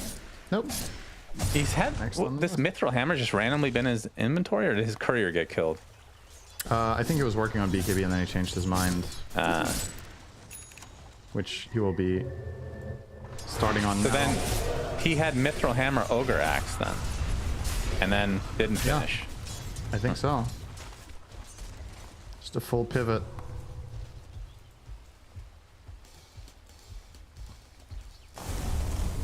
Well, Natsumi close to his BKB. Yopaj has Ags with a full Shivas now. Gonna go E on this to make sure he doesn't get bursted. Do you like the BKB here on the button? Not really. I mean, I'm not convinced that that was the best purchase. They need damage. Yeah, that's how I feel too. You can to some extent rely on Timbersaw to do that if heroes survive long enough, but I just don't think. I think this Abaddon blinks on you and pops this Manta and you just don't die. I think the supports can actually play their way out of getting jumped by Abaddon, which a lot of the time what you do is you buy Bloodthorn in this slot and then you just eat them. But maybe dissuaded by the Tuyuls, I'm not sure. No. Might have some action here. Natsumi's actually leading the way. Charge will hit. Beef is on the menu. Question mark. Tai Long already at half HP. Has the grappling claw to the low ground. Now focusing on the Bane Elemental with the Raptor Dance. It's not quite enough. He's going to get a brain sap off. Tai Long is all alone, but 1 versus 4. Who wins? Apparently it's Kez. Can he TP out? No, the grip just in time. Very nicely done from OG. Yeah. They only lose the cow. Crucial ward, seeing Tai Lung there by the Ancients so they get the charge opening, and as you mentioned, the Shadow Blade unlocks some plays. The stun came out of nowhere. They reacted pretty quickly on Treant, but still they did manage to connect all their stuns and eventually take him out. Fall Whisper onto Bane. Pronto Tokyo nearby has the gem. You're gonna be able to chop him down. Whisper attempted TP. They have the damage though. Oh my goodness. And now the Nightfall away for Yuma. Successful. And OG, a lot of momentum going their way now. This is why they first picked Timber Shannon. They knew it would get to this. You were right. Now they are going to get the Tormy. The Cinderin curse is real. Always is. And Tim's gets rewarded. It's like Hand of Midas. It's like the King Midas curse, but with poop. What? Everything I touch turns to shit shin. Oh, what are you talking about yourself? I see. Yeah. Do you know the story about King Midas? Do you know Hand of Midas is named after him? Do you know that's like Greek? Okay, very good. Yes. You generally don't know things, so. I'm proud that you know a little bit of. He turned his dong into gold, right? Isn't that the story? Yes, that is correct. Thank you. I learned a lot in history class. So Tim's is shard. How much is he going to get out of planar pocket? Did you learn about King Midas in history class? I don't think it was real. Yeah, but I feel like you learn about mythology in history class, actually. Where else would you learn about it? English? We have a... I don't know how you would translate this. There's a subject that you have in Danish high schools, which would roughly translate to, I don't know, knowledge of old? Okay, that's it's really kind good. of like you're learning about ancient Greece and stuff like that. Yeah. So you learn. They just cram as many subjects into one as they can in the US. You read about Oedipus and... Oedipus? Oedipus. Is that how you say it? I would hope so. I mean, your pronunciation sounds awful. Isn't it? True. It's probably like Aegis, where you can say Aegis and Aegis, so you can say Oedipus and whatever you said. Oedipus. Yeah. OG have a lead. 2K in their favor. Whisper getting charged now. We'll TP out. Now he's feeling the fear of Cowman. Yeah. Yeah. This is, I will say this much about the game from OG's perspective. I think the Abaddon Timbersaw answers to Kez have looked really nice. I think that's been the biggest problem for the side of LGD, is killing these two insanely beefy cores in this mid-late game portion. And maybe that is the solution to Kez, is just pick the most ridiculously tanky heroes you can possibly imagine, and then maybe Whisper getting isolated, pops his BKB early. Tim's doesn't have mana for Nether Strike. That probably would have been a kill, and now it's going to be a lot harder. He's still going to jump in with Toronto Tokyo. Whisper does die under the tier 2 tower. As now the Shadow Fiend trying to run away, but a beautiful Sonic Wave back into the arms of Natsumi. Gets gripped from the sidelines as well. Huge kills for OG, and now they're just diving the enemy base. Tylon with the Raptor Dance doing absolutely nothing with it as he will fall. 3 cores dead for LGD. What can I say, Shannon? I said it was going to be a good game for the Radiant, but at the same time, Quinn also didn't believe in OG, and that's when I should have known. Yeah, when I'm emphatic about something at the beginning of the game, just trust, all right? Yeah, trust. As the Core being chased now.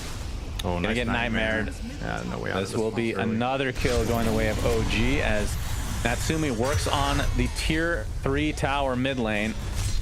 And unless you buy back, this is a set.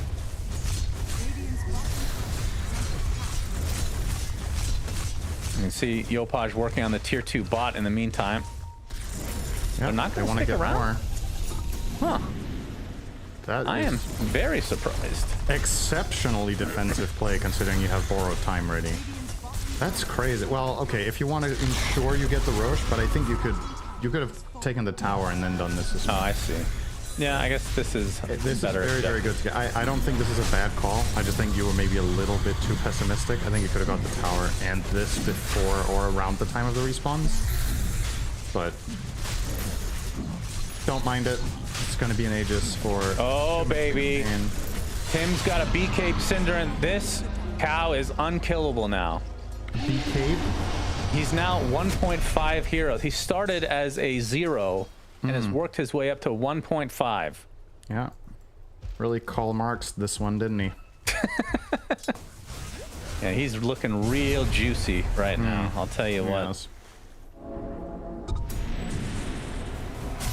I will say he is one of the most entertaining heroes to watch in Dota, the Spirit Breaker. The Spirit Breaker is always a ton of fun. It's just very polarizing. I am still surprised how well he bounced back. But again, seems like a testament to the inability for the Radiant, in spite of their ridiculously high damage lineup, to kill the right heroes in the mid game. I think the Timber Ags is probably the most impactful item the game had out of anything. It won them that singular fight, and then that bridged the gap for him to get BKB, and then you have these 2 Yules on the Radiant that don't stop it anymore. Yeah. He just goes in, pops everything, nobody can touch him. He boxes out Kez, he boxes out Shadow Fiend. Abaddon does the same thing. Oh, Tylung, he canceled his TP. He's getting charged as well. Uh-oh. This is bad news. The cow is coming for you. Nether Strike. Big kill onto Tylung. And OG playing on a different level now that they have that 5th hero to work with. Toronto Tokyo has Octarine Core. He's level 25, by the way, so has the Timber Chain ridiculous range as they're going to blow up KJ in the meantime. Yeah. Bloodstone now for Yopaj. Things are looking really good for OG. It's beef versus chicken, but only one of them is cooked. Unfortunately, it's the one that you really want to be cooked. Yeah. That is fair. All right, Natsumi. Oh, he's blinking in very deep. Buyback from the tree. The break.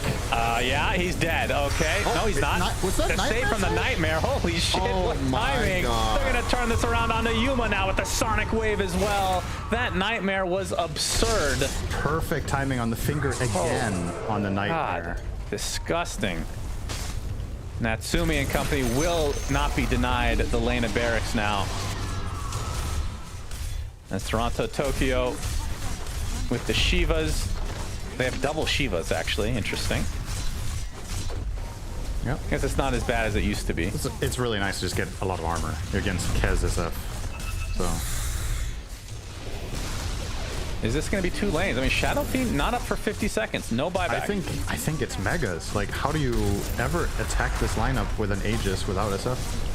I just don't think you can stop them at all.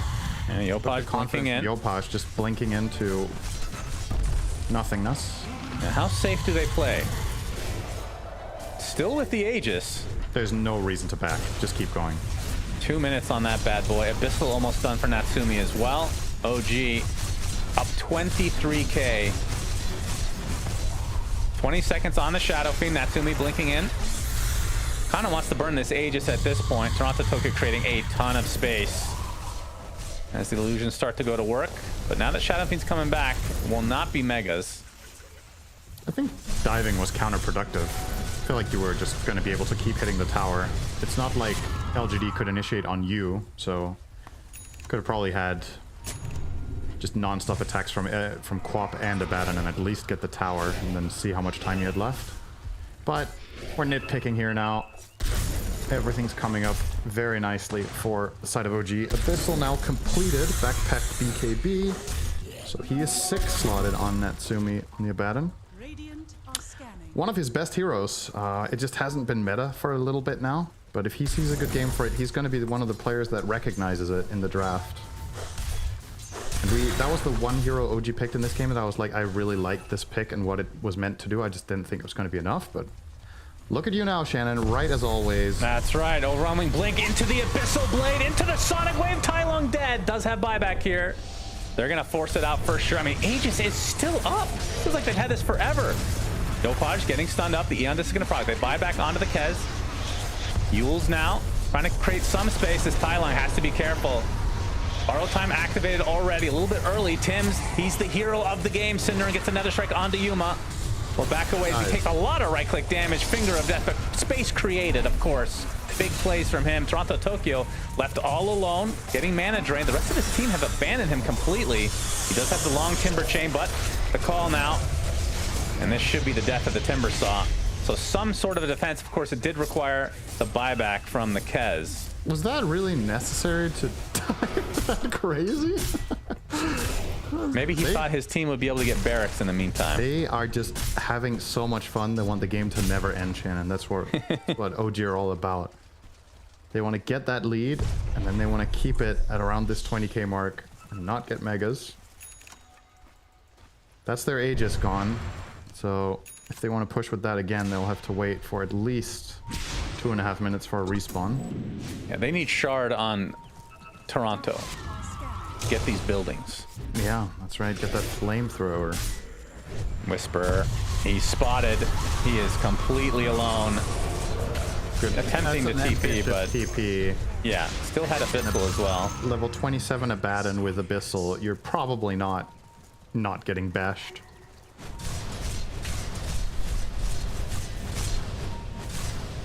Well, if they push here, they can burn yet another buyback. Of course, they don't have Toronto Tokyo for 30. Excuse me, Synderen. Ah, that's okay. Sure is a mouth-watering game. Make you hiccup. I mean, I feel like you hiccup when you eat a lot, or what's the other reason? I haven't eaten anything today, so that's not a thing. I was just thinking of Slacks, the last hiccup attack he got. Oh yeah. Glad he's still with us. God. That's somehow morbid. Yeah, it was a violent hiccup attack. Tai Long working on a Daedalus. He is very far away though. And what does LGD have coming up relatively soon? Satanic for Yuma. He's 3k into it, but then I mean he doesn't have buyback anyway, so. And it's also a matter of, can you actually hit anything? Oh, he does have buyback. That's still the problem, right? This has been the problem for 20 minutes for LGD, is being able to overwhelm and kill heroes. And it feels like the timing is just, that time is gone. Bane has so much utility, so many ways of getting a nightmare off when you blink call someone, so many ways of saving against the finger. He has Shadow Blade Blink Lens on Bane. And about to hit level 20, so he gets another 30 move speed. Pog. Hype. Yeah, that's such a dumb talent. Let's give him like, level 15 talents for his 20. Not even.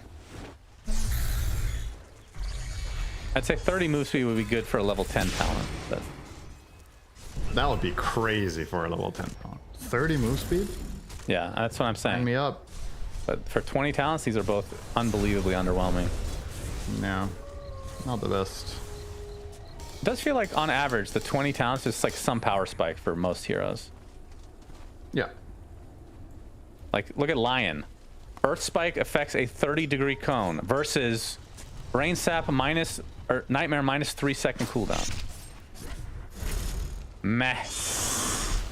Yeah, I think Bane should get Nightmare affects 30-degree cone. Sure. Could you imagine that? How broken that would be? You could give Brain Sap a small, like 300 AoE. That's your shard. About that. No, not Brain Sap, sorry, Fiend's Grip, 300 AoE. Yeah, and then like you really AoE. small, so it's only good in very particular, like it'd be really good with Vacuum. Very good against Meepo. Yeah, true. Natsumi with the Aegis. Oh, hello, Yopaj with the shard. There's a cow coming for you. Yeah, the cow has found you. Another death for Tai Long. Trying to get away. Gets bashed, though. Great. Oh, and gripped before the Raptor Dance goes off. And that is a dead chicken for 2 full minutes. No That's buyback. Just game, right? I think He's so. out there farming completely alone with no protection. And they should know he has no buy. They have a banner. They have an invincible frontliner. Yeah, Yopaj. Man, Whisper already at half HP. Jeez. Timber does so much damage. Not much to be done if you're LGD. As OG gonna get megas.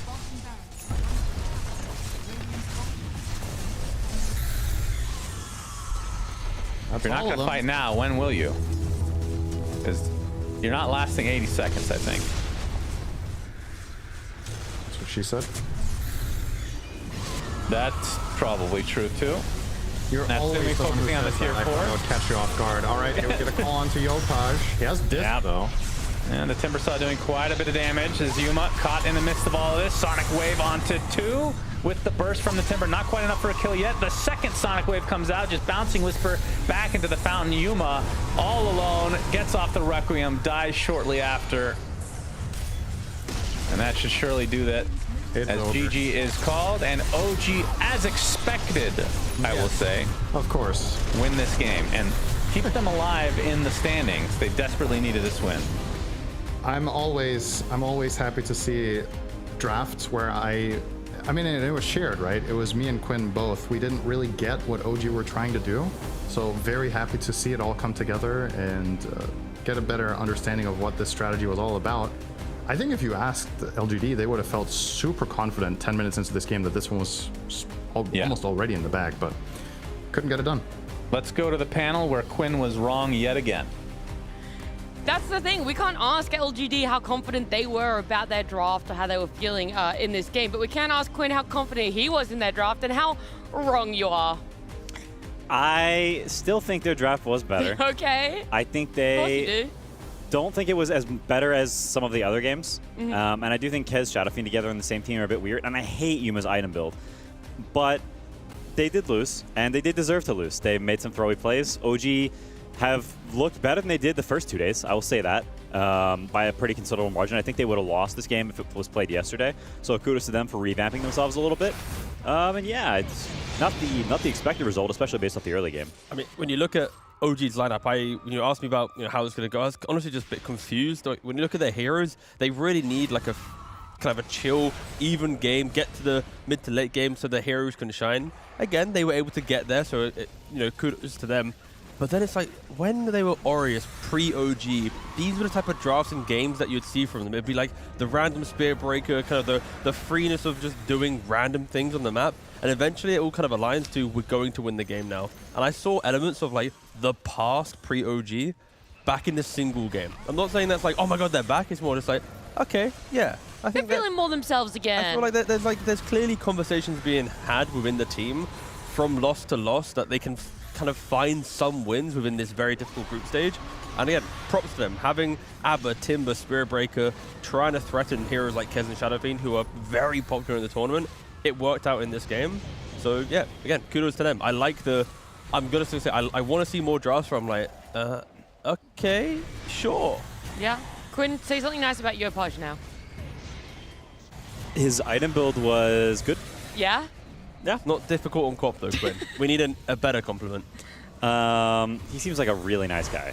Oh, you're so harsh. What could he possibly do to impress you anymore? Win the event. Win a lane. Okay. How about that? Win one lane. Oh, okay.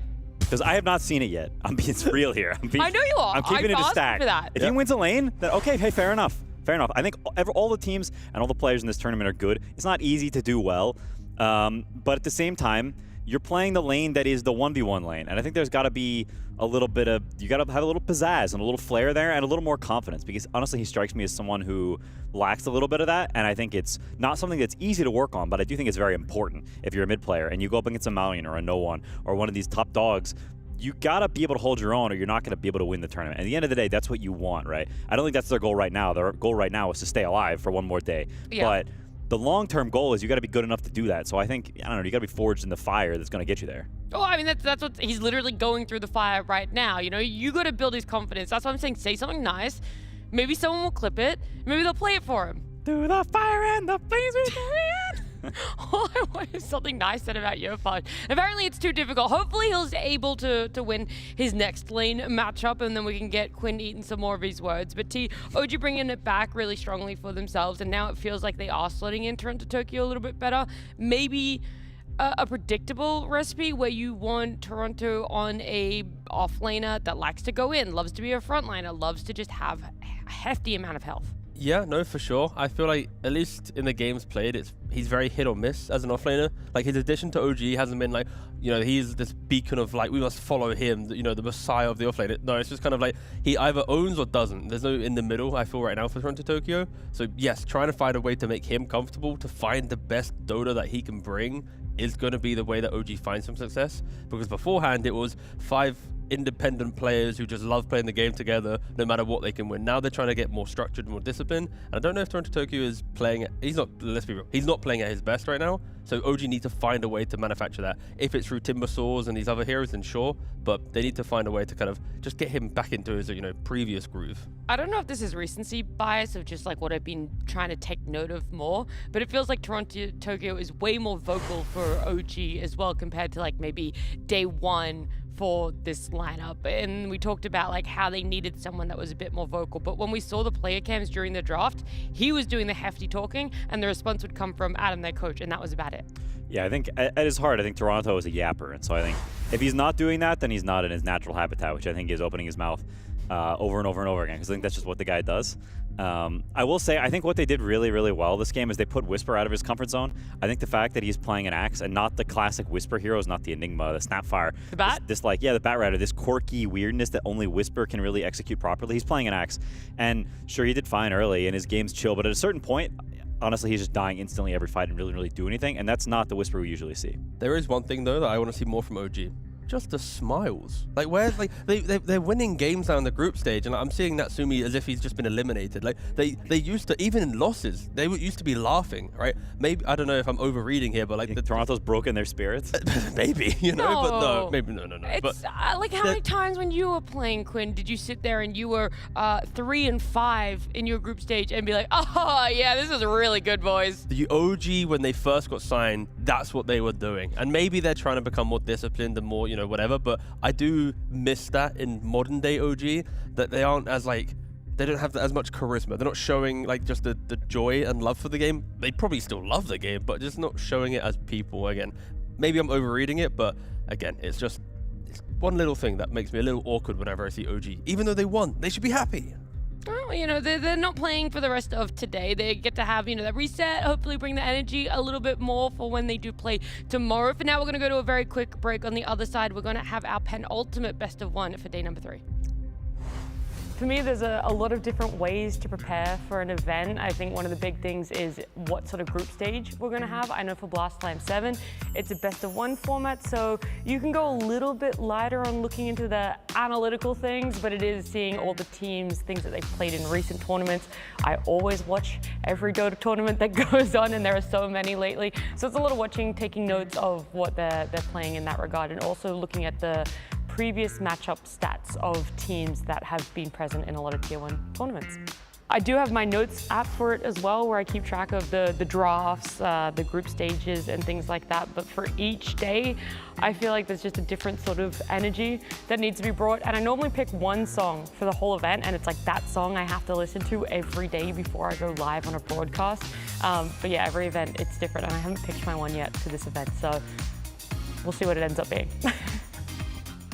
To prepare for Dota events, I like to play some, to watch some, and kind of just get a feel for how the meta is, how the heroes are, get a feel for item builds and things like this. I think Dota is a game you need some time to be in tune with fully, and to not just think about things, understand things, but to feel things, because I think Dota is in a large part about feel and how stuff clicks and just sort of knowing in your bones if something is correct or not. So I think I just like to be around the game and bask in it a little bit until the point where I'm confident about my ideas and my read on the game, so that I can, you know, communicate that properly. I prepare for tournaments by pretty much just playing a ton of the game, right? So even when I'm at tournaments, I'll have my laptop trying to play as many games as possible outside of broadcast. At home, I'm playing like 6 to 8 hours per day. It used to be more, but I tried to get a little bit healthier.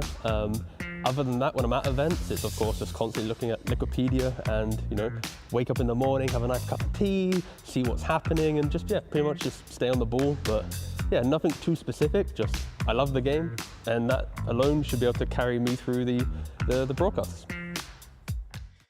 Oh yeah, a cup of tea in the morning. Tea, you had like 4 coffees yesterday before midday. Yeah, at home, I'm at peace, I'm calm. At events, it's stressful. I'm out here watching LGD lose to OG. I'm here watching Falcons be 7-1 in a group stage. I need the caffeine to stay awake. Not sponsored, by the way, guys, yet by a caffeine company. If you do want to, of course, get that, you can go to the partnership team at Blast Slam. Thank you very much. Well, we're looking at our group standings there, and yeah, they're correct this time around. So Falcons 7-1, the only team on that scoreline. Yandex are currently playing up against BetBoom. The last I checked in, BetBoom had a massive lead. Sorry if that's a bit of a spoiler for you guys who are also tuning into the B stream, but it's not concluded from my knowledge, so I'm not sure what exactly is the result there, and it does mean that we're going to move on to Aurora and PARIVISION. And Quinn, your impeccable memory, did you see where they were standing in the groups?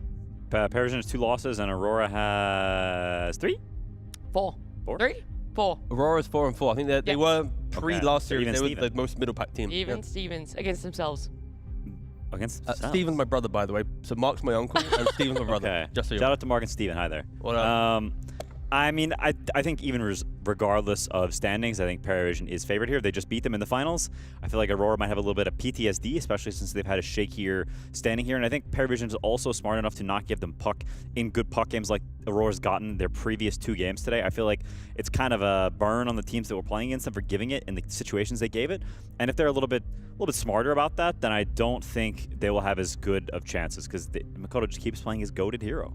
it's also like the last 3 games of Aurora have had weird storylines where it's like you get to play like an AA into the Husker, then you've got the kill Liquid in one fight, suddenly walk down mid, take tier 2, 2 racks, that just doesn't happen. Then you've got like first pick Enigma against you where you get Nightfall Gyrocopter. Like all games just have like just big statement things in both draft and play. So I just want like a more relaxed game. I just want like an honest, you know, real smoke to win the game. Like, I just want like some big team fights, not this weird like little draft shenanigans or Liquid deaths, whatever.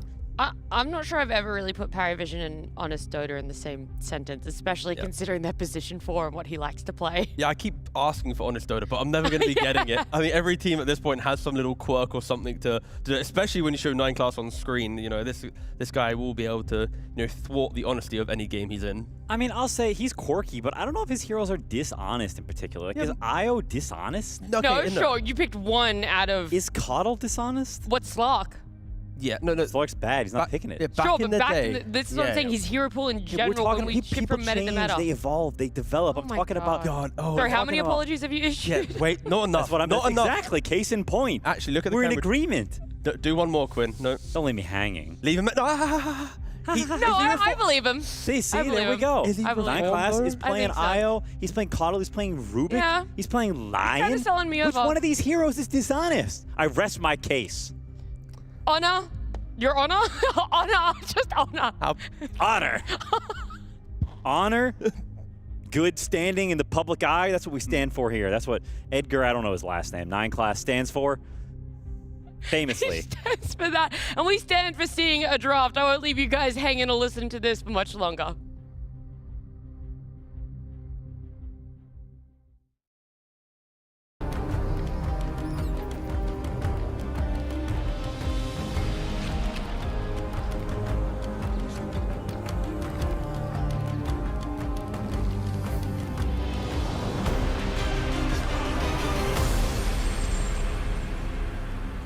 Well, you've pleaded your case here, Quinn, but I'm going to have to see it in action. Is 9 class reformed from his dishonest ways as a position 4? Well, he's not going to be getting his hands on at least the more honest ones for his hero pool. Io was taken out by Aurora. Viper and Kez are the other 2 that PARIVISION have found success on that won't make their way into this draft. PARIVISION, you're right. They're not going to let Makoto have his puck, along with a Doom and a Lone Druid ban right there. Yeah, so pretty much leaving... at the moment will be the Timbersaw potentially into the pool for Aurora. That's kind of the main one to consider. Yeah, so they got 2 routes. They can either ban Timbersaw, leave Tiny, and pick something against it, or they can ban Tiny and leave Timbersaw and Shadow Fiend. Then if Aurora takes Timbersaw, they get Shadow Fiended. Yeah. So we'll see which one they choose. They did this trade like 3 times in the grand finals they played, trading Timbersaw for Shadow Fiend, these same sort of types of bans. I will assume that they have wonderful air conditioning right now in the Aurora boot camp, because there's no way Makoto with the blanket in this heat is just unheard of. Oh, and they go for Phoenix ban. So then it's Timber, Tiny, and Shadow Fiend are all in the pool, at least for like kind of the statement meta heroes. Yeah, it's potentially nice because if they then first pick Shadow Fiend trying to steal it from you, you can respond with Tiny, which I think is a hero that's at a minimum decent against Shadow Fiend. So it leaves you a 3rd option in the event they try to steal Shadow Fiend. What about the 4th option of a Clockwork? I'll be honest, I forgot about it, but yeah, it very much is. It should be up there in contention.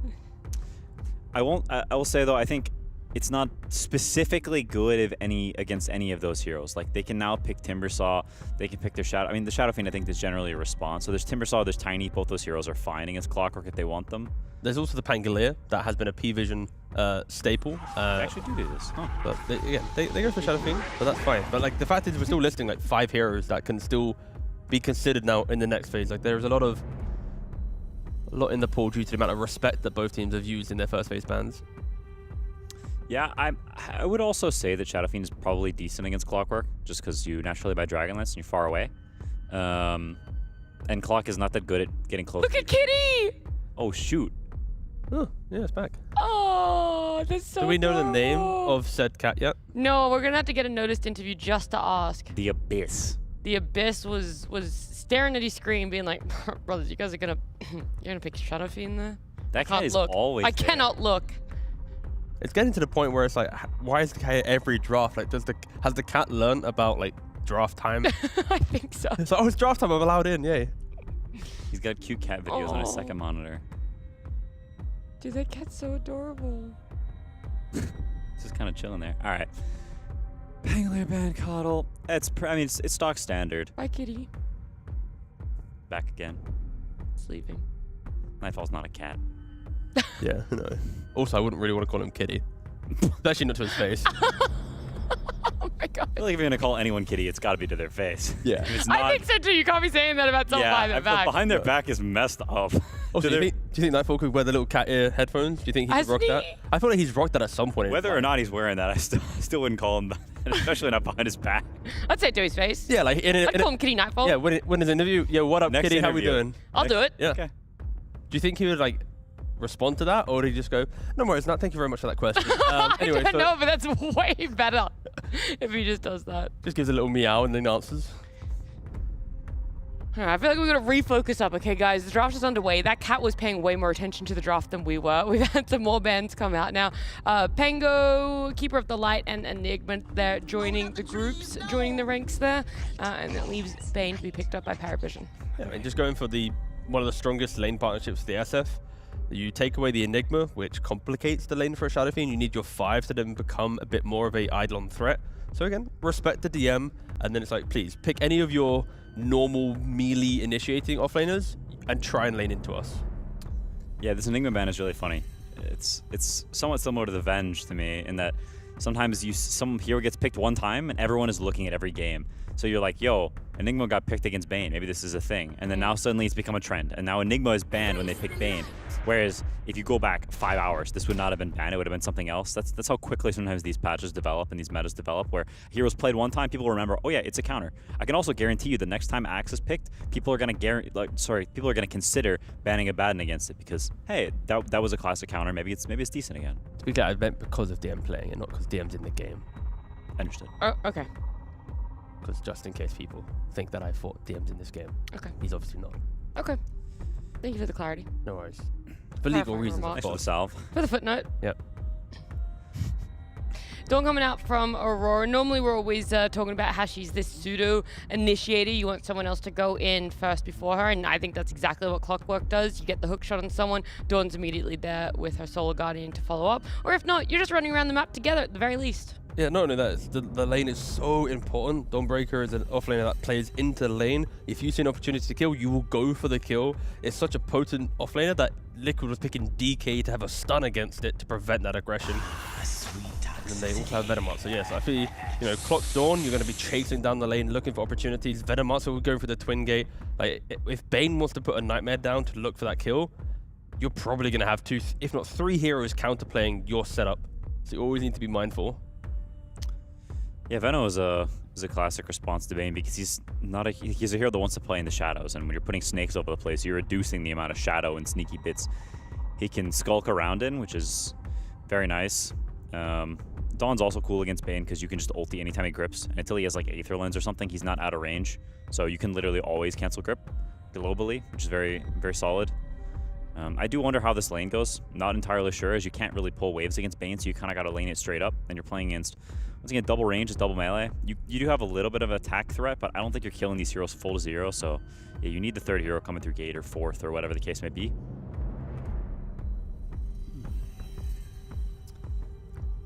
I mean, wow. Okay, that's a 9-class Furion. That's crazy. Honest? Honest, yeah. I had the same thought. I think it's honest, yeah. Support Furion is fine. Okay. Could it still be like mid Furion? Of course, there was an era where like Malrine from the mid lane would go for like the Mjolnir, you put it on some tree ants, you push that way. I just see no reason for it to be mid.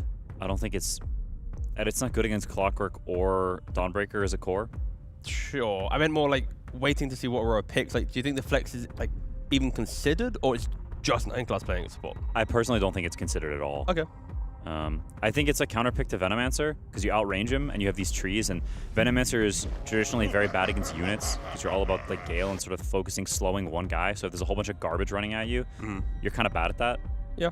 I mean, in regards to the support role, like the trees, they are leveled quite nicely. They are quite annoying. You can also jungle quite early on if you are a support. So you can play your lane, pull some waves with the trees. You can go farm a quick camp, TP to secure ruins. Like, I feel like Nature Prophet support, it's not the worst. It's just, if you lose control of the game, you're not a blink stunner. You're not like the Marcy's, the Rubiks, the heroes that, you know, 9 class will normally play to make the game feel more stable. So it's all about his efficiencies early on. Like when you're picking support Prophet, you need to truly perfect like the first 15 on this hero. Yeah, I think it's also, it's interesting to pick Nature's Prophet against Dawnbreaker, because I think generally when you pick Furion, you're looking to port on other heroes and kill other lanes because you're not that good at killing in your own lane.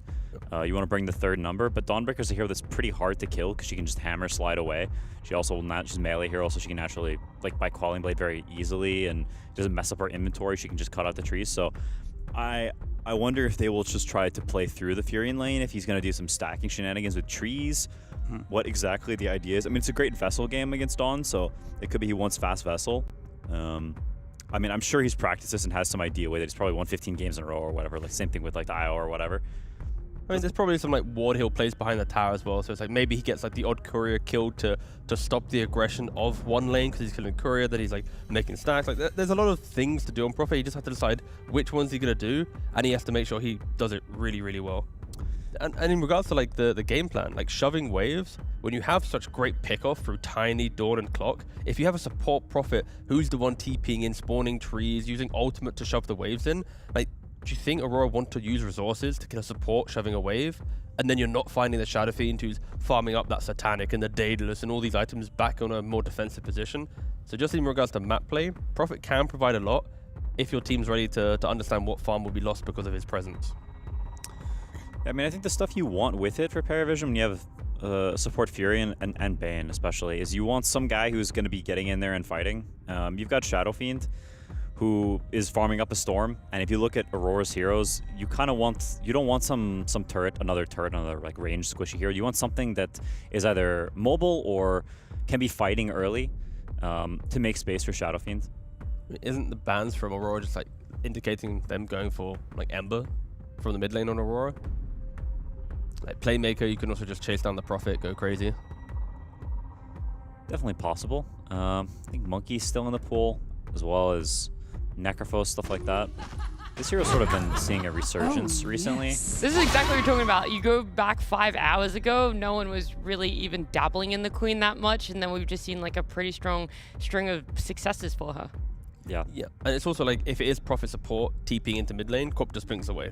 So if you pick like the Ember or like a more level dependent hero for their survivability, there is a window for 9 class to punish that. So it kind of makes sense that they go for the Queen of Pain. It's a pretty natural Ember response here from no one. It's quite good with Furion because you just skirmish quite a bit. Ember can do this thing where, like when he runs at you with Flame Shield and you press chains, Queen can just blink away and reset the Flame Shield, but then that allows Nature's Prophet to TP behind the Queen, potentially even behind the tier 1, and you get a kill because you can force the blink. So there's a lot of potential threat around mid, especially if side lanes are going well for PARIVISION.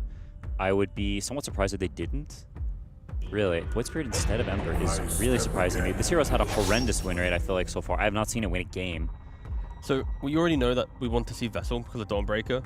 Mage Slayer, it's an incredible game. So potentially there's a different build for 9 class in play, and then no one's going to be taking both of the items. Or he will then rush the Mage Slayer on the Void Spirit, you get the Vessel on the Nature's Prophet, and then you accelerate your team timings because you've got 2 cheap kind of fighting items in play at the same time. But that aside, I feel like in this scenario, no one has been asked to 50-50. Do you want Ember on Void? Or Void, sorry. You're probably going to buy the same first item. What do you want to play? And you just ask it on his comfort.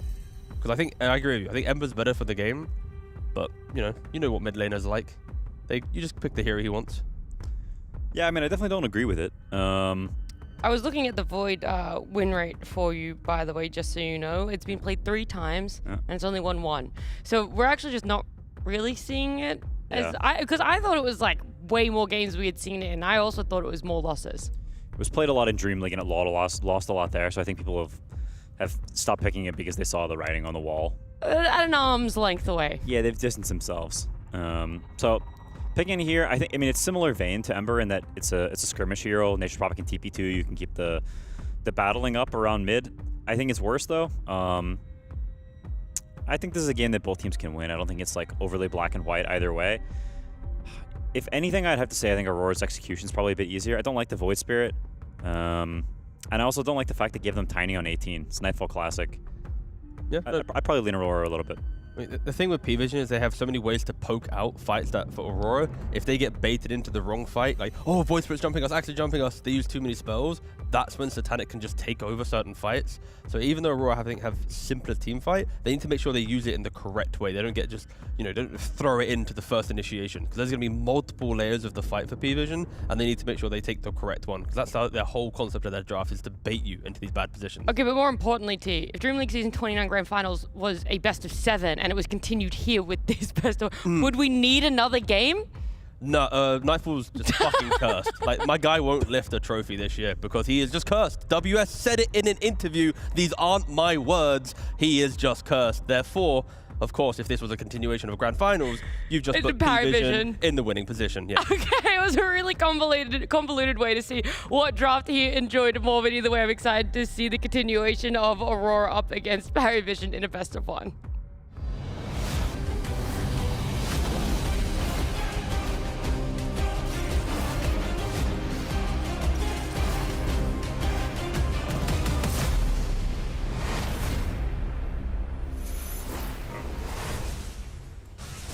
PARIVISION versus Aurora. Aurora are 4-4 now in this group stage here at Blast Slam. PARIVISION 5-2. Synderin, are you forgetting something? You forgot something, Synderin. I have remembered it immediately. Thank you so much, Synderin. You're more than welcome. It's almost like you've been doing this for 20 years, you know? Almost. Almost. Not quite. In case you missed a little detail, Shannon, during that rambling of yours, Shadow Fiend has a Necromastery stack because they sent a Treant to take damage from the tower, and then he denied it. Wow. These are the new cogs, now that doesn't work anymore. This is the next level to get Satanic. Big plays. The tiniest of head starts in this lane. And hey, you and I talked it to death at this point, but we get to cast another new hero that we haven't cast, I think. Have we had a Void Spirit in our games? Maybe. Yes. Maybe we've had one. We haven't had a Veno, though. You sure about that? Yeah, you might actually be right. Yes, I am sure. Yeah, so another new hero. The variety just keeps on going. And this is a very important game. Obviously, these two teams are potential front runners, or at least top 4 finishers in this round robin. I say that after Aurora, as you mentioned earlier, had a very bad start. They were 3-4 going into today. Now they're 4-4, but they're on the up. And this has happened to Aurora in multiple tournaments. They're a little bit slow to start. They figure something out, and then they go all the way to the finals, which they then inevitably lose. So see if they can continue that here. If you can get second place every single tournament, that is incredibly impressive in more than one way. It's impressive to make it there every time and to never win. Tell that to Cloud9, the original. Yeah, that's right. And they broke up because they couldn't stand it anymore. And 2023 Liquid, right? Wasn't that they got to every finals and lost to Gaming Gladiators over and over again? Yeah, that's true. That's true. Another second place cursed team for a while until they finally broke it. Do you think Nightfall will break the curse? Yes. When? I don't know if it will be this year. Oh, so you're doing the long-term deal here. Okay. Yeah, might be a long con. I mean, they did win a tier 2 tournament, right? That's true. That's something. Is that the ceiling though? Nightmare bottom lane. Mira into the tower, and he's dead. He's dead. He did. He sure is. So 9 class on Nature's Prophet. Very cool. What do you think of this hero? I'm a bit unsure about the hero's place right now, to be honest. You're starting to play on Nature's Call again, which is so unfamiliar if you think back on the last couple of years. Prophets were generally just playing 4-4-0 a lot of the time, even as support. So I have yet to see just how strong these trains actually are in winning lanes against specific heroes. I think they're, in theory, very good against Veno, because he doesn't really kill them very well, and just box him out all the time. You obviously have the global teleport, which is very nice for combining with plays, but I wonder why they picked it here. I wonder what was the deciding factor in choosing that hero. He's sick of picking regular shit, obviously. That might be the only reason. Sometimes that's all it takes, and you've been a captain before. Sometimes these young kids just it's hard to get these ideas out of their head, you know? Oh, it's hard for the Callis to get run over by a Dawnbreaker. Yep, that's unfortunate. He had a potential counterplay there with a Mango, but... Oh, now bowling. Off guard. Satanic gets some mana drained. WS does have his combo back up. So this is the second time you and I get to cast Dawnbreaker against Shadow Fiend as a 1-to-1 counter for the laning stage. The last time around we saw it, Dawn lost the lane significantly, but still ended up winning the game ultra late. That was the 90-minute game, if I'm not mistaken, of yesterday. Yep, as expected. This time, you do have Nightmare against Starbreaker, so it's a lot harder for Dawn to combine both spells onto SF. Oh, middle lane. No one's gonna solo Mikoto. Hello? Wow. That is unexpected. Void Spirit does not kill in lane, in general. No, he does nothing, really. Especially not Quap. That is shocking. How did he even get in kill range to begin with? Like, this is not a lane Quap is supposed to take a lot of damage in. You're going to take a bit of Resonant Pulse here and there. If he's clutch, he might hit a Remnant once or twice, but even with that, you have Bottle, Wand. Wow. All right. No one with a very unexpected advantage here. Yeah, Void Spirit. That's why I last picked Void Spirit, Chan. Yeah, Quinn was wrong again, it seemed. Yep. Satanic, oh man, he gets pushed back into the tower. A lot of right-click damage. He's gonna drop. Mira will be the trade. As a Starbreaker comes out as well. WS has Hammer up ahead. Should be another one for him. So Aurora in his bot lane looking good. As top lane, more action. Kaori taking tons of damage over time between the Battle Hunger and the Blood Grenade. He will fall. As Nightfall will be happy to get the solo XP.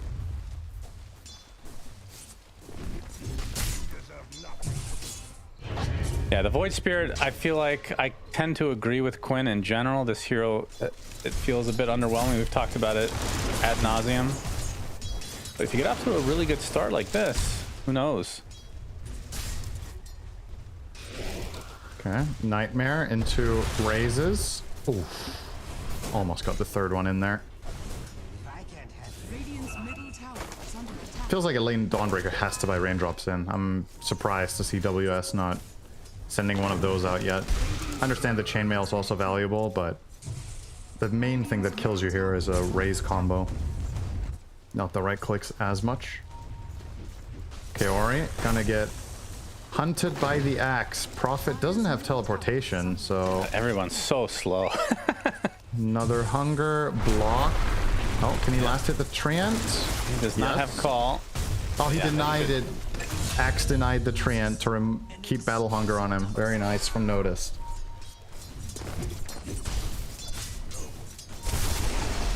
And Nightfall's been left without a support for quite a while now. He's going to get Battle Hunger. The TP is coming in. The call, though, Sonic Wave from Makoto, who makes his transition over. End up getting that kill onto Axe. Much needed at this point. As the Dawnbreaker died bottom, apparently. Yep. So I guess they did the Nightmare Raise combo. Yeah, I don't know what else they would have done. So a good prediction from you. Thank you. Better than your prediction. They did the Brain Sap right-click combo. Yeah, that's a powerful one. The Presence of the Dark Lord right-click combo. Time to as contest. we approach 7-minute wisdom, we have a pause so that everybody can get on the same page as each other. This under the guise of lag. This is a very good move from PARIVISION because they know Queen of Pain doesn't have TP and pretty low resources since she just made the move top. So you can expect to be favored in this situation. And Shadowfiend is one of the best heroes at doing this from the carry position because you actually offer so ridiculous damage when you're contesting the wisdom, and it's in a very constricted area, so you're likely to hit 2 of your 3 raises at least. So I think this Wisdom Shrine's already lost for Aurora, and now it's a matter of, are you going to recognize that, or do you think, can Quap make it there in time because she has Arcane? It's kind of close, actually. We'll see. But clearly a point of major contention here for PARIVISION, the fact that they send 4 heroes here. They really want this one. Yeah, just some voice comm issues. Looks like they're taken care of, though. Oh, Axe is going Come with a Dawn. Ooh. Mostly been seeing the Blade Mail or Vanguard approaches. Wonder what gives here. Maybe it feels like it's just going to be a slow start and he just needs to farm a lot. I think you can do that with Vanguard as well. Similar logic, but maybe really wanted the Helm in the lane. Yeah, I always found this one a bit weird on Axe because he is a good farmer. Yeah, it's you not don't like necessarily need it. Other heroes that necessarily kind of need it to farm. But in the same way that Centaur uses it, let's see this fight break out first before we get there. Here comes no one. Okay, good cogs, but yeah. Yeah, Mira is super dead. WS going in for the hammer into the Starbreaker, but he's taking more damage than he can withstand. That means PARIVISION get the Wisdom Shrine and 2 kills to boot. Makoto will live. Yeah, that was just never going to work for Aurora, but they don't know. They don't have the information to make that call. So let it go. But that will be ultimately 3 kills as no one stuck around. 3 kills, Wisdoms, and Tower? Talk about a high impact play. We're about to get the tower anyway.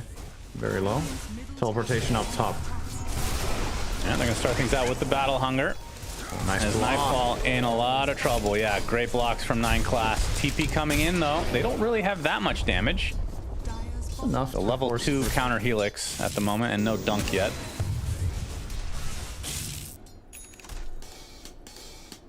But obviously this is a very high level profit here with the double Wisdoms and the way the top lane has gone with the kills. 9 class is off to a great start. Panel is talking about maybe buying a Vessel on him and a Mage Slayer on Void Spirit. It is going to be the Vessel on Void, so maybe they're going to play without Mage Slayer entirely in spite of being against Queen of Pain. See how they choose to follow through. Haste Rune for no one. Yep. Oh, I think, did he catch a glimpse of them? No, he would have broken the salve then. He's going to try for it anyway. Cog. Major on. Trying to avoid it. We'll go for the Clockwork instead. Nightfall likely going to show himself in just a moment.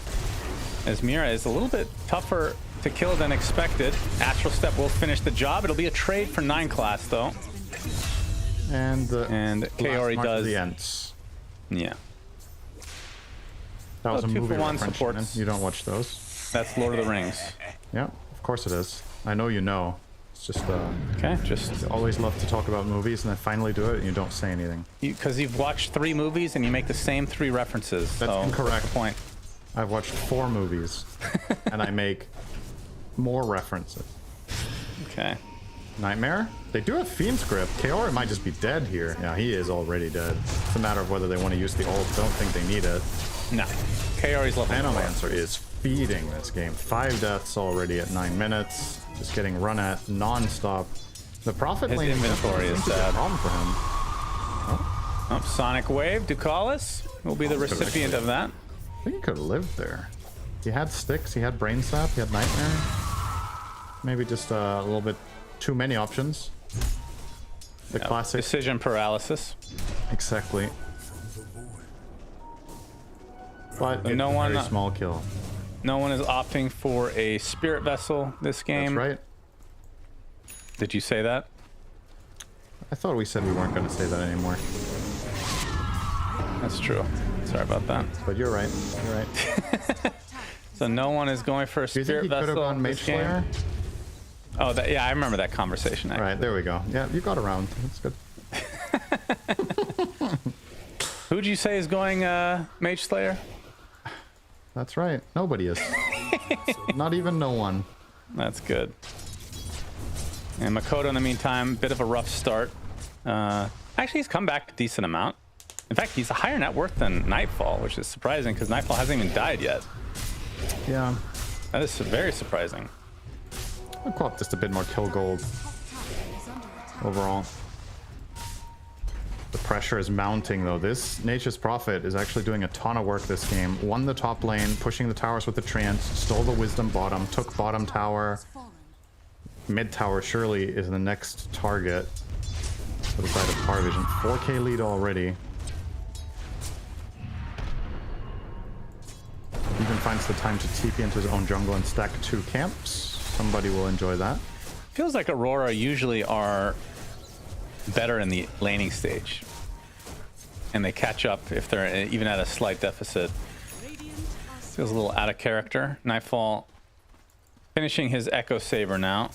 I love this. I mean, Kaori is playing a different hero, so that might have to do with it, Cinder.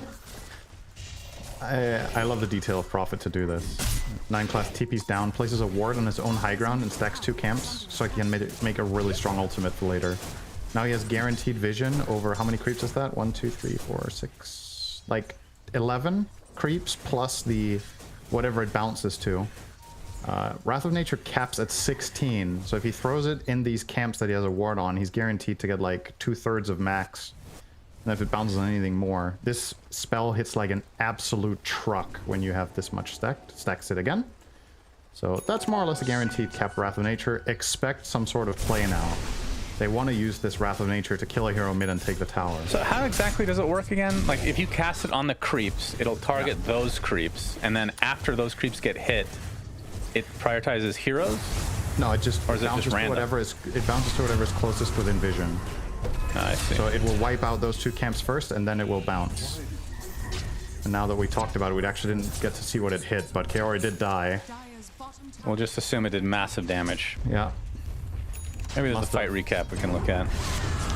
And also, it doesn't do enough damage to wipe out the camps, so he can do it again. He can do it twice. Oh, nice bowling. No one? More like no mana. Good one. No, not really. I feel like if you say something and somebody says good one, it wasn't good. That's not always true. If I laugh and say good one, then it's fine. Yeah. It's really just a laugh. That changes the context. So in other words, the good one is irrelevant. It's about whether you're laughing. Correct. Yeah. Okay. Just making sure I understand social cues. I'm glad you're, yeah, I was gonna say, I'm glad you're powering up your social levels, as it were. Feels like both teams are content to just farm, which I would think is just working out better for PARIVISION. 9 class is getting close to his Maelstrom. Yeah, they've been increasing their lead ever so slightly. Satanic has Mask of Madness. Yasha will be the Manta first for him. And really the big story for me is noticed, like you said, going for the Helm of the Dominator. So kind of a greedier start. What does he have coming in the career? So he does have Blink. Yep. The Blade Mill will be after the fact. And when you... Oh, hang on. Hook shot. Ducalis was trying to be cute. Might have been successful in being cute, but he's not going to get the Wisdom. Or did he get it? No. So the thing about when you buy Dom on X, as you're... Hang on, you're actually going to jump Nightfall, the Blink reveal. Yeah, this would be a huge kill. Another great block, but the Solar Guardian coming in. Not going to make the connection, but does heal Nightfall a decent amount. 9 class will be the recipient of most of the Starbreaker. He's in a corner. He's dead. A good kill there for Aurora. Good turnaround, in fact. And that's where the Dawnbreaker really comes into play. Does have some, not just from the defensive standpoint, but you have like Clockwork that can set things up for you. Yeah. You have decent pairings. You're good with Tiny. You're good with Clock. And of course, the counter initiation factor is always going to be there. You're good against Bane until Aetherlens. Looking for the call here. Oh, only gets hits the one. That was very close to both. But Ducalis is there with the Fiend's Grip. So will be a kill regardless. Notice that's his first Culling Blade stack of the game. Nightfall showing up now at that level 2 grow, as Ducalis will be the trade. All right, I've really seen wants to carry. He's going Maelstrom. Yeah, I'm not going to say I didn't mention that. No, but you mentioned it, but I want to mention it again because it's really it's very unusual. It's interesting that you find it unusual now, but not 3 minutes. Yeah, I mean it's more unusual after 15 minutes to go this item than it is after 12 minutes. Somehow, whatever. Yeah, whatever is probably right. I mean, are you actually surprised though? Kind of. It's 9 class. I mean, I guess if no one wasn't playing Vessel, 9 class would have. You know who 9 class reminds me of a little bit? Is a former teammate of yours that was also greedy. Can you name him? Could it start with Y and end with Zor? Yes, correct. Yeah, I don't know if Yapsor ever bought Maelstrom on any hero. I guess he just didn't play the types of heroes that would. No, I'm not saying the hero pool does not match, but the greediness does. No, that's fair. Yeah, he loved Fate Bolt more than anything else in the game because it was so easy to steal kills. Really nice. Oh, Mira, yeah, like you said, waiting here. No backup though. They're waiting to get mana for Solar Guardian, I guess, but he actually has to TP to base on Dawn to get mana enough for the kit, and I don't know if those two together even kill SF. Might need a third guy. Yeah, I'm surprised they didn't try something. Even just the Soul Ring Solar Guardian would have been fine, and instead it's going to be set up on the other side. Requiem being queued up, and WS is going to be the one to fall instead. Huh. No chance. As top lane, nothing's happening. Just made you look. Right. Good to keep tabs on it though. There are 3 lanes in play. And just like a game of Artifact, you need to pay attention to all of them. Or you might just find yourself losing in one lane. Yeah. I think you're losing more with monetization in that game than anything else. Yeah, gotta pay attention to that. Still a 5k lead, so it hasn't really grown, which I guess is good news for Aurora. Yeah. All it really takes is one fight. They're definitely still trailing. About to get his blade mail. But they have the type of lineup that can blow the game wide open if they find the right initiation. Any sort of clock hook into Dawn ulti, any tiny jump. And the dream target is, of course, Satanic Shadow Fiend. He's worth a lot of gold. They have decent tools against SF later in the game, but not the most crazy ones. I think, generally speaking, what you would love to have against him is a long BKB piercing disable. I find that to generally be the best solution to those, like, just stand and deliver heavy right. This SF could be in trouble. Satanic hook shot all alone. I'll get him to mega dead. Dream time. Dream find. Perfect for them. No objective though yet. They're heading bottom, but the tower's full HP. They've never attacked this tower in 18.5 minutes. A creep hasn't even reached. That's impressive. That's pretty unusual. The Plague Ward. I mean, yesterday we saw this get taken down at like 40-something minutes. I don't think I've ever seen that before. Yeah, this tower's cursed. Well, PARIVISION are wrapping around, and Satanic's going to be up in 15 seconds and can still TP to the tower. Notice, going to lead the way, has Blade Mail now. Going to jump in, gets a nice call onto 2 heroes with the counter helix to follow. Do they have the damage to finish off Nightfall? Not quite yet. Instead, Notice is the one that's going to be able to die, as Nightfall does eventually get traded, and now the Fiend's Grip onto WS. 3 dead for Aurora, as Ducalis Shadow struck, but Mira can't even hookshot a teammate to save his life. 4 for 1. Why you leave that tower standing, Shannon. That was a really nice play for PARIVISION though. I think that caught Aurora completely by surprise that they were willing to fight 10 seconds before SF spawn, which is why the play is so good. It's if you have better formation on Aurora, you can probably counterplay this to a decent extent, but you just don't expect them to do this without their big carry. And that's exactly why it works. Great 2-man call into Void Spirit killing off the Tiny. And 9 class now going for a Dragon Lance, so I thought he might just stop at a Maelstrom just so he can farm more. But it will be a regular right-click build, it seems. Yeah. Is there merit to rushing Pike? Pretty good against Dawn and Tiny. Like some added utility. If you're considering Force Staff as a good defensive option, regardless, then if you are playing the greedy way, could be a thing. Shard for Ducalis. Oh, almost stole it with the rocket. That was very close. They're gonna think there's vision now, actually. With how close he was to hitting that. They're gonna go through the gate. Yes. And they're gonna try to focus on Nightfall, who's now invis thanks to the Shadow Blade. Hookshot misses again. Nightfall with the Avalanche. Sonic Wave on a 9 class. Nightmare can try to save him. Attempting to get out, not going to happen. 2 supports dead already for PARIVISION. As Nightfall able to limp away. And no one in company. Out of Astral Steps. Satanic would be the bigger of the kills here, but No more catch, it seems. If they were to go on him there, there would have been blink called. So wisely deciding against it. And just grabbing the 2 little supports they could get. It's something. Not exactly game-changing by any means, but you take what you can get when you're in this tough of a spot. And not only do you get 2 kills, you also save your Tiny. I think without a Dawn ulti connecting there, they probably run Nightfall down.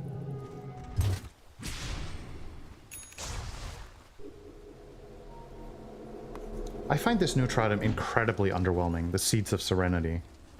Seeds of Serenity. What I was gonna give a reference there, but you wouldn't know what it is, so never mind. Yeah, that's right. Serenity Now, Cinder, and Serenity Now. That's a movie.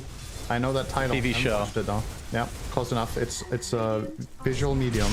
You might have heard of it. It's called Seinfeld. As they get the jump onto Makoto, but a nice Yule is gonna try to keep him alive, but the Fiend's Grip is still channeled, and that's gonna result in a huge kill for P-Vision, Paravision, or Vision, depending on which tournament it is. Depending on how many letters you have left on your keyboard. Yeah. So back to a 6K lead for Paravision. This is probably Roche too. 30 seconds on Quap? That should be good enough.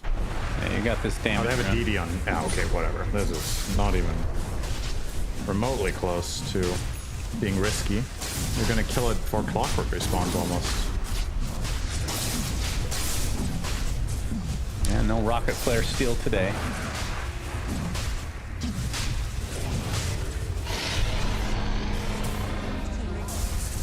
Satanic rewarded with the first Aegis of the game. And Paravision definitely in the driver's seat as of the moment.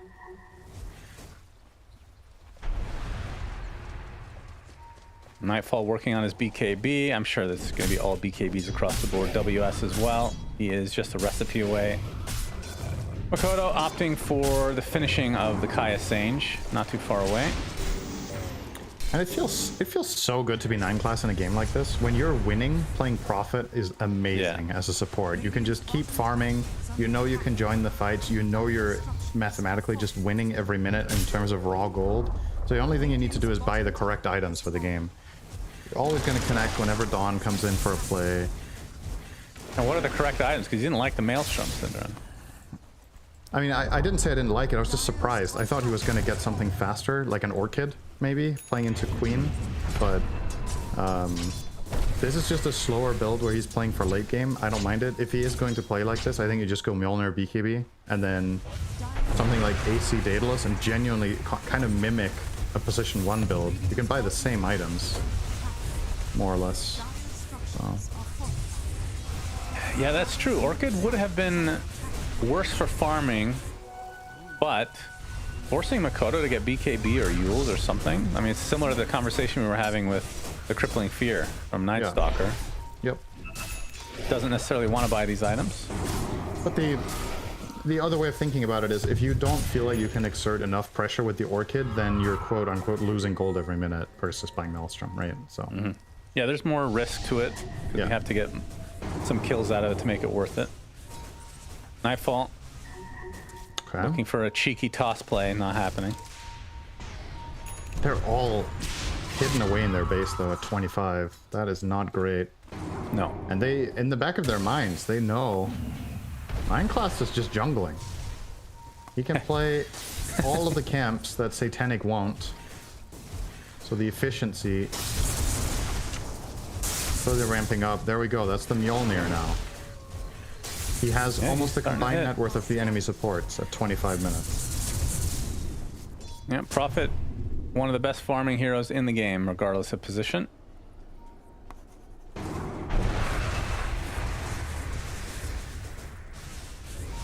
Aurora smoke. They want to make something happen. This could be disastrous. It's against an Aegis with still plenty of time. 2 minutes. Of course, Paravision are scattered a bit.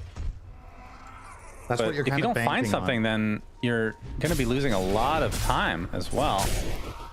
You're kind of just thinking to yourselves, they're farming the whole map. If we don't do anything, we're getting out-farmed. And if we do something, there's a decent chance they're split enough that we can get the freebie. Now, this would be perfect. They saw him on a ward. They can kill Satanic twice. Does have the Aegis. TPs are coming. He's definitely going to burn life number 1. How long is it going to take, though? This is taking way too long. Sonic Wave just for the first, and there's the Nightmare to keep him alive a little bit longer. The call to follow. Solar Guardian should finish the job, but he's going to have a second life to work with. What does Aurora have left? The Fiend's Grip onto Nightfall inside that BKB, and now the right clicks from Satanic can commence. 3 dead. There's the call to cancel the TP. This is just kind of as expected, disastrous. If they didn't find the pickoff really quick, it took way too long. Really well played by Satanic to just buy every crucial second there for his whole rainbow team to arrive. I say that. That's what you call it when everybody TPs. It's a rainbow TP. You weren't aware of that. Now you know. Good. Yeah, just really nice. Great defensive plays. A great Nightmare, too, from Ducalis, just buying all the time. And you saw the net worth of 9 class being put to good use there. 3,000 damage, he just TPs in, solo kills the Veno, takes attention away from the Dawnbreaker so that Shadow Fiend is completely safe, and yeah, this is starting to look like a pretty damn one-sided affair at this point. It's one thing to be down 11k, but when you're down this much against Prophet, the map just feels so small sometimes. And 9 class will indeed just go completely standard carry Prophet. Next up is Pyke. And then he's queuing up what should be Daedalus. BKB is still a consideration, I would say, but this is fine. I mean, I kind of like no BKB. If they're going to focus you, you're the position 4. Yeah, I don't mind. Yeah, you're worth more than a regular position 4, but that just means more space for Satanic. I'm okay with it. Teleport down lane. Mira. No Fiend Script though. I don't know if they can kill him here. It is a carry Prophet basically. Okay, he does get out. Thought he was dead for sure. Oh, that's a much bigger one though. Satanic, yeah, that is huge. Nightfall, oh my God, down and out already. WS getting some help, but it's not nearly enough. Already 2 cores dead, and another disastrous fight for Aurora. Makoto does get out. Although no one thinking about pursuing. This is what happens when Shadow Fiend is 7,000 gold ahead of Tiny. He kills him. I didn't realize it was that bad. Yeah, Jesus. It's bad. And Mira trying his best to push out this wave. Not even that is safe. PARIVISION are putting on a clinic this game. This is super high skill stuff. Just beautiful plays all around. Leveraging every advantage they have. Forcing Aurora's hand to make essentially forced errors all game. It's like they have to do things that are hard to pull off. Whenever you can put the enemy in that position, it's pretty much the dream scenario in Pro Dota. Is forcing them to make bad moves is a lot easier than constantly having to make moves yourself. So, nice Nightmare from Bane. Calls is safe with his Force Staff, and in the meantime, 9 class has just farmed the entire enemy half of the, or the right side of the map. That's right. Nightfall's gonna be... Oh! Yes, indeed. That's not great. Hey, tries the TP again. Oh, maybe, just maybe. Oh, the Sprout. No. Dawnbreaker should be able to catch up. He might have lived if she didn't have Harpoon, or if that was never put in the game, Shannon. You know, the jumping to trees that you think is really overpowered. Yep. Did it break multiple trees? How does that work? I didn't actually see just that the one part. you jumped to, I believe. Oh. Here comes the call. From Notice. Nightmare's gonna mitigate most of it, but it doesn't matter. This Veno is on a super squish. Path. Holy WS. Shit, he hits hard. Yes, he does. Has a shield rune as well, so in no fear of dying. Although WS looks to be okay unless they can jump him. Not gonna go for it. Instead, they find a lowly Clockwork. So double kill for Satanic. This kind of feels like the lasting presence Shadow Fiend, but it isn't. He's just that farm. Holy. Yeah, you just get a set here, right? 5v3. You know Veno doesn't have buyback. Kaori just died back for 0-11. He is trying for the Melk award on Melk's hero that made the award originally. He needs 9 more deaths since we'll have to miraculously win this game. Yeah. I feel like Melk's conditions were better than this when he did it. Probably more of a rubber band effect back then. How do you kill SF as Dire? Well, when you have shield rune, you can't. Now that it's going 4K away. HP with Satanic, Manta Pike, and Nightmare, and Call covering him. You can understand why Satanic feels so confident to just do this without an Aegis. I think he's struggling to see how they kill him. Oh, they're going to toss him back. They're going to try for it. Satanic. Call comes out, though, from Notice, and they're going to chop everybody to the ground. Not even close. GG's called. PARIVISION completely stomp Aurora. So that means Aurora down to 4 and 5. So they're kind of hovering on this lower bracket type of standings for the group stage, where PARIVISION 6 and 2. So they're in contention for a top 2 spot. Right now tied with Yandex. This is probably, of all games we've cast so far in this tournament, I think this is top 3 performance, I would say, from a team in any given game. I think PARIVISION played really, really well in this game. I think the Nature's Prophet worked out wonderfully, nice and creative. They played the lanes crisply. No one ends the games 11-0-11 on the Void Spirit that Quinn didn't like. So, you know, it all checks out. Right. Should have picked Ember. I think Quinn right again, or wrong again. What doesn't even matter anymore. Good job. I feel like I am being slandered a little bit here by the casters. I don't know if I take too kindly to that, but I was wrong. I will take ownership of that. And Void Spirit did cook. I'll take ownership of that as well. I'm taking a lot of ownership. I don't know how I feel about that, but PARIVISION won. Yep, I know. Hey. What do you know? Why are you saying hi to me? Yeah, why are you just acting good like vibes, you know? Just Okay. building camaraderie. I don't talk to losers and incorrect predictors. You don't talk to Aurora then. Bozos. Oh, we're not. When was the last time we interviewed them, Quinn? Yeah. That's what I'm saying. Exactly. That's what I'm saying. Look, I'm a little bit surprised just how one-sided this affair felt. I'll be honest, I'm out of breath. I was just eating nuggies. I didn't. I'm not even going to try and lie to the viewers. I was having some nice little nuggies, and then Aurora just lost too quickly. So my dinner plans were absolutely ruined by their inability to hold their own. I do think the biggest one that we should talk about is that mid matchup.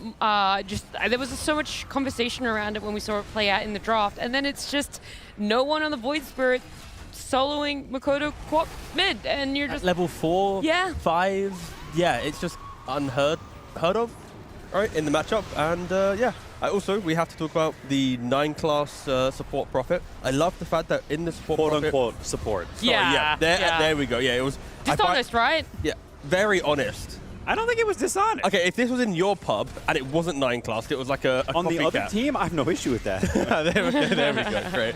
But yeah, he went for the Maelstrom, of course going for the Pike, but in the early game, I loved how he was using Sprout, but he had the trees already spawned, and then he'd run the trees in, so when you Quelling Blade cut the tree, because your trees have free pathing, it actually then blocks the Quelling Blade cut. So it's kind of these small little moves he was doing, blocking all the Sprout manipulation things that you can do with Quelling Blades and whatnot, and it was just cool. He was just a cool little lad on the Nature's Prophet. Yeah, I mean, it makes sense why they picked another space making mid, because they had 2 carries. They didn't know it during the draft. They had a second one in their back pocket. I mean, look at no one, 0 deaths. I think he cooked this game. And I don't know if Void Spirit or Ember was the correct pick there, but he sure made Void Spirit look like it was. Yep. But to be honest, I think this solo kill just means so much. Void Spirit's a hero that needs a good start. If you have a good start, the hero can do a lot of things, right? He gives you catch, he gives you skirmish, and it's a mid hero that can't really die, but also starts fights. That's a lot of value and a lot of stuff you want from a mid hero, but it's hard for him to actually do that without the good lead. So Makoto kind of hands him a big turkey dinner on a plate, and no one says, I'm gonna eat that up, and he did. I mean, not only that, but I think the supports of PVision, they did a great job, right? They had all these sentries down, constantly seeing Tiny. When Makoto's having a bit of a bad game, you look towards the Tiny to initiate with the Shadow Blade. We are going to see the solo kill here where he uses the glyph, dives with the glyph, and gets the kill. So it was an incredible move there from no one, but yeah, just like the way that the supports had the wards down. They saw Nightfall enter with his Silver Edge, trying to go for a kill multiple times. He could never find his entry. You have a Dawnbreaker as well. Like, Dawnbreaker wants to follow up. Queen of Pain can't jump in. So it's kind of only Tiny to make that move, and when it's Nightfall on a Tiny scaling, I feel like to that point, the game's already kind of scuffed, because other people aren't stepping up. It's also bit one-dimensional. You know how he's going to play it. Like, if he's the one that they're relying on for initiation, then you know he's not going to change the item build. You know the specific ways, so they're just that one step ahead. I mean, that is why Parry bested them previously when they had a best of 5 on their hands. So a best of 1 going their way doesn't necessarily blow anyone's mind. I really like the way PARIVISION keeps beating Aurora, which is, I think other teams try to ban stuff. They ban the Tiny, or they ban this or that and the other. And while PARIVISION did ban the Puck, they just say you can have your Dawn, you can have your Tiny, have your bread and butter, and we're going to beat your bread and butter. And I think that's, like, it's an impressive skill that they have. They're able to give teams their best heroes, and they whoop it anyway. I think that is one of the best aspects of this team and why they're so strong right now. I mean, like the Kuro Venomonster, right? Like, naturally, he's going to play quite deep into the jungle, but he didn't really have a game at all, right? Like, he had, what, 11 deaths. He was never able to step up and just own areas of the Plague Ward. And, yeah, I think PVision, they just countered the aggression really nicely, and you are just going to be seeing probably multiple clips of them just going for a move and then getting just jumped. Like the Nature's Prophet TPing in, you've got Bane for setup, you've got Axe for the reinitiation. Like, they had all the tools to deal with what was a very, like you said, a very scripted and understood lineup that is Tiny must go in, Tiny must go find kill. Dude, it feels so bad if, like, you're a support that wants to spend a little bit of time farming the jungle, maybe getting a bit of gold for yourself, and there's just what feels like constant action that you just have to be there to help your cause, and you're like, guys, come on, please let me play my game, please. Yeah, I think it's credit to, I also think Noticed and Ducalis, that I think they have, Noticed especially has fit really, really well into this team, and I think has gone from, like, his trajectory as a player has sped up so quickly from being like a tier 2.5, tier 3 player at the start of, like, before this year or whatever, before he joined Yandex on, like, random teams, not qualifying to tournaments. So you could literally just go 12 months ago is what you're saying. Yeah, exactly. And then he joins Yandex and he starts becoming better over time, becoming less choky, more confident in himself, better hero pool. And then now on PARIVISION, he looks like a tier 1 player, and that's a really fast transformation. Not one I think we see a lot of teams make, which to me says that he was really ready for a team, even on the schmuck teams, and he just didn't have the teammates to back it up, but he kept the grind on and has now reached a point where he can prove himself. And so mad respect, because I think that doesn't happen super often, that someone goes from schmuck tier to tier 1. I mean, there are many players out there that can fill that role. It's just that there's not many opportunities, right, for players. When you have the top teams, like imagine BB, how often will they make a roster swap? How often will PVision make a roster swap? It doesn't happen. So when you're an Eastern European player, you just live within this cycle of, I'll play on this tier 2 team, fail, this tier 2 team, fail. It's like, it's not the players' fault, it's just there aren't enough good players left available to make another dominant team. You're just kind of waiting for the application for you to submit it and go, please, thank you very much for my opportunity. And he has taken it in stride. Yeah, to persevere and wait for that to show itself. And I mean, they're looking fantastic. Pari now getting another win for themselves. But we're going to move on to our final best of 1 for day number 3. And it's two teams who feel like quite the inverse of Aurora and Pari. It's Xtreme Gaming coming up against Glyph. These two teams are struggling pretty immensely. It's the easiest way to say this. I don't think anything has necessarily gone right for them for us to stand here and go, yeah, one is favored than the other. It's just what is going to happen in this draft that no one's going to be ready for. Yeah, this is a scrappy cage match. This is two down and dirty dogs. They're out there, things are rough, times are tough, and you got to fight for what's yours. You got to hold on to the little bits and pieces you got. This is a cage match. I don't know who's going to come out on top, but somebody's coming out with I don't know, a little more scrappy. I don't know how much bark Ame has left in him after some of the games that he's been playing recently, but one thing to note for Glyph, I feel like their influence on this tournament is very clear. Teams are picking up Omni Knight because they were screaming it. They come over to Europe utilizing the boot camp that's offered by Blast. They started playing some more Omni Knight games in the scrims, other teams talking about it, and now Liquid's playing it, everyone's looking at it. As a position 5, so different to what Glyph are playing it as. But the fact is, no one even knows about this hero. You play it off lane, even just show the hero to people, it will then get played in other roles as well, right? It's like the argument of Venge in the carry role. There's a chance that some support's like, let me play it support because of blah, blah, blah, you know? Probably not, but that's exactly what kind of Glyph is doing. But their scoreline isn't reflective of maybe the influence they have on the tournament. Yeah, there's a lot of things we don't really know about Glyph. So I took the time and I got to chat with Zeal to get a bit more information from him. All right, Zeal, thank you so much for joining me. I can hear a lot of chatter in the background, and that's one of the things we were wondering about with Glyph. What language are you guys predominantly communicating in with having Emo, who we don't know how much English he speaks? So how is that integration going? We normally communicate in English, and let's say if there's like very complicated ideas that needs too much explanation, then I'll be trying to translate to the team, and even the coach, our support staff, or understand English, Chinese, so they can help with the translation sometimes. We alluded to it many times that we weren't really sure, and so when I did have that opportunity, he clarified it. It is mostly himself with the big complex ideas, but it's nice to hear that there's extra people as well, that it's not the onus on this one player that needs to focus on himself, but also ensures that there's more players on the same page as him, that everyone's understanding the same concept. Yeah, it'll always be a difficult one when you have different nationalities and like primary languages within a team, because like how we communicate and say something, that might not always carry over even through translation. So I think that's always going to be something they're going to have to work extra hard on compared to other teams. But again, it's just cool. I love when you get teams like this where it's like Chinese players playing in a more SEA based stack. They don't really leave the region too often, so we should enjoy it whilst it's currently a thing. Yeah, that is super rare, to be honest. I think it's like, I don't know, I can't even think of a time that a Chinese player has played on an international roster for a it's normally like a Chinese roster might bring in one SEA English player. speaker who is somewhat comfortable in Chinese, and that's about it. Or Sumail. Yeah, well, I didn't want to allude to I was going to allude to that one. Sorry, I didn't want to say that one. That's right. Yeah, I don't know if there are any others, so it is cool. I can't think of any off the top of my head, so. Same. Just can't. Well, then you have the inverse, right, where we're doing this international lineup where a Chinese player has seeked a couple more opportunities for himself compared to Xtreme Gaming, who we are all very familiar with in a lineup, and unfortunately familiar with the fact that they don't do so well in group stages, or at least when there's expectations placed upon them. Yeah, there is definitely something left to be desired right now for this team. I don't know what the problem is, and I don't know what needs to be fixed. I don't think they do either. And to me, that's the problem, that they just seem kind of lost. In some ways, I look at their drafts and they kind of seem like normal XG, but they're just not winning. And so it's a situation where like they've shown that they can be good before, which to me means that they can probably be good again. What is the difference between XG at peak XG, maybe at Birmingham, where they're getting, you know, 3rd place and looking like they can even take the title, compared to now?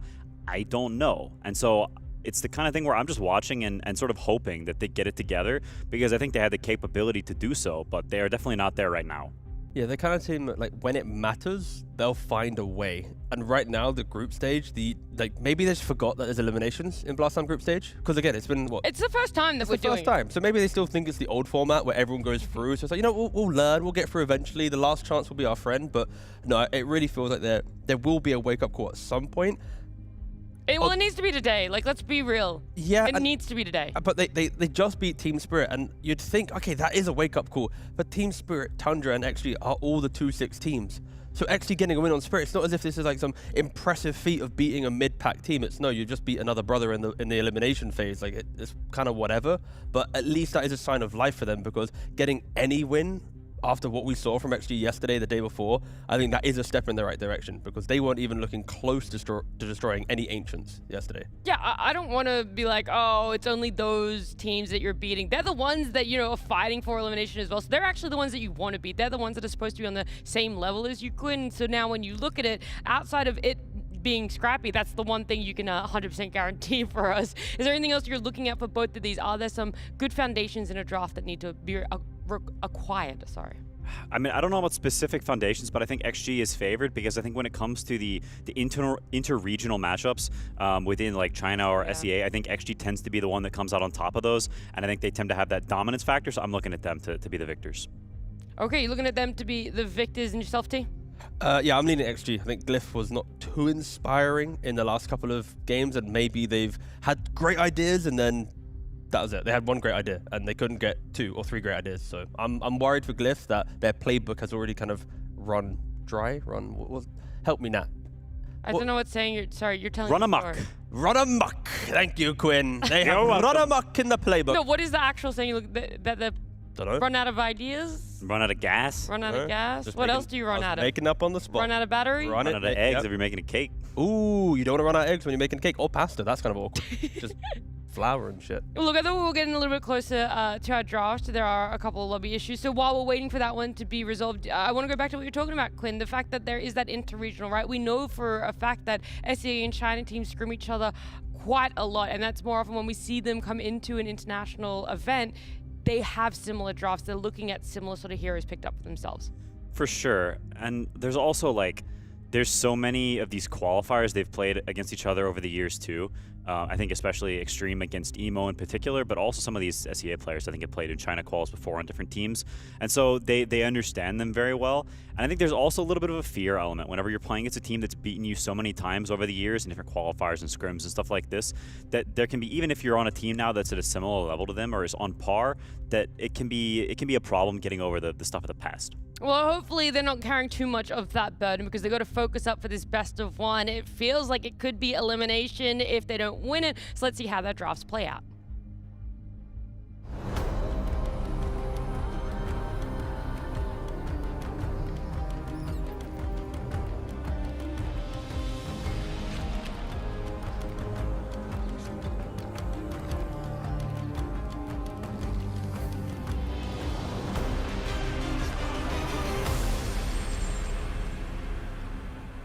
We're going to be Xtreme Gaming and Glyph. That's our final best of one for day number 3. And, you know, takes us pretty close to the end. And so results matter immensely, especially when you're coming up against a team that has the same number of wins for yourself. Our Bens are taken out here. Clockwork Lone Druid, Drought, Beast. They're being focused on from the side of Glyph, and Xtreme Gaming, well, they've taken out Storm, Invoker, Wind Ranger, and have picked up the Pengo for themselves to open up the draft. This is interesting to me that they choose to ban Storm instead of Puck. We've seen a lot of teams ban Puck against Emo first phase, and Pangolier historically was bad against Puck. That's changed since the Puck 25 talents changed, so I think it's a more even matchup, but they're going to pick it anyway, which is not overly surprising, as I don't think Pango is necessarily good versus Puck, but Puck's also not good versus Pango. It's sort of a neutral matchup. But with how strong Pango's been in both mid and off lane, does it matter if Glyph do take the Puck? Because as you already mentioned, the counter's not really there. You can just move the Pango to 3, you get like a Hoodwink in the support, lane's fine. Now you find the mid lane, draft progresses. Yeah, I think it's fine for both sides. Yeah. It's not some massive crazy thing either way. I do think that Nothing to Say doesn't typically like the kinds of heroes that own Puck super hard. You think of Huskar and Sniper as a couple of the big ones. He doesn't really play either of those heroes. He plays stuff like Earthshaker that's a bit better in the game, but sort of drawish in the lane. So in terms of counters, I could see Aurora where they just put Pangolier mid, because I don't know if NTS likes the kind of stuff that really owns Puck. One thing to note about Glyph, I feel like their second phase drafting has been probably one of the weakest of the teams, even in the bottom half. Who, sorry? Glyph. Glyph? Because like when you look at some of their drafts, it's like you got the first pick Storm, and then it kind of suddenly stumbles into like Beast Enchantress, and you got like a Kez which stumbles into like Wind Ranger Tree, and then there's another draft where suddenly you've got like a Warlock and a Hoodwink and Monkey. And it feels like they start strong in identity with their bans and their prep, and then once they need to be more reactionary and kind of show their kind of brilliance throughout the draft, it kind of fades. So I am looking at Glyph just really making sure that they enter this phase with just a lot more confidence, because yeah, the drafts recently is kind of all around the shop. It's not giving you confidence. Yes. Well, I can tell by the way that you just answered that. Yeah, no, there is negative confidence with second phase. Negative aura. That is also how people describe me. Thank you very much.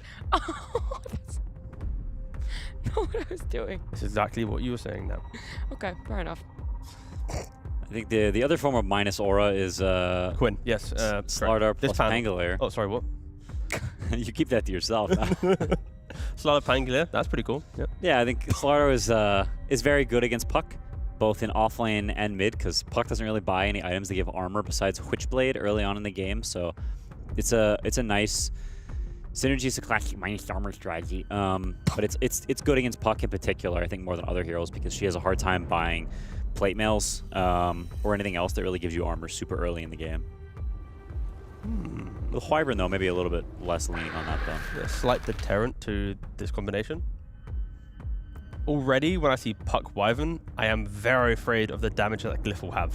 Like, sure, they are great heroes at inviting aggression, counterplaying through Winter's Curse and Coil, and just being a little bit more elusive with your ability to orb away, fly away, whatever, between, again, both heroes having, you know, different spells in that regard. But yeah, you are one wrong pick away with this opening of your draft, just watching XG just farm the early game and just get online. Just get a 5-man curse then. It is very easy, that is true. With the cheap AoE item, the Chasm Stone, yeah. Yeah. Just buy a house. Now, I'm really liking XG's draft so far. It's like you got the flex of the Pangolier, you know what it's going to be doing. Lich and Rubik, very formidable supports that can pretty much open up a lot of the lanes. Sure, there's no like nothing being hidden by XG, but the heroes are just very good in their roles, and it's now on Glyph to try and just be ready to fight into it, because these heroes will fight you early on. I will say it does telegraph a little bit the types of heroes XG will be looking for in the future, because they've gotten sort of two classical range bros. It's not like the sort of intermediary heroes like a Bane or a Hoodwink that sort of function as melee heroes a little bit. They're true range bros, and with those guys you need melee heroes, so that can open up potential of maybe you pick some hero that would have been countered by a Razor or a Viper, but those heroes are a lot worse because you've got these guys with you and you need something that's more melee, and you can take advantage of things like that with picks that, you know, have those sorts of counters. But with the type of draft that Glyph has at the moment, like, you're kind of inviting Arme to take one of like the big carries, right? Like if he wants to play a farming Terrorblade game, he can. If he wants to play like a Naga Siren game just because he wants to, he can. Like, depending on these two picks, even the Spectre, I was going to allude to the Spectre if you wanted to. Like, maybe not with a Largo. It kind of feels like the Largo just farms there. But still, like, you can kind of give Arme any of like the big carries due to this draft opening. And he knows he's now laning into a Largo and a Lion. A little bit of kill threat there, but he still should be able to farm his way through it. This to me is relatively solid. I don't particularly agree with the Wyvern. I think that's a bit silly. But I think the Largo Lion, or the Sears, are very good together. There's a ton of lane kill threat, a lot of pressure. And it's also some like start and beef to help Puck play the game a little bit. Now, they're not necessarily amazing against Pangolier, but there's not much that's good versus Pangolier. So versus that hero, I think oftentimes you want to build a lineup that just makes sense together, and you just sort of have to play normal Dota, because countering Pangolier outside of Shadow Fiend Bane type stuff is not that easy. Do not fear me. Okay, there you go for the Muerta. So, of course, Cold Embrace is something to be respected, and they respect it by taking the Muerta, right? Go Pierce the Veil, just go shoot. Wyvern can actually just grief her team by using the spells incorrectly. And you're also in a lane where if Largo tries to get on you, if you put down the calling or you get a good dead shot, you're going to be able to push them back. So, yeah, not a bad pick at all for Arme. It is one of the big carries that can take over this game potentially. I think it does simplify Glyph's bans a little bit. When you see Muerta and you see these double range guys, you know they want something like a Mara or a Centaur. They want the Chad fight starter. I think just Pangolier is not enough, especially when you're playing versus Curse. So if you're rolling in, you get Cursed, they can just kind of reset the fight and now rolls over. I really want Brewmaster for XG. Yeah, can work. Definitely can work. So it's like you put the Largo up in the air. Like when you have Wyvern and Lion, they always will play on the back line, and then Largo's going to run in, and once he's like, played his song a couple times, identified the fight, then they'll jump. So I kind of want, like, as Largo runs in, I want, again, like Quinn's mentioning, the dude just to go to the back. They do ban the Slaughter. Of course, Slaughter Pangolier, as Quinn was talking about earlier. Very, very potent. But yeah, the pick for XG is very, very simple. And for Glyph, I think you're not entirely sure what you want yet. I think you probably lean more towards a melee hero with Winter Wyvern. And I think also the turrets are not particularly, like Shadow Fiend's banned and Muerta's taken. You could look at something like a Draw Ranger, but that's going to be very dependent on what XXS picks here, which is very likely, like T said, either a fat guy or a starter. So you kind of just sit here and you think about what they want, and you also think about potential responses to that. You want to use your time wisely. I mean, they are a Monkey King carry team. Could that not be an option where it's like you have okay laning against potentially the melee blobs? You can just twin gate jump onto the Muerta. You have ways to kind of kite in and out of the fight. You use Cold Embrace quite nicely because you can then get the bonus damage eventually with a shard, and you've got Bound of Strike. I just don't know what carry I would want to see from Glyph. So I want to see it be a bit more into the game. Like if you're a farming carry and you have Lion Wyvern supports and a Largo in the offlane, like everyone's just kind of waiting for another guy to be ready and no one's doing anything. So I really want the carry to be a bit active on Glyph. It depends a bit on what you see. I could see Alchemist. It's banned. Okay, I could not see it. I know you couldn't. See it. Yeah. Doom. Okay, so now, like Drow is a bit odd for your lineup, but you could look at Drow here, potentially. Does Glyph just jump on the Venge train instantly? It's just really bad against Morta. And your draft would look really weird with 1 million 4 ranged, but...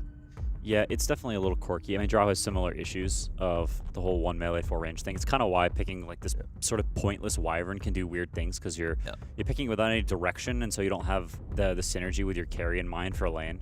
I still think I want to see Monkey King. You know, bit of laning. Sure, in the game you can just be a Doom target, but also Largo's a major Doom target. Puck's a big Doom target. At this point, Doom will just go Axe and Chasm Stone and just Doom everyone, but still. I just think Monkey loses to Doom in lane, especially with, like, I don't think Winter Wyvern is that powerful in lane. Yeah, it's a lot of poke damage with Arctic Burn. Like, you want it, you know, 2 points by level 3. I mean, they could pick it. Maybe I'm wrong, and it does fine. And like, I could also see it being drawish. Terrorblade. Terrorblade into Mortar as well is always kind of spooky, because it's like Mortar naturally will just... Like, you will always play for the I stand there and hit you, and Mortar with items with BKB. She gets on top of Terrorblade, you can't sunder her. She just 100 to 0 you quite nicely. But that aside, if you can kind of dictate the positioning of Armade, Jackie Boy, enters the fight on his own accord and he's not getting pressured by Mortar, maybe it's a different argument, because outside of the Mortar, it's okay. It's just a Terrorblade. Yeah, I just don't really see the point of it. Like, I don't even think it's particularly good against Doom. Offlane TB was good against Doom because you could sunder the guy who's doomed and you didn't care about being doomed yourself. But carry TB doesn't want to be doomed naturally by Shivas. He has evasion with Radiance. I don't really see the appeal of it that much. It's a bad carry matchup against Morta. It's weird to me. I'm really worried for Glyph, just in the fact that they have a Largo who needs to farm like Kaya and BKB, Yags and all this stuff. You have a Terrorblade who also wants to farm like Manta and Skadi. A Puck naturally quite leans more towards the farming build like Witchblades and Blink. Like, it's 3 farming cores and 2 supports that don't really break the map and find opportunities. This is not like an Ench clock from Falcons where they're going to run around, help take towers and do things. So it's like for Glyph, it's just about farm efficiency. I think that type of game plan XG naturally plays really well into. Like, they love playing against teams that want to farm, because when you farm, we farm, and Arme with farm, he can win games. That is the two styles that they like to play. So we thought maybe it was going to be scrappy, but maybe it's just going to be, oh, we're all going to sit back in our own corners of the map, and I'll see you boys in 35 minutes. You thought this was the last game of the day. It's actually going to be the last game of like the whole night, and we're going to actually start the next series, because it's going to bleed straight into it. Yeah, it's just going to last forever. Cloud9 versus Scary Faces, be warned. On for your record. Now that would be cool if we could break that here at Blast Slam. Yeah, that's not happening. No, of course. That game will never be broken. How do you not just win the game earlier? You guys just not really giving me much to feel confident in Glyph, which is unfortunate. It just feels like everything is very XG heavy on the panel. So I'm going to give our casters a little bit of information that might make them cheer a bit more for Glyph. Sunsman, if you didn't know, Zeal has been playing Relic Arena a lot since release. In fact, his favorite character is Abraham, so take of that what you will for our last best of one.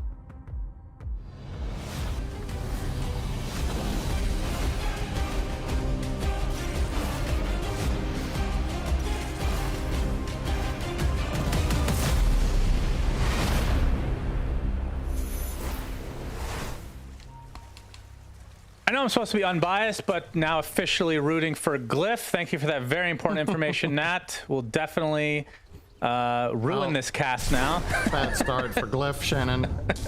Oh no. Jackie. How about you root for winners instead, huh? Jackie, then you wouldn't be supporting why? the Suns, I guess. What are these shots coming from? That makes sense. No, it's all good. It's all good. Good start for XXS. So mean. Yeah.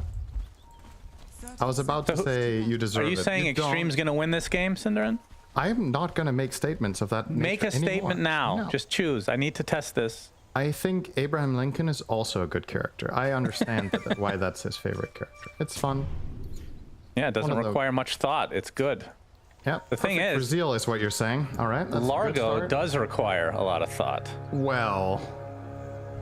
Heal, heal, heal. You don't need to think about itemization because you're playing offlane Largo, so there's one build. Yeah, that's true. They're gonna be able to steal the bounty. Narman in a bit of trouble, but Ame is the one taking damage. He's more important because he gets licked to death by Zeal.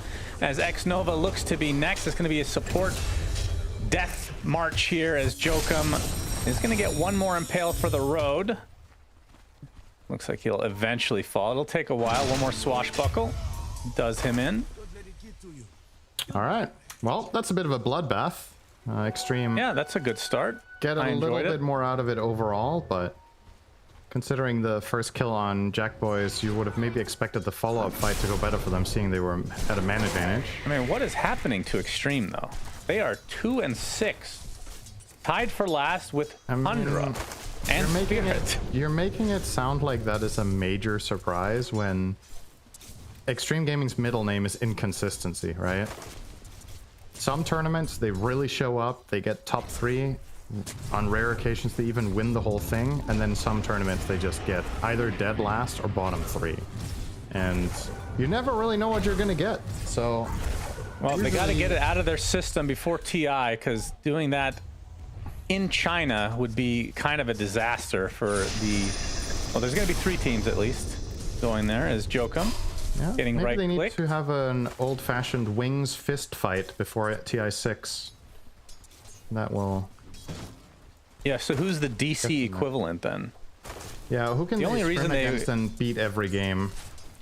Yeah, the only reason they scrimmed against us was because they thought we would suck at TI, which is fair. Fair. They probably leveled us up a bit, but we leveled them up as well, you know? By losing to them every game, they learned so much about winning mentality. We beat them like every scrim. It was really sad, actually. You beat them every scrim, and they thought you would suck. Why do you think? Why do you think? No. They picked us as a scrim partner before any. Oh, you mean like that? Okay, I see. But yeah, why do you think they had the fist fight, Synderen? They gave up Magnus one too many times to Weehaw.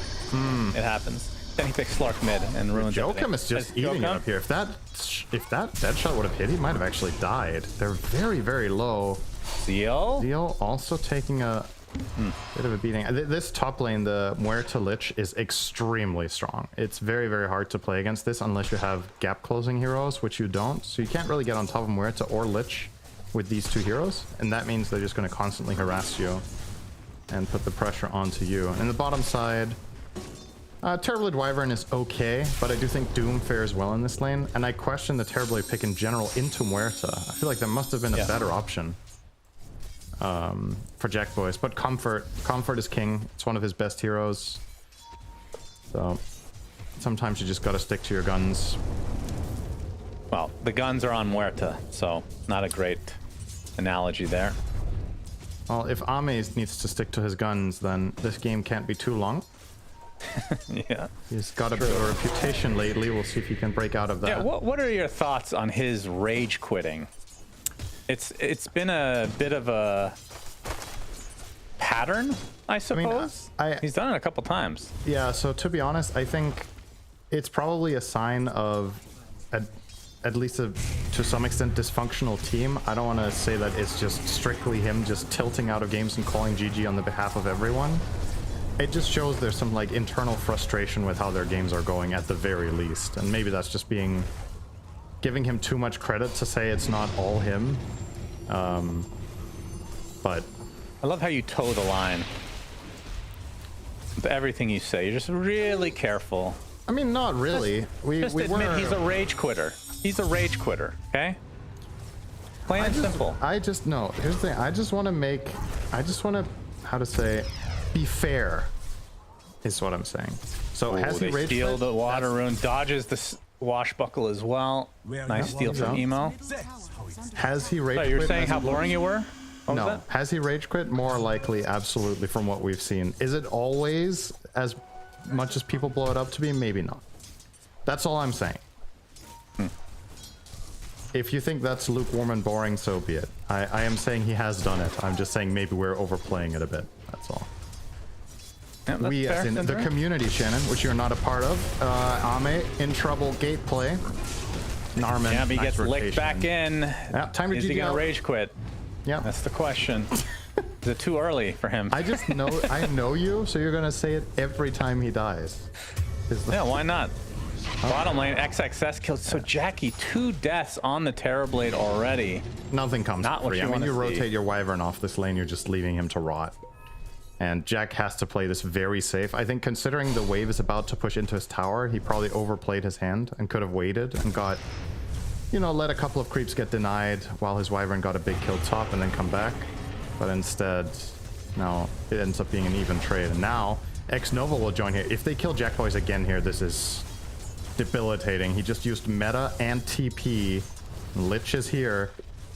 If I am trying for it, they'll have to settle. And he runs away. Indeed. But what can Jackie even do here? No, TP coming in. Cold Embrace is going to keep Norman alive, actually. As the Quap does come to help kill off Xnova, and meanwhile Jackie might be able to get Quap, FY. but he does come to help. What did I say? I said Quap. Yeah. Oh shit, you're right. I did say Quap. Queen of Puck. Same thing. Emo the Queen of Puck. There's been a lot of Quaps lately. What can I say?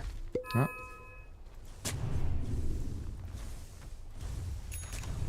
So Ame in the top lane. 37 and 9. I mean, the fact that the Terrorblade and Muerta are top CS still, despite the deaths. Yeah, a lot of pressure on them, but only really on the moves themselves. Outside of the moves, mid lane, nothing to say. Has a shield rune, should be okay here. Can roll at any point he wants, and he won't. So, yeah, they have really good CS in the side lanes because the lane matchups themselves are good. So yes, they are dying, but when there's no action, they are just playing free lanes, more or less. Zeal, he's in some trouble, puts down the frog stomp. Not a Seal Shannon, it's a frog. True. Cold Embrace, keep him alive. The fact that Narman is a higher level than Zeal right now is shocking. Rolling Thunder from nothing to say should finish the job.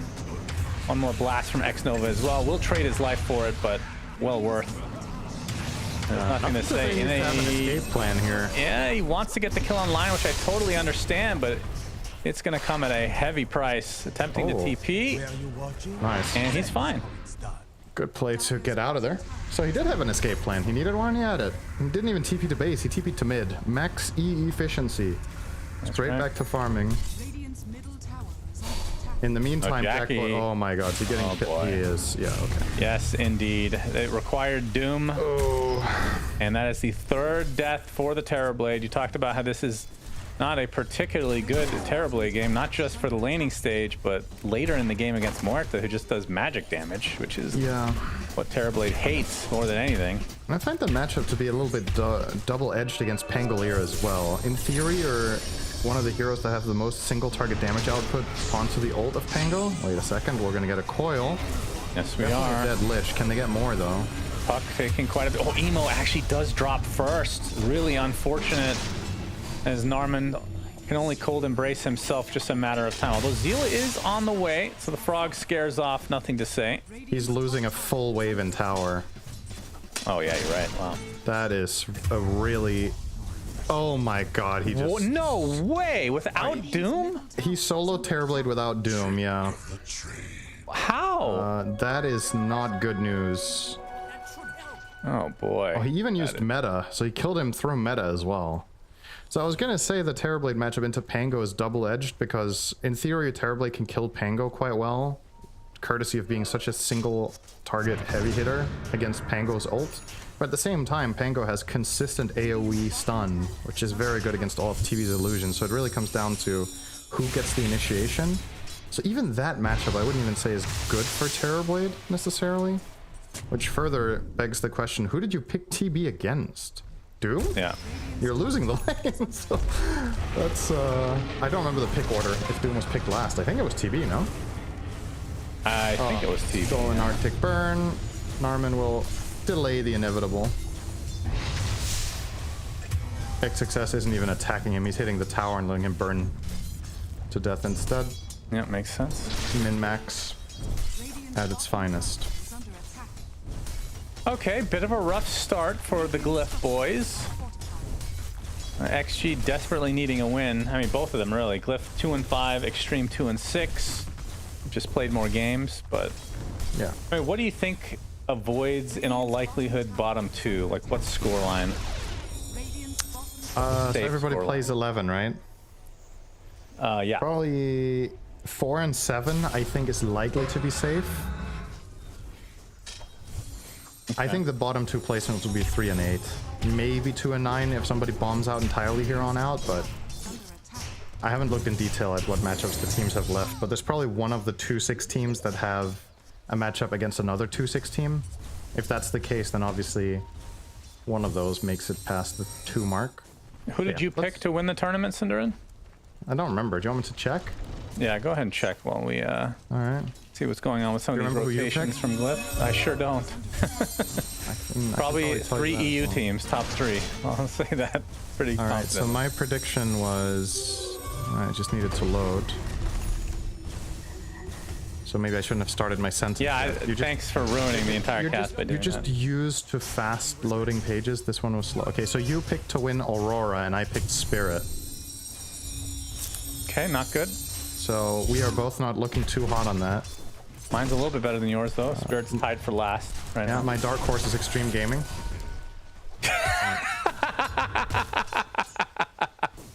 That makes sense. That's my why the rage quit came. PARIVISION. So, I mean, it could happen. White Donkey, wow, really? Yeah, I mean, I was like, they just won a tournament now. They can't keep it up all the time. Teams are going to catch up. We have a smoke here from Glyph. Looking for an opening. Want to use this Finger of Death. Don't layer it with the Winter's Curse, of course. X-Nova going to show himself Sinister Gaze, but he gets impaled, and he will get blown up. See you later. And Jackie shows up on the bot side, which means XXS is hungry for a kill. Thinks better of it with the TP, though, from Norman. So looking at the net worths right now, obviously Xtreme Gaming are very comfortable. They have the top 3. And the other thing is, how much is the net worth right now? I would say Largo's gold is very bad. This hero needs 1 item into Ags, and then his net worth gets very strong. But until that point, his net worth is not great. So considering how far behind he is and how his hero needs gold to function, this is looking very bad for Glyph. I think there's no denying that. There's not just any 5k lead, it's a 5k against Largo, who will be on a long road to recovery. Good old Largo. And your 3 items you need to become relevant, and then you're very, very relevant. Yeah. I mean, would you say Sage Kaya is required? Can you go Ag second? I think Kaya is probably required if you're not playing with any hero that gives you mana, and I don't know if you can trust Lion for that. It's too unreliable. Yeah, Lion's a very untrustworthy character. If you're playing with Coddle, you can probably skip it and just go straight Ags, for example. Maybe there's gonna be some team that runs that later. I feel like Largo is kind of just not great right now, all in all. I'm sure he'll get 1 more buff before TI so that we can see him for the Frog TI. It's just like, if you think about it, if you break the types of games up... Oh, hang on. Oh, it's just going to be annoying to Ame. No pressure at all, but trying to bait TPs as Jackboys finally gets his revenge onto Doom. It's been a long time coming. Oh, Largo's going to play himself out. Let's see if it's to his demise or actual escape. He is on the run, Zeal. Has to concede the wisdom. He is scanning. He knows this is happening. And he'll let it go. X-Nova is like, I'm probably dead. Wisdom Shrine will be taken by FY, it seems.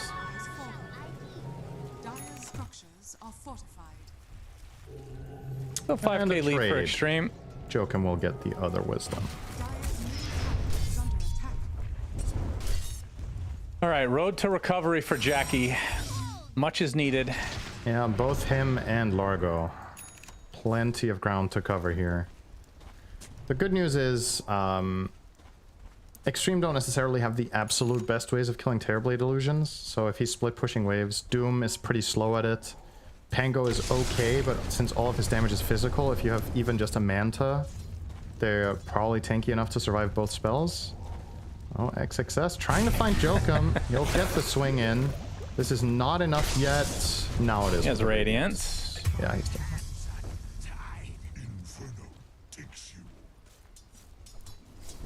Xtreme. It's so fun how it feels like we've seen nobody buy Radiance on offlane Doom for like 2 years, and Amar does it 1 game. That's right. Emo, he's gonna get Sinister Gazed into the lift, into the Chain Frost, and Curse is just a fraction of a second too late. FY gonna get killed by his teammates, so it does end up a 1-for-1, but again, the puck for Rubik, not close. Yeah. And Emo, notoriously a very momentum-based player. He has insane games that he totally takes over, and then he has mid games, to be generous, I think. Yeah. And this is looking like he's ended up on an SCA team, though, isn't it? Has he been on an SCA team before? Or is it just Chinese? I mean, this is a mixed team, right? It's both SCA and China. I mean, they're based in SCA, I think Zeal is also Chinese, no? Maybe I'm remembering it incorrectly. I guess I can open up Liquid.CET and see. No, wait, you're right. Zeal is also SCA, but he usually plays in Chinese teams, right? Yeah. I think so, yeah. Yeah, you're right. He's the only Chinese player in the team. It's 5 different countries. That's pretty rare to see in an Asian team. One player from, how do you pronounce that in English? Laos? Yeah. So 1 from Laos, 1 China, 1 Malaysia, 1 Indonesia, and 1 Mongolia. When's the last time we've seen an SCA team with 5 different nationalities? That is actually a very interesting point, Sunsven TV, that you raised there. By pure coincidence, of course. Well, I will say from the SCA region, they were suffering from what the Chinese were suffering from, which is recycling players over and over and over. And now we're not seeing that as much. And I think over the long term, this is going to revitalize them, is my prediction. Yeah, well, if you China's fucked, more likely to be fair, correct than mine. Yeah. Well, XXS, are they springing a trap here or no? There are 4 heroes down here, but they don't dare to go on the Doom. And they would probably be wise not to. With even just Lich behind with a Frost Shield, XXS might survive this 4-man gank. Yep, and he's just a recipe away from the BKB, which you can say goodbye to any notions of killing him. Pretty much. Mjolnir almost done for Ame. As we see the finger top to destroy FY. Didn't really mention FY playing the Rubik, by the way, his patented signature hero. As Jokum gonna get rolled on. Jokum's on you. Good one. There it is. Important to not laugh at that one. Maybe I should test you. Just make bad jokes, and then whenever you laugh, I can make fun of you for laughing at a bad joke. Winter's Curse on XXS, getting slowed perpetually. Emo coming to play as well, and they will. No X-Nova nearby this time. In the meantime, Ame is farming the enemy triangle. He is getting very, very rich on this Muerta. Oh, I thought he was about to finish Mjolnir. He bought, was it the Dragonlance then as a stopgap? I think so, yeah. Looks like it. It's a very high value item against Terrorblade. FY in some trouble. Silenced up.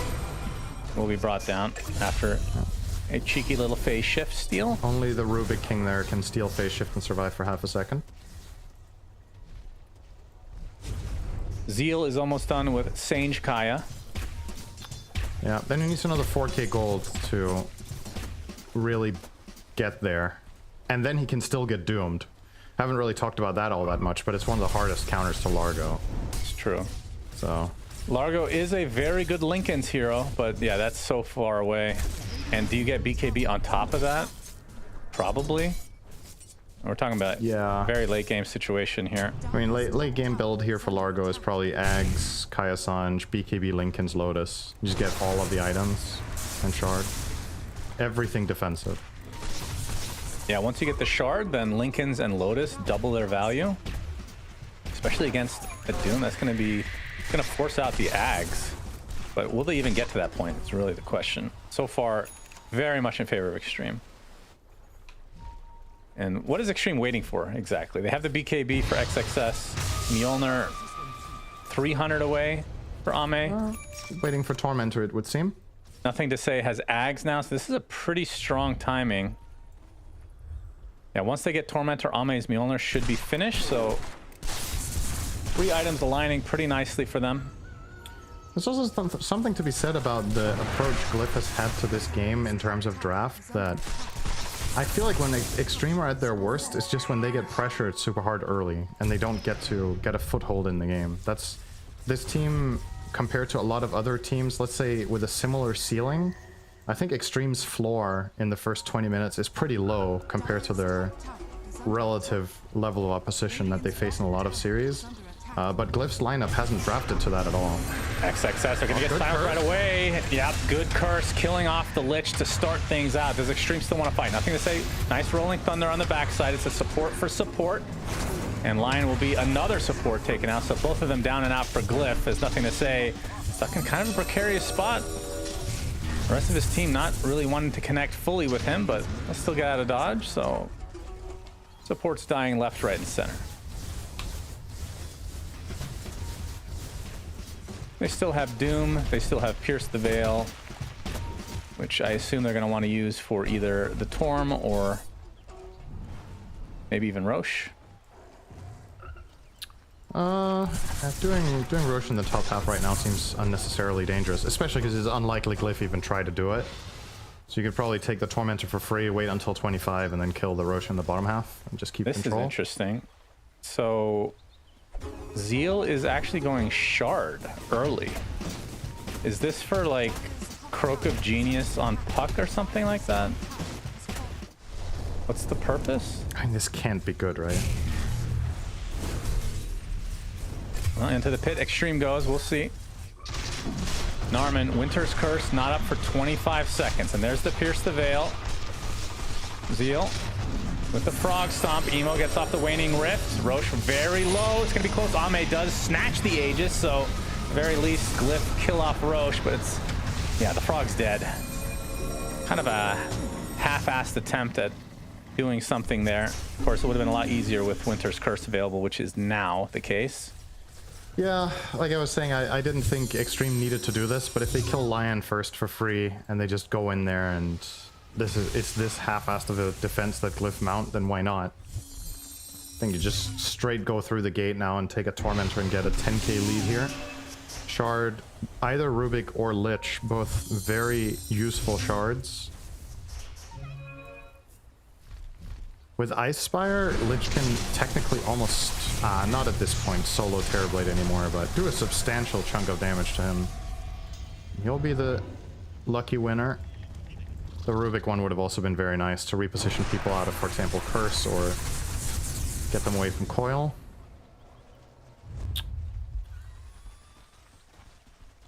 Yeah, but now the smoke from Xtreme. Who did? Rubik. It's on the way out soon. Rubik. Yeah. So they're gonna have double dagger, double dizzles for XXS and company. What's the steal here? Probably Curse. It's the best. Oh, a little bit of a hiccup for the server there. Oh, it wasn't just me, as it would seem. Mine was fine. User error. Yeah, user error for a lot of us at the same time. Bad users.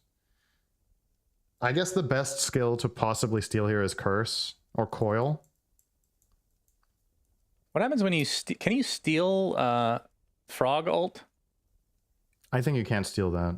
I think you can steal one individual song. I don't think I've ever seen that. It might not be possible this. I mean, I could be wrong. I thought you could steal the individual song, but not the ulti. Yeah, the ulti is a toggle, and you can't steal toggles. Yeah. I've never seen Pulse Nova, for example, right? Oh, you used to be able to steal Pulse Nova at least. Okay, well now we're getting into weird territory. Whirling Axis you could also steal, even though that's a toggle.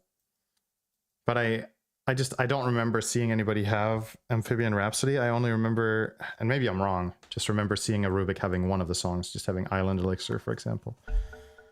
We'll see. I don't really think FY wants to steal any of them, though. I think there's just better stuff. No, he might not even try to. Lick could be good. Lick's decent. Imagine the saves. You toss them out with defensive shard on telekinesis, and then you lick them after. Yep, that's right. That's why they call him FY Long Tongue.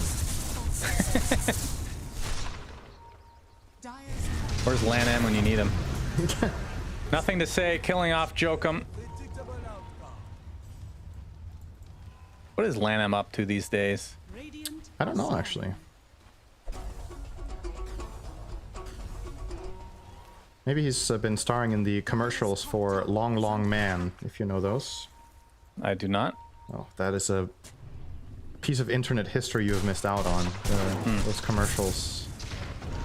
Look it up after the game. You will enjoy them, I think. Okay. Always up to watch things that you recommend, unlike the other way around. Yeah, I mean, that's actually true, but you don't play anything I recommend. You only watch. I've recommended you countless good games. Well, games require more time than watching a movie. Depends on the game. Really, you can finish a game in an hour and a half? I mean, if you're good enough. Sounds like a game sucks ass. Sounds like a skill issue. 9k lead for Xtreme. Ame with the Aegis for another 2 minutes, and his BKB is just about done as XXS looking to get on to Puck, but that's a tough ask. Yeah, I mean, I think there's so many different ways right now for Xtreme to play the fights. And they can just rally behind Ame, use the Aegis to take this tower. If anybody shows themselves and they can blink Doom Puck, Largo, or Terrorblade, that's probably good enough to start. Zeal will be spotted farming in the river. And Rubik will still... How dare he? Yes. Did he commit for the shard? He did. Okay, well, I don't know. Quite confused by this purchase. I feel like this pick has been borderline useless, actually. Not a big believer in Largo if you draft and play it like this. I just don't think it makes all that much sense. Down goes the tower, as expected.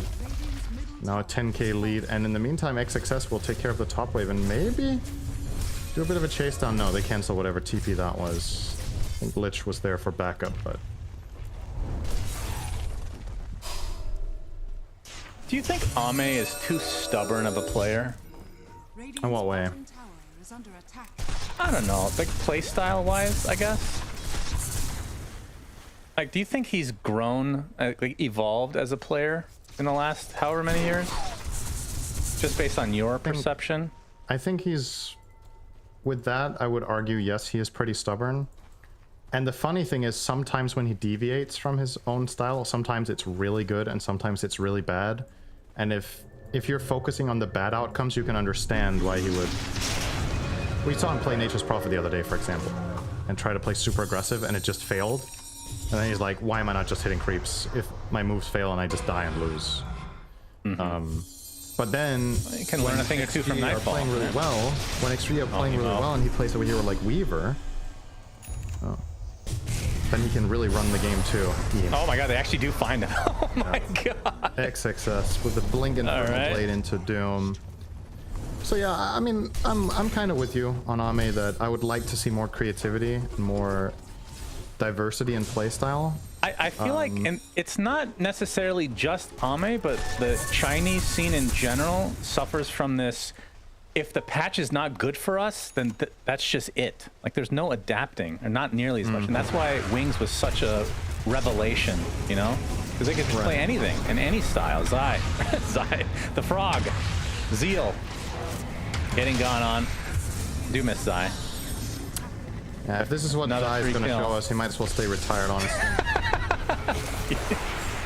Oh, Finger of Death. They will kill off FY, one of the few kills in the last, I don't know how long for Glyph. It has not been a pretty sight thus far. As they try to go high ground, but now we're going to see the Muerta have right-click damage against Jackie, the curse onto solo target. Oh, the Nightfall. And Ame just Nightfalls away, speaking of which. I think he might have chased there if he had Pike, but he has no way of reconnecting. He's going to get it now. He is huge. I mean, at this point, I think you sell your Mask of Madness, you buy, or rather you sell your Falcon Blade, you buy Swift Blink. And if Curse is used, you just get in there and you kill 4 heroes. I just think they have no counterplay whatsoever to this Muerta in their lineup. She's going to overwhelm Terrorblade, she's going to overwhelm Largo with no problem.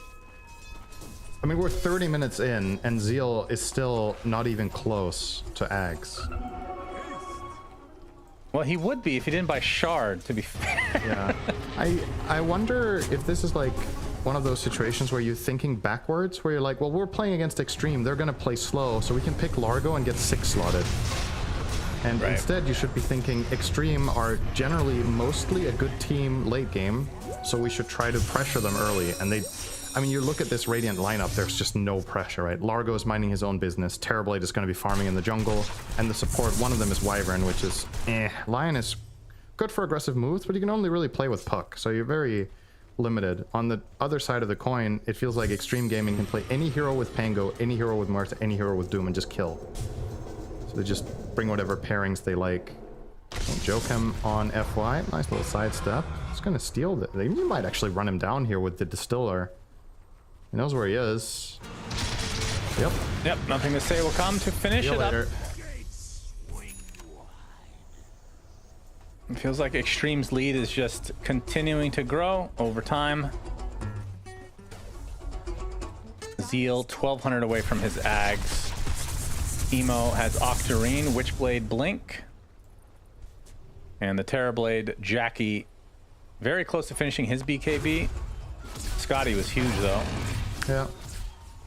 I mean, it's not out of the realm of possibility for Glyph to win this game, but I think at this point, when looking at the game state, you're a little bit reliant on Xtreme to make a key mistake. I think the dream fight for you is getting a good curse, right? If there's two heroes next to each other, one of which is Muerta, and you curse the other guy and maybe build a fight on that, that would be huge. But that, again, kind of depends on Xtreme giving you that formation of heroes to start the fight with. Otherwise, they just have way too many options. And XXS is already going for the Aghanim Scepter. So even before Lincolns are in the thought process of Largo and company. He just wants to Doom himself and Blink on top of Puck, right? Yeah, he doesn't have to hit the Doom on the Puck anymore. And Largo has been a non-factor, so don't really have to worry about him either at the moment. Not yet, no.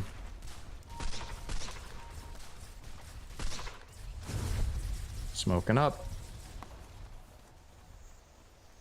I have to say, kind of a depressing game from Glyph. I was expecting anything but this. I genuinely think largely if the Largo was a more active hero that this could have worked. I think that is that's the outlier in their draft. And it's really important when you're playing Terrorblade that the rest of your lineup has internal synergy. Oh, they're about to collide. Smoke versus Smoke. Largo is nowhere near this, by the way. They're going to open it up onto Rubik. Finger of Death. It's enough. Now the counter initiation. Rolling Thunder. They find the Puck. There's the curse to hold him in place, but he's already doomed. So he is going to drop, and the rest will attempt to TP out. Wyvern actually does. As Jackie's like, oh shit, there's a Muerta there. Never mind.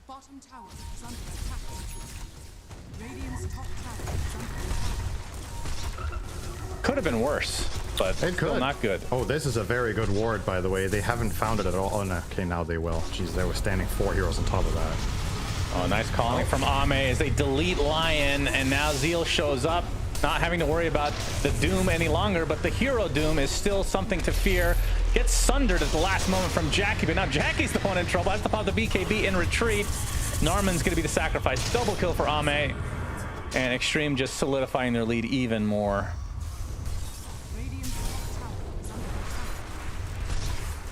Yeah, XXS, he can afford the Ags now if he wants. And for Ame, is this a Daedalus, I assume? Yeah. I thought he was going to buy the Swift Blink first, but I mean, I don't mind it. I just think you're in such a dominant position that the only thing preventing you from eating the entire enemy team is just getting there. It's MKB. Interesting. So in anticipation of a butterfly? There isn't even a butterfly in the game. Not yet. And there's no Radiance. There's literally no mischance, as far as I can see. He just wants to triple down on making sure that this Terrorblade cannot deal with him ever. With the itemization. Yeah, now he's queuing up the Swift Blink. So I wonder if he's going to buy that or the Satanic first. They're both in the quick buy. Tango now with a Basher here for nothing to say. More issues for Puck in particular. You get caught by a Swashbuckle can be lethal now. As it's kind of hard to itemize for Emo in this game. Like, what do you even buy now? You can't really buy Lincolns because Doom has Ags, so that's not going to solve that problem. If you buy Disc, he just stays on top of you. Maybe you just have to glass half full kind of think and full on buy damage and hope for a good fight, which is what he's doing. I kind of like it. I don't think defensive items are going to help. All right, Roche's banner placed, and the siege has started. Fortification, not going to do much. Going to try to aggro their creeps. Going to try to kill the Roche banner, in fact, Impale. But now the counter initiation from Nothing to Say. Rolling Thunder actually finds a target in Armin in the trees. Just creating some space for the Muerta to hit these buildings. We'll be successful in that. Yeah, that was with Arcane Rune, so he has again in 50, so he can wait for that and go again. And the next time it's going to be a set, because there's no glyph.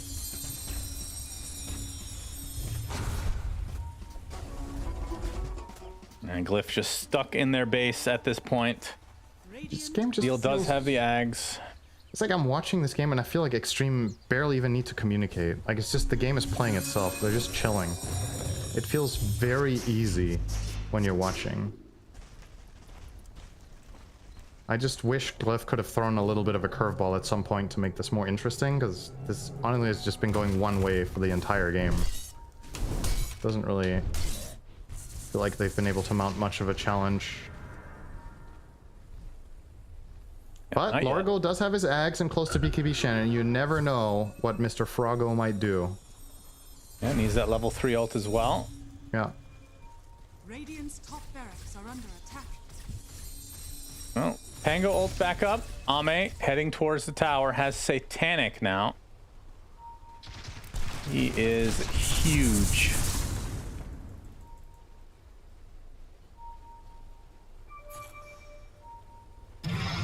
Narman's gonna have to get off a god tier Winter's Curse, but they're just not gonna. If you're Xtreme, you just leave Ame alone. These solo Winter Curses, which for the most part we've seen have been quite useless. So this will be a set. And Nothing to Say starting to work on a tier 3 mid. Yeah, there's plenty of time on this Aegis. This Jack Boys, what does he have? He got Daedalus now. This is effectively a one-fight game. If Glyph failed this fight, it's over. So he's buying all-out aggression for a chance of killing Ame. Well, you're gonna have to start now. Time, guys. That's the second lane. Indeed. Ranged racks taken out. XXX jumps in. Can't find a target, though. Frost Shield into the lick. Ame might have to burn life number 1. He has Satanic back up in 10 seconds, so it could fully heal off some creeps. Yeah, he's waiting. And then have a good old-fashioned go. Yep.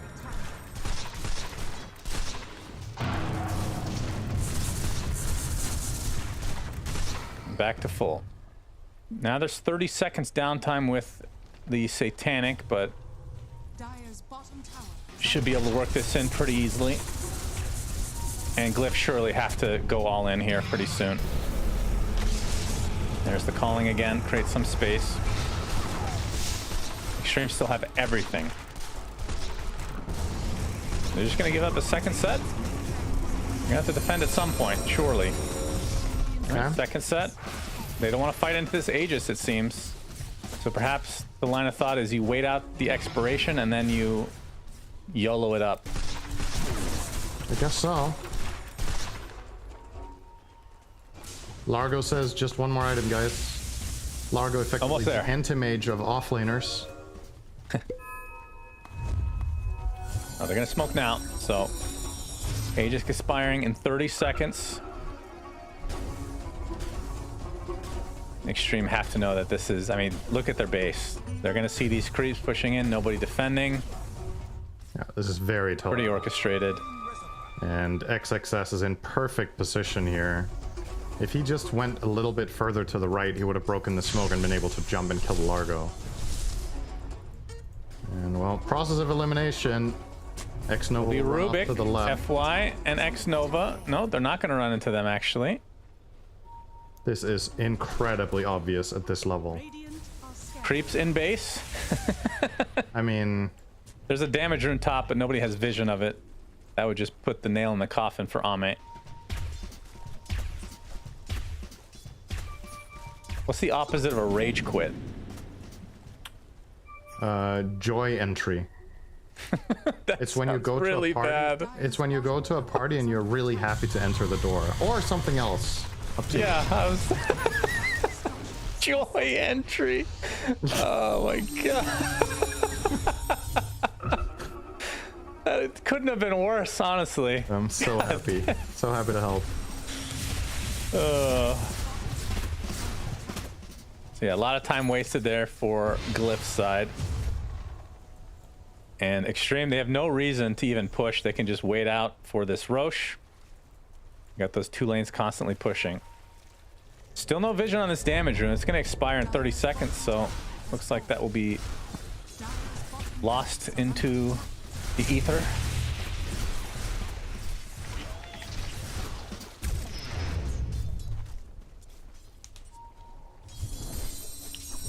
And we're getting pretty close to some 25 talents as well. Muerta. Yep. The gunslinger chance, I assume. I mean, Deadshot is also crazy good, but usually you wait for Ags. Or if you go for the Ags. Yeah, the 2 Deadshot charges is generally more of a support thing.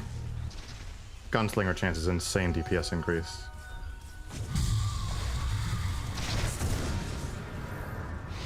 XXS is going to show himself. And that'll be the end of the fight. An inspiring move from Glyph, to be sure. They did hex him. Yep, true. And now it's time to chill a little bit. Don't want to rush in head first. Want to really think this through. Maybe over another lane of barracks. What will they have to do to make the permanent Scorched Earth equal to muting items? Okay, I'm just going to throw something out there. Because you, I assume, think the muting is just way better, right? Especially when you have AoE Ags, right? It's just ridiculous. What if Scorched Earth doubles damage, doubles AoE, in addition to being constant? This covers like the whole screen? Yes. Is that better than muting? I don't know, but it sounds pretty cool. Exactly, I don't know either. Because it sounds crazy, but muting items you can't get any other way. That's insane. Oh, they're gonna collide here. Yeah, Puck popping the smoke. XXS, he really wants... Oh yeah, they stole coil. That is really bad. As the curse right onto X Nova. Looks like he's gonna survive for a little bit longer, but Ame is ripping people new ones. 2 dead, 2 supports. They will buy back instantly. As Zeal left unattended onto the high ground, Ame gonna try to catch up. Telekinesis gonna bring the frog back. He's gonna have to pop the BKB now. 3 dead, all 3 bought back as there's the Pierce the Veil finally. And now Jackie in a lot of trouble. Pops the BKB, attempting to run away. Gonna get some space, and now the TP for Ame. He'll get out as 3 of his members have died. The buybacks successful in defending in a way. They stay in, but... Roche is up in 20 seconds. This could be a good steal. That's the thing that would make this well worth it. If they get the Roche now, this could still get interesting. But yeah, big to use 3 buybacks. And now they have to check the pit again. If Narman walks in there again, alright, nice. He's gonna see it spawn now. Ping, ping, ping. Yeah. Alright. Jack Boys is going to work. That felt like a very disconnected fight from Xtreme, by the way. The Doom ran down the Puck and killed Puck solo, so how was the rest of the team not tightly knit around Muerta or Pango? There must have been some major breakdown in communication there, given their massive lead.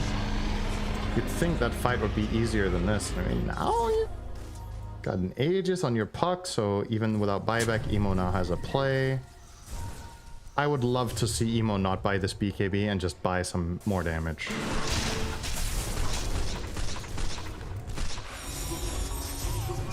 Like what? Go buy Ags. Just go for some Ags Daedalus or whatever. Be ambitious, I think.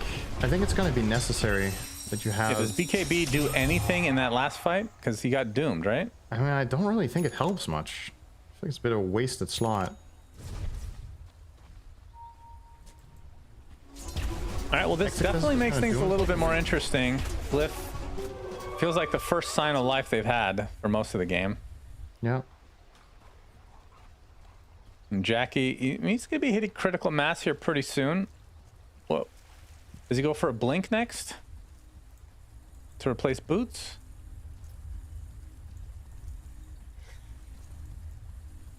I don't know. I mean, I feel like you can just kind of do whatever you want. Hey, good analysis. Yeah, welcome. Silver lining, they're running out of slots on Xtreme. I guess Emo can still, or not Emo, Ame can still go for the consumed Ags eventually after this Swift Blink. So still has room to grow. Man, I don't know. This doesn't inspire a lot of confidence in me, this BKB on Puck. The refresher on Wyvern, though, can be big in the perfect situation, but you really have to have it in your inventory. Like, this cannot be backpacked if you're looking for a fight. Well, they're not looking for a fight, that's why. True. Speaking of refreshers, XXS is going to have an actual refresher soon. Yep.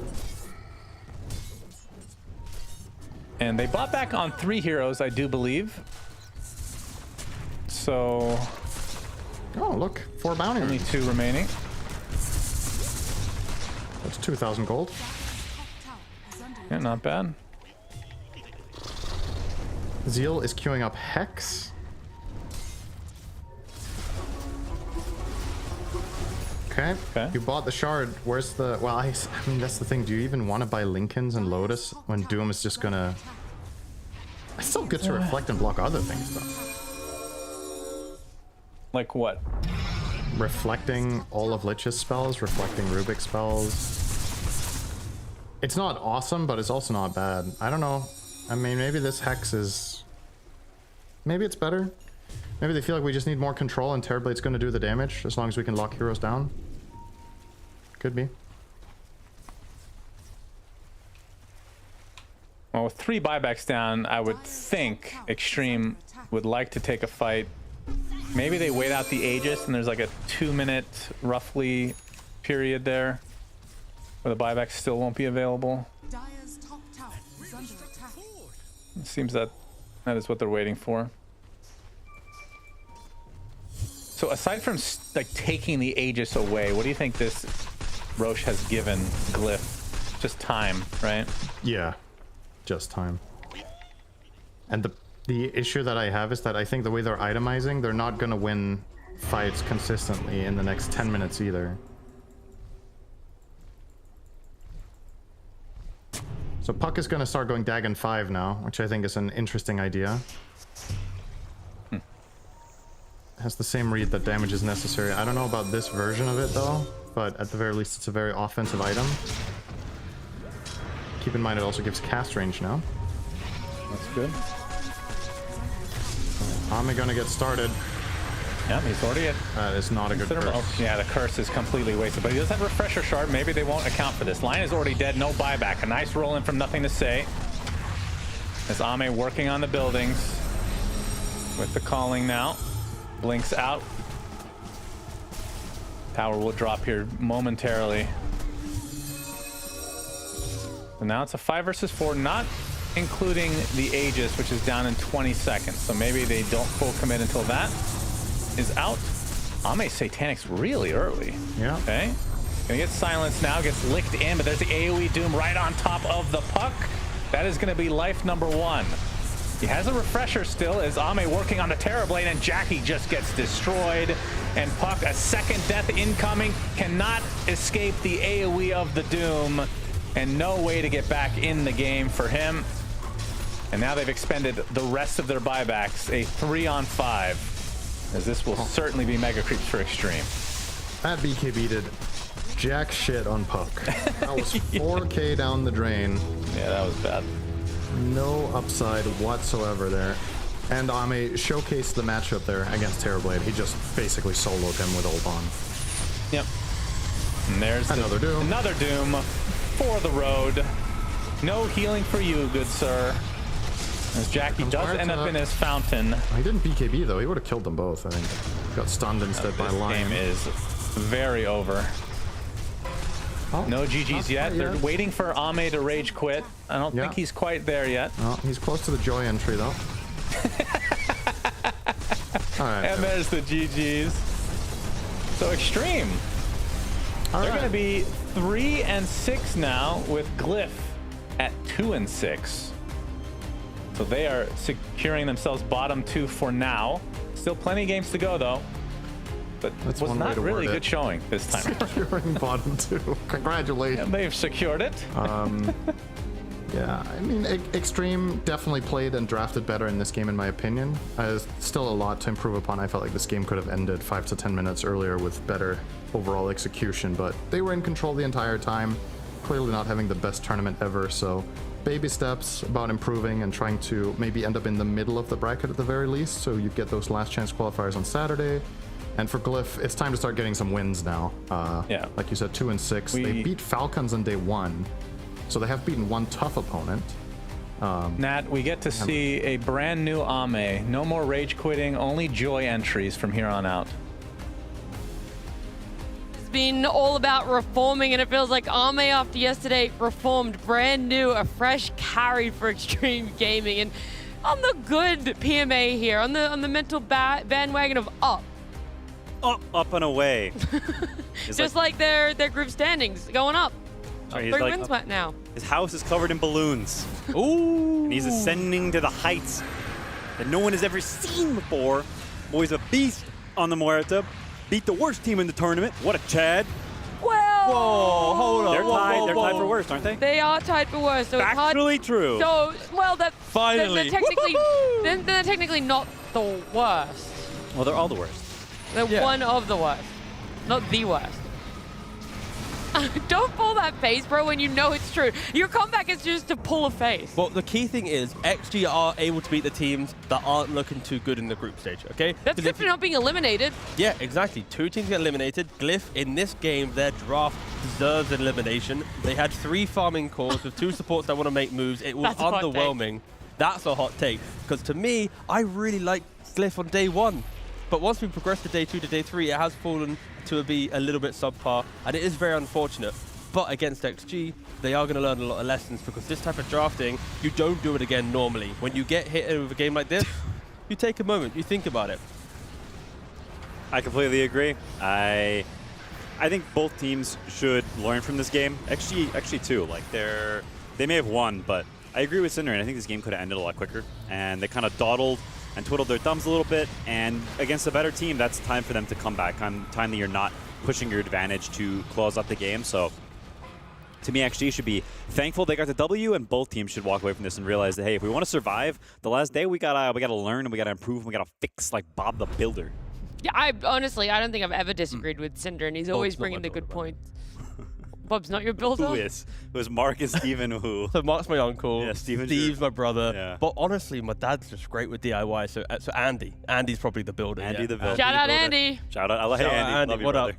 Great work. Keep it We up. shout out our group standings as well. Have a look, because we are talking about how, yes, Glyph are one of the worst teams sitting down there, but not the worst. Technically, look, they're above Tundra, and that's thanks to Neustadel. Thank you, Dr. No, they're Neustadel. not the worst. Tundra's the worst. Take it back, Quinn. I take it back. Thank you, Doctor. I'll gladly say Tundra is the worst team in the tournament. Oh, that feels good. Oh, that's amazing. Because, you know, all 3 of us, we said, what team were we least interested in watching?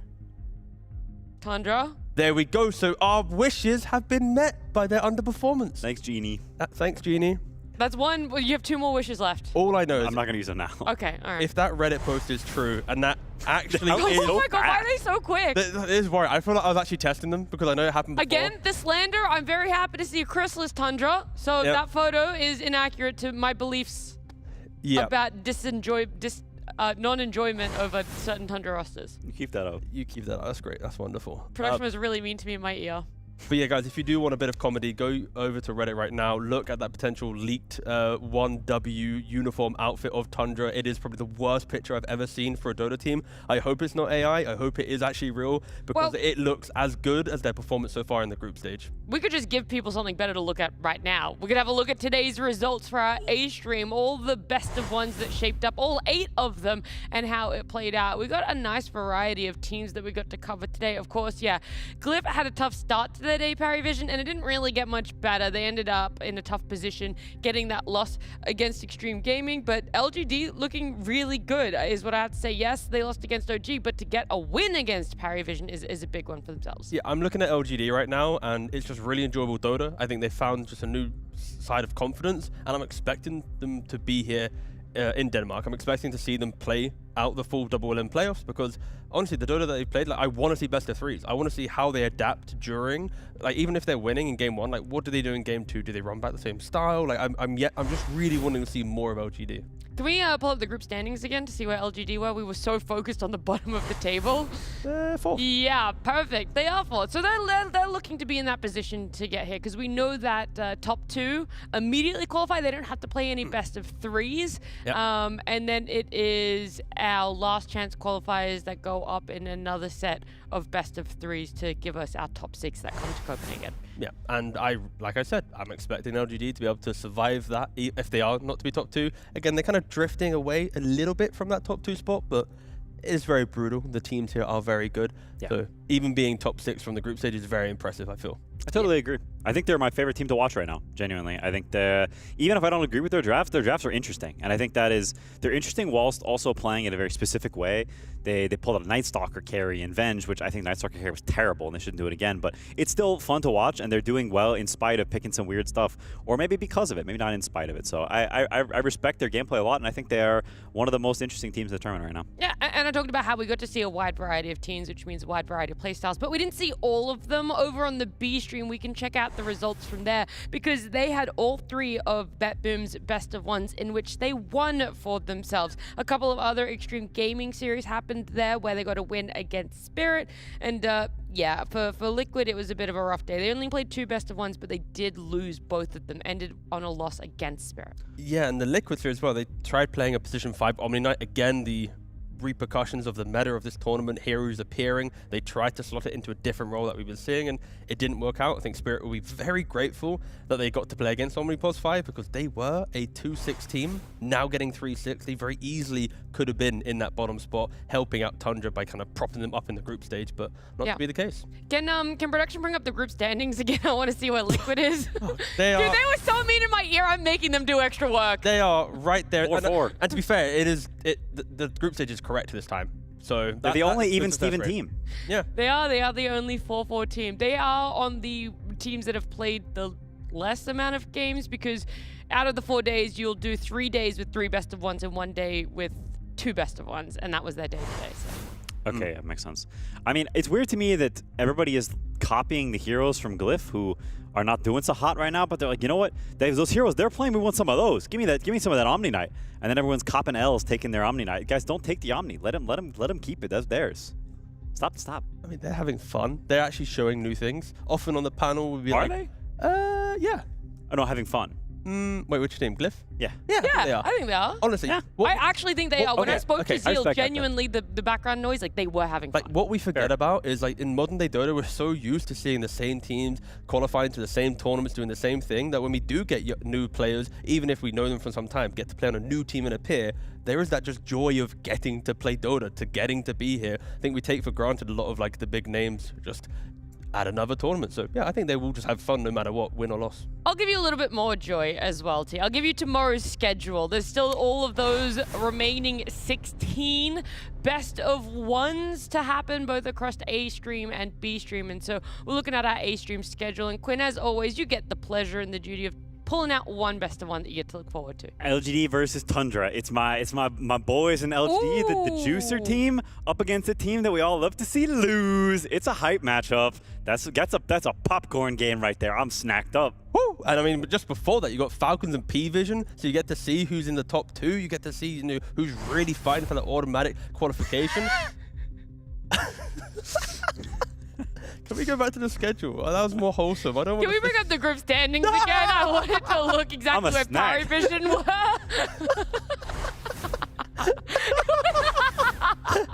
That's it. Yep, you're right. There's the potential for them to fight for one of the top 2 spots as they're sitting 6-2. So only 1 less best of 1 played compared to both Yandex and Falcons are only sitting at 7-1. Sorry, my brain really lagged out on the. You know the best thing that's going to happen is Tundra being 2-6 are actually going to turn it around tomorrow. They're going to eke out of the bottom 2 with the games that we are going to be seeing here on stream. And then after that, they're going to get through the last chance qualifier. Then they're going to be here in Denmark. Then they're going to... It's 2 best-of-3s they would have to win if they're in last chance qualifiers. So it's not just last chance qualifiers, it's then they have to go up against either 3rd or 4th. They're winning it all. That's the thing, right? So right now, they're going to see that graphic. They're going to have the epic comeback tomorrow. They're going to make it through all these little best-of-3s that you're talking about. They're going to be here in front of us, getting shown these clips, prove us wrong, and win another Blast Slam. So Tundra have to win against BetBoom. Themselves. Which is... Which is... What are you laughing at? You missed it. That's like nightmare fuel. That kind of was. It is kind of terrifying. Don't do that to me. Put one of them up, not me. It's scary. No, they only have one picture ready. No. All right. Anything else you guys want to talk about before we close this out, or are you just a little bit too scared after that one? I feel there are enough people in this building that are already thinking about us saying goodnight. Therefore, they can also say goodnight. I'm just going to say it again. They were really mean in my ear, so I'm trying to take as long as I possibly can. Shout out to Big Chungus. Can we see the group standings one more time, please? One more time for the group standings. This is really important, actually. I missed. Where was Yandex? BetBoom. It was BetBoom. I was wondering where BetBoom were. Yes, okay. Ooh, so Tundra have to 5-3. beat BetBoom, who are sitting at 5th at the moment. Then they have to go OG's on 3 and 5. and win against GLYPH, who is sitting at 11. And then they have to go and win against LGD, who is sitting at 4th. Wow, that's crazy. And do we have any replays to back up any of these points there? We don't at all. I am going to stop keeping production hostage. It has been a lot of fun for day number 3. Remember, our first best of 1 commencing at 10 a.m. We'll see you guys tomorrow for our final day of group stage.